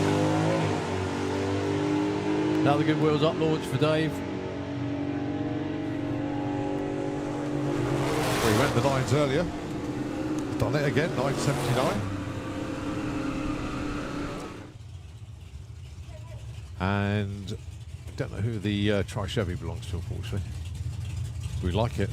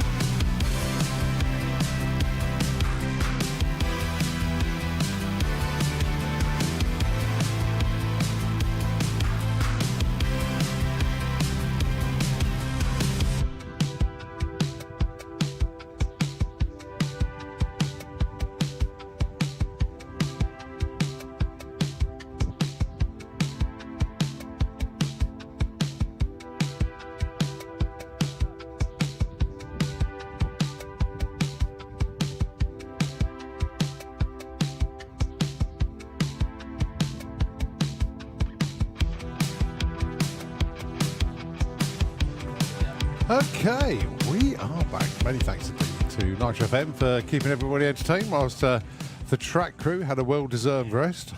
The pit marshals could stand down. The top-end crew could go and get some shade. So here we go then. It is the first of our dedicated classes. It's the Willis Wars. Chris Coburn, we've seen his car out a few times today. Going alongside Dave Hinson, the old Dog Garage 41 pickup.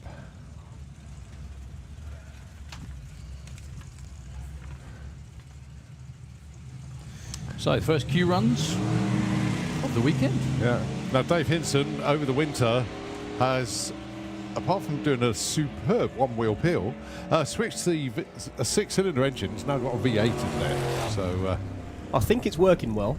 yeah, a little bit too well. Chris Coburn goes 1282.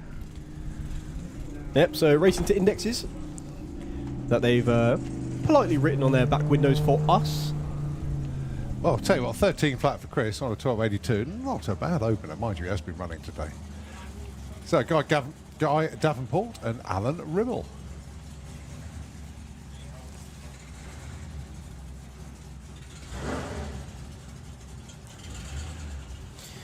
Just waiting for Dave to clear the top end. I've had one of the best request emails ever that's come through. Colin, thank you very much indeed for sending this one in. Showers at the pod are such a bonus, but could they please switch the heating element off in them? So, yeah, cold showers are the order. So, yeah, don't want any heat in the showers.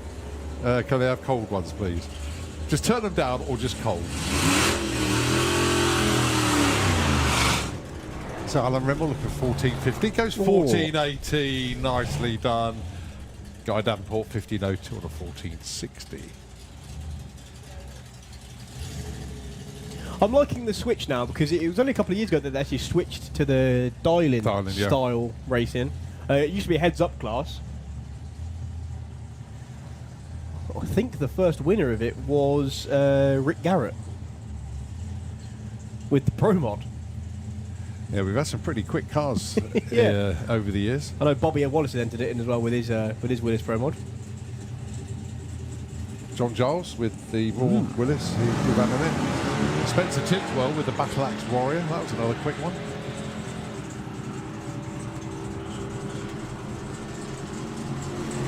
So Damien Baker looking for a 1080, gets 1143. Pike Murray looking to get to the other end of the track. Fingers crossed, but he's going very slowly. In fact, he's actually stopped now.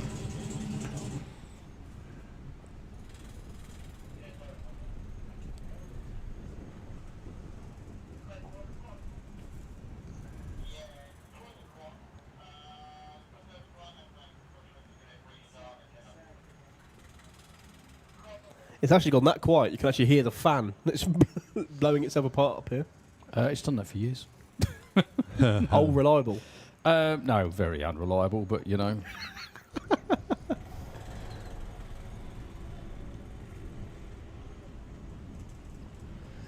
So, back behind the tower, we've got Wild Bunch up next. This is the first round of official passes for all of our classes here this weekend.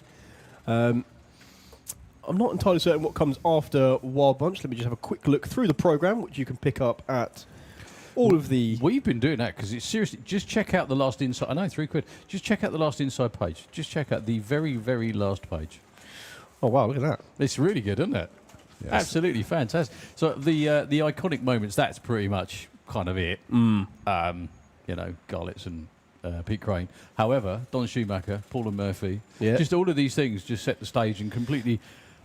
Not ruined, but improved our childhoods beyond measure, didn't they, Colin? Yep. Oh, yeah. That's got to be one of the most famous photos here. Talking about the picture of Bob Hawkins lighting the tyres up for a flaming burnout. I've seen that tattooed on people. Is that right? Yeah, and Okay. not English people either. There's many people who post pictures of that. I think it's in Drag Illustrated and a few things like that as well over in the States. Commuter as well, T-Rat. Awesome stuff. But yeah, just £3.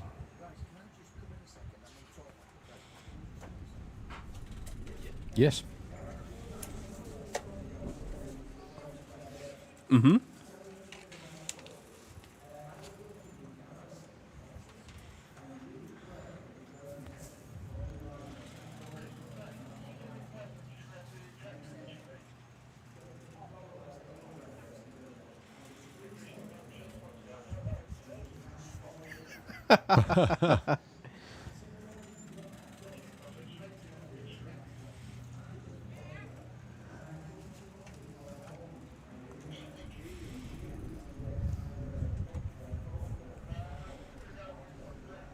Cool.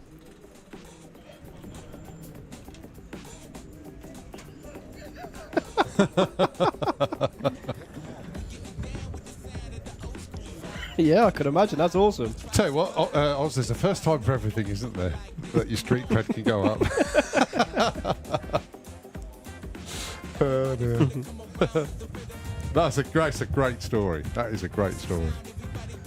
But yeah, just £3. You can pick up the official event program. It's not worth £3, is it? That's a £10 worth a lot program. more. Yeah, They're worth a lot minimum more. £10. But no, you can pick it up for £3. I'm actually just flicking through it now. That's all I'm doing. Some fabulous pictures and stuff. Oh, I'm in it. Well, hey, look at that. You're in it? Yeah, look. Oh, well, that's why it's £3. That's why it's £3. Yeah.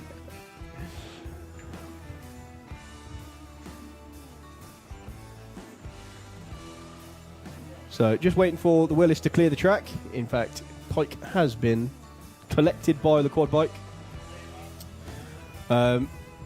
After Willis Wars, we have Wild Bunch. Then it is Supercharged Outlaws for their first run of the weekend.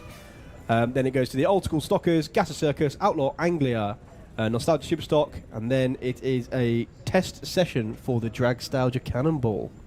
Be interesting to see how many of those opt to come out for the test session, or looking at the heat.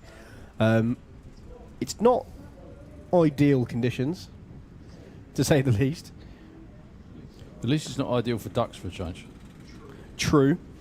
We have exactly gone the opposite way, but have you seen the entry for the Dragstalgia Cannonball? It's insane. Especially good. There's a number of cars getting ready to come down for this particular session. I think they have a test session at the end of the day. But yeah, there's a number of them coming down. We've already seen Adam Clayton twice. The last run, fuel auto doing fuel auto things. It was on a stonker. Went 420 to the 8th, but just before the 8th, something burst. We think it was a line of some sort, and it went everywhere. He got the blocks, was on two wheels and the headers as usual, and then the other way, and the other way, and the other way. But he was fine. The other cars we haven't seen yet, so yeah, pretty much all the rest of them, to be honest with you. Christian Zulauf, unfortunately the wheelie bar folded and he skied it. Robbie Grabham, seen him twice, 2 low 7s, as per usual, to be honest with you. Robin in the low 7s, we saw him earlier today. Tony put in a real nice 2:30, basically on form as usual. And the rest will work out when we get there.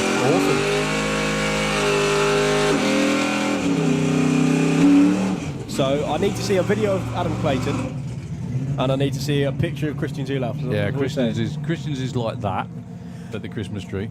Adam's is like that at the 8th mile. Cool. Did you see on socials what happened last weekend with High Heaven? Yes, that was no beyond wheelie bars. lively. Yeah, that was not ideal at all. Yeah, if you've not seen it, we're talking about things going skywards. It did that. So back with the Willis Wars. This is Beth Harrison. Graham, no. It says Beth on the back door, or on the rear. Obviously, not taken well, out. they are sharing the car. They've both got an entry in. Yeah. Well, it's definitely one of them. Yeah. Looking for 10.20. Pretty sure Bethany was driving earlier, but it probably is Beth now, actually.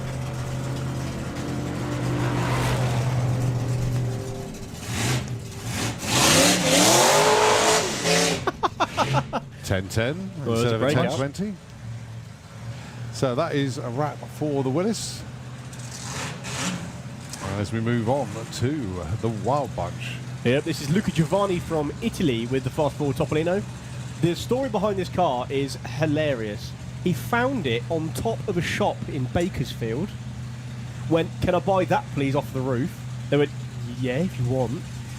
He then built the engine, and he had to make a custom intake manifold for the Supercharger, which is off an escalator. What? Yeah. I'm not entirely sure what kind of escalators they have in Italy, but they're supercharged. 1113, 180. That's what they call the quick step. Yay! Dear, oh dear. Or the stairway to heaven, whichever way you want to put it. Oh, goodness me. Oh dear. Oh, the permutations for that are endless. Oh dear. So, Marie Mills and Alan Schofield. Two very different looking T bucket altereds. Well, actually, one isn't technically a T bucket, it's just a T. 27T. Marie with the 23T bucket.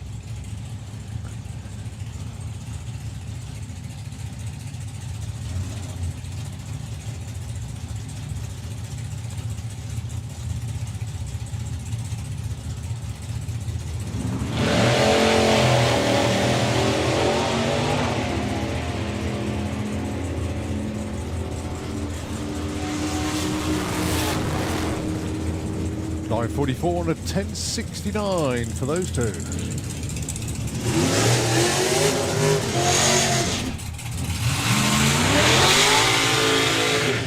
How good is it to see the Texas Ranger back?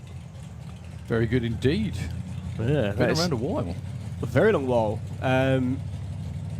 Mick, I'm sure you're either here or watching along somewhere. But this is Kevin Osborne with the Texas Ranger. Taking on James Griffin with still one of my favourite nitrous ramps of any car ever. Well, it's he was purging it then, so it's coming. Awesome. Yeah, so we've had two T's and now here's two Topolinos. One of my favourite things to do with cars like this, if you've never been before or you're with someone who's never been before, Google what a Fiat Topolino actually looks like. And it ain't like that. No. I was just going to say that, funnily enough. They're loose. When I say they're loosely based, it's like, nah, not even that. But Sort of the roofline-ish. windows roughly in the right place. The little, where the spare wheel went at the back, that sort of thing. That's what that is. You know, Oh, didn't hear it that time. normally clears its throat and disappears. There goes 901 at 147. Yeah, that'd be why. That car usually runs down into the like mid to low 8s. Like 8.4s, that kind of area. Kevin Osborne goes through 13.03, 78 miles an hour with the parachute out. Still getting used to the new car. He's actually had it for a while. He's just been psyching himself up to get behind the wheel. Okay, Paul Cherry triggers broom. We have a laundry list of where this car has been before, and let's just say Bonnie Blue would be jealous. So it's run previously as built in 1972 by Ray Hoare. Yes, that Ray Hoare. It's run as Reality by Tony Preston, Hang 'em High by John Everett, Gene's T, I remember it then very well, by Gene Tidswell, which is its quickest runs ever. It's been rebuilt with all sorts of bits from all sorts of different cars. Hence the name. Yeah, hence the name. And its current best is a 1056. That will not be its quickest run ever, but it's still cool to see. How cool is this below us and now as well?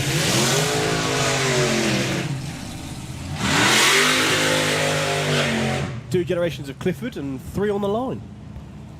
I think James was driving today as well, wasn't he? James Clifford. He was. In Snake Eyes. He has driven Ratcatcher as well. And then you've got Terry Clifford in Ratcatcher on the pie crusts. You've got Andy Clifford in Snake Eyes, who cuts his teeth racing Super Comp, which is 890. Why are they called pie crust? Because pie crust shouldn't be white. They shouldn't, but they're white wall pie crusts. Very cool. I'm joking, of course. Yeah, they do look really good though. They do, look don't they? Very, very good indeed. It's an interesting point you say that though, because the reason they're called pie crust is the evolution of a road tyre. So drag races back in the inception of the sport wanted a bit more grip, so they put truck tyres on. Then they realised tread's annoying, so they cut it off. And then they thought, well, actually, we'll just wrap some more rubber around it, and then you get a pie crust because it looks like a pie crust. And then and I was just sort of thinking back to my grandmother when she used to make pies. You know the little notches that That's you the used to one. put. Yeah, it's like and then things escalated quite severely when the wrinkle wall slick came out. I think Andy might be winning this one. His PB is in the low 8, so this is going to be another one. It's an 8:35 at 151 miles an hour. Terry goes. Sorry. I was going to say, that is an awesome run in the heat of the day. That's all day, every day at the moment, though. You know. True. If we ran at 2 in the morning, I don't think it'd be much different. yeah. No. And 12:57 for Terry. I think this might be the race for the shortest slingshots possible. Because down there you've got Dan Wilson with the antique toy. And that is the Rowell Rail, Peter Whitfield. They're definitely the two shortest slingshots we have here this weekend.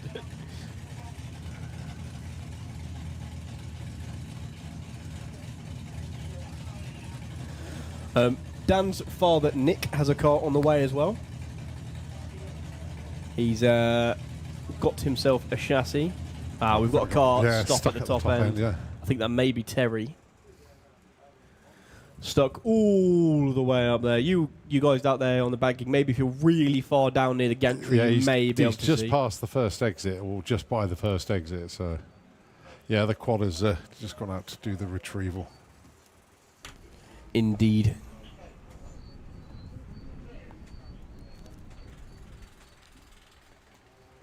And once again, you can hear the fan. In fact, actually, look, Dan's got AC built into his dragster.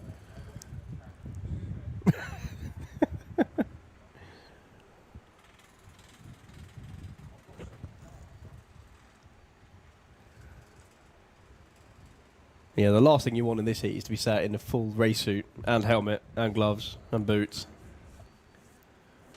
on the start line with no shade. It'd be even worse if the umbrella broke. Well, it's quite a breeze coming down there. I think some of the wise souls on the banking. Fortunately, it's a quieter day on the banking because you can get away with parasols. Obviously, if it comes jam-packed, you wouldn't be able to do that. You can block everybody's view, but you're okay today.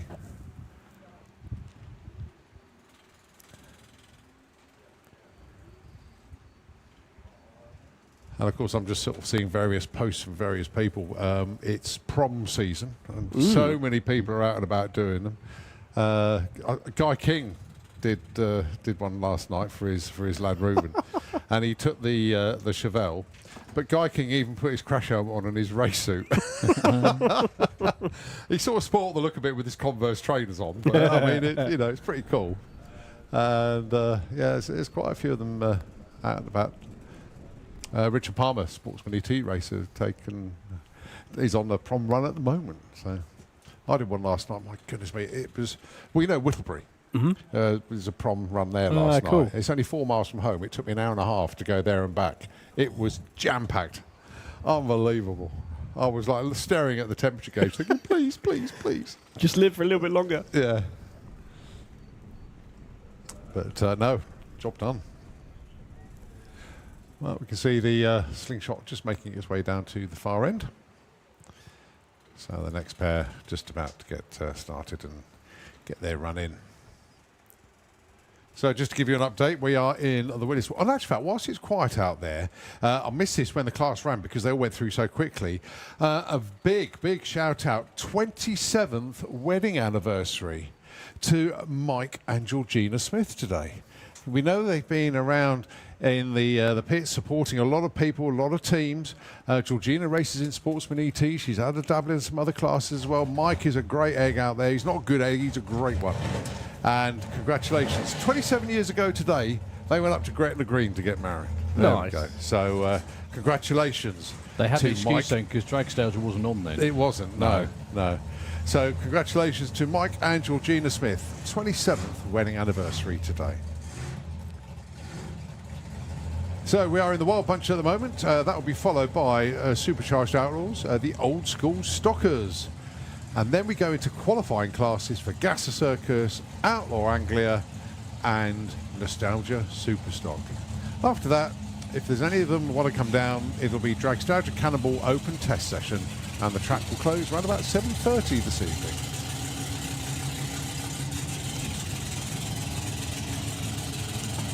So, for the second time of asking them, Dan Wilson and Pete Whitfield. That's right, Dan. You're going to get some AC now. You'll be fine.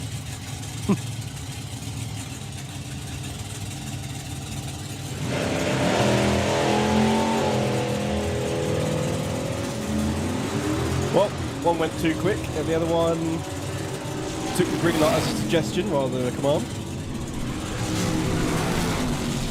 10:18, 10:17.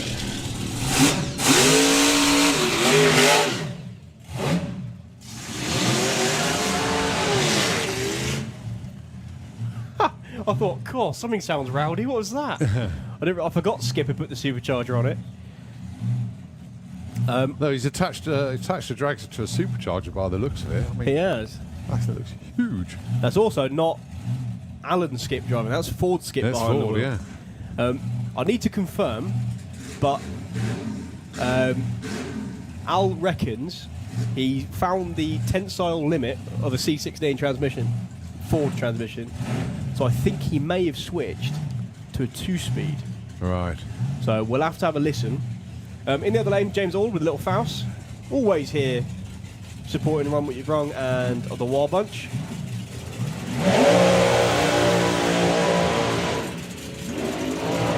Well, it's blown through the converter, I think that was. The Ford. He's still trying. As James goes through, 1267, 105, and a 1459.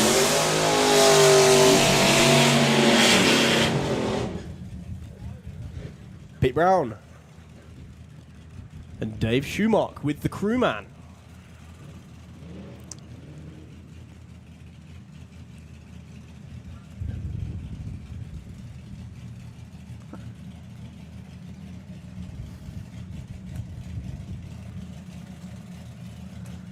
Dave, long-time crew for Jim Seaward. Hence the name of the car. And Pete Brown behind the wheel of Wrathchild. It's a bit bizarre to see Wrathchild against a vehicle that isn't Rebel. They tend to run as a pair, do the brothers. Keith Crampton out front. He's got a car on the way as well.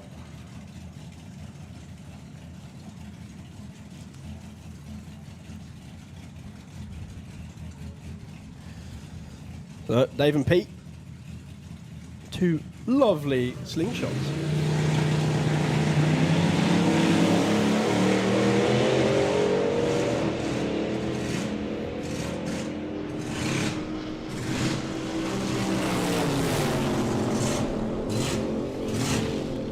It's nice. 997 and 1029 respectively.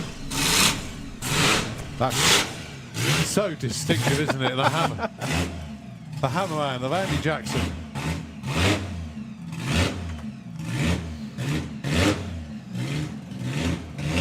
I defy you to find a more distinctive sounding vehicle than this one. I mean, there are a few, but my goodness me. That's one of the strongest launches I've seen from it as well. Andy Jackson in the Hammerman too. Gear there somewhere, Pete? Yeah. No. Running okay to the 8th mile, but after that, possibly not. Yeah, it tends to motor on. It's a V6 mounted sideways. It's what's called a sidewinder. Or an Econo rail, if you've heard that one before. That's the one. It just looks like a big junior dragster, doesn't it? It does. You know what I mean? I've just noticed, well, I think that's train driven. It's got a solid bar rear axle in the back of it. It's certainly lively. Oh, Ian Armitage, Mr. Don't Like Burnout, I'm going to launch it from the box. Armitage. I tell you, my goodness me, his burnouts, they just, the tyres won't try. There he goes. He even pulled a wheelie out of the burnout box that time. My goodness me. Wow. Up against Rob Brown. The real Mrs. Brown's boys. See you in a bit, Tom. Don't leave that there. Put that there. Yeah. That's all right. Your ears will be toast otherwise. Yeah, you'll put them back on, they'll fry on your head.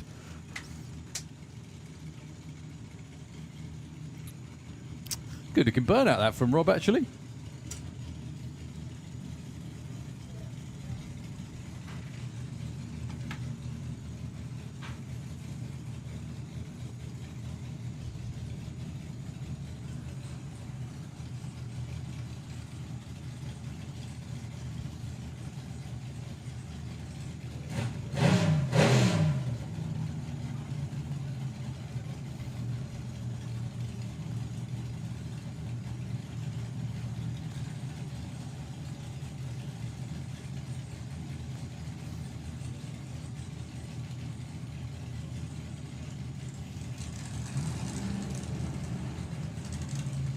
So, 2 8-second slingshots. What do we got?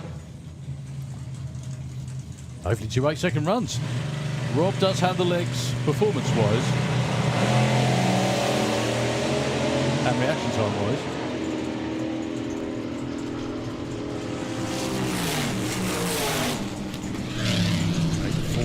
$8.90. Nice, great run for an Armitage, actually.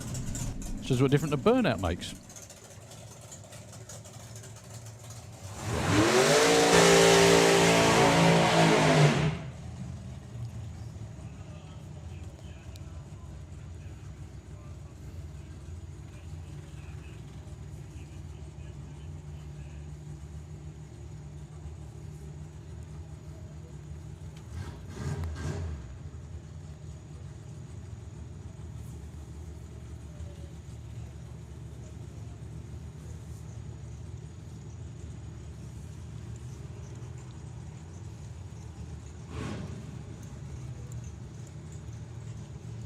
So, Wild Bunch, session number 1.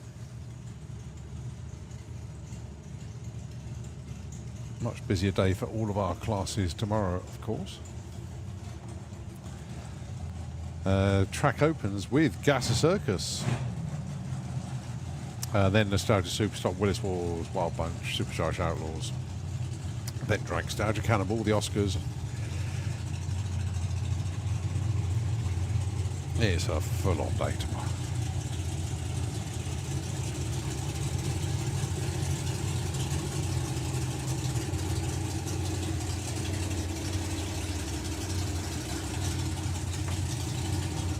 So John Sharrod with the Never Say Never Model T. Good looking launch. A little bit twitchy, but keeping it nice and straight. Goes 877 at 148.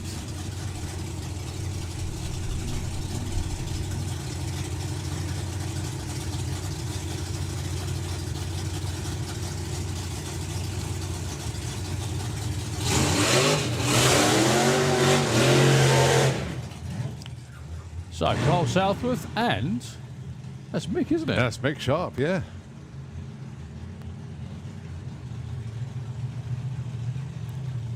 So even Lee's found a car to work on this weekend. Well, I bet he's bored, though. By comparison to usual, anyway. Yeah. Actually, he might like it. He might think, actually, this is a nice way to race. Now, of course, you normally see all this lot together with the Undertaker car.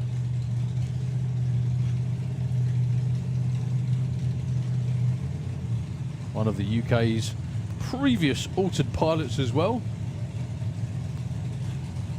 Herb Andrews down there helping out. Well, I love Herb's car. Do you remember the Magnum Force car from way back? First time today.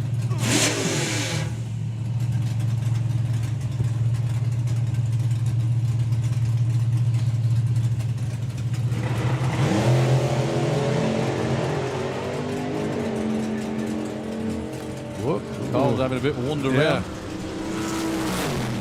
No problem for Mick though with the 928, 136.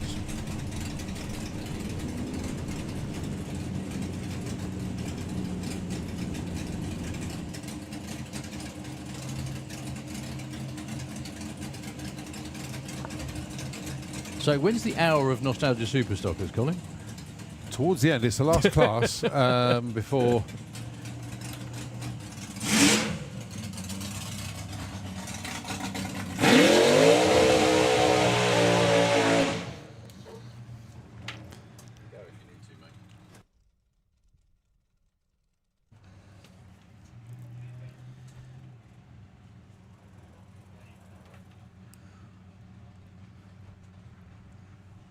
So on the screen it says Harley.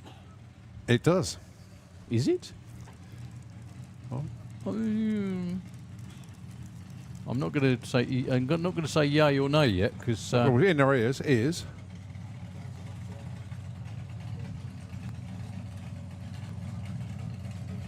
Yeah.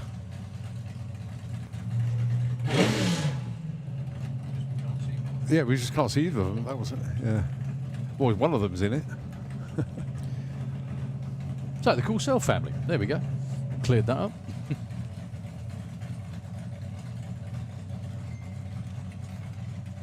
Harley's just messaged, so it's Dad. Is that okay? Fair enough. Thanks, Harley. Unless you're Unless you're texting in the car, which you shouldn't do.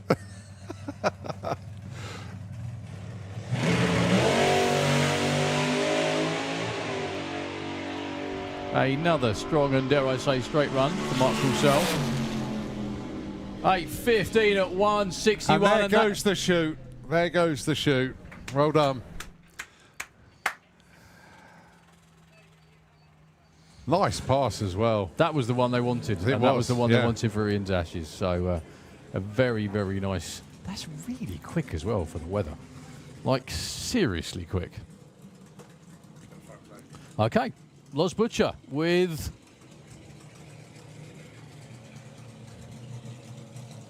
the Mean Streak Slingshot.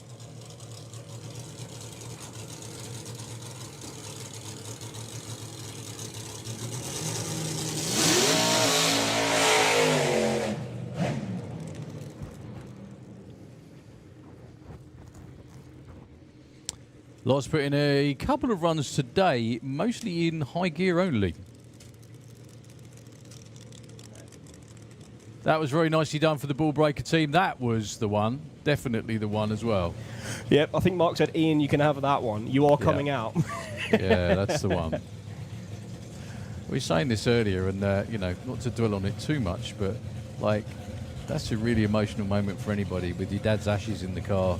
Getting to do that. That was a very nice gesture. And it was a stonking run as well to do it with. Really, that was an really awesome good. run. Yeah, 8:15 and that weather is awesome. Really, really good, yeah. So basically furnace weather. Okay, so Emma Butcher with the fourth dimension in the Kestrel lane. Ooh, we got a new commentator. Fantastic. Join us. Hello. Taking on Loz Butcher. So, Mean Streak taking on the fourth dimension. Emma's just going to roll a little bit further forwards. Loz is waiting patiently. There we go. Yeah, high gear again for Loz. Car's been down into the low 8-second zone when it's got all of the gears. It launches like a bandit, but 10, 18, 116, and a 13, 0, 110.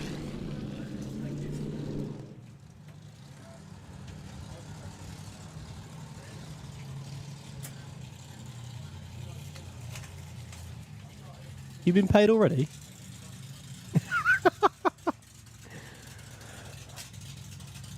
Right, Joey Childs with the Fortunate Son is what it's called now, apparently. It used to be called the Boxo Bomb. But now is called Fortunate Son.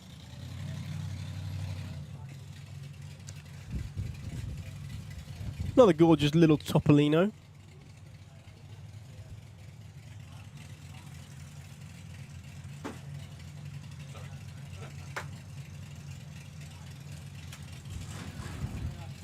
Yeah, very nicely turned out.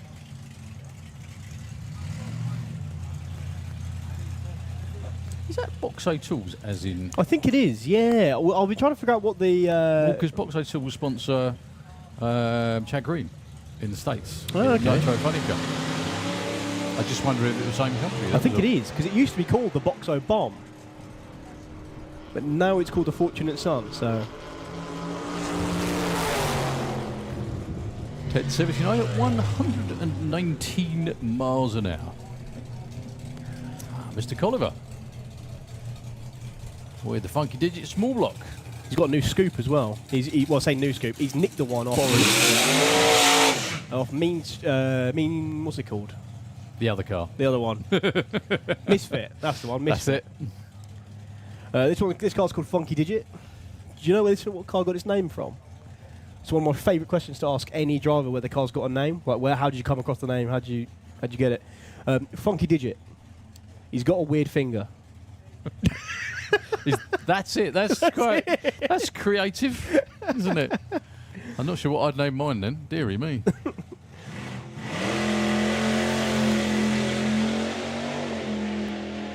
Oh, he's bouncing his way down the track. That's a really good looking run. Well, it was. Till then. Yeah, that'd have been in the 9-second zone. 6:10 to the 8th mile, 104. So, yeah, that'd have been a good low 9. As we mosey on to, Supercharged Outlaws. Session number 1 for the weekend. It's going to be side-by-side coupes. How cool is this?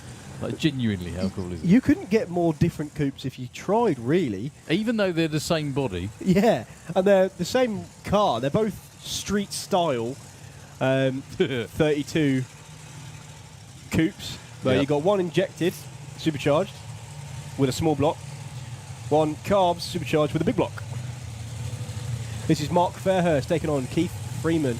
Now, Mark's car is still in its infancy. It's not performing as they've liked so far. Keith's, however, no problems whatsoever, touch wood. Saying that,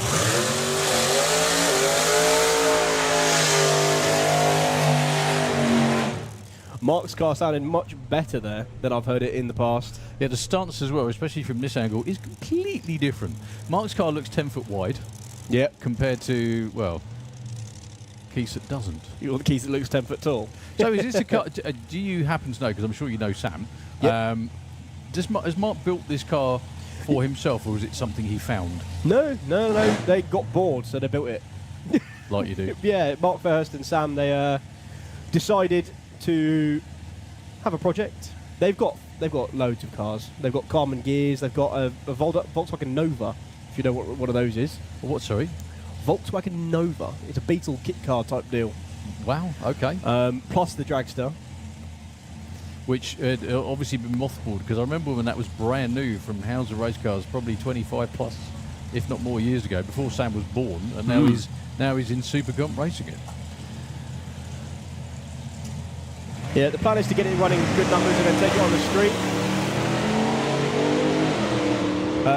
The yellow one you see running away into the distance is driven on the street. Keith and Julie take that out quite often. 9:35, 144 mile an hour. And a 12:92, 107.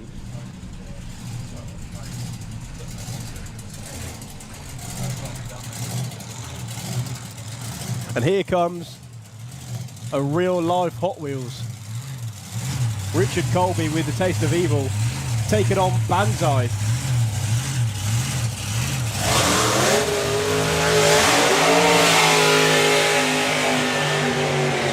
Now you talk about doing two different ways of doing the same thing. This is the same. Exactly. Banzai from the Isle of Man, Ian Merriweather. The car is for sale with two bodies. It's got a Ford Pop funny car body that goes over it too. Obviously, with a Hemi in it. Obviously. It's actually incredibly cheap for what it is. Yeah, steady. Yeah, I say cheap. There's cheap and then there's... Cheaper than building one, let's put it Exactly, that way. yeah. Or going and doing it all yourself. Absolutely. Take it on Richard Taste of Colby. Evil. Yep. Yeah, awesome car. I think it won Best Appearing Car last year. It did. It's good Richard's getting a handle on it as well. His Outlaw Anglia was absolutely immense. So it was probably only a matter of time before they started going the same way. Yep, I'm going to give a shout out as well to my new best friend from college, Nate. Met you for the first time yesterday, and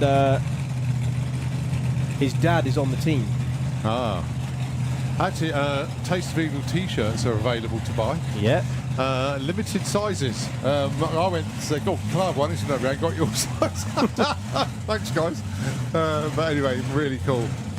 Best in the 7.7s at 172 or 173 miles an hour. You never know, might see that change over the course of the weekend. I think these two are very, very similar on their personal best. They're both around the 7.7-ish range.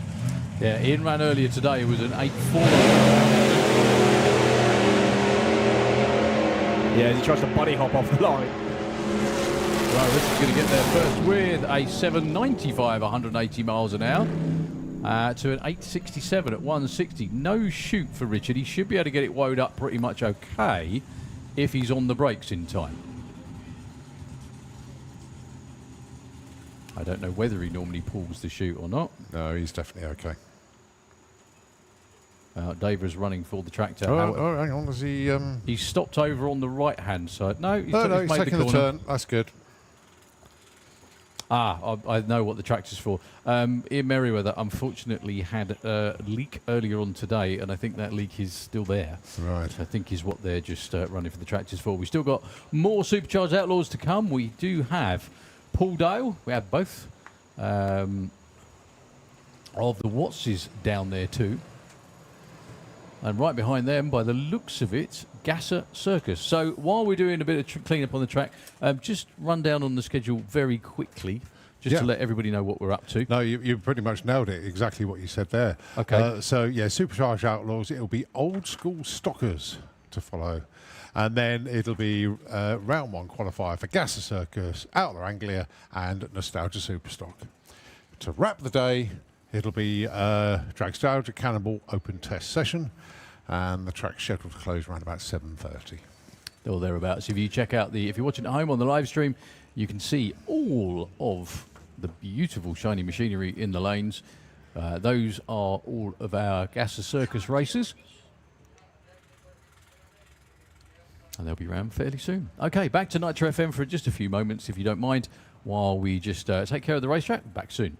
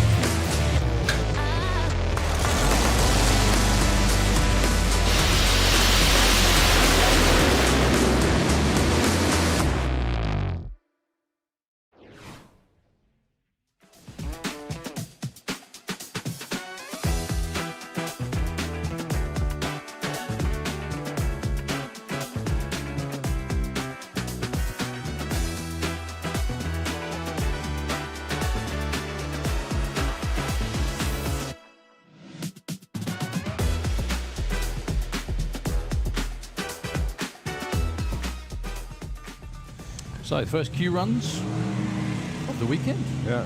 Now, Dave Hinton, over the winter, has, apart from doing a superb one-wheel peel, switched to a six-cylinder engine. It's now got a V8 in there. So, I think it's working well. yeah, a little bit too well. Chris Coburn goes 1282. So, yeah, cold showers are the order. So, yeah, don't want any heat in the showers. Can they have cold ones, please? Just turn them down or just cold. So Alan Rimmel looking at 1450, goes 1480 nicely. John Giles with the Raw Willis, he ran in it. Spencer Tinswell with the Battle Axe Warrior. That was another quick one.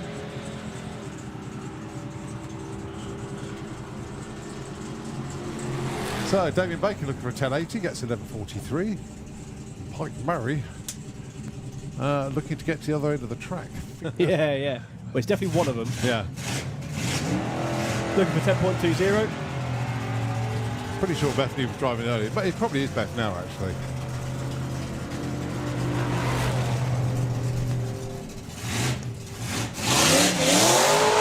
And a fault for the Supercharger, which is off an escalator.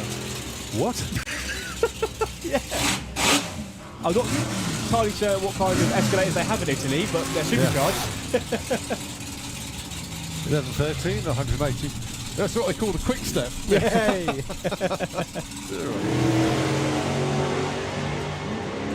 Oh, didn't hear it that time. Normally clears its throat and disappears. There goes 901 at 147. Yeah, that'd be why. That car usually runs down into the mid to low 8s. Reality by Tony Preston, Hang 'em High by John Everett, Gene's T, I remember it then very well, by Gene Tidswell, which is its quickest runs ever.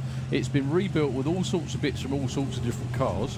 Hence the name. Yeah, hence the name. And its current best is a 1056. That will not be its quickest run ever, but it's still cool to see. How cool is this below us and now as well? I think Andy might be winning this one. His PB is in the low 8s, so this is going to be another one. It's an 8:35 at 151 miles an hour.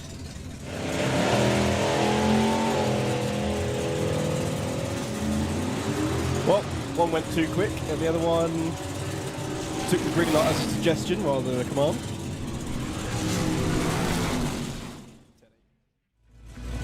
I think Luke is in the 57.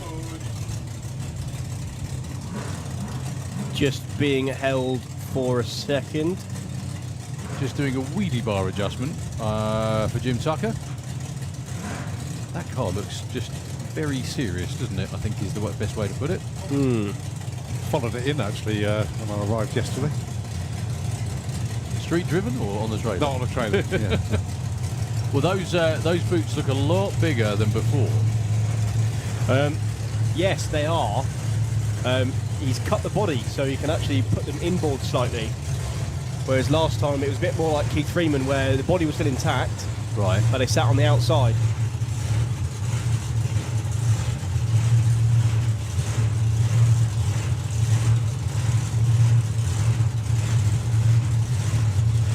Okay, here we go. It's side by side once again. Proper strong launch from Jim Tucker.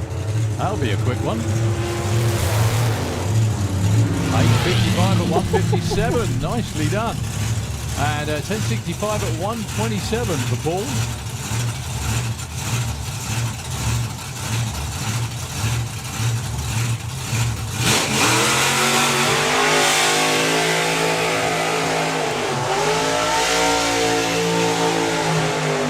Well, the Isle of Wight massive going large with the burnouts there. There is such a thing. Because I've now said it out loud, so it is such a thing. Anyway, that's I think that's Luke over there with the Agamemnon 57 Chevy. I like the idea behind backup where using a 360 camera on a stick to film it. Yeah. That's a good idea, isn't it? There might, Well, Nigel Taylor got in touch. He says he can't make this weekend due to a new baby. Best wishes to his little brother Paul, and of course that's Paul Dale and the rest of the family. Steve, Pam, Summer, Kenzie, all there.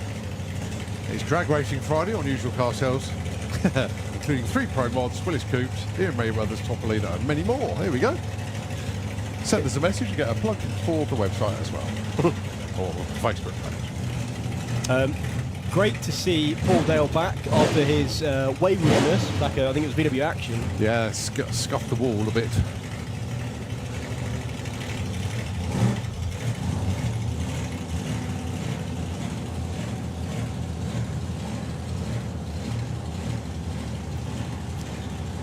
There is a 7-second car down there in the Slick Tricks lane.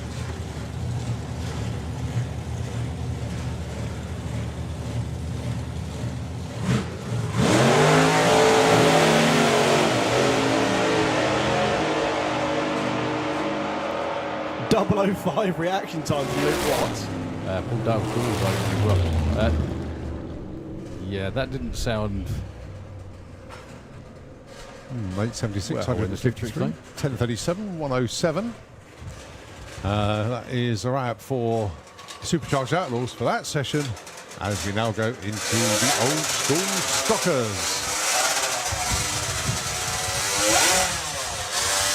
Yeah, great to see these guys turning up more and more here from their home, which is usually over at Melbourne. This is how Pro Stock Bike would have been, and it is pretty much an all Kawasaki and Suzuki show. If you see it in its 2-stroke, chances are it's a Kawasaki. If you see it in its 4-stroke, chances are it's a Suzuki. Also, I've noticed this one down here in the slit trick lane hasn't got any wheelie bars on it.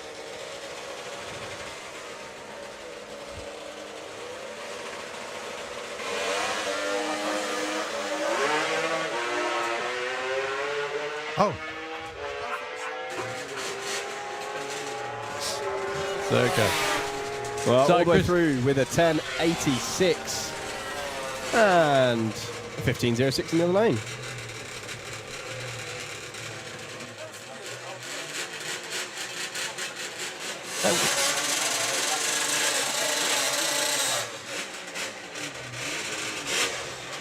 Right, next pair, Dean Stevens and Kev Melling.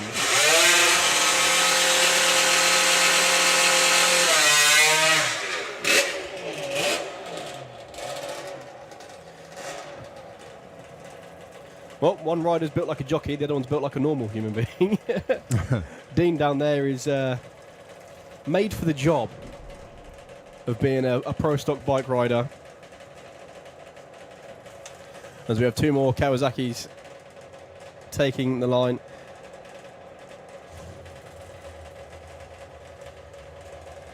Kev makes his final checks.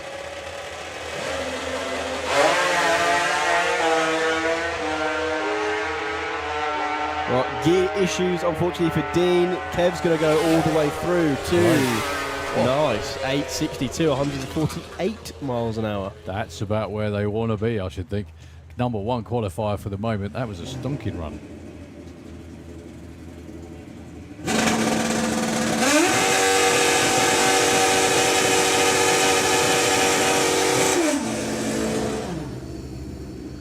Well, someone's been taking lessons from the Greeks on how to do a burnout. Just put it on the chip and leave it there until the tire's warm enough.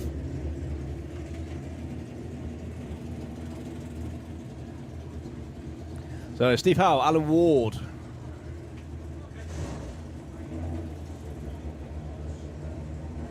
Yeah, Steve Howe has really been on top. Hence the number one.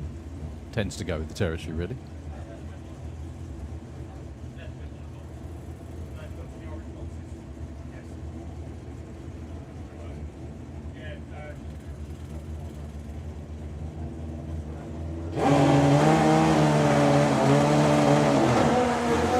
Yeah, someone's bike didn't sound healthy then, and it turned out it was Alan's.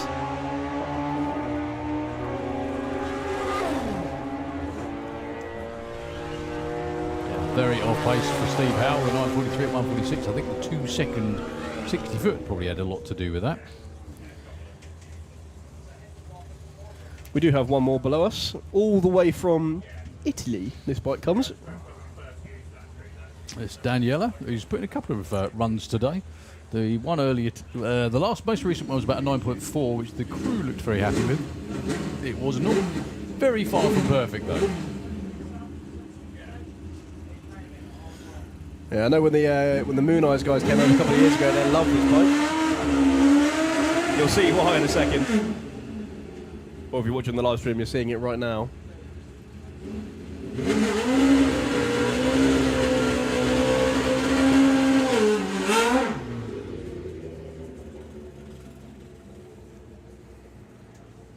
So Daniela Esposti makes the trip up here once a year for this event to come and run with the old school stockers.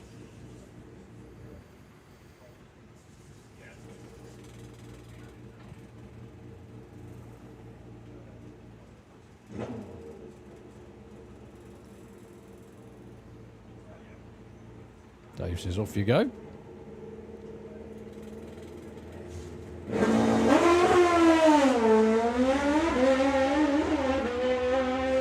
It's been dragged over towards the centre line, but managed to straighten it up this time. Quicker, 9:30 at 143. Get the launch sorted out. That could be nudging the 8s. Gasser Circus Q1. The proper bun fight of Gasser Circus. It's going to be so entertaining with this lot. Is it going to be all run or is it going to be a 16 car?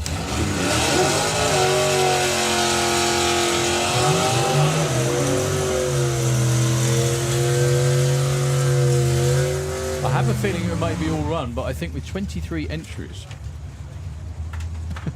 Oh, I've lost the sheet. That's okay.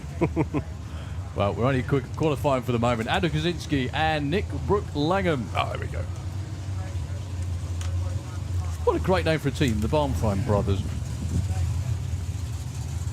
Okay, so if they get more than 22 entries, they'll move to 32 car ladder. So if there's only like, well, if there's 21, it'll be a 16 and 5 alternates. Whoa. So don't forget, Gasser Circus is a darling class. Nick for 11.50. Adam,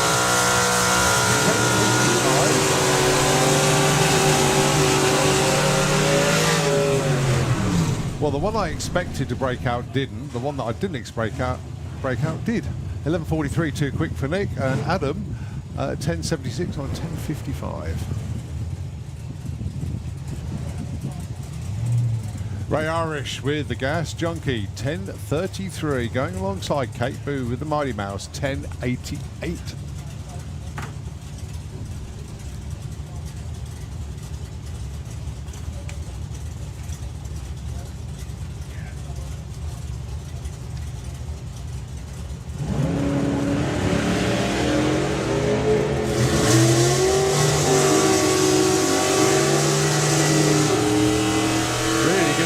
In both lanes, although someone's over the wall. 11.86, 10.89. 89 on an 88 dial. Okay, 100 off. Well, Ray Irish is having a good look at the wall for a lot of way down there. So Simon against Steph again. This happened earlier. However, this is qualifying. Simon Dyer's 11.29 with the Comet, which is for sale. An immaculate piece of work that Simon drives around the countryside. Regularly scares the neighbours. You know it works. Steph, 11.56 in the Kestrel lane.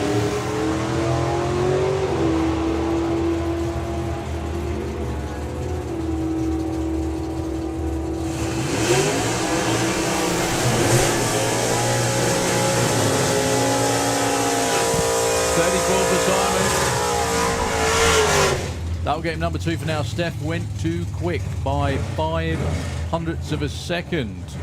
Well, so our dad was in a water box when he got to see one of his best mates and his daughter run against each other. So he gets his turn now. That should.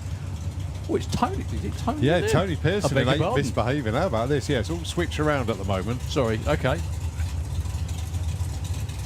Because it's Sean's car. But well, no, Sean is running a new Austin Dorset called Daydream he's Believer. finished it. Okay. Yeah.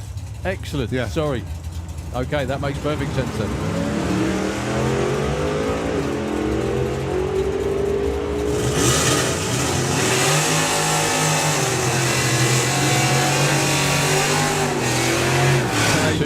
With a pesky 4 got in the way there. Well, Tony's not going to break out. 11.91. I can see Sean's supercharged. Do we know anything car. about the... I think it's either a Dorset or a prefect called the Witch Doctor. Yes, we saw it earlier, Yeah. I think. Yeah. Because I saw we- it earlier and I was like, ooh, that's nice. It's very Yeah, pretty. that's Dave Wood. Everyone knows him as Woody. And that's a debut with the Austin Dorset called the Wicked Witch. An ex-race car bought in from the States, which has undergone a complete rebuild and change-outs a couple of times since arriving in the UK.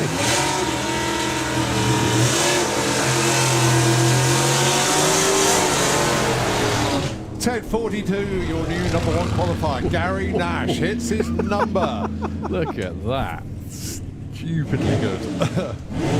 That was actually the tamest launch I've seen from Gary as well in a long while. Talking of tame launches, Steve Matthews has normally been dangling the front wheels for ages with honky tonking, but new torque converter, I believe, has calmed it down.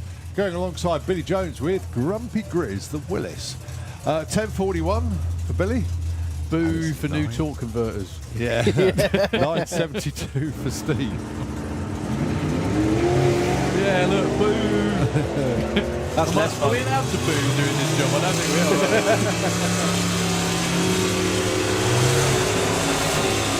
75, 1046. They go 3 and 4.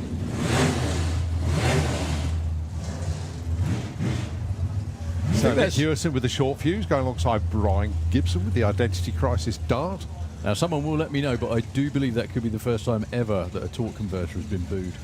What do you think? Yeah, probably. Yeah, usually a new one spices things up. It doesn't normally do. Calm it down, does it? So 1140 plays 1015. Nick with the normally pulls the wheels up in pretty good fashion in the Kestrel lane 2. Just like that.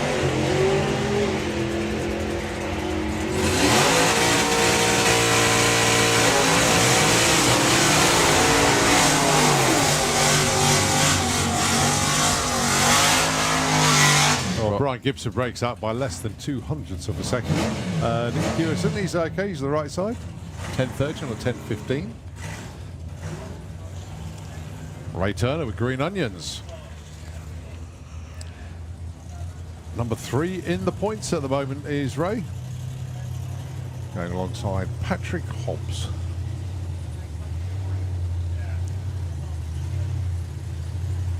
The Bandito Bird.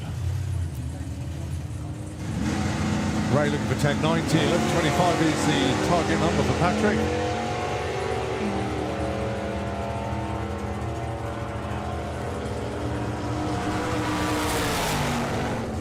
$11.19 breakout, 1087 breakout on a 1090. Both. So if it does work out to be a 16-car ladder, this could all be all important. So this is Sean Milson with the Austin Daydream Believer.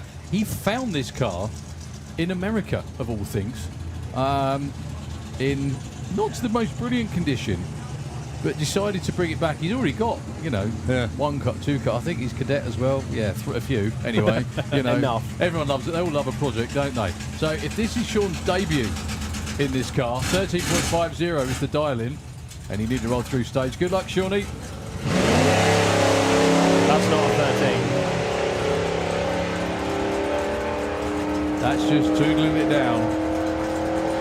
That will be a breakout, I'm confident. 11.90. You won't mind that, 11.19, well done. Sean knows what he's doing.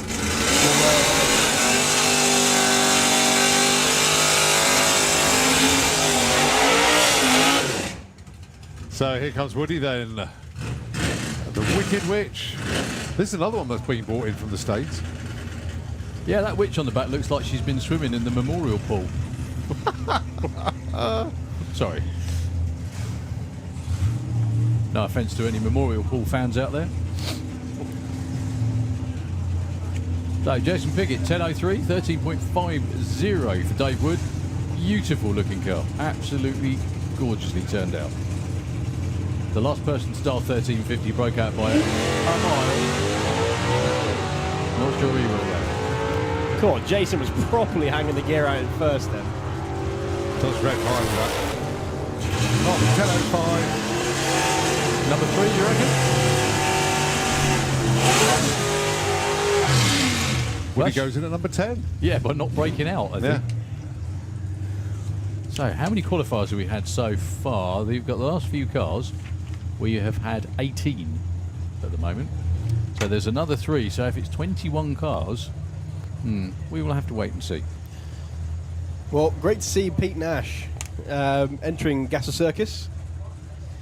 Is this the one that usually enters the Nostalgia Run What You Brung? Quite possibly, yes. Could be. Because if it is one of my favourite cars to watch go down the track. Taking on Simon Glenn with the Glenn and Glenn Gasser. It is that one. Yeah, stick shift all the way. It's the yanking of the whole car.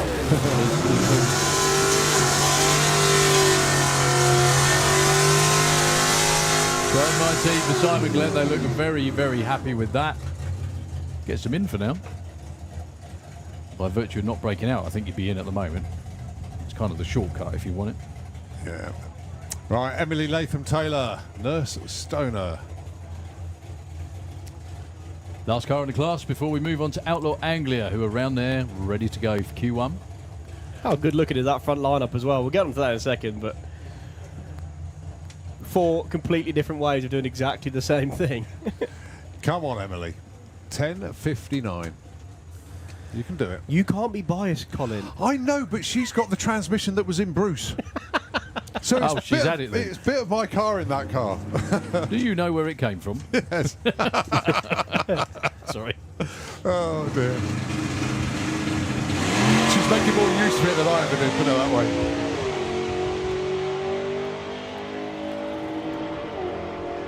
Trouble, she keeps breaking up. Don't break up.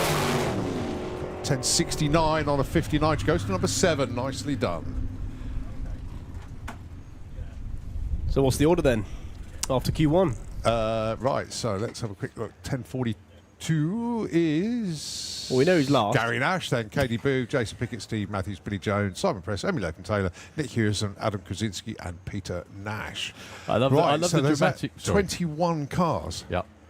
Oh. Yeah, that means it needs to be 23. One doesn't it? more. Yeah, One no, more. 22 is a 16, 23 is a 32. Got it. 2 more. But there were 2 more. 23 entered. Yeah.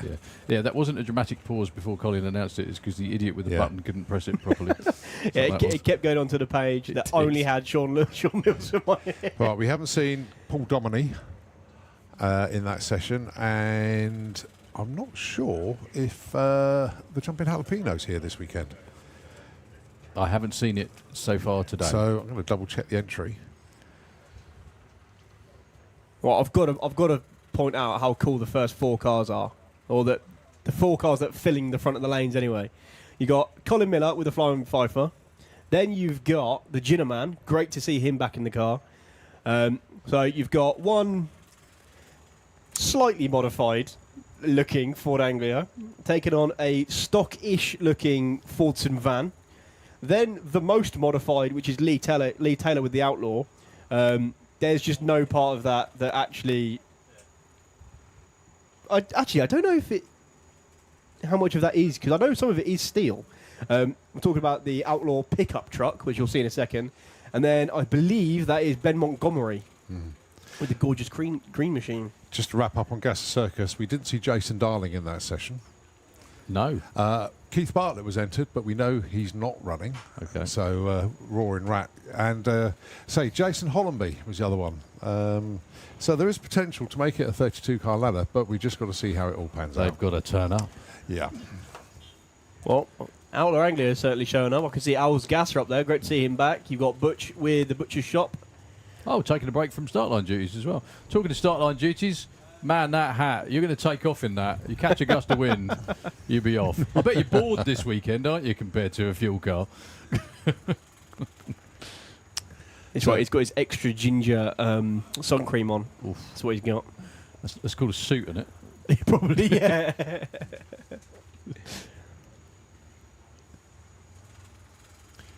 Right, well, whilst the Bluebird's doing its stuff out there, I'll tell you what, let's just give the higher waves, get the airwaves over to Nitro FM, and we'll take it back when we continue with Outlaw Anglia Q1 here at Dragstalgia.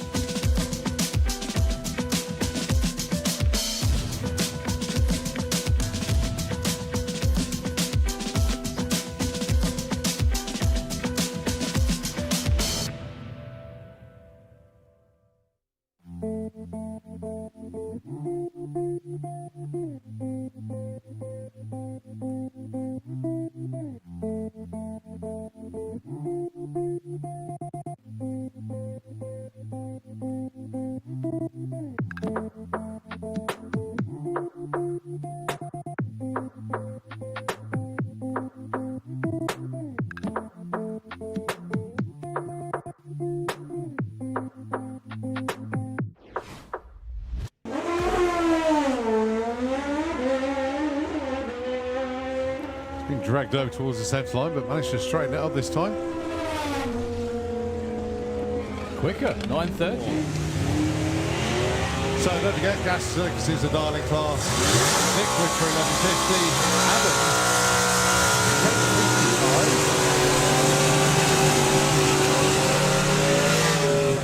Adam, 11:56 in the Kestrel lane.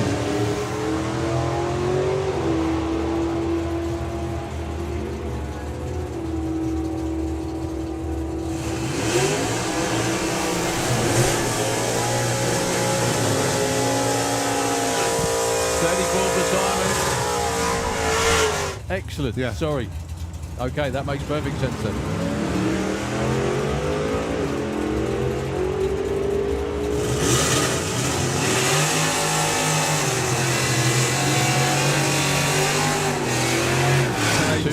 with a pesky fall got in the way there. Well, Tony's not going to Got a play. complete rebuild and change hands a couple of times since arriving in the UK.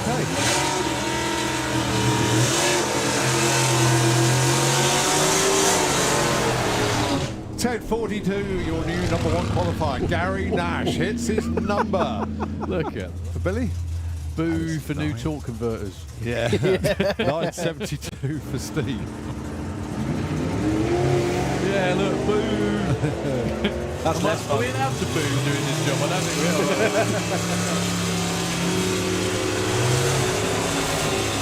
75, 10:46. Just like that.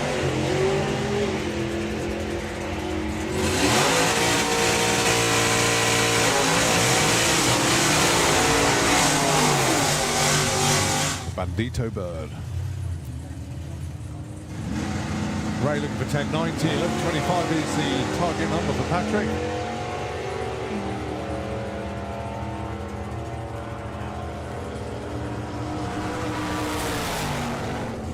$11.19 breakout, 1087 breakout on a 1090. Both.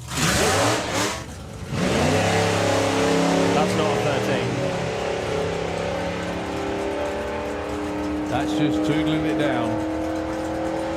That will be a breakout, I'm confident. We won't mind 11.19. that, 1119, well done. Sean knows what he's doing.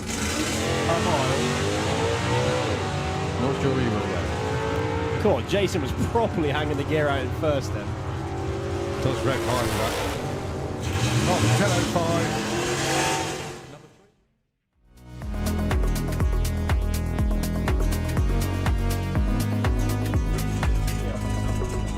Outlaw Anglia, here we go then. Track nice and sticky for them. Still very, very warm as well. Yeah, I'd much rather a dragster in these conditions.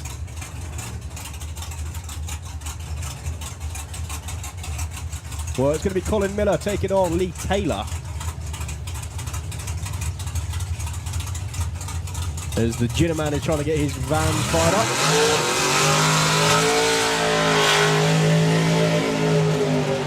It's a good job it's not Colin against Jim.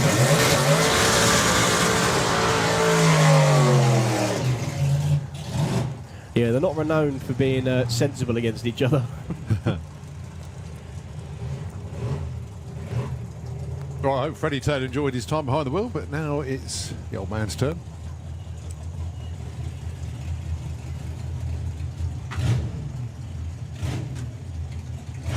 Yeah, if you get a chance, go have a look around this, the Outlaw in the Kestrel beer lane. Really, really is a work of art. Built by Lee with hand from the Chilterns. Jason Weir, you can see him down there actually, he's He is. doing a lot of work with them. It's mainly on the, I believe it's the fuel tech side of things. They help each other out, don't Yeah. they?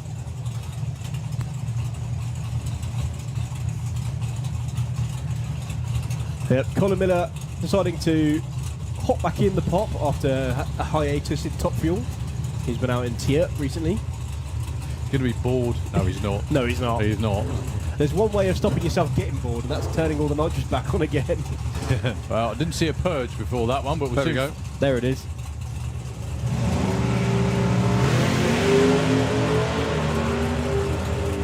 Good looking run for Colin. This is going to be a really quick one. 7:12, 190 off the trailer.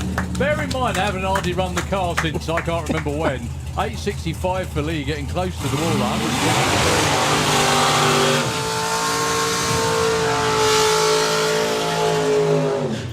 Yeah, Colin ran at round 1 of the Gasser. Oh, did he? Outlaw Oh, Anglia. sorry, Yeah, okay. won the event, but then obviously missed the second event because he was abroad. So yeah, he's back here for this one. Yeah, he had to take a break because he was too busy playing with nitro instead. Barnaby Levy, it's always such a pleasure to have Barn and the team here, and his lads as well, all the way from the Emerald Isle. It's a hell of a trip. We hope they love making it, but this car does have everything in it to be really quick, as does Jenna. Mr. Phil Middleton. I think we could start telling people that we've got a heck of a display coming up at Carfest this year. Okay. So TCA's joining us. He's I'm got gonna be his there. bike there with the cool cells. We've got Jinner coming. He's going to be parked in the F1 pit garages. Cool. And he'll be doing a lap of the circuit once a day. Oh, that's dangerous. I know. It's going to be good. Colin Miller is bringing the Flying Pfeiffer. He's coming down. Barnes got a straight run going. We haven't He's seen got many a of those. barnstormer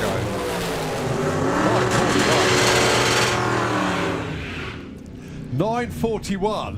What a run that one was. Oh, that's worth the wait. 138 miles an hour to a 961, little bit off pace for Jenna, but I'm guessing that was no nitrous. Got Simon Prest with the rocket. He's coming as well. Hello. So a real good mix of vehicles attending. So Ray Jackson and Jamie Mortney. Jamie, that's a new name for me.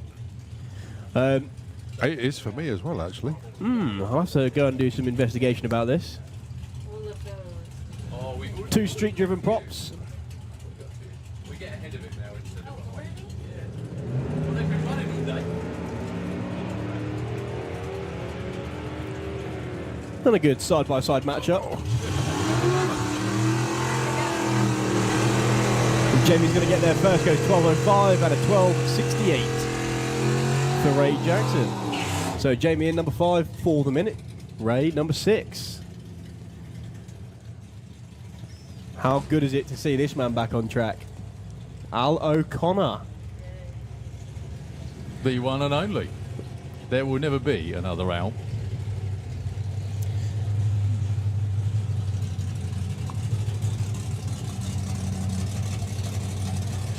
Taking on Alex Strike with the Turbo Turtle.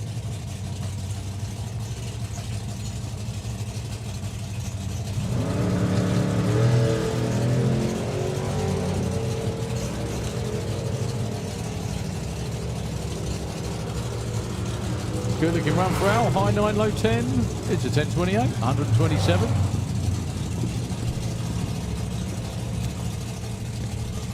And Alex goes 12:95.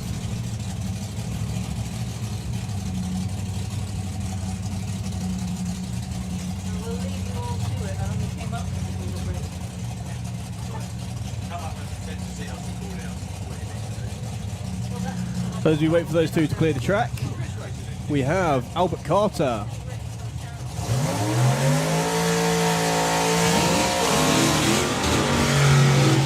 And Wayne Power. What's happened to Wayne's other car? I we know? believe just waiting on parts. Yeah. Yeah. The engine let go. One of his runs a few years ago, now, actually, a couple of years ago. Then yeah, just waiting on parts. Well, good job he didn't get a shot of this one then. Exactly. Otherwise, yeah, he'd have been a bit bored. Albert Carter settling in bored. very nicely with this car. Albert actually is the points leader in Outlaw Anglia this year so far. Yep, leading ahead of Nigel Green.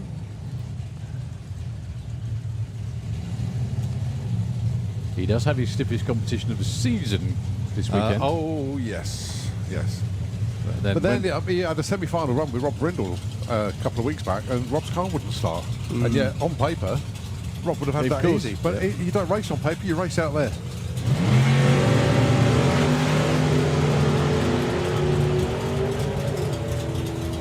Oh, nothing wrong with your reaction times from Albert. 8:69 puts in number 3. Nice opener.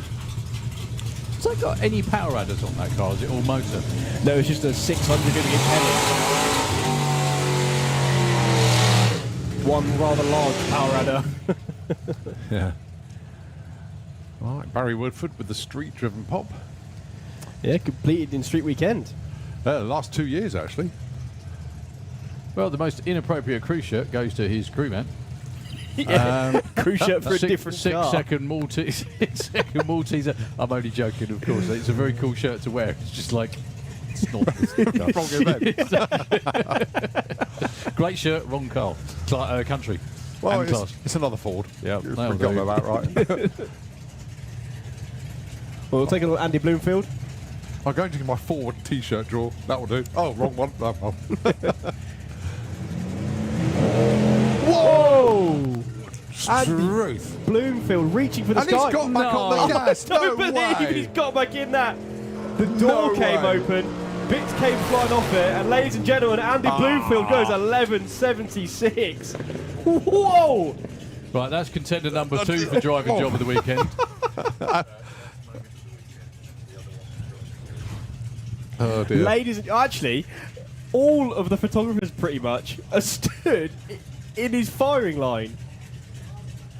Right, there is 100% a picture there, as you see the replay Goodness of it coming me. back down Let's on the have a live look at stream. this. It just ended as I mentioned it, but yeah, there's a picture there of a Ford Pop with no Thank wheels you, on the Alex. floor. Here we go. Thank you very much, Alex, in the booth. Look at that. Straight up, right up. That's a complete bumper scraper past the tree, down onto 1 wheel, 2 wheels, 3 wheels, 4 wheels, bouncing with the door open. Guess what? Put your foot in it again. And it was the car in the other lane that hasn't cleared the track. I can't believe that. Was all kinds of wrong. Well, get that man a straitjacket, as I think we may have said before. Goodness me. There's lively and there's bonkers.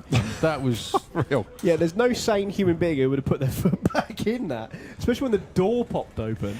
It's not so much that. It's like when something lands. I mean, could you imagine? So the car probably stood up. The front end was probably a good 8 foot in the air because Yeah. it was actually on the bumper. Now, can you imagine just letting go of the front end of a car and dropping it 8 foot?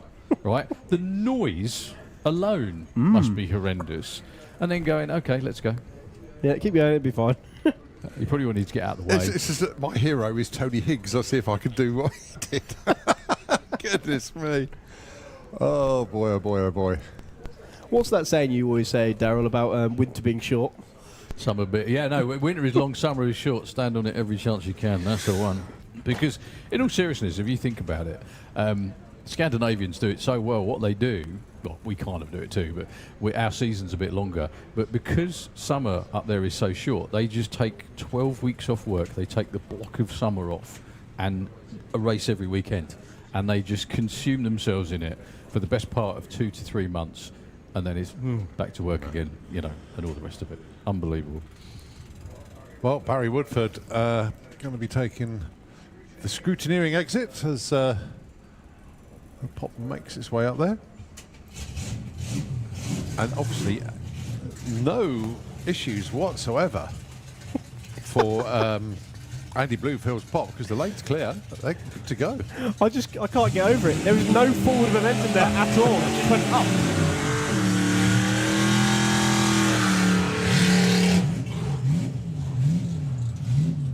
Well, choose your green pop. Ben Montgomery and Gary Hill.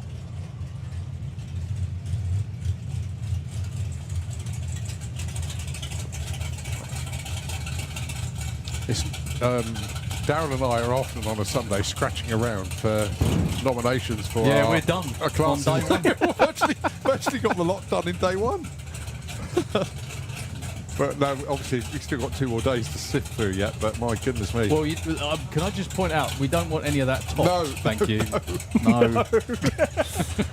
God, grief. I think someone pretending to surf on a roof would be the only thing that could be close to some of this. Don't try that.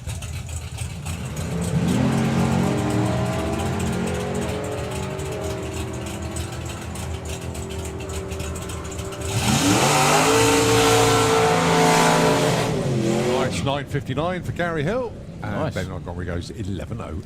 Yeah, the other thing I noticed as well, looking down there, first thing I was looking for was 8 bits. There weren't any. And also, lump out of the racetrack, which normally means like a nice bit of the chassis landed on it. But nothing. Which is, I guess, why he could keep going. All right, it's Butch then with the Butcher shot for Pop. And you've got Rob Brindle. Very frustrated after his semi-final non-start the other week. He's been down there doing track crew duties all day. Oh, is he? That was ridiculous.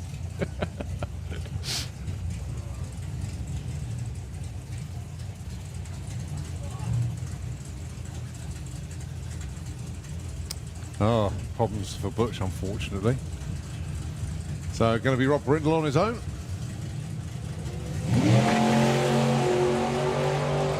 All being well, sub 8.5. Current number 1 might be a bit close to 7.12.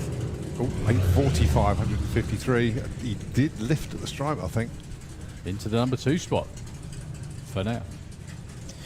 Just going back to Gasser Circus, our Perfect Light Award's gone. Missed that completely. Mr. 42 years in the sport, Ray Turner. Ray Turner. Oh, good lad. Cheers for that, Graham. Well spotted.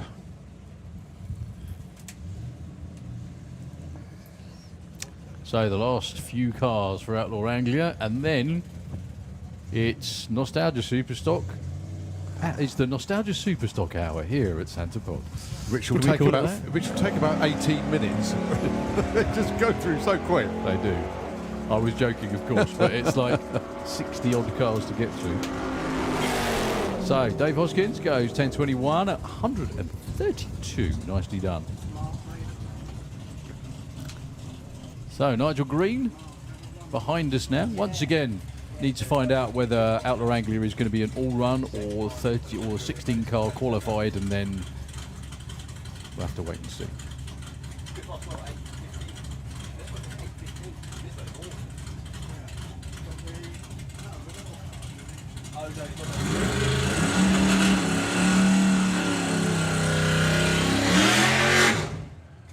Right, Nigel Green should be alongside Doug McClure, but they're tidying up his lane at the moment, so...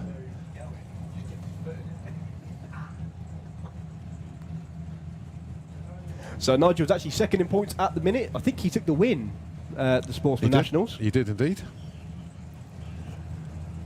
Killing them with consistency. There's a massive number of pops that are in that mid to low 8-second range. Yeah, but he needs to join him in the 8s first. He's been 9-1, I think, isn't he? Nigel Green?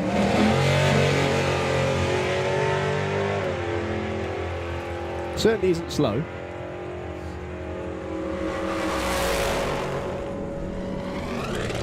.935, 140 there for Nigel Green goes into number 5. I know it's not Steve, but no dresses, eh? Thanks.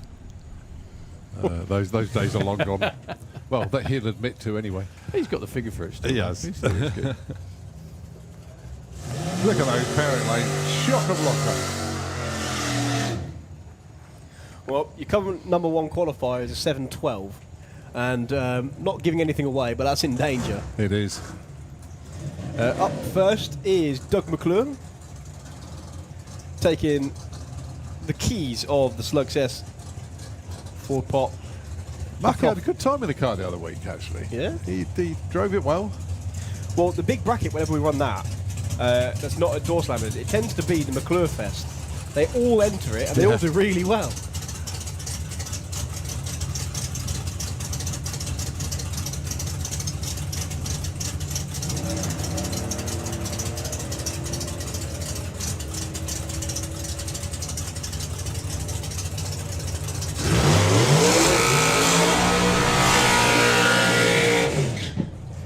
55. Okay. Hold on to your hats. The Great Barbarian is here. Martin Payne, of course. That too. And yes, Jed Guy with Shorty's Hot Rod. Who's not coming back at the moment. He's not, is he? No, if you remember correctly, his last run he made, the last meeting, he did the burnout and he heard a rattle, clicked the car off. And unfortunately, I have a feeling it may be same again.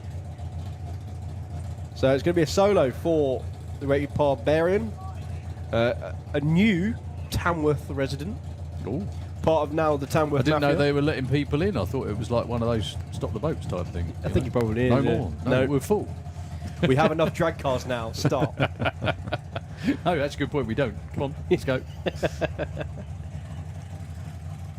So the Tamworth Massive is a real thing, yeah? Tamworth Mafia. That's their name. Named by James Auld did that from the Wild Bunch. Yeah, killing everyone with cuddles. Yes. Probably, yeah.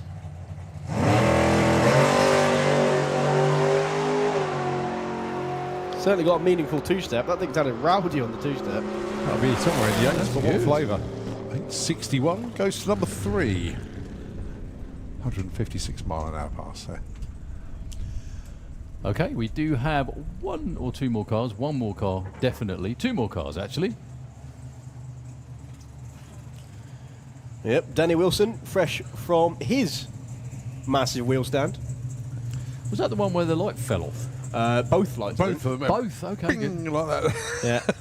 And bearing in mind how much work Danny does on this car himself, the car handled it beautifully. The only failures it had was the two tubes where the motor mount is welded to. It crushed the tubes. That was it. So brilliantly done. Racing for Hannah this weekend. Yeah, we did a bit of announcement on that one earlier on today, and of course we're talking. Well, I had a lovely message from Chelsea Wilson.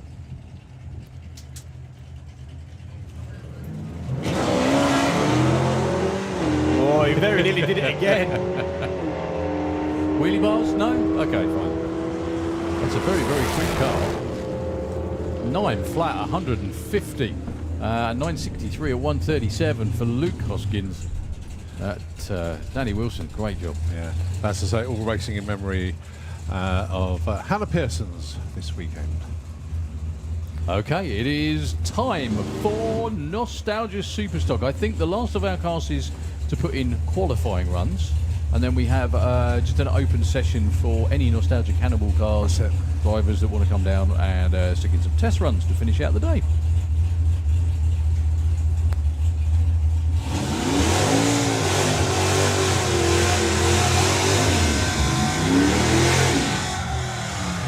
Well, we've seen a lot of these cars run throughout the day, haven't we, Rung? Now the time is here to put some numbers on the board. So, Stuart Arthur then, 11.32 with a What'll It Do.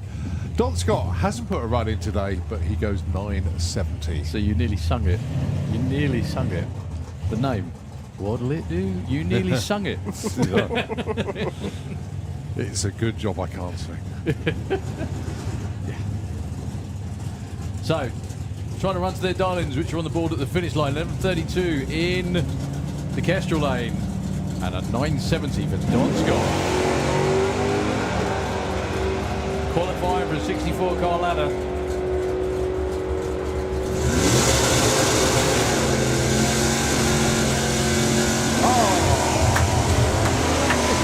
First run of the qualifying session. Stuart Arthur goes 11.32 with an 8. That means he's 0.008 of a second away from being perfect. Someone will probably get around him, but it's going to be rough. I don't know about what'll it do, but that'll do. Very, very good. The jokes write themselves and then we screw them up. That's it, Yeah. Jack Bishop with Barry, the Barracuda, 9.97, darling. Going alongside Neil Francis with the Rust Buckets, the boy, 10.78. Now, Jack can go in the 9.8s with this. Can possibly go in the 9.7s. But he's a bit warm.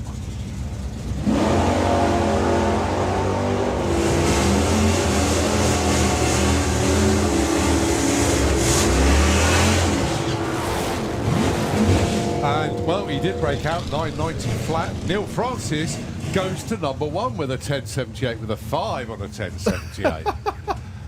Already, it's been this two is a pairs. proper bun fight. Four cars, and 2 of them have hit their number. Oh, this is going to be... No, I'm not bringing the camera now. No, I'm sorry. I'm not going to bother now. No, I'm not doing it. No. I've had enough. They're too horrible to me. Right, Dirty Barry, the Barracuda, John Wilson, and Chris Goodale.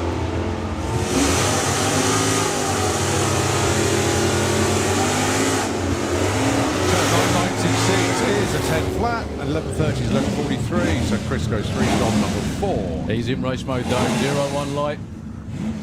That's the way to do it. So have they got 2 or 3 sessions tomorrow before, just out of blind curiosity? I think you got round 1 eliminations. Yeah, I think they probably have. Evening. Might be another 2, and then...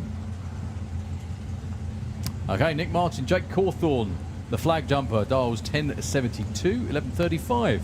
I love the fact you're both looking very intently. Go on. 3 qualifiers tomorrow, they're about 1 elimination. I was just going to say that. Weather dependent, we've got to say that. Yeah, true. Oh, 73 with a 4. God. Nick Martin breaks out by 300ths of a second. But I keep giggling like a little schoolchild because this is awesome. There's been, what's that now? 5 pairs. 4 cars have hit their number. 3 cars have hit their number. Yeah, awesome. Right, Paul Singer with the done and dusted Duster, 12.47 on the dial. Rob Cawthorne, 12.31. In the most least favourable conditions ever. Stupidly high temperature. Head breeze now, it's not a headwind anymore, it's calmed down a little bit.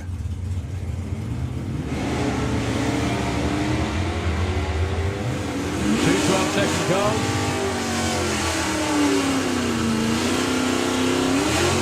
47 and 31 they go. 65 and 42. That counts as a huge miss in this round of qualifying. No offence at all, I couldn't do any better. I'm just saying, compared to everybody else so far. Right, Robbie Colcoff and Billy Mills. That dart's lovely. Absolutely lovely.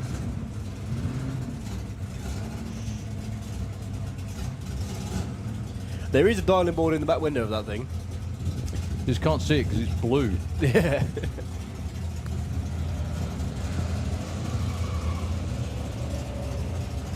Well, Robbie is away.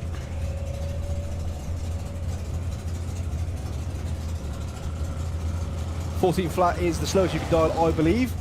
It goes 15.97.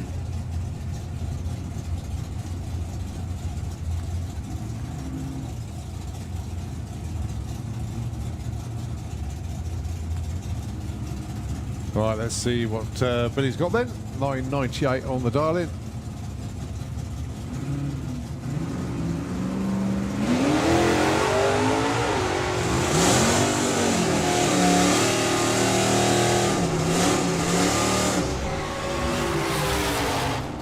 .10.07 goes to number 5. Paul Smale with a thirsty work, dialing 10.11. And James Ellis with the big Chevelle, 10.89. A great looking car as well. That does not look like a 10-second car. It actually reminds me a lot of Guy King's old Chevelle. Does, yeah.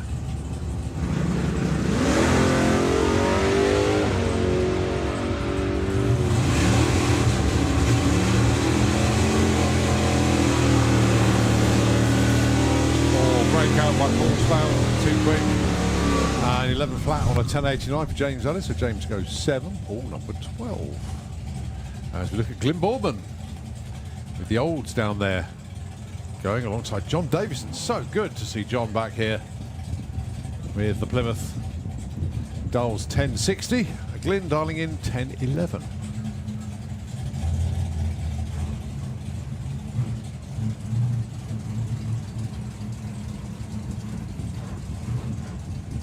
Do you know what age doesn't matter in any of our classes as such. I think John potentially could be one of the oldest competitors in Nostalgia Superstock this weekend. Yeah. Is that because you pulled out? No, he's got a few years on me. Doing this politely, I could call him Dad. You haven't? Wow, okay. Well, you haven't pulled out. I'm only joking. Of course. Oh!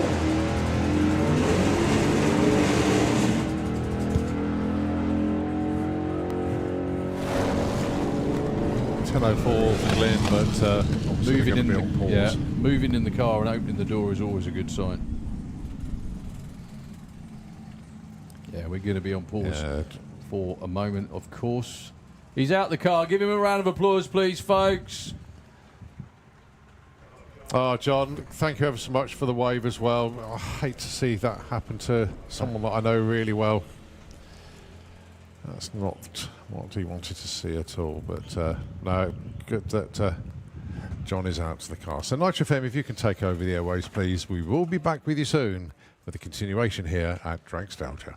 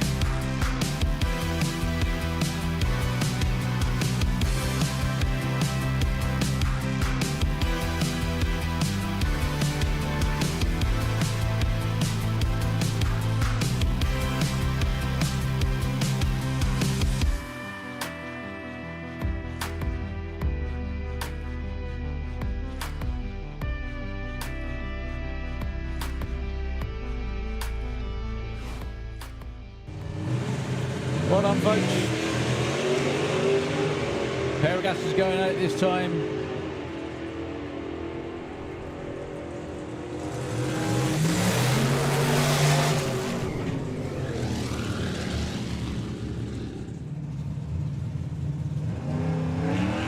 Soft offline, but feeding the power in.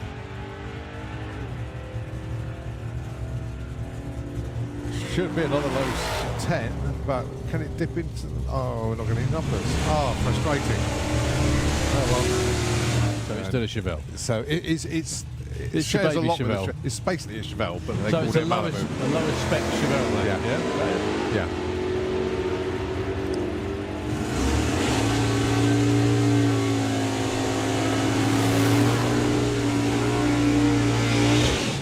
10:17 for Paul, 10:03 this weekend. We might go and commentate them up there. Another good wheels up launch for Dave. We went the nines earlier. Done it again, 9:79. And don't know who the Tri-Chevy belongs to, unfortunately. We like it.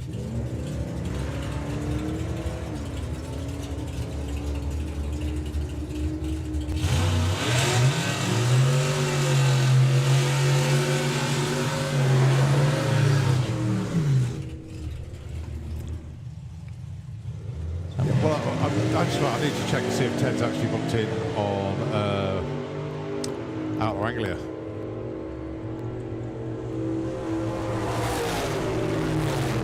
$9.75, nice looking run, and a 10.93 for Kate. 114.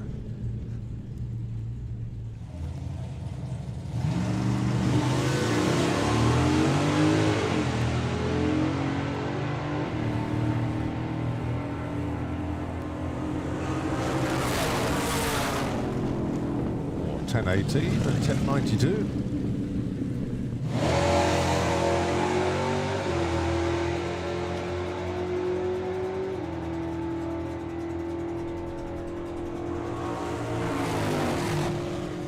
10.75, 11.33. Neil.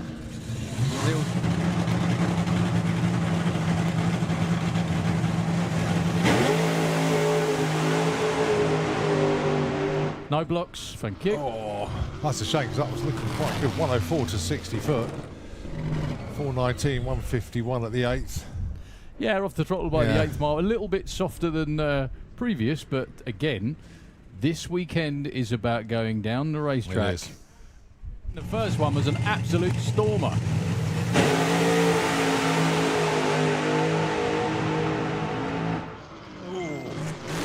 All fuel altered, doing fuel altered things. 7:39, 125 miles an hour, and if anyone beats that for driving job of the weekend, I don't want to see it. No, let's have a look at the replay on the live stream. Yeah, that was unbelievable.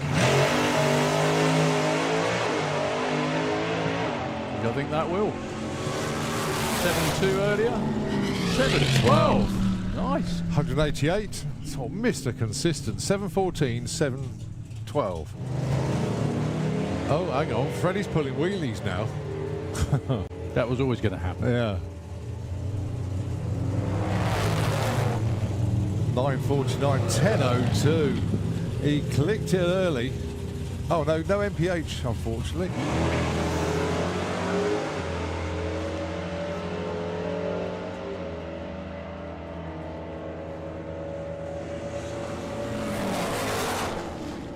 .11.33 and 11.40. Nicely away.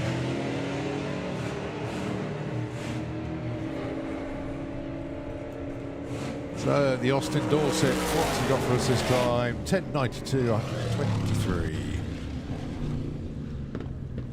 And 11.40, 115 from.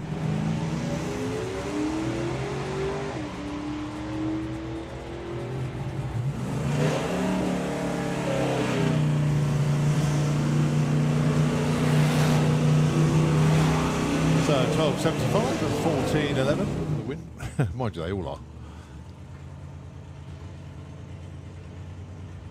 Hasn't pulled the monstrous wheelie yet today, don't you think? It's too hot out there. That's a bit further.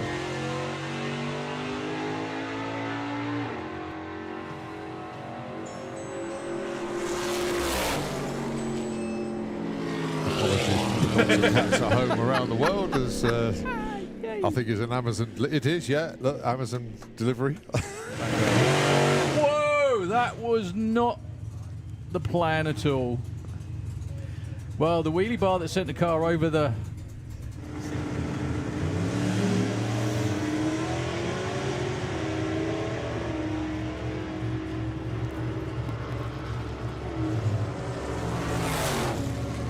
.10.46, 123. And Mike Graham goes 12.51, 86 miles an hour.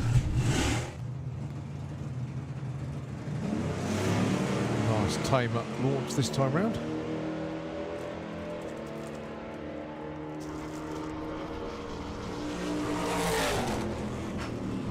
Still goes 10.45.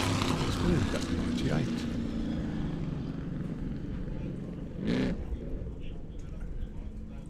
It's been transferred to this car, to the Firebird.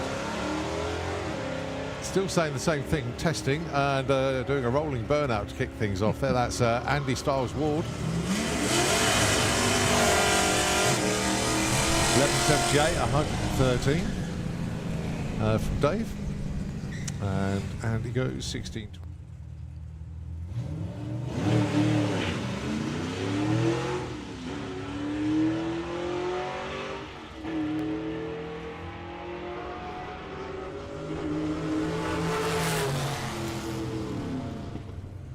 .11.82, 117 miles an hour. But yeah, it was a 300-foot wheelie. It was mental.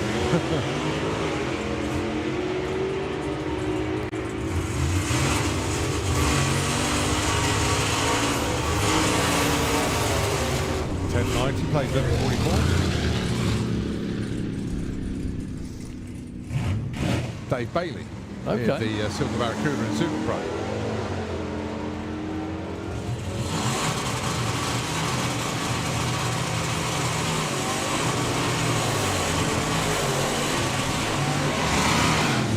Nice over the ball, 10.57 and 11.55 for Tom.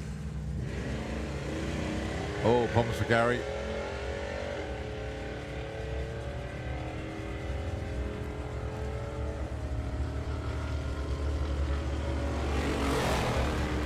Yeah, 12.73, 104 there for Gary Lake.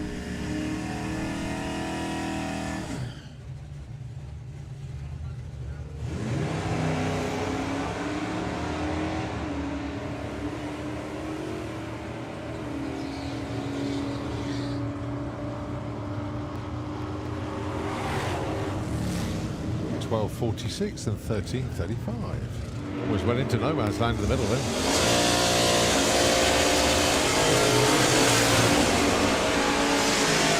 .10.13 and 10.04. Okay, bit of a consumed after this.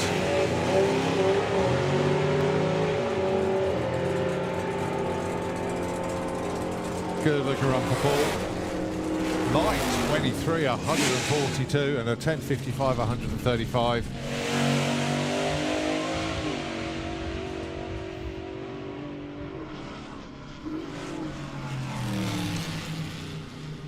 Well, definitely a run to remember, Mr. Coulsell. And there we go.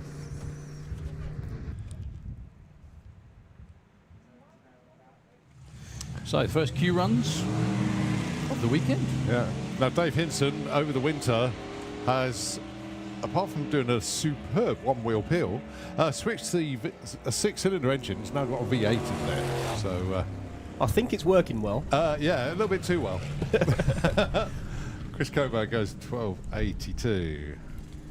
So, yeah, cold showers are the order. So, yeah, don't want any heat in the showers. Can they have cold ones, please? Just turn them down or just cold. So Alan Rimmel looking for 14.50. Goes 14.18 nicely.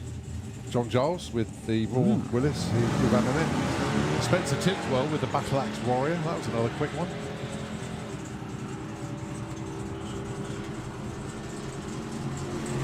So Damien Baker looking for a 10.80. Gets 11.43. Pike Murray looking to get to the other end of the track. Yeah, yeah. Well, it's definitely one of them. Yeah. Looking for 10.20. Pretty sure Bethany was driving earlier, but it probably is Beth now, actually.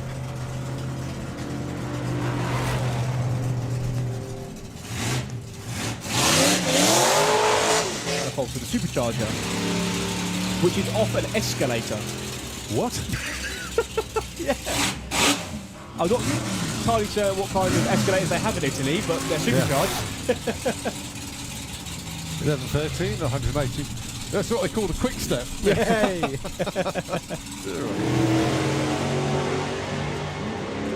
Oh, didn't hear it that time. Normally clears its throat and disappears. There goes 901 at 147. Yeah, that'd be why. That car usually runs down into the mid to low 8s. Reality by Tony Preston, Hang 'em High by John Everett, Gene's T, I remember it then very well, by Gene Tidswell, which is its quickest runs ever. It's been rebuilt with all sorts of bits from all sorts of different cars. Hence the name. Yeah, hence the name. And its current best is a 10.56. That will not be its quickest run ever, but it's still cool to see.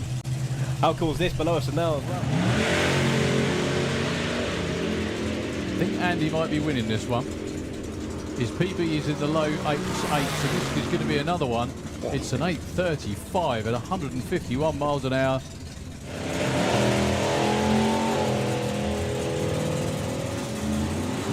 Well, one went too quick, and the other one took the green light as a suggestion rather than a command. 10.18, 10.17.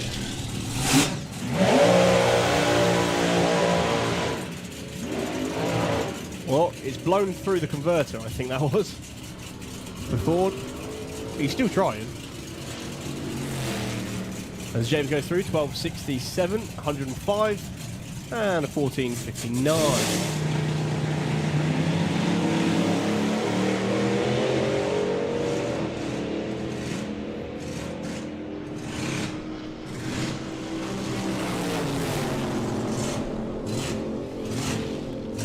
Nice. 997 and 10. So John Sharon with the Never Say Never Model T. Good looking launch. A little bit twitchy, but keeping it nice and straight. Goes 877 at 148. In the States. Oh, okay. Nitro Funny Cup. I just wonder if it's the same country. I think it is, because it used to be called the Boxo Bomb. But now it's called the Fortunate Son, so... 1079 at 119 miles an hour. Oh, he's bouncing his way down the track. That's a really good looking run. Well, it was. Till then. Yeah, that'd have been in the 9-second zone. 6:10 to the 8th mile, 104. So, yeah, they're running good numbers and then take it on the street. The yellow one you see running away into the distance is driven on the street. Keith and Julie take that out quite often. 9:35, 144 mile an hour. And a 12:92, 107.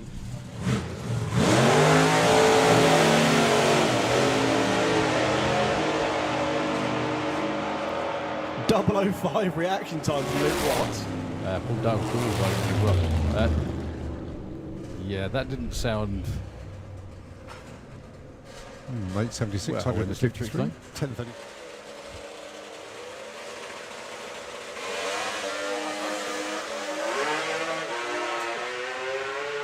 Oh, So, okay. Well, So all the way Chris- through with a 10.86 and a 15.06 in the other lane. Kev makes his final checks.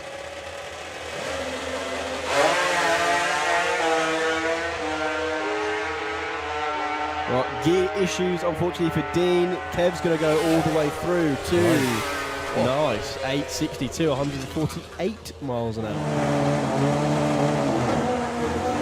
Yeah, someone's bike didn't sound healthy then, and it turned out it was Alan's.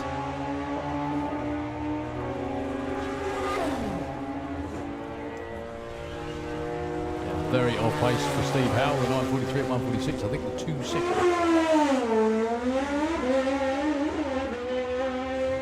been dragged over towards the centre line, but managed to straighten it up this time. Quicker, 9:30. So don't forget, Gasser Circus is a darling class. Nick Wood for 11.50. Adam.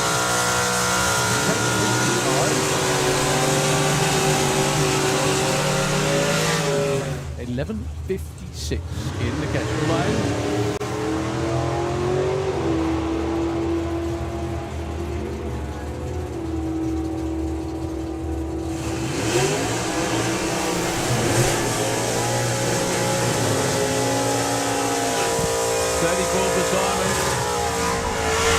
Excellent. Yeah. Sorry. Okay, that makes perfect sense then.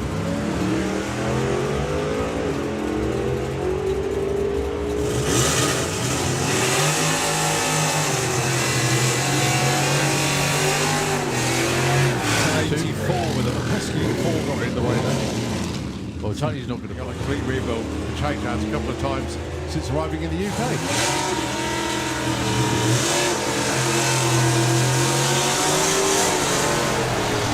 .1042, your new #1 qualifier. Gary Nash hits his number.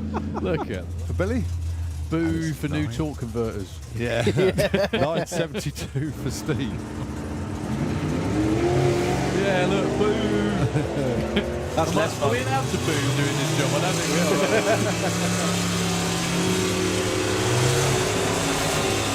75, 10.46. Just like that.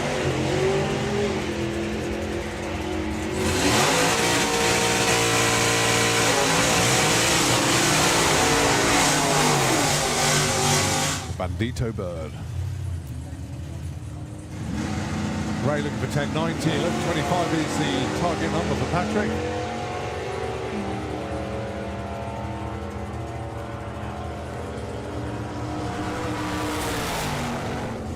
.11.19 breakout. 10.87 breakout on a 10.90. Both.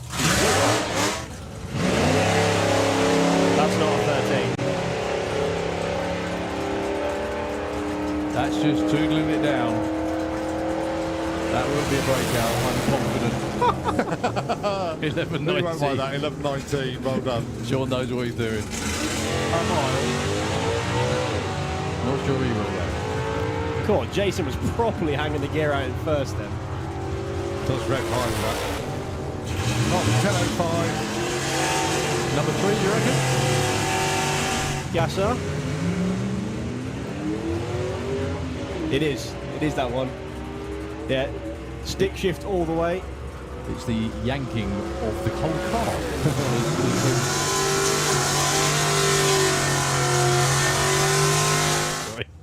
Oh dear. She's making more use of it than I am doing, put it that way.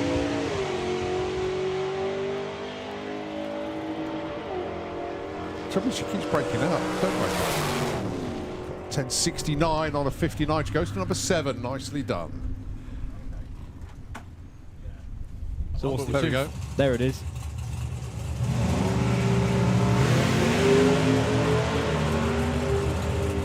Good looking run for Collins. This is going to be a really quick one. 7.12, 190 off the trailer. Bear in mind, I haven't hardly run the car since I can't remember when.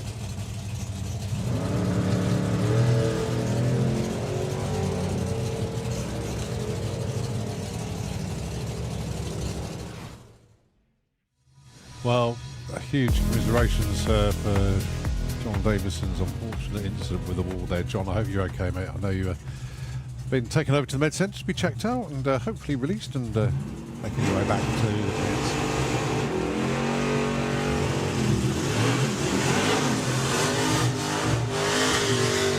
pits. So we continue then with Ty Strevitt and John Sleeth. John Sleeth, the winner of Nostalgia Superstock at Dragstalgia last year.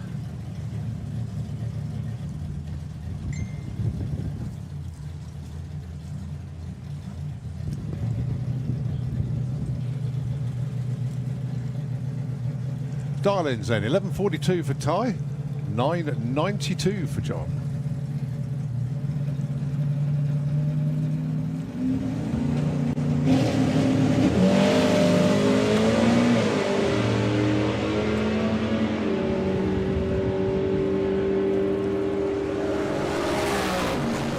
.91 with an 8. Oh, John Sleeth just breaks out by that much. Ty Strevitt into number 5 though, 11.49 on a 42.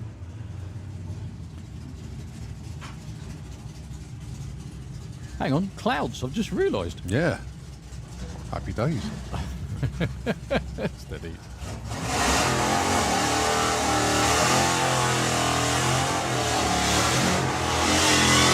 Don't say that, we'll get sent more of them. Oh, Scalabolts then, Phil Hobson.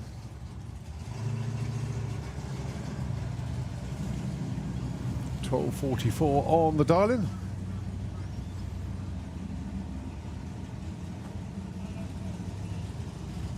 Right, if anybody's missing a tyre pressure gauge, an altimeter one,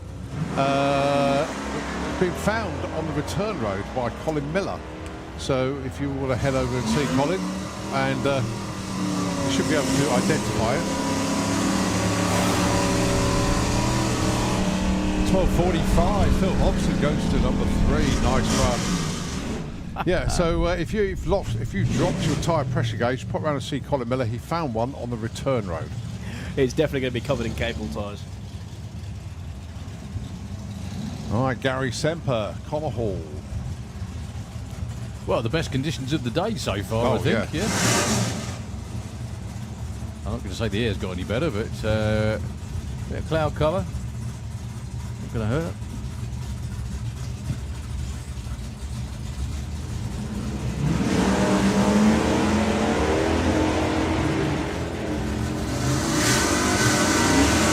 Gary Semper pulling over.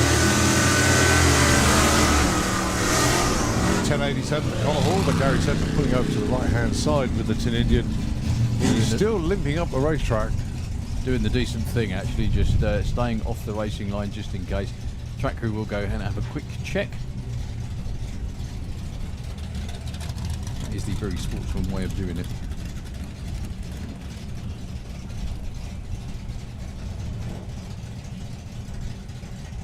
I don't think he's got enough momentum to make the scrutineering exit. Depends whether he clicked the engine off Yeah. or not.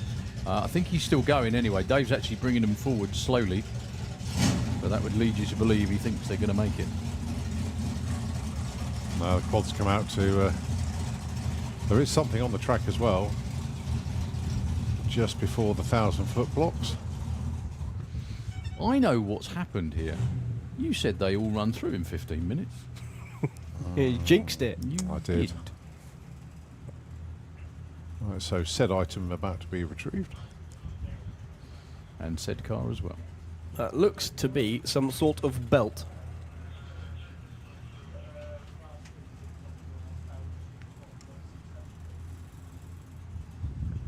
No, I would have said that was a rag actually. Oh, maybe it was. But no, Gary Semper, yeah, everybody's having a good look underneath the car. I shall trust the one with binoculars.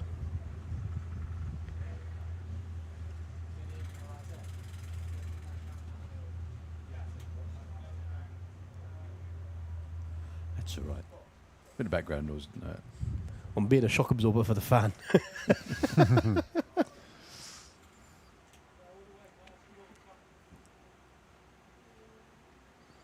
Well, Gary's on the move. So they'll make the scrutineering exit. Well, Paul and Dan have pushed back.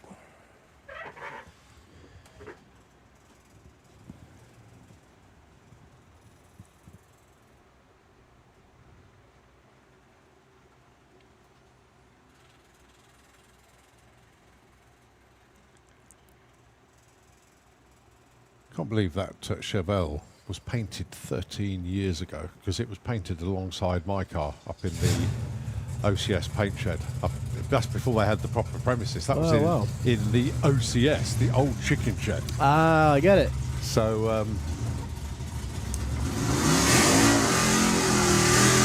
this looks immaculate.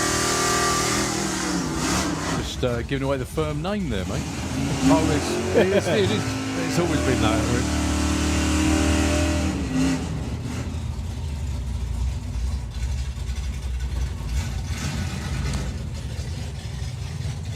So, car originally owned by Pops or Keith Williams, or everybody else. And there's Laurie Bamford down there as well.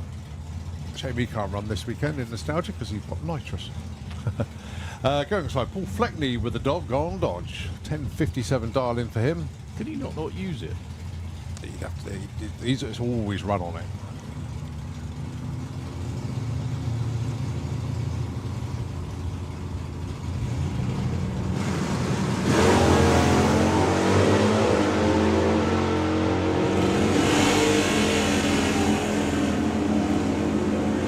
Right, so we have the numbers there. 1032, 1051 breakout for Paul Fleckney. Dan goes in at number 10.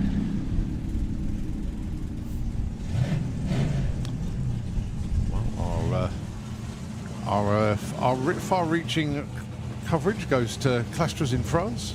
Lee Huxley just messaged in, just saying hi from all the Dark Horse crew listening in from a very hot Clusters. It's hot here as well, Lee. It's not just you, mate. They have an issue, though, don't they? They have a bigger issue than we do. Yeah. Yeah. Unfortunately for them. Yeah, they're not running at all tomorrow, is that right? Yeah. I don't know if it's today or tomorrow, but the heat warning means you can't do anything at all, and I can't imagine if it's this hot here in England. Central France must be off the charts. Yeah, Lee, let us know how warm it is there, mate. We know it's hot, but yeah, I think we peaked at about 36, 37 today. I'm not sure, but it's warm over there. Probably in the 40s. So, Alan Matthews, Gary Lake.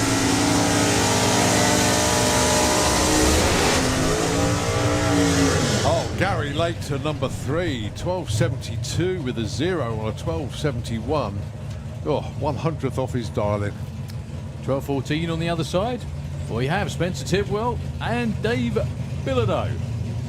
Another one of my favourite cars to watch go down the track is Spencer Tidwell. I think it's just anything small tyre and stick shift. Stick shift, yeah. He managed to take the rubber off the start line earlier because he just let the clutch out and he didn't go anywhere at all. Yeah, he was experimenting with feeding the clutch out back at the Nostalgia.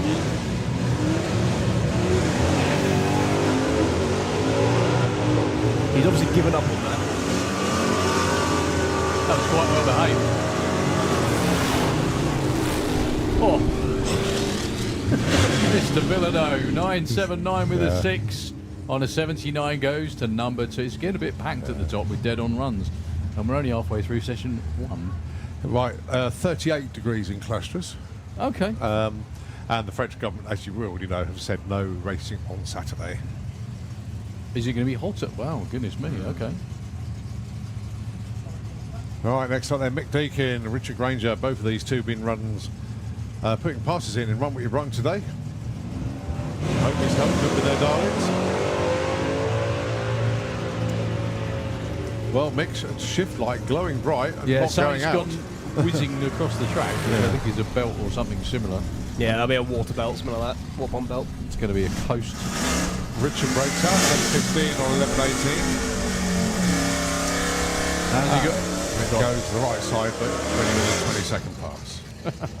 That's the best way to not break out. Yeah. Hope he's got enough momentum to get to the scrutineering, which it looks like he has. It's very deceptive from this angle. The belt is still over there on the track. It is, yes. Just before 330 foot. It's only 35 degrees tomorrow in clusters. Only? Oh, we'd have taken that. Yeah. We do need the belt. Yeah, I think he can see it. There we go. Bob's got it. We love Bob. You know, I've been posting photographs this week. I've got one of Bob at Mantorp when he was about 12, it looks like. I'll have to dig it out. No, he's not 12, but Bob's been doing this a while. Actually, he is highly experienced. Sorry, that's how you say it. That's how you say it, what yeah. you say, isn't it? He's so experienced, the disciples went to him for advice, didn't they? Right, Robster's Revenge. Rob Tyrrell down there with a coronet. And the Dalai Lama's got him on speed dial. Yeah? Is that the one?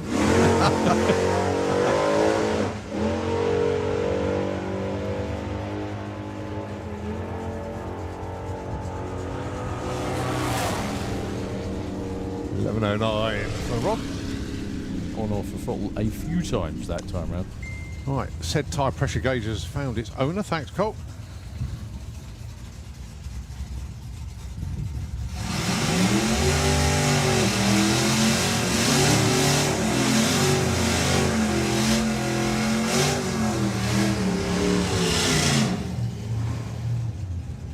Right, Jared Heathcote down there.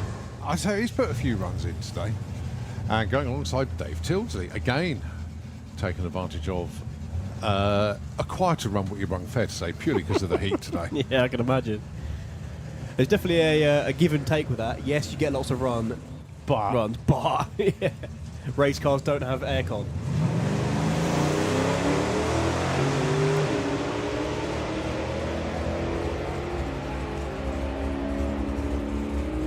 So 11.75 and 12.70. 11.70 breakout, 12.64 breakout. First pair to actually break out. Although we've had plenty up to that point. Yeah.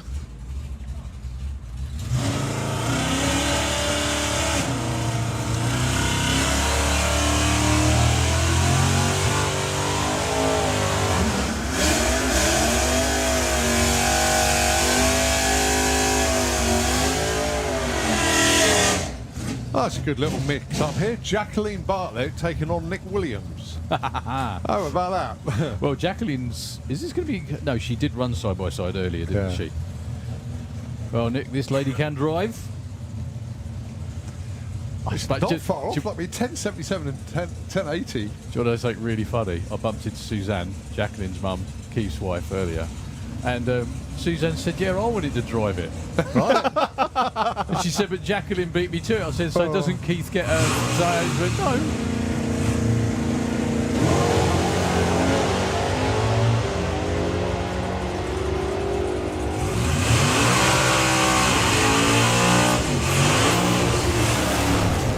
1095, 1081, Jacqueline. Number She goes to 5. number 5. That's the way to make a debut. Oh, super.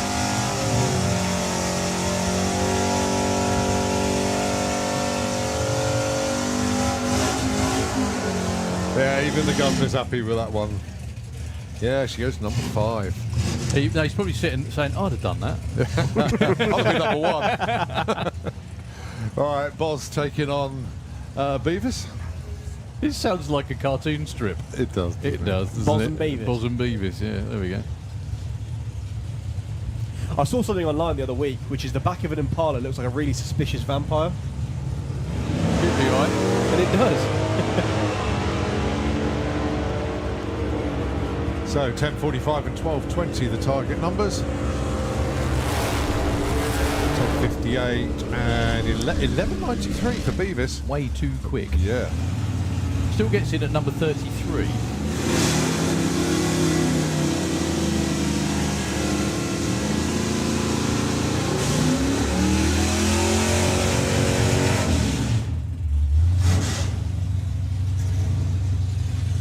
All right, Craig Elliott up next.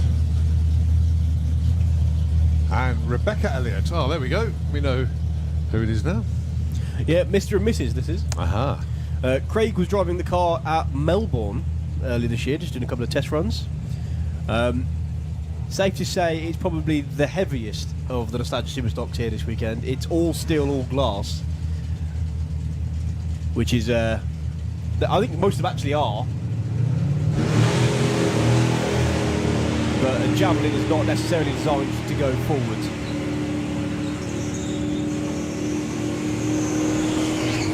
So 1108 is an 1106 breakout too quick, and 1201 on 1201 on a 1280 dial. Hey? Wow, that 0.8 of a second breakout there. Straight. Someone's got the numbers the wrong way Yeah. round.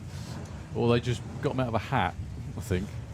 Right, Glenda Thompson looking for 1391. Ian King looking for 1063. Still got loads of cars in the lanes. Of course we have. I think so. We're over the halfway point.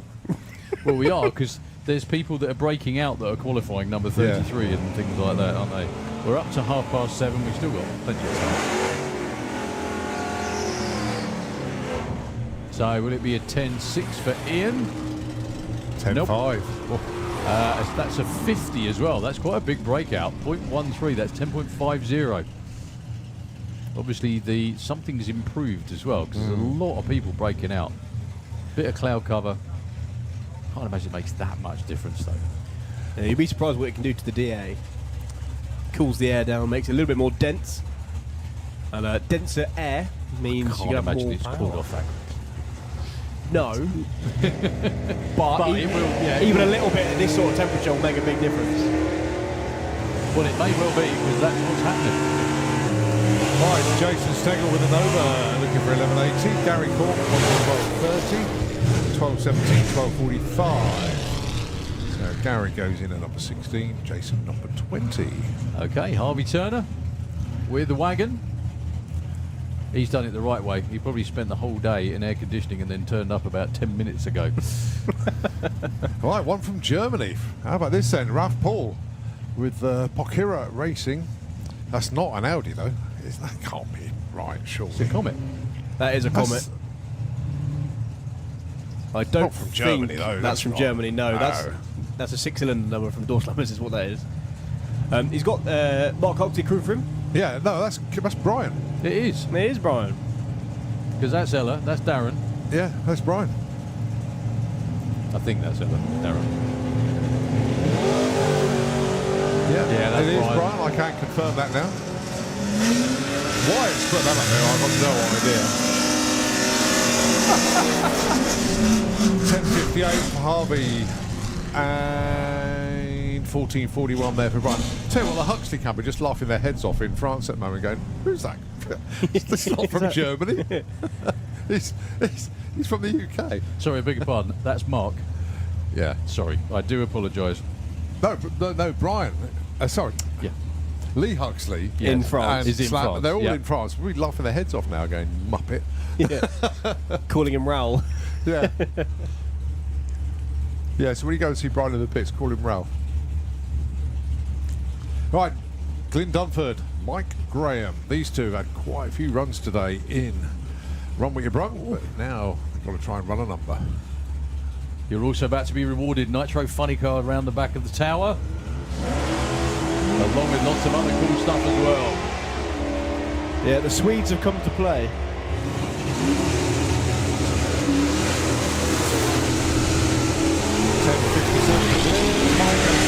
13:28.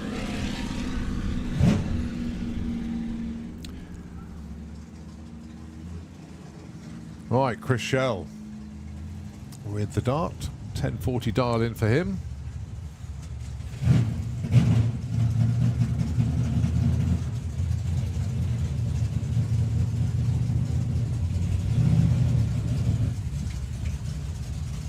So looking at the top of the shop at the moment, Neil Francis, currently number 1 from Dave Billadou, number 2, Stuart Arthur. Oh, door open again. Oh. I think he's shut. Whoa, whoa, whoa, whoa, whoa. Well held, Chris. Yeah, I think that may have been self-inflicted trying to shut the door.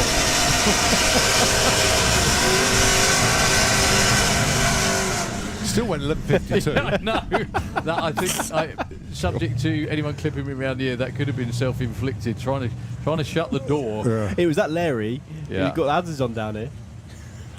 Dear, oh dear. Well, This entertainment this weekend. the only thing that was wrong with that is he didn't put the indicator on when he went, that way. Yeah. Dear, oh dear. Right, Royd and Mitch and Pete Walton, your next pair. As I was saying, right, at the moment, 44 cars have put numbers on the board. Does Royden know that he's got his hazards on? Yeah. Right, Dave Billadou 2, Stuart Arthur 3, Gary Lake 4, Jacqueline Bartlett is number 5, Phil Holson 6, Jake Cawthorne 7, Chris Goodale 8, Ty Stratton 9, Vinnie Bill's number 10 at the moment.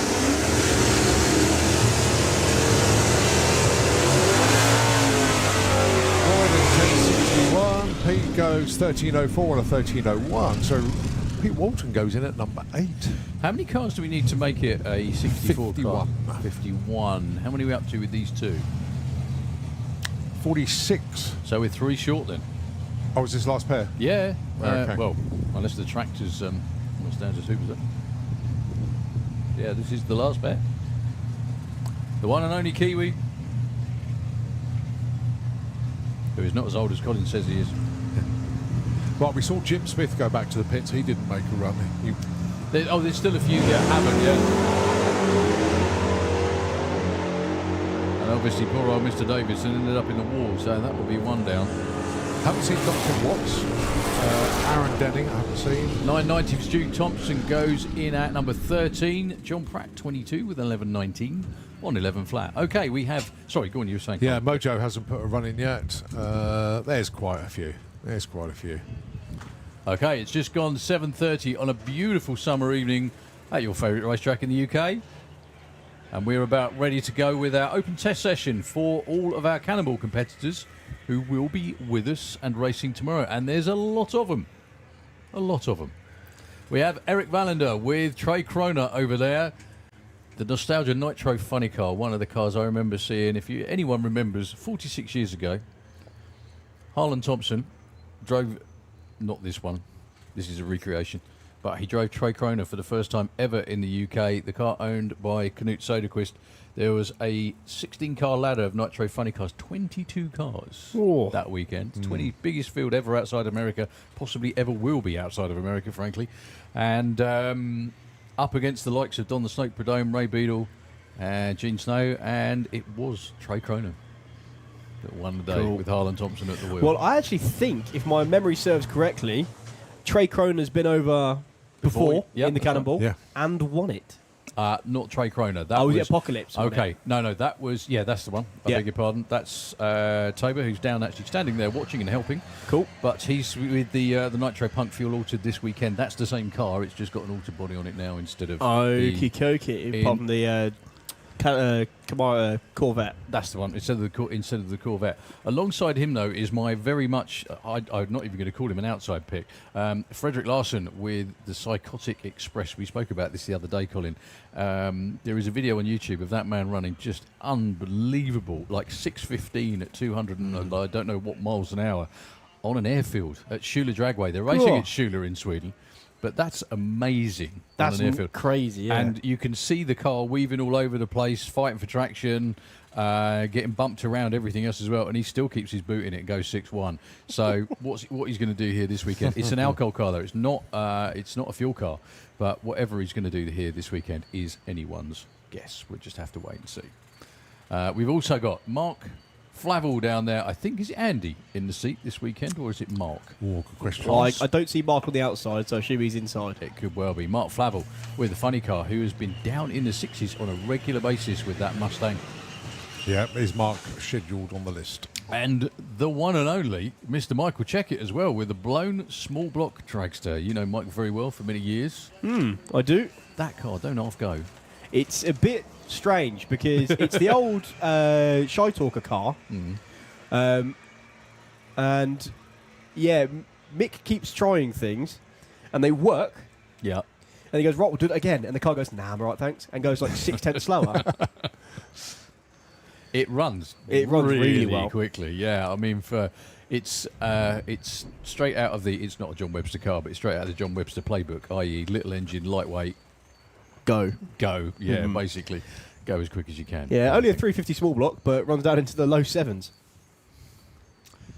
So they will be just putting in test runs after we finishing touches to the track. Who else is down there, Colin? Because I can't see very well. Is Adam Clayton there again? Because that white tow car very much reminds me of his. It might not be. I think it might be. Right, that's Raptor. Okay. Yeah. I think it is Adam. I think you are right. Well, after what happened earlier, Yeah. should be out of underwear by now. I think. Is that the Cannibal car? Yes, again, more than likely. Yeah. Quite possible. We've got a whole bunch of them. This is going to be Adam Clayton's third run of the Yeah. weekend. On the live stream, I wonder if you can give us a shot of the pairing lanes. Let's have a look. Side shot would be even better. That would be really handy That because would then be we know really what's cool. going. Yeah. Go on, Alex. You know you want to. No, not the track. No, not the track. Pairing lanes. It's all right. It depends if he's he's got. There us we on. go. Now that's the head-on shot. Give us a side shot. There's still quite a few cars there. Yeah. Though. That's oh no, that's black. Ah no, that's Chi-Town. Okay. Yeah, I recognise Paul the tow Harris? truck. Paul Harris. Yeah, that's Paul Harris's car because I recommend that because that's Charlie Seawood's tow truck. So they're together.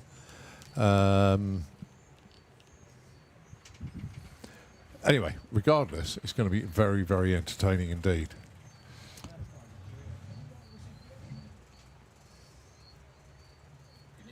And of course, there are other cars as well that we've seen put runs in today. Robbie Grabham, and he's had a couple of very, very tidy runs today indeed. Now then, other cars. Well, we saw Tony Betts earlier on. Dougie Hill, he's one that hopefully we can see at some point. And Dave Nelson. Goodness me. Yeah, no problem at all. Right, away you go, old chap. Just Nitro FM. Just a quick request. Just borrowing the PA for a second. Wait, sorry.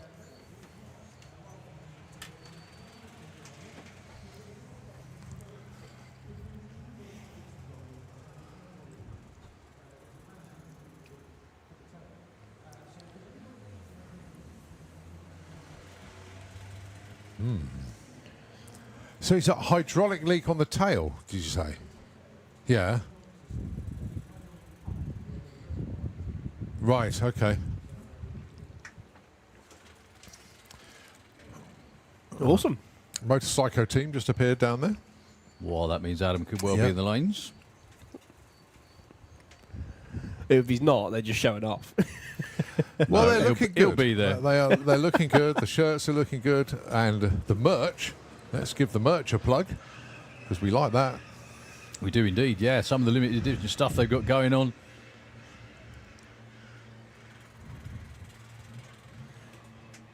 Chris, If you line the car up over towards the wall, then it'll probably end up in the middle.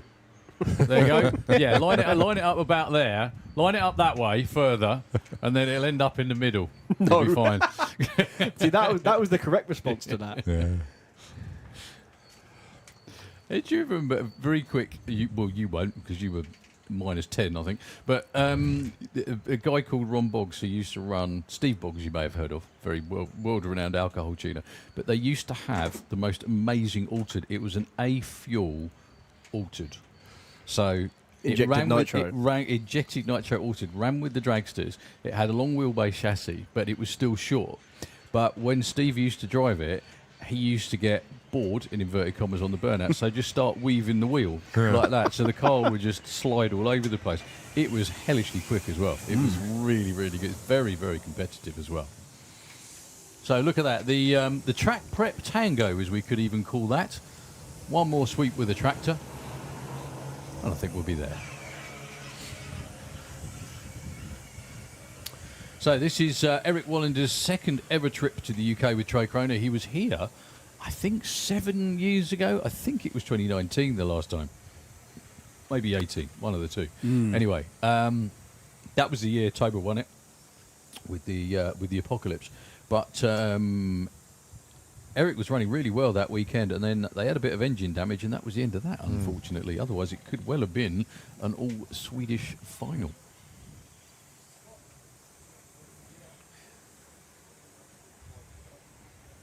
Yeah, fingers crossed we'll be seeing Dougie Hill later as well. I know he's fresh from rebuilding it after the car decided it didn't want 4 wheels. It only wanted the 3. That was lively, wasn't it? Yeah. Lively. I'm super impressed they managed to get the parts to get it sorted. So what actually broke? The half shaft. So it snapped basically the hub off the shaft, which on that style of rear axle is the only thing that holds the wheel on. Nice. So then it all comes bouncing away. Parted company. Exactly. So now they've gone for a slightly different, more funny car style rear end, the full floater, which basically means the drive shaft doesn't hold the wheel on. Right. So if it snaps, the wheel stays where it's at. Right. That would be nice. Okay. That nearly was. Tricrona, I think they may well be side by side, actually, the altered and the funny car. They're both trying to spin them over together. They're both neighbours. They both come from Nyköping in Sweden, a hell of a long way to come over here and race. I think the elapsed time advantage, believe it or not, on previous form goes to the altered. On an airfield. So I assume the engine in the front of the altered is, for all intents and purposes, prime on. Pretty much, yeah. That's basically what a methanol engine looked like about 30 years ago. It's got a normal supercharger on it. It doesn't have a screw blower on it, but that doesn't matter. It still goes like...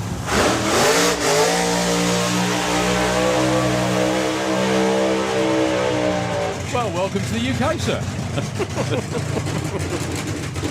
That's Frederick Larsen, the half track with the burnout. This is Eric Wallander.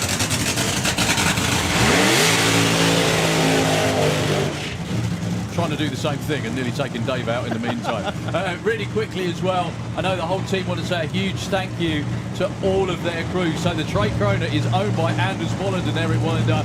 The crew are Bossa Christofferson, Jesper Biberg, and also help from Toba's team as well. The Psychotic Express is crewed by Matthias Felberg, Tor, Nicker, and Nicker as well. And it is so good to see both of them over here in the UK doing their thing. I don't know how far they're going to be going down the racetrack on any of these test runs, but we're about to find out.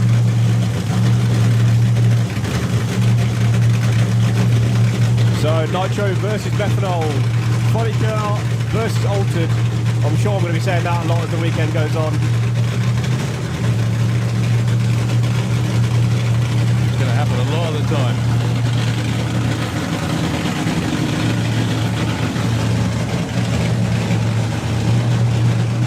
So, Frederick Larsen and Eric Wallander. My guess would be to hard track to make sure everything behaves. But let's hope they drive like real Scandinavians. Foot through the firewall all the way down, please. Dragstalgia 26 kicking off in style.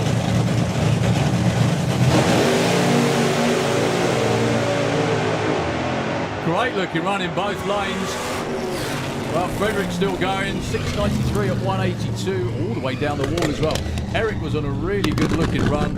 He was 1.10 to 60 foot, 2.84 to 330. He clicked it by the 8th mile, 435 at 144. Frederick's car laboured a little bit off the start line, 1.11 to 60 foot. I might hazard a guess that was a high gear launch. But still great to see those cars out there side by side. Yeah. Sorry, mate, go on. No, I was going to say, I think it was high gear for both of them, actually. 160 foot is not where they want to be either side of the track. Certainly low 10s, maybe even high 0.9s is the order of the day for cars running as quickly as they can.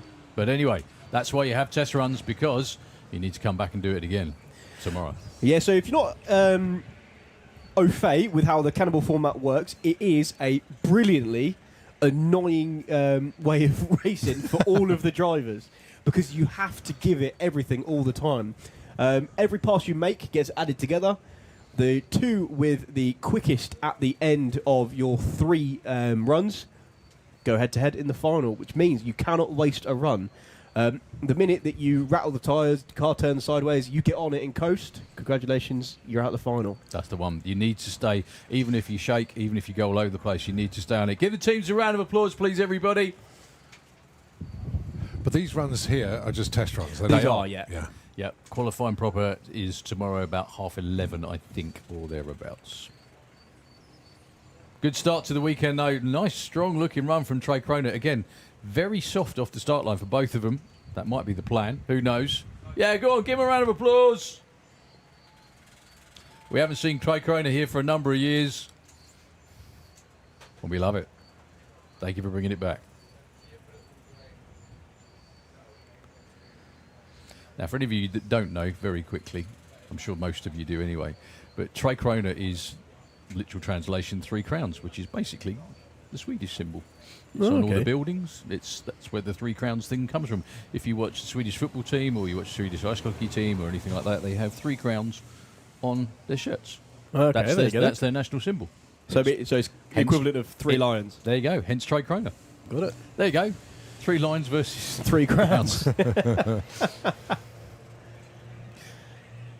If I dare say it as well, I know there's a lot of Triple Crown events going on, especially one in America.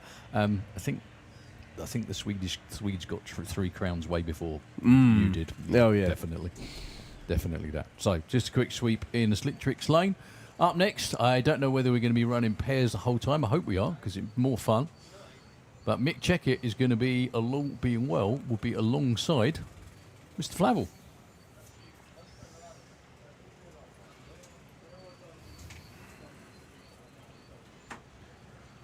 Yep, I can see, I think that's Bob Hawkins' tow vehicle there as well. You can just see the nose of the Raptor poking itself round the corner. Indeed. Yeah, they just want to put... I'm seriously impressed, though, with Adam Clayton. This will be his 3rd run of the weekend. I know, that's hitting it hard. For a nitro car, especially, that is, definitely. Especially this weather. Like 3 turnarounds is a lot of hard work. Yeah, and I can't imagine it's particularly comfortable sat in a 15-layer fire suit, 20-layer fire suit. They're not that many, are they? I think it's like 5 or 6. Really? Not for front-engine nitro. Oh, maybe not.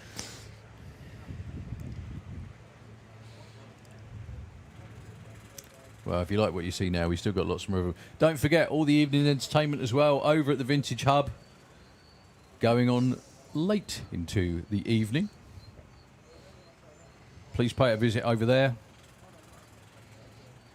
And I'm sure all of you, the vast majority of you, are staying on site all weekend, as we are too. We do apologise for the delay. I think they are trying to get up clutch dust from Trey Croner, because it was breathing quite heavily out the back before you even hit the throttle, and especially when you do a high gear launch in one of those things, it does... Yeah, that's a good point. It disintegrates the clutch more than it really should do. Yes, I know exactly what you mean. Here we go then, Mick Checkett and Mr. Flavel.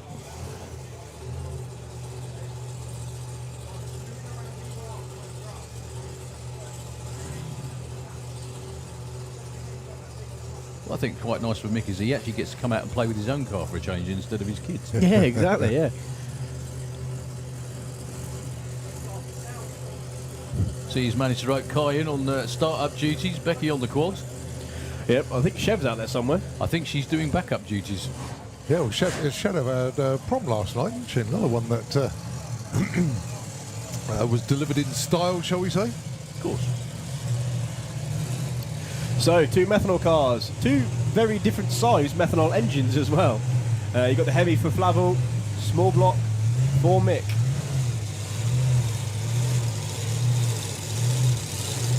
However, don't expect the dragster to get left behind. No.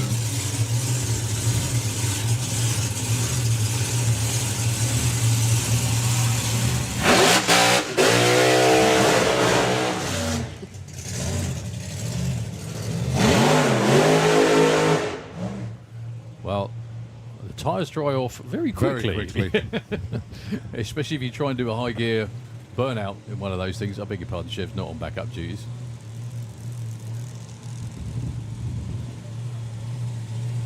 I presume Emma's in the tow car. Is that right? No, Emma will be on the grandstand somewhere, I assume. Oh, okay.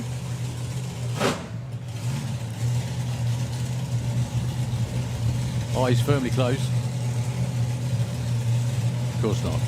Mick knows what you're doing. So, Andy Flab got to the Mark, the Flabbles. Didn't they get to the final round? Andy Flab. Andy did, yeah.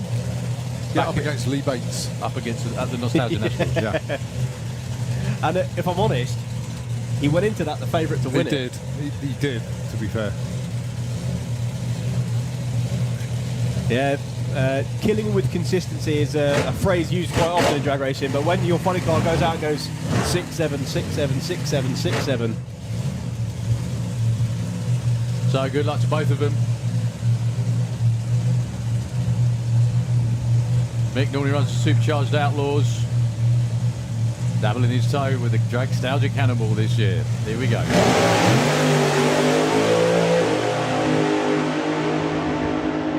Pretty damn good looking race.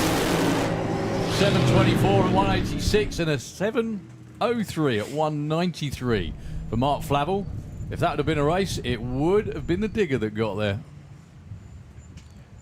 That is, I'd say that what I can't help thinking as well, 186 miles an hour for a small block is That's getting it. screaming. Absolutely screaming. Yeah, 106 to 60 foot for the Dragstar, 109 for the funny car, and then the horsepower of the Hemi picks up by the 8th mile, goes 452 and a 463 for Mick. It does make me laugh so much that it says Michael on there, because only Emma ever calls him Michael. Of course. He's Mick to everyone else. Yeah, he is. All right, here comes Alan Galello. Right, turn up your microphones. Here And the comes firecracker, I think. I think they're going side by side, yeah. You see the pipes are lit. the loudest car on site. And Adam Clayton again.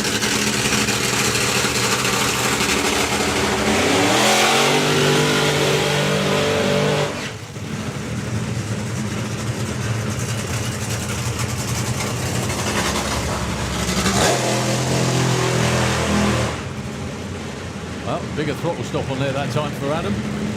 It's like, I can't say Adam did this or Adam did that, can we? Because it's... Well, it was Adam who was the quickest of the fuel altered at Nostalgia right the way up until the final. He dipped his toes down into the low fours, even into the 0.960 foot range. So 4s over the 8 mile, 0.9 over 60 foot. And Adam both at them, didn't they? Well, there's still test runs to both of them. Adam Gleno hasn't run the car in a year, I don't think.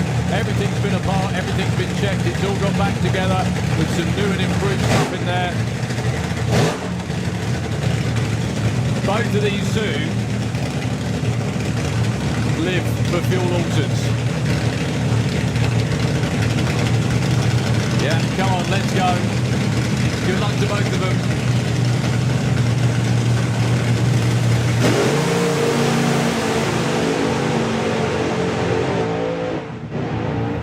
Well, Adam Clayton got to just after half track, goes 7:40 at 1:30.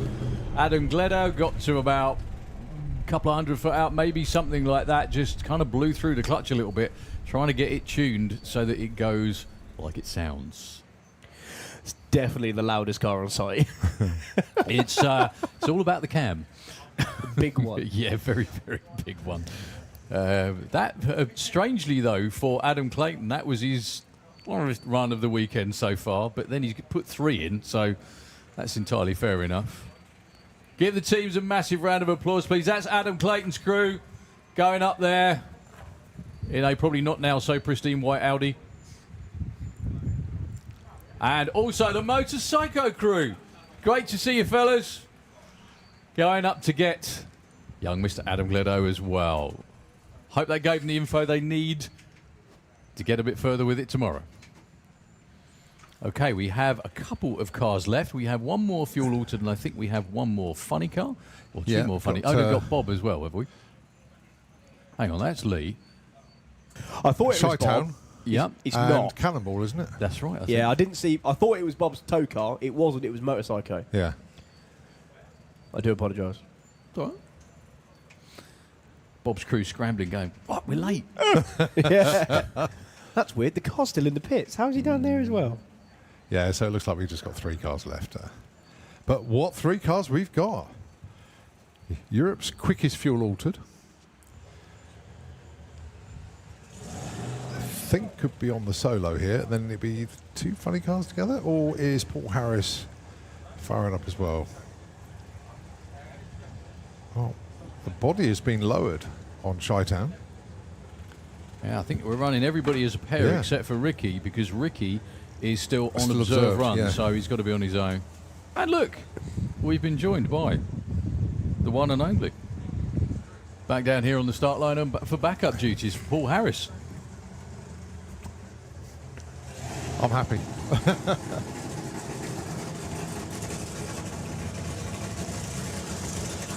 So Paul rocking the Chi-Town Hustler body for this weekend.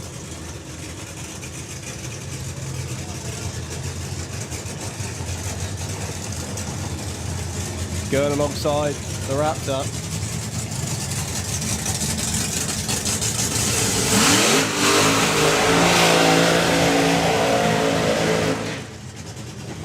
Well, it's been a while since Paul Harris has nailed that car with the throttle. It's been out for a couple of years, I think.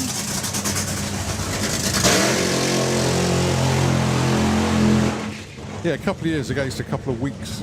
Well, a month or so. Yeah, about that. Well, actually, I don't think the Raptor had ran the last time Paul Harris ran. Yeah, it's a very good point. Yeah, you're right. That tells you how new one of them is. And how long the other one's been away. So Elvira backing up the Paul Harris Chi-Town Hustler Dodge.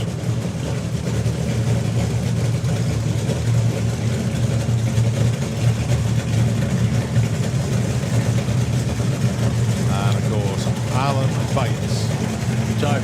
Lee Bates. Sorry, Lee Bates. Yeah. Alan's around somewhere. He's out front. Yeah, I can see him now. His youthful experience. Mind you, he was quite young when he started his fuel career, wasn't he?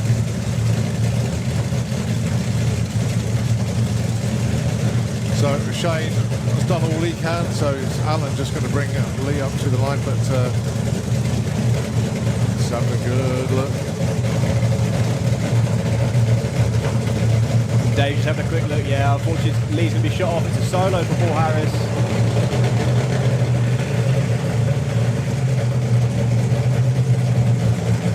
Well, it's a good job they spotted that right then. Yeah, there's a puddle of something under the car. So here we go with Paul Harris. First time in a couple of years with the Chi-Town Hustler.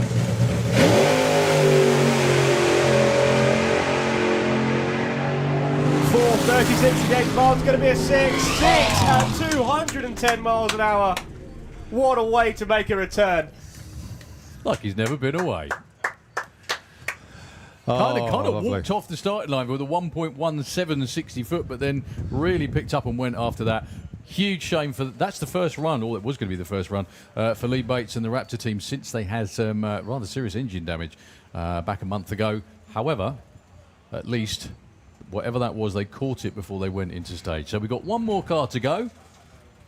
They'll still be around for round 1 tomorrow. Well, I was to say, what a way to blow the cobwebs away. He ran 6.6. He actually ran exactly 6.6 as He well. did, with all the zeros all as well, of the yeah. zeros. That's the kind of consistency. Well, that's what you need to do anyway. He Yeah. needs to do that 3 more times, hopefully 4, this weekend anyway. So, Well, they're having a little nosy around there. Lee's not getting out of the car just yet. Well, there was something on the track underneath the car which is gone now. Well, that tells me fuel. Fuel. So, are we going to run Ricky and then maybe Lee to finish, or let's see? Well, Ricky's team are under the body ready to go, but they've not been given the signal yet. The truck is coming back for the Raptor. Right, it is. Okay. Yeah, but you No, forget I they think need they've that just to said, start no, it. that's it. Yeah, Lee's getting out. So Lee's getting out now.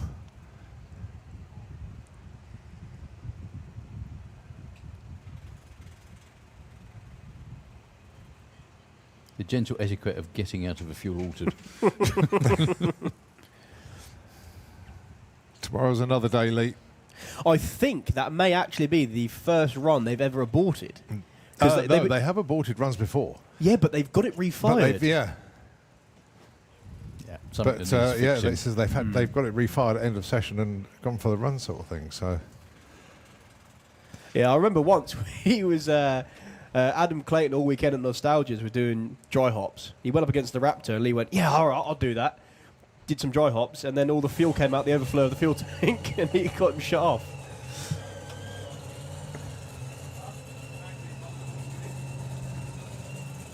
So there it is, the cannonball car of Ricky Gowan. As the body prop gets removed, the body is lowered. And the car engine shuts stops. off. Oh.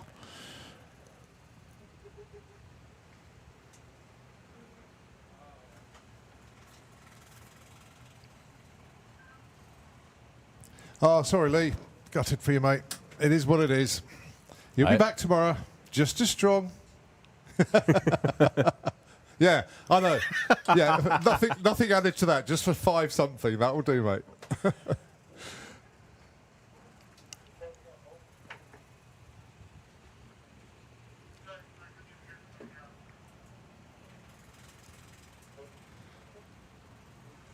Well, not sure if they're going to give Ricky's car one more go. This is a remake of the original Cannibal funny car that won this, well, not this event, sorry, it wasn't this event then, was it? The original Cannibal run way back in 1981, which is scarily 45 years ago. Oh, no, that's what really is scary, isn't it?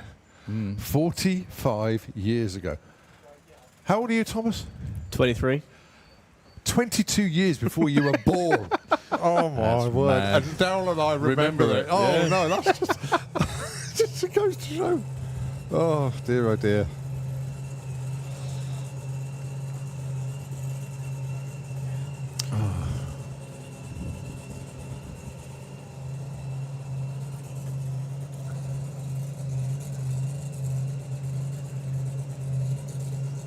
Okay. Fingers crossed for Ricky. He will be the last car down the track today. You know the conversation we were having about the Altereds and Yep. Googling what they really look like? Have a Google on what a Plymouth Arrow looks like. Yeah, they're any funny car body is like that, isn't it? It's not this. This is better.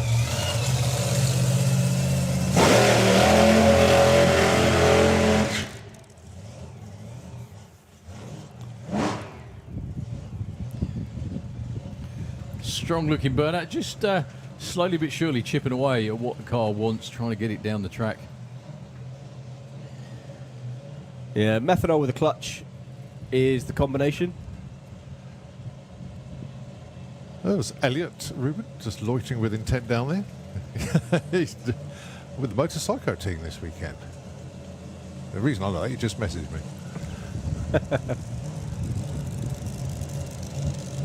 Yeah, Rick, you need to go a little bit further right. That's the one, mate. Well done. That's his daughter Neve doing backup duties as well. How cool is that?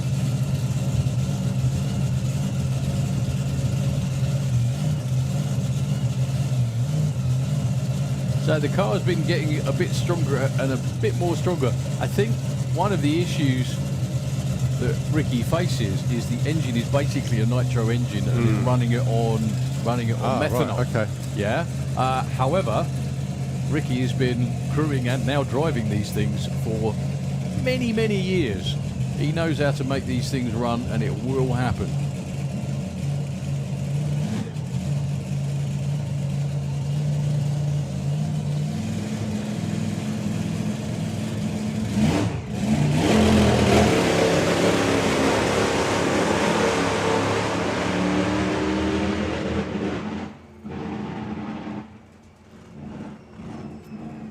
Just not on that one, Not unfortunately. on that one, still chipping away at it. But anyway, that's a wrap for day one for Dragstalgia. It's 2 huge days of nostalgia drag racing coming your way. Yeah, but unfortunately for everyone, all of the showmanship awards have gone. Yeah, yeah, we're kind of. Well, they've all gone. What a day. Yeah.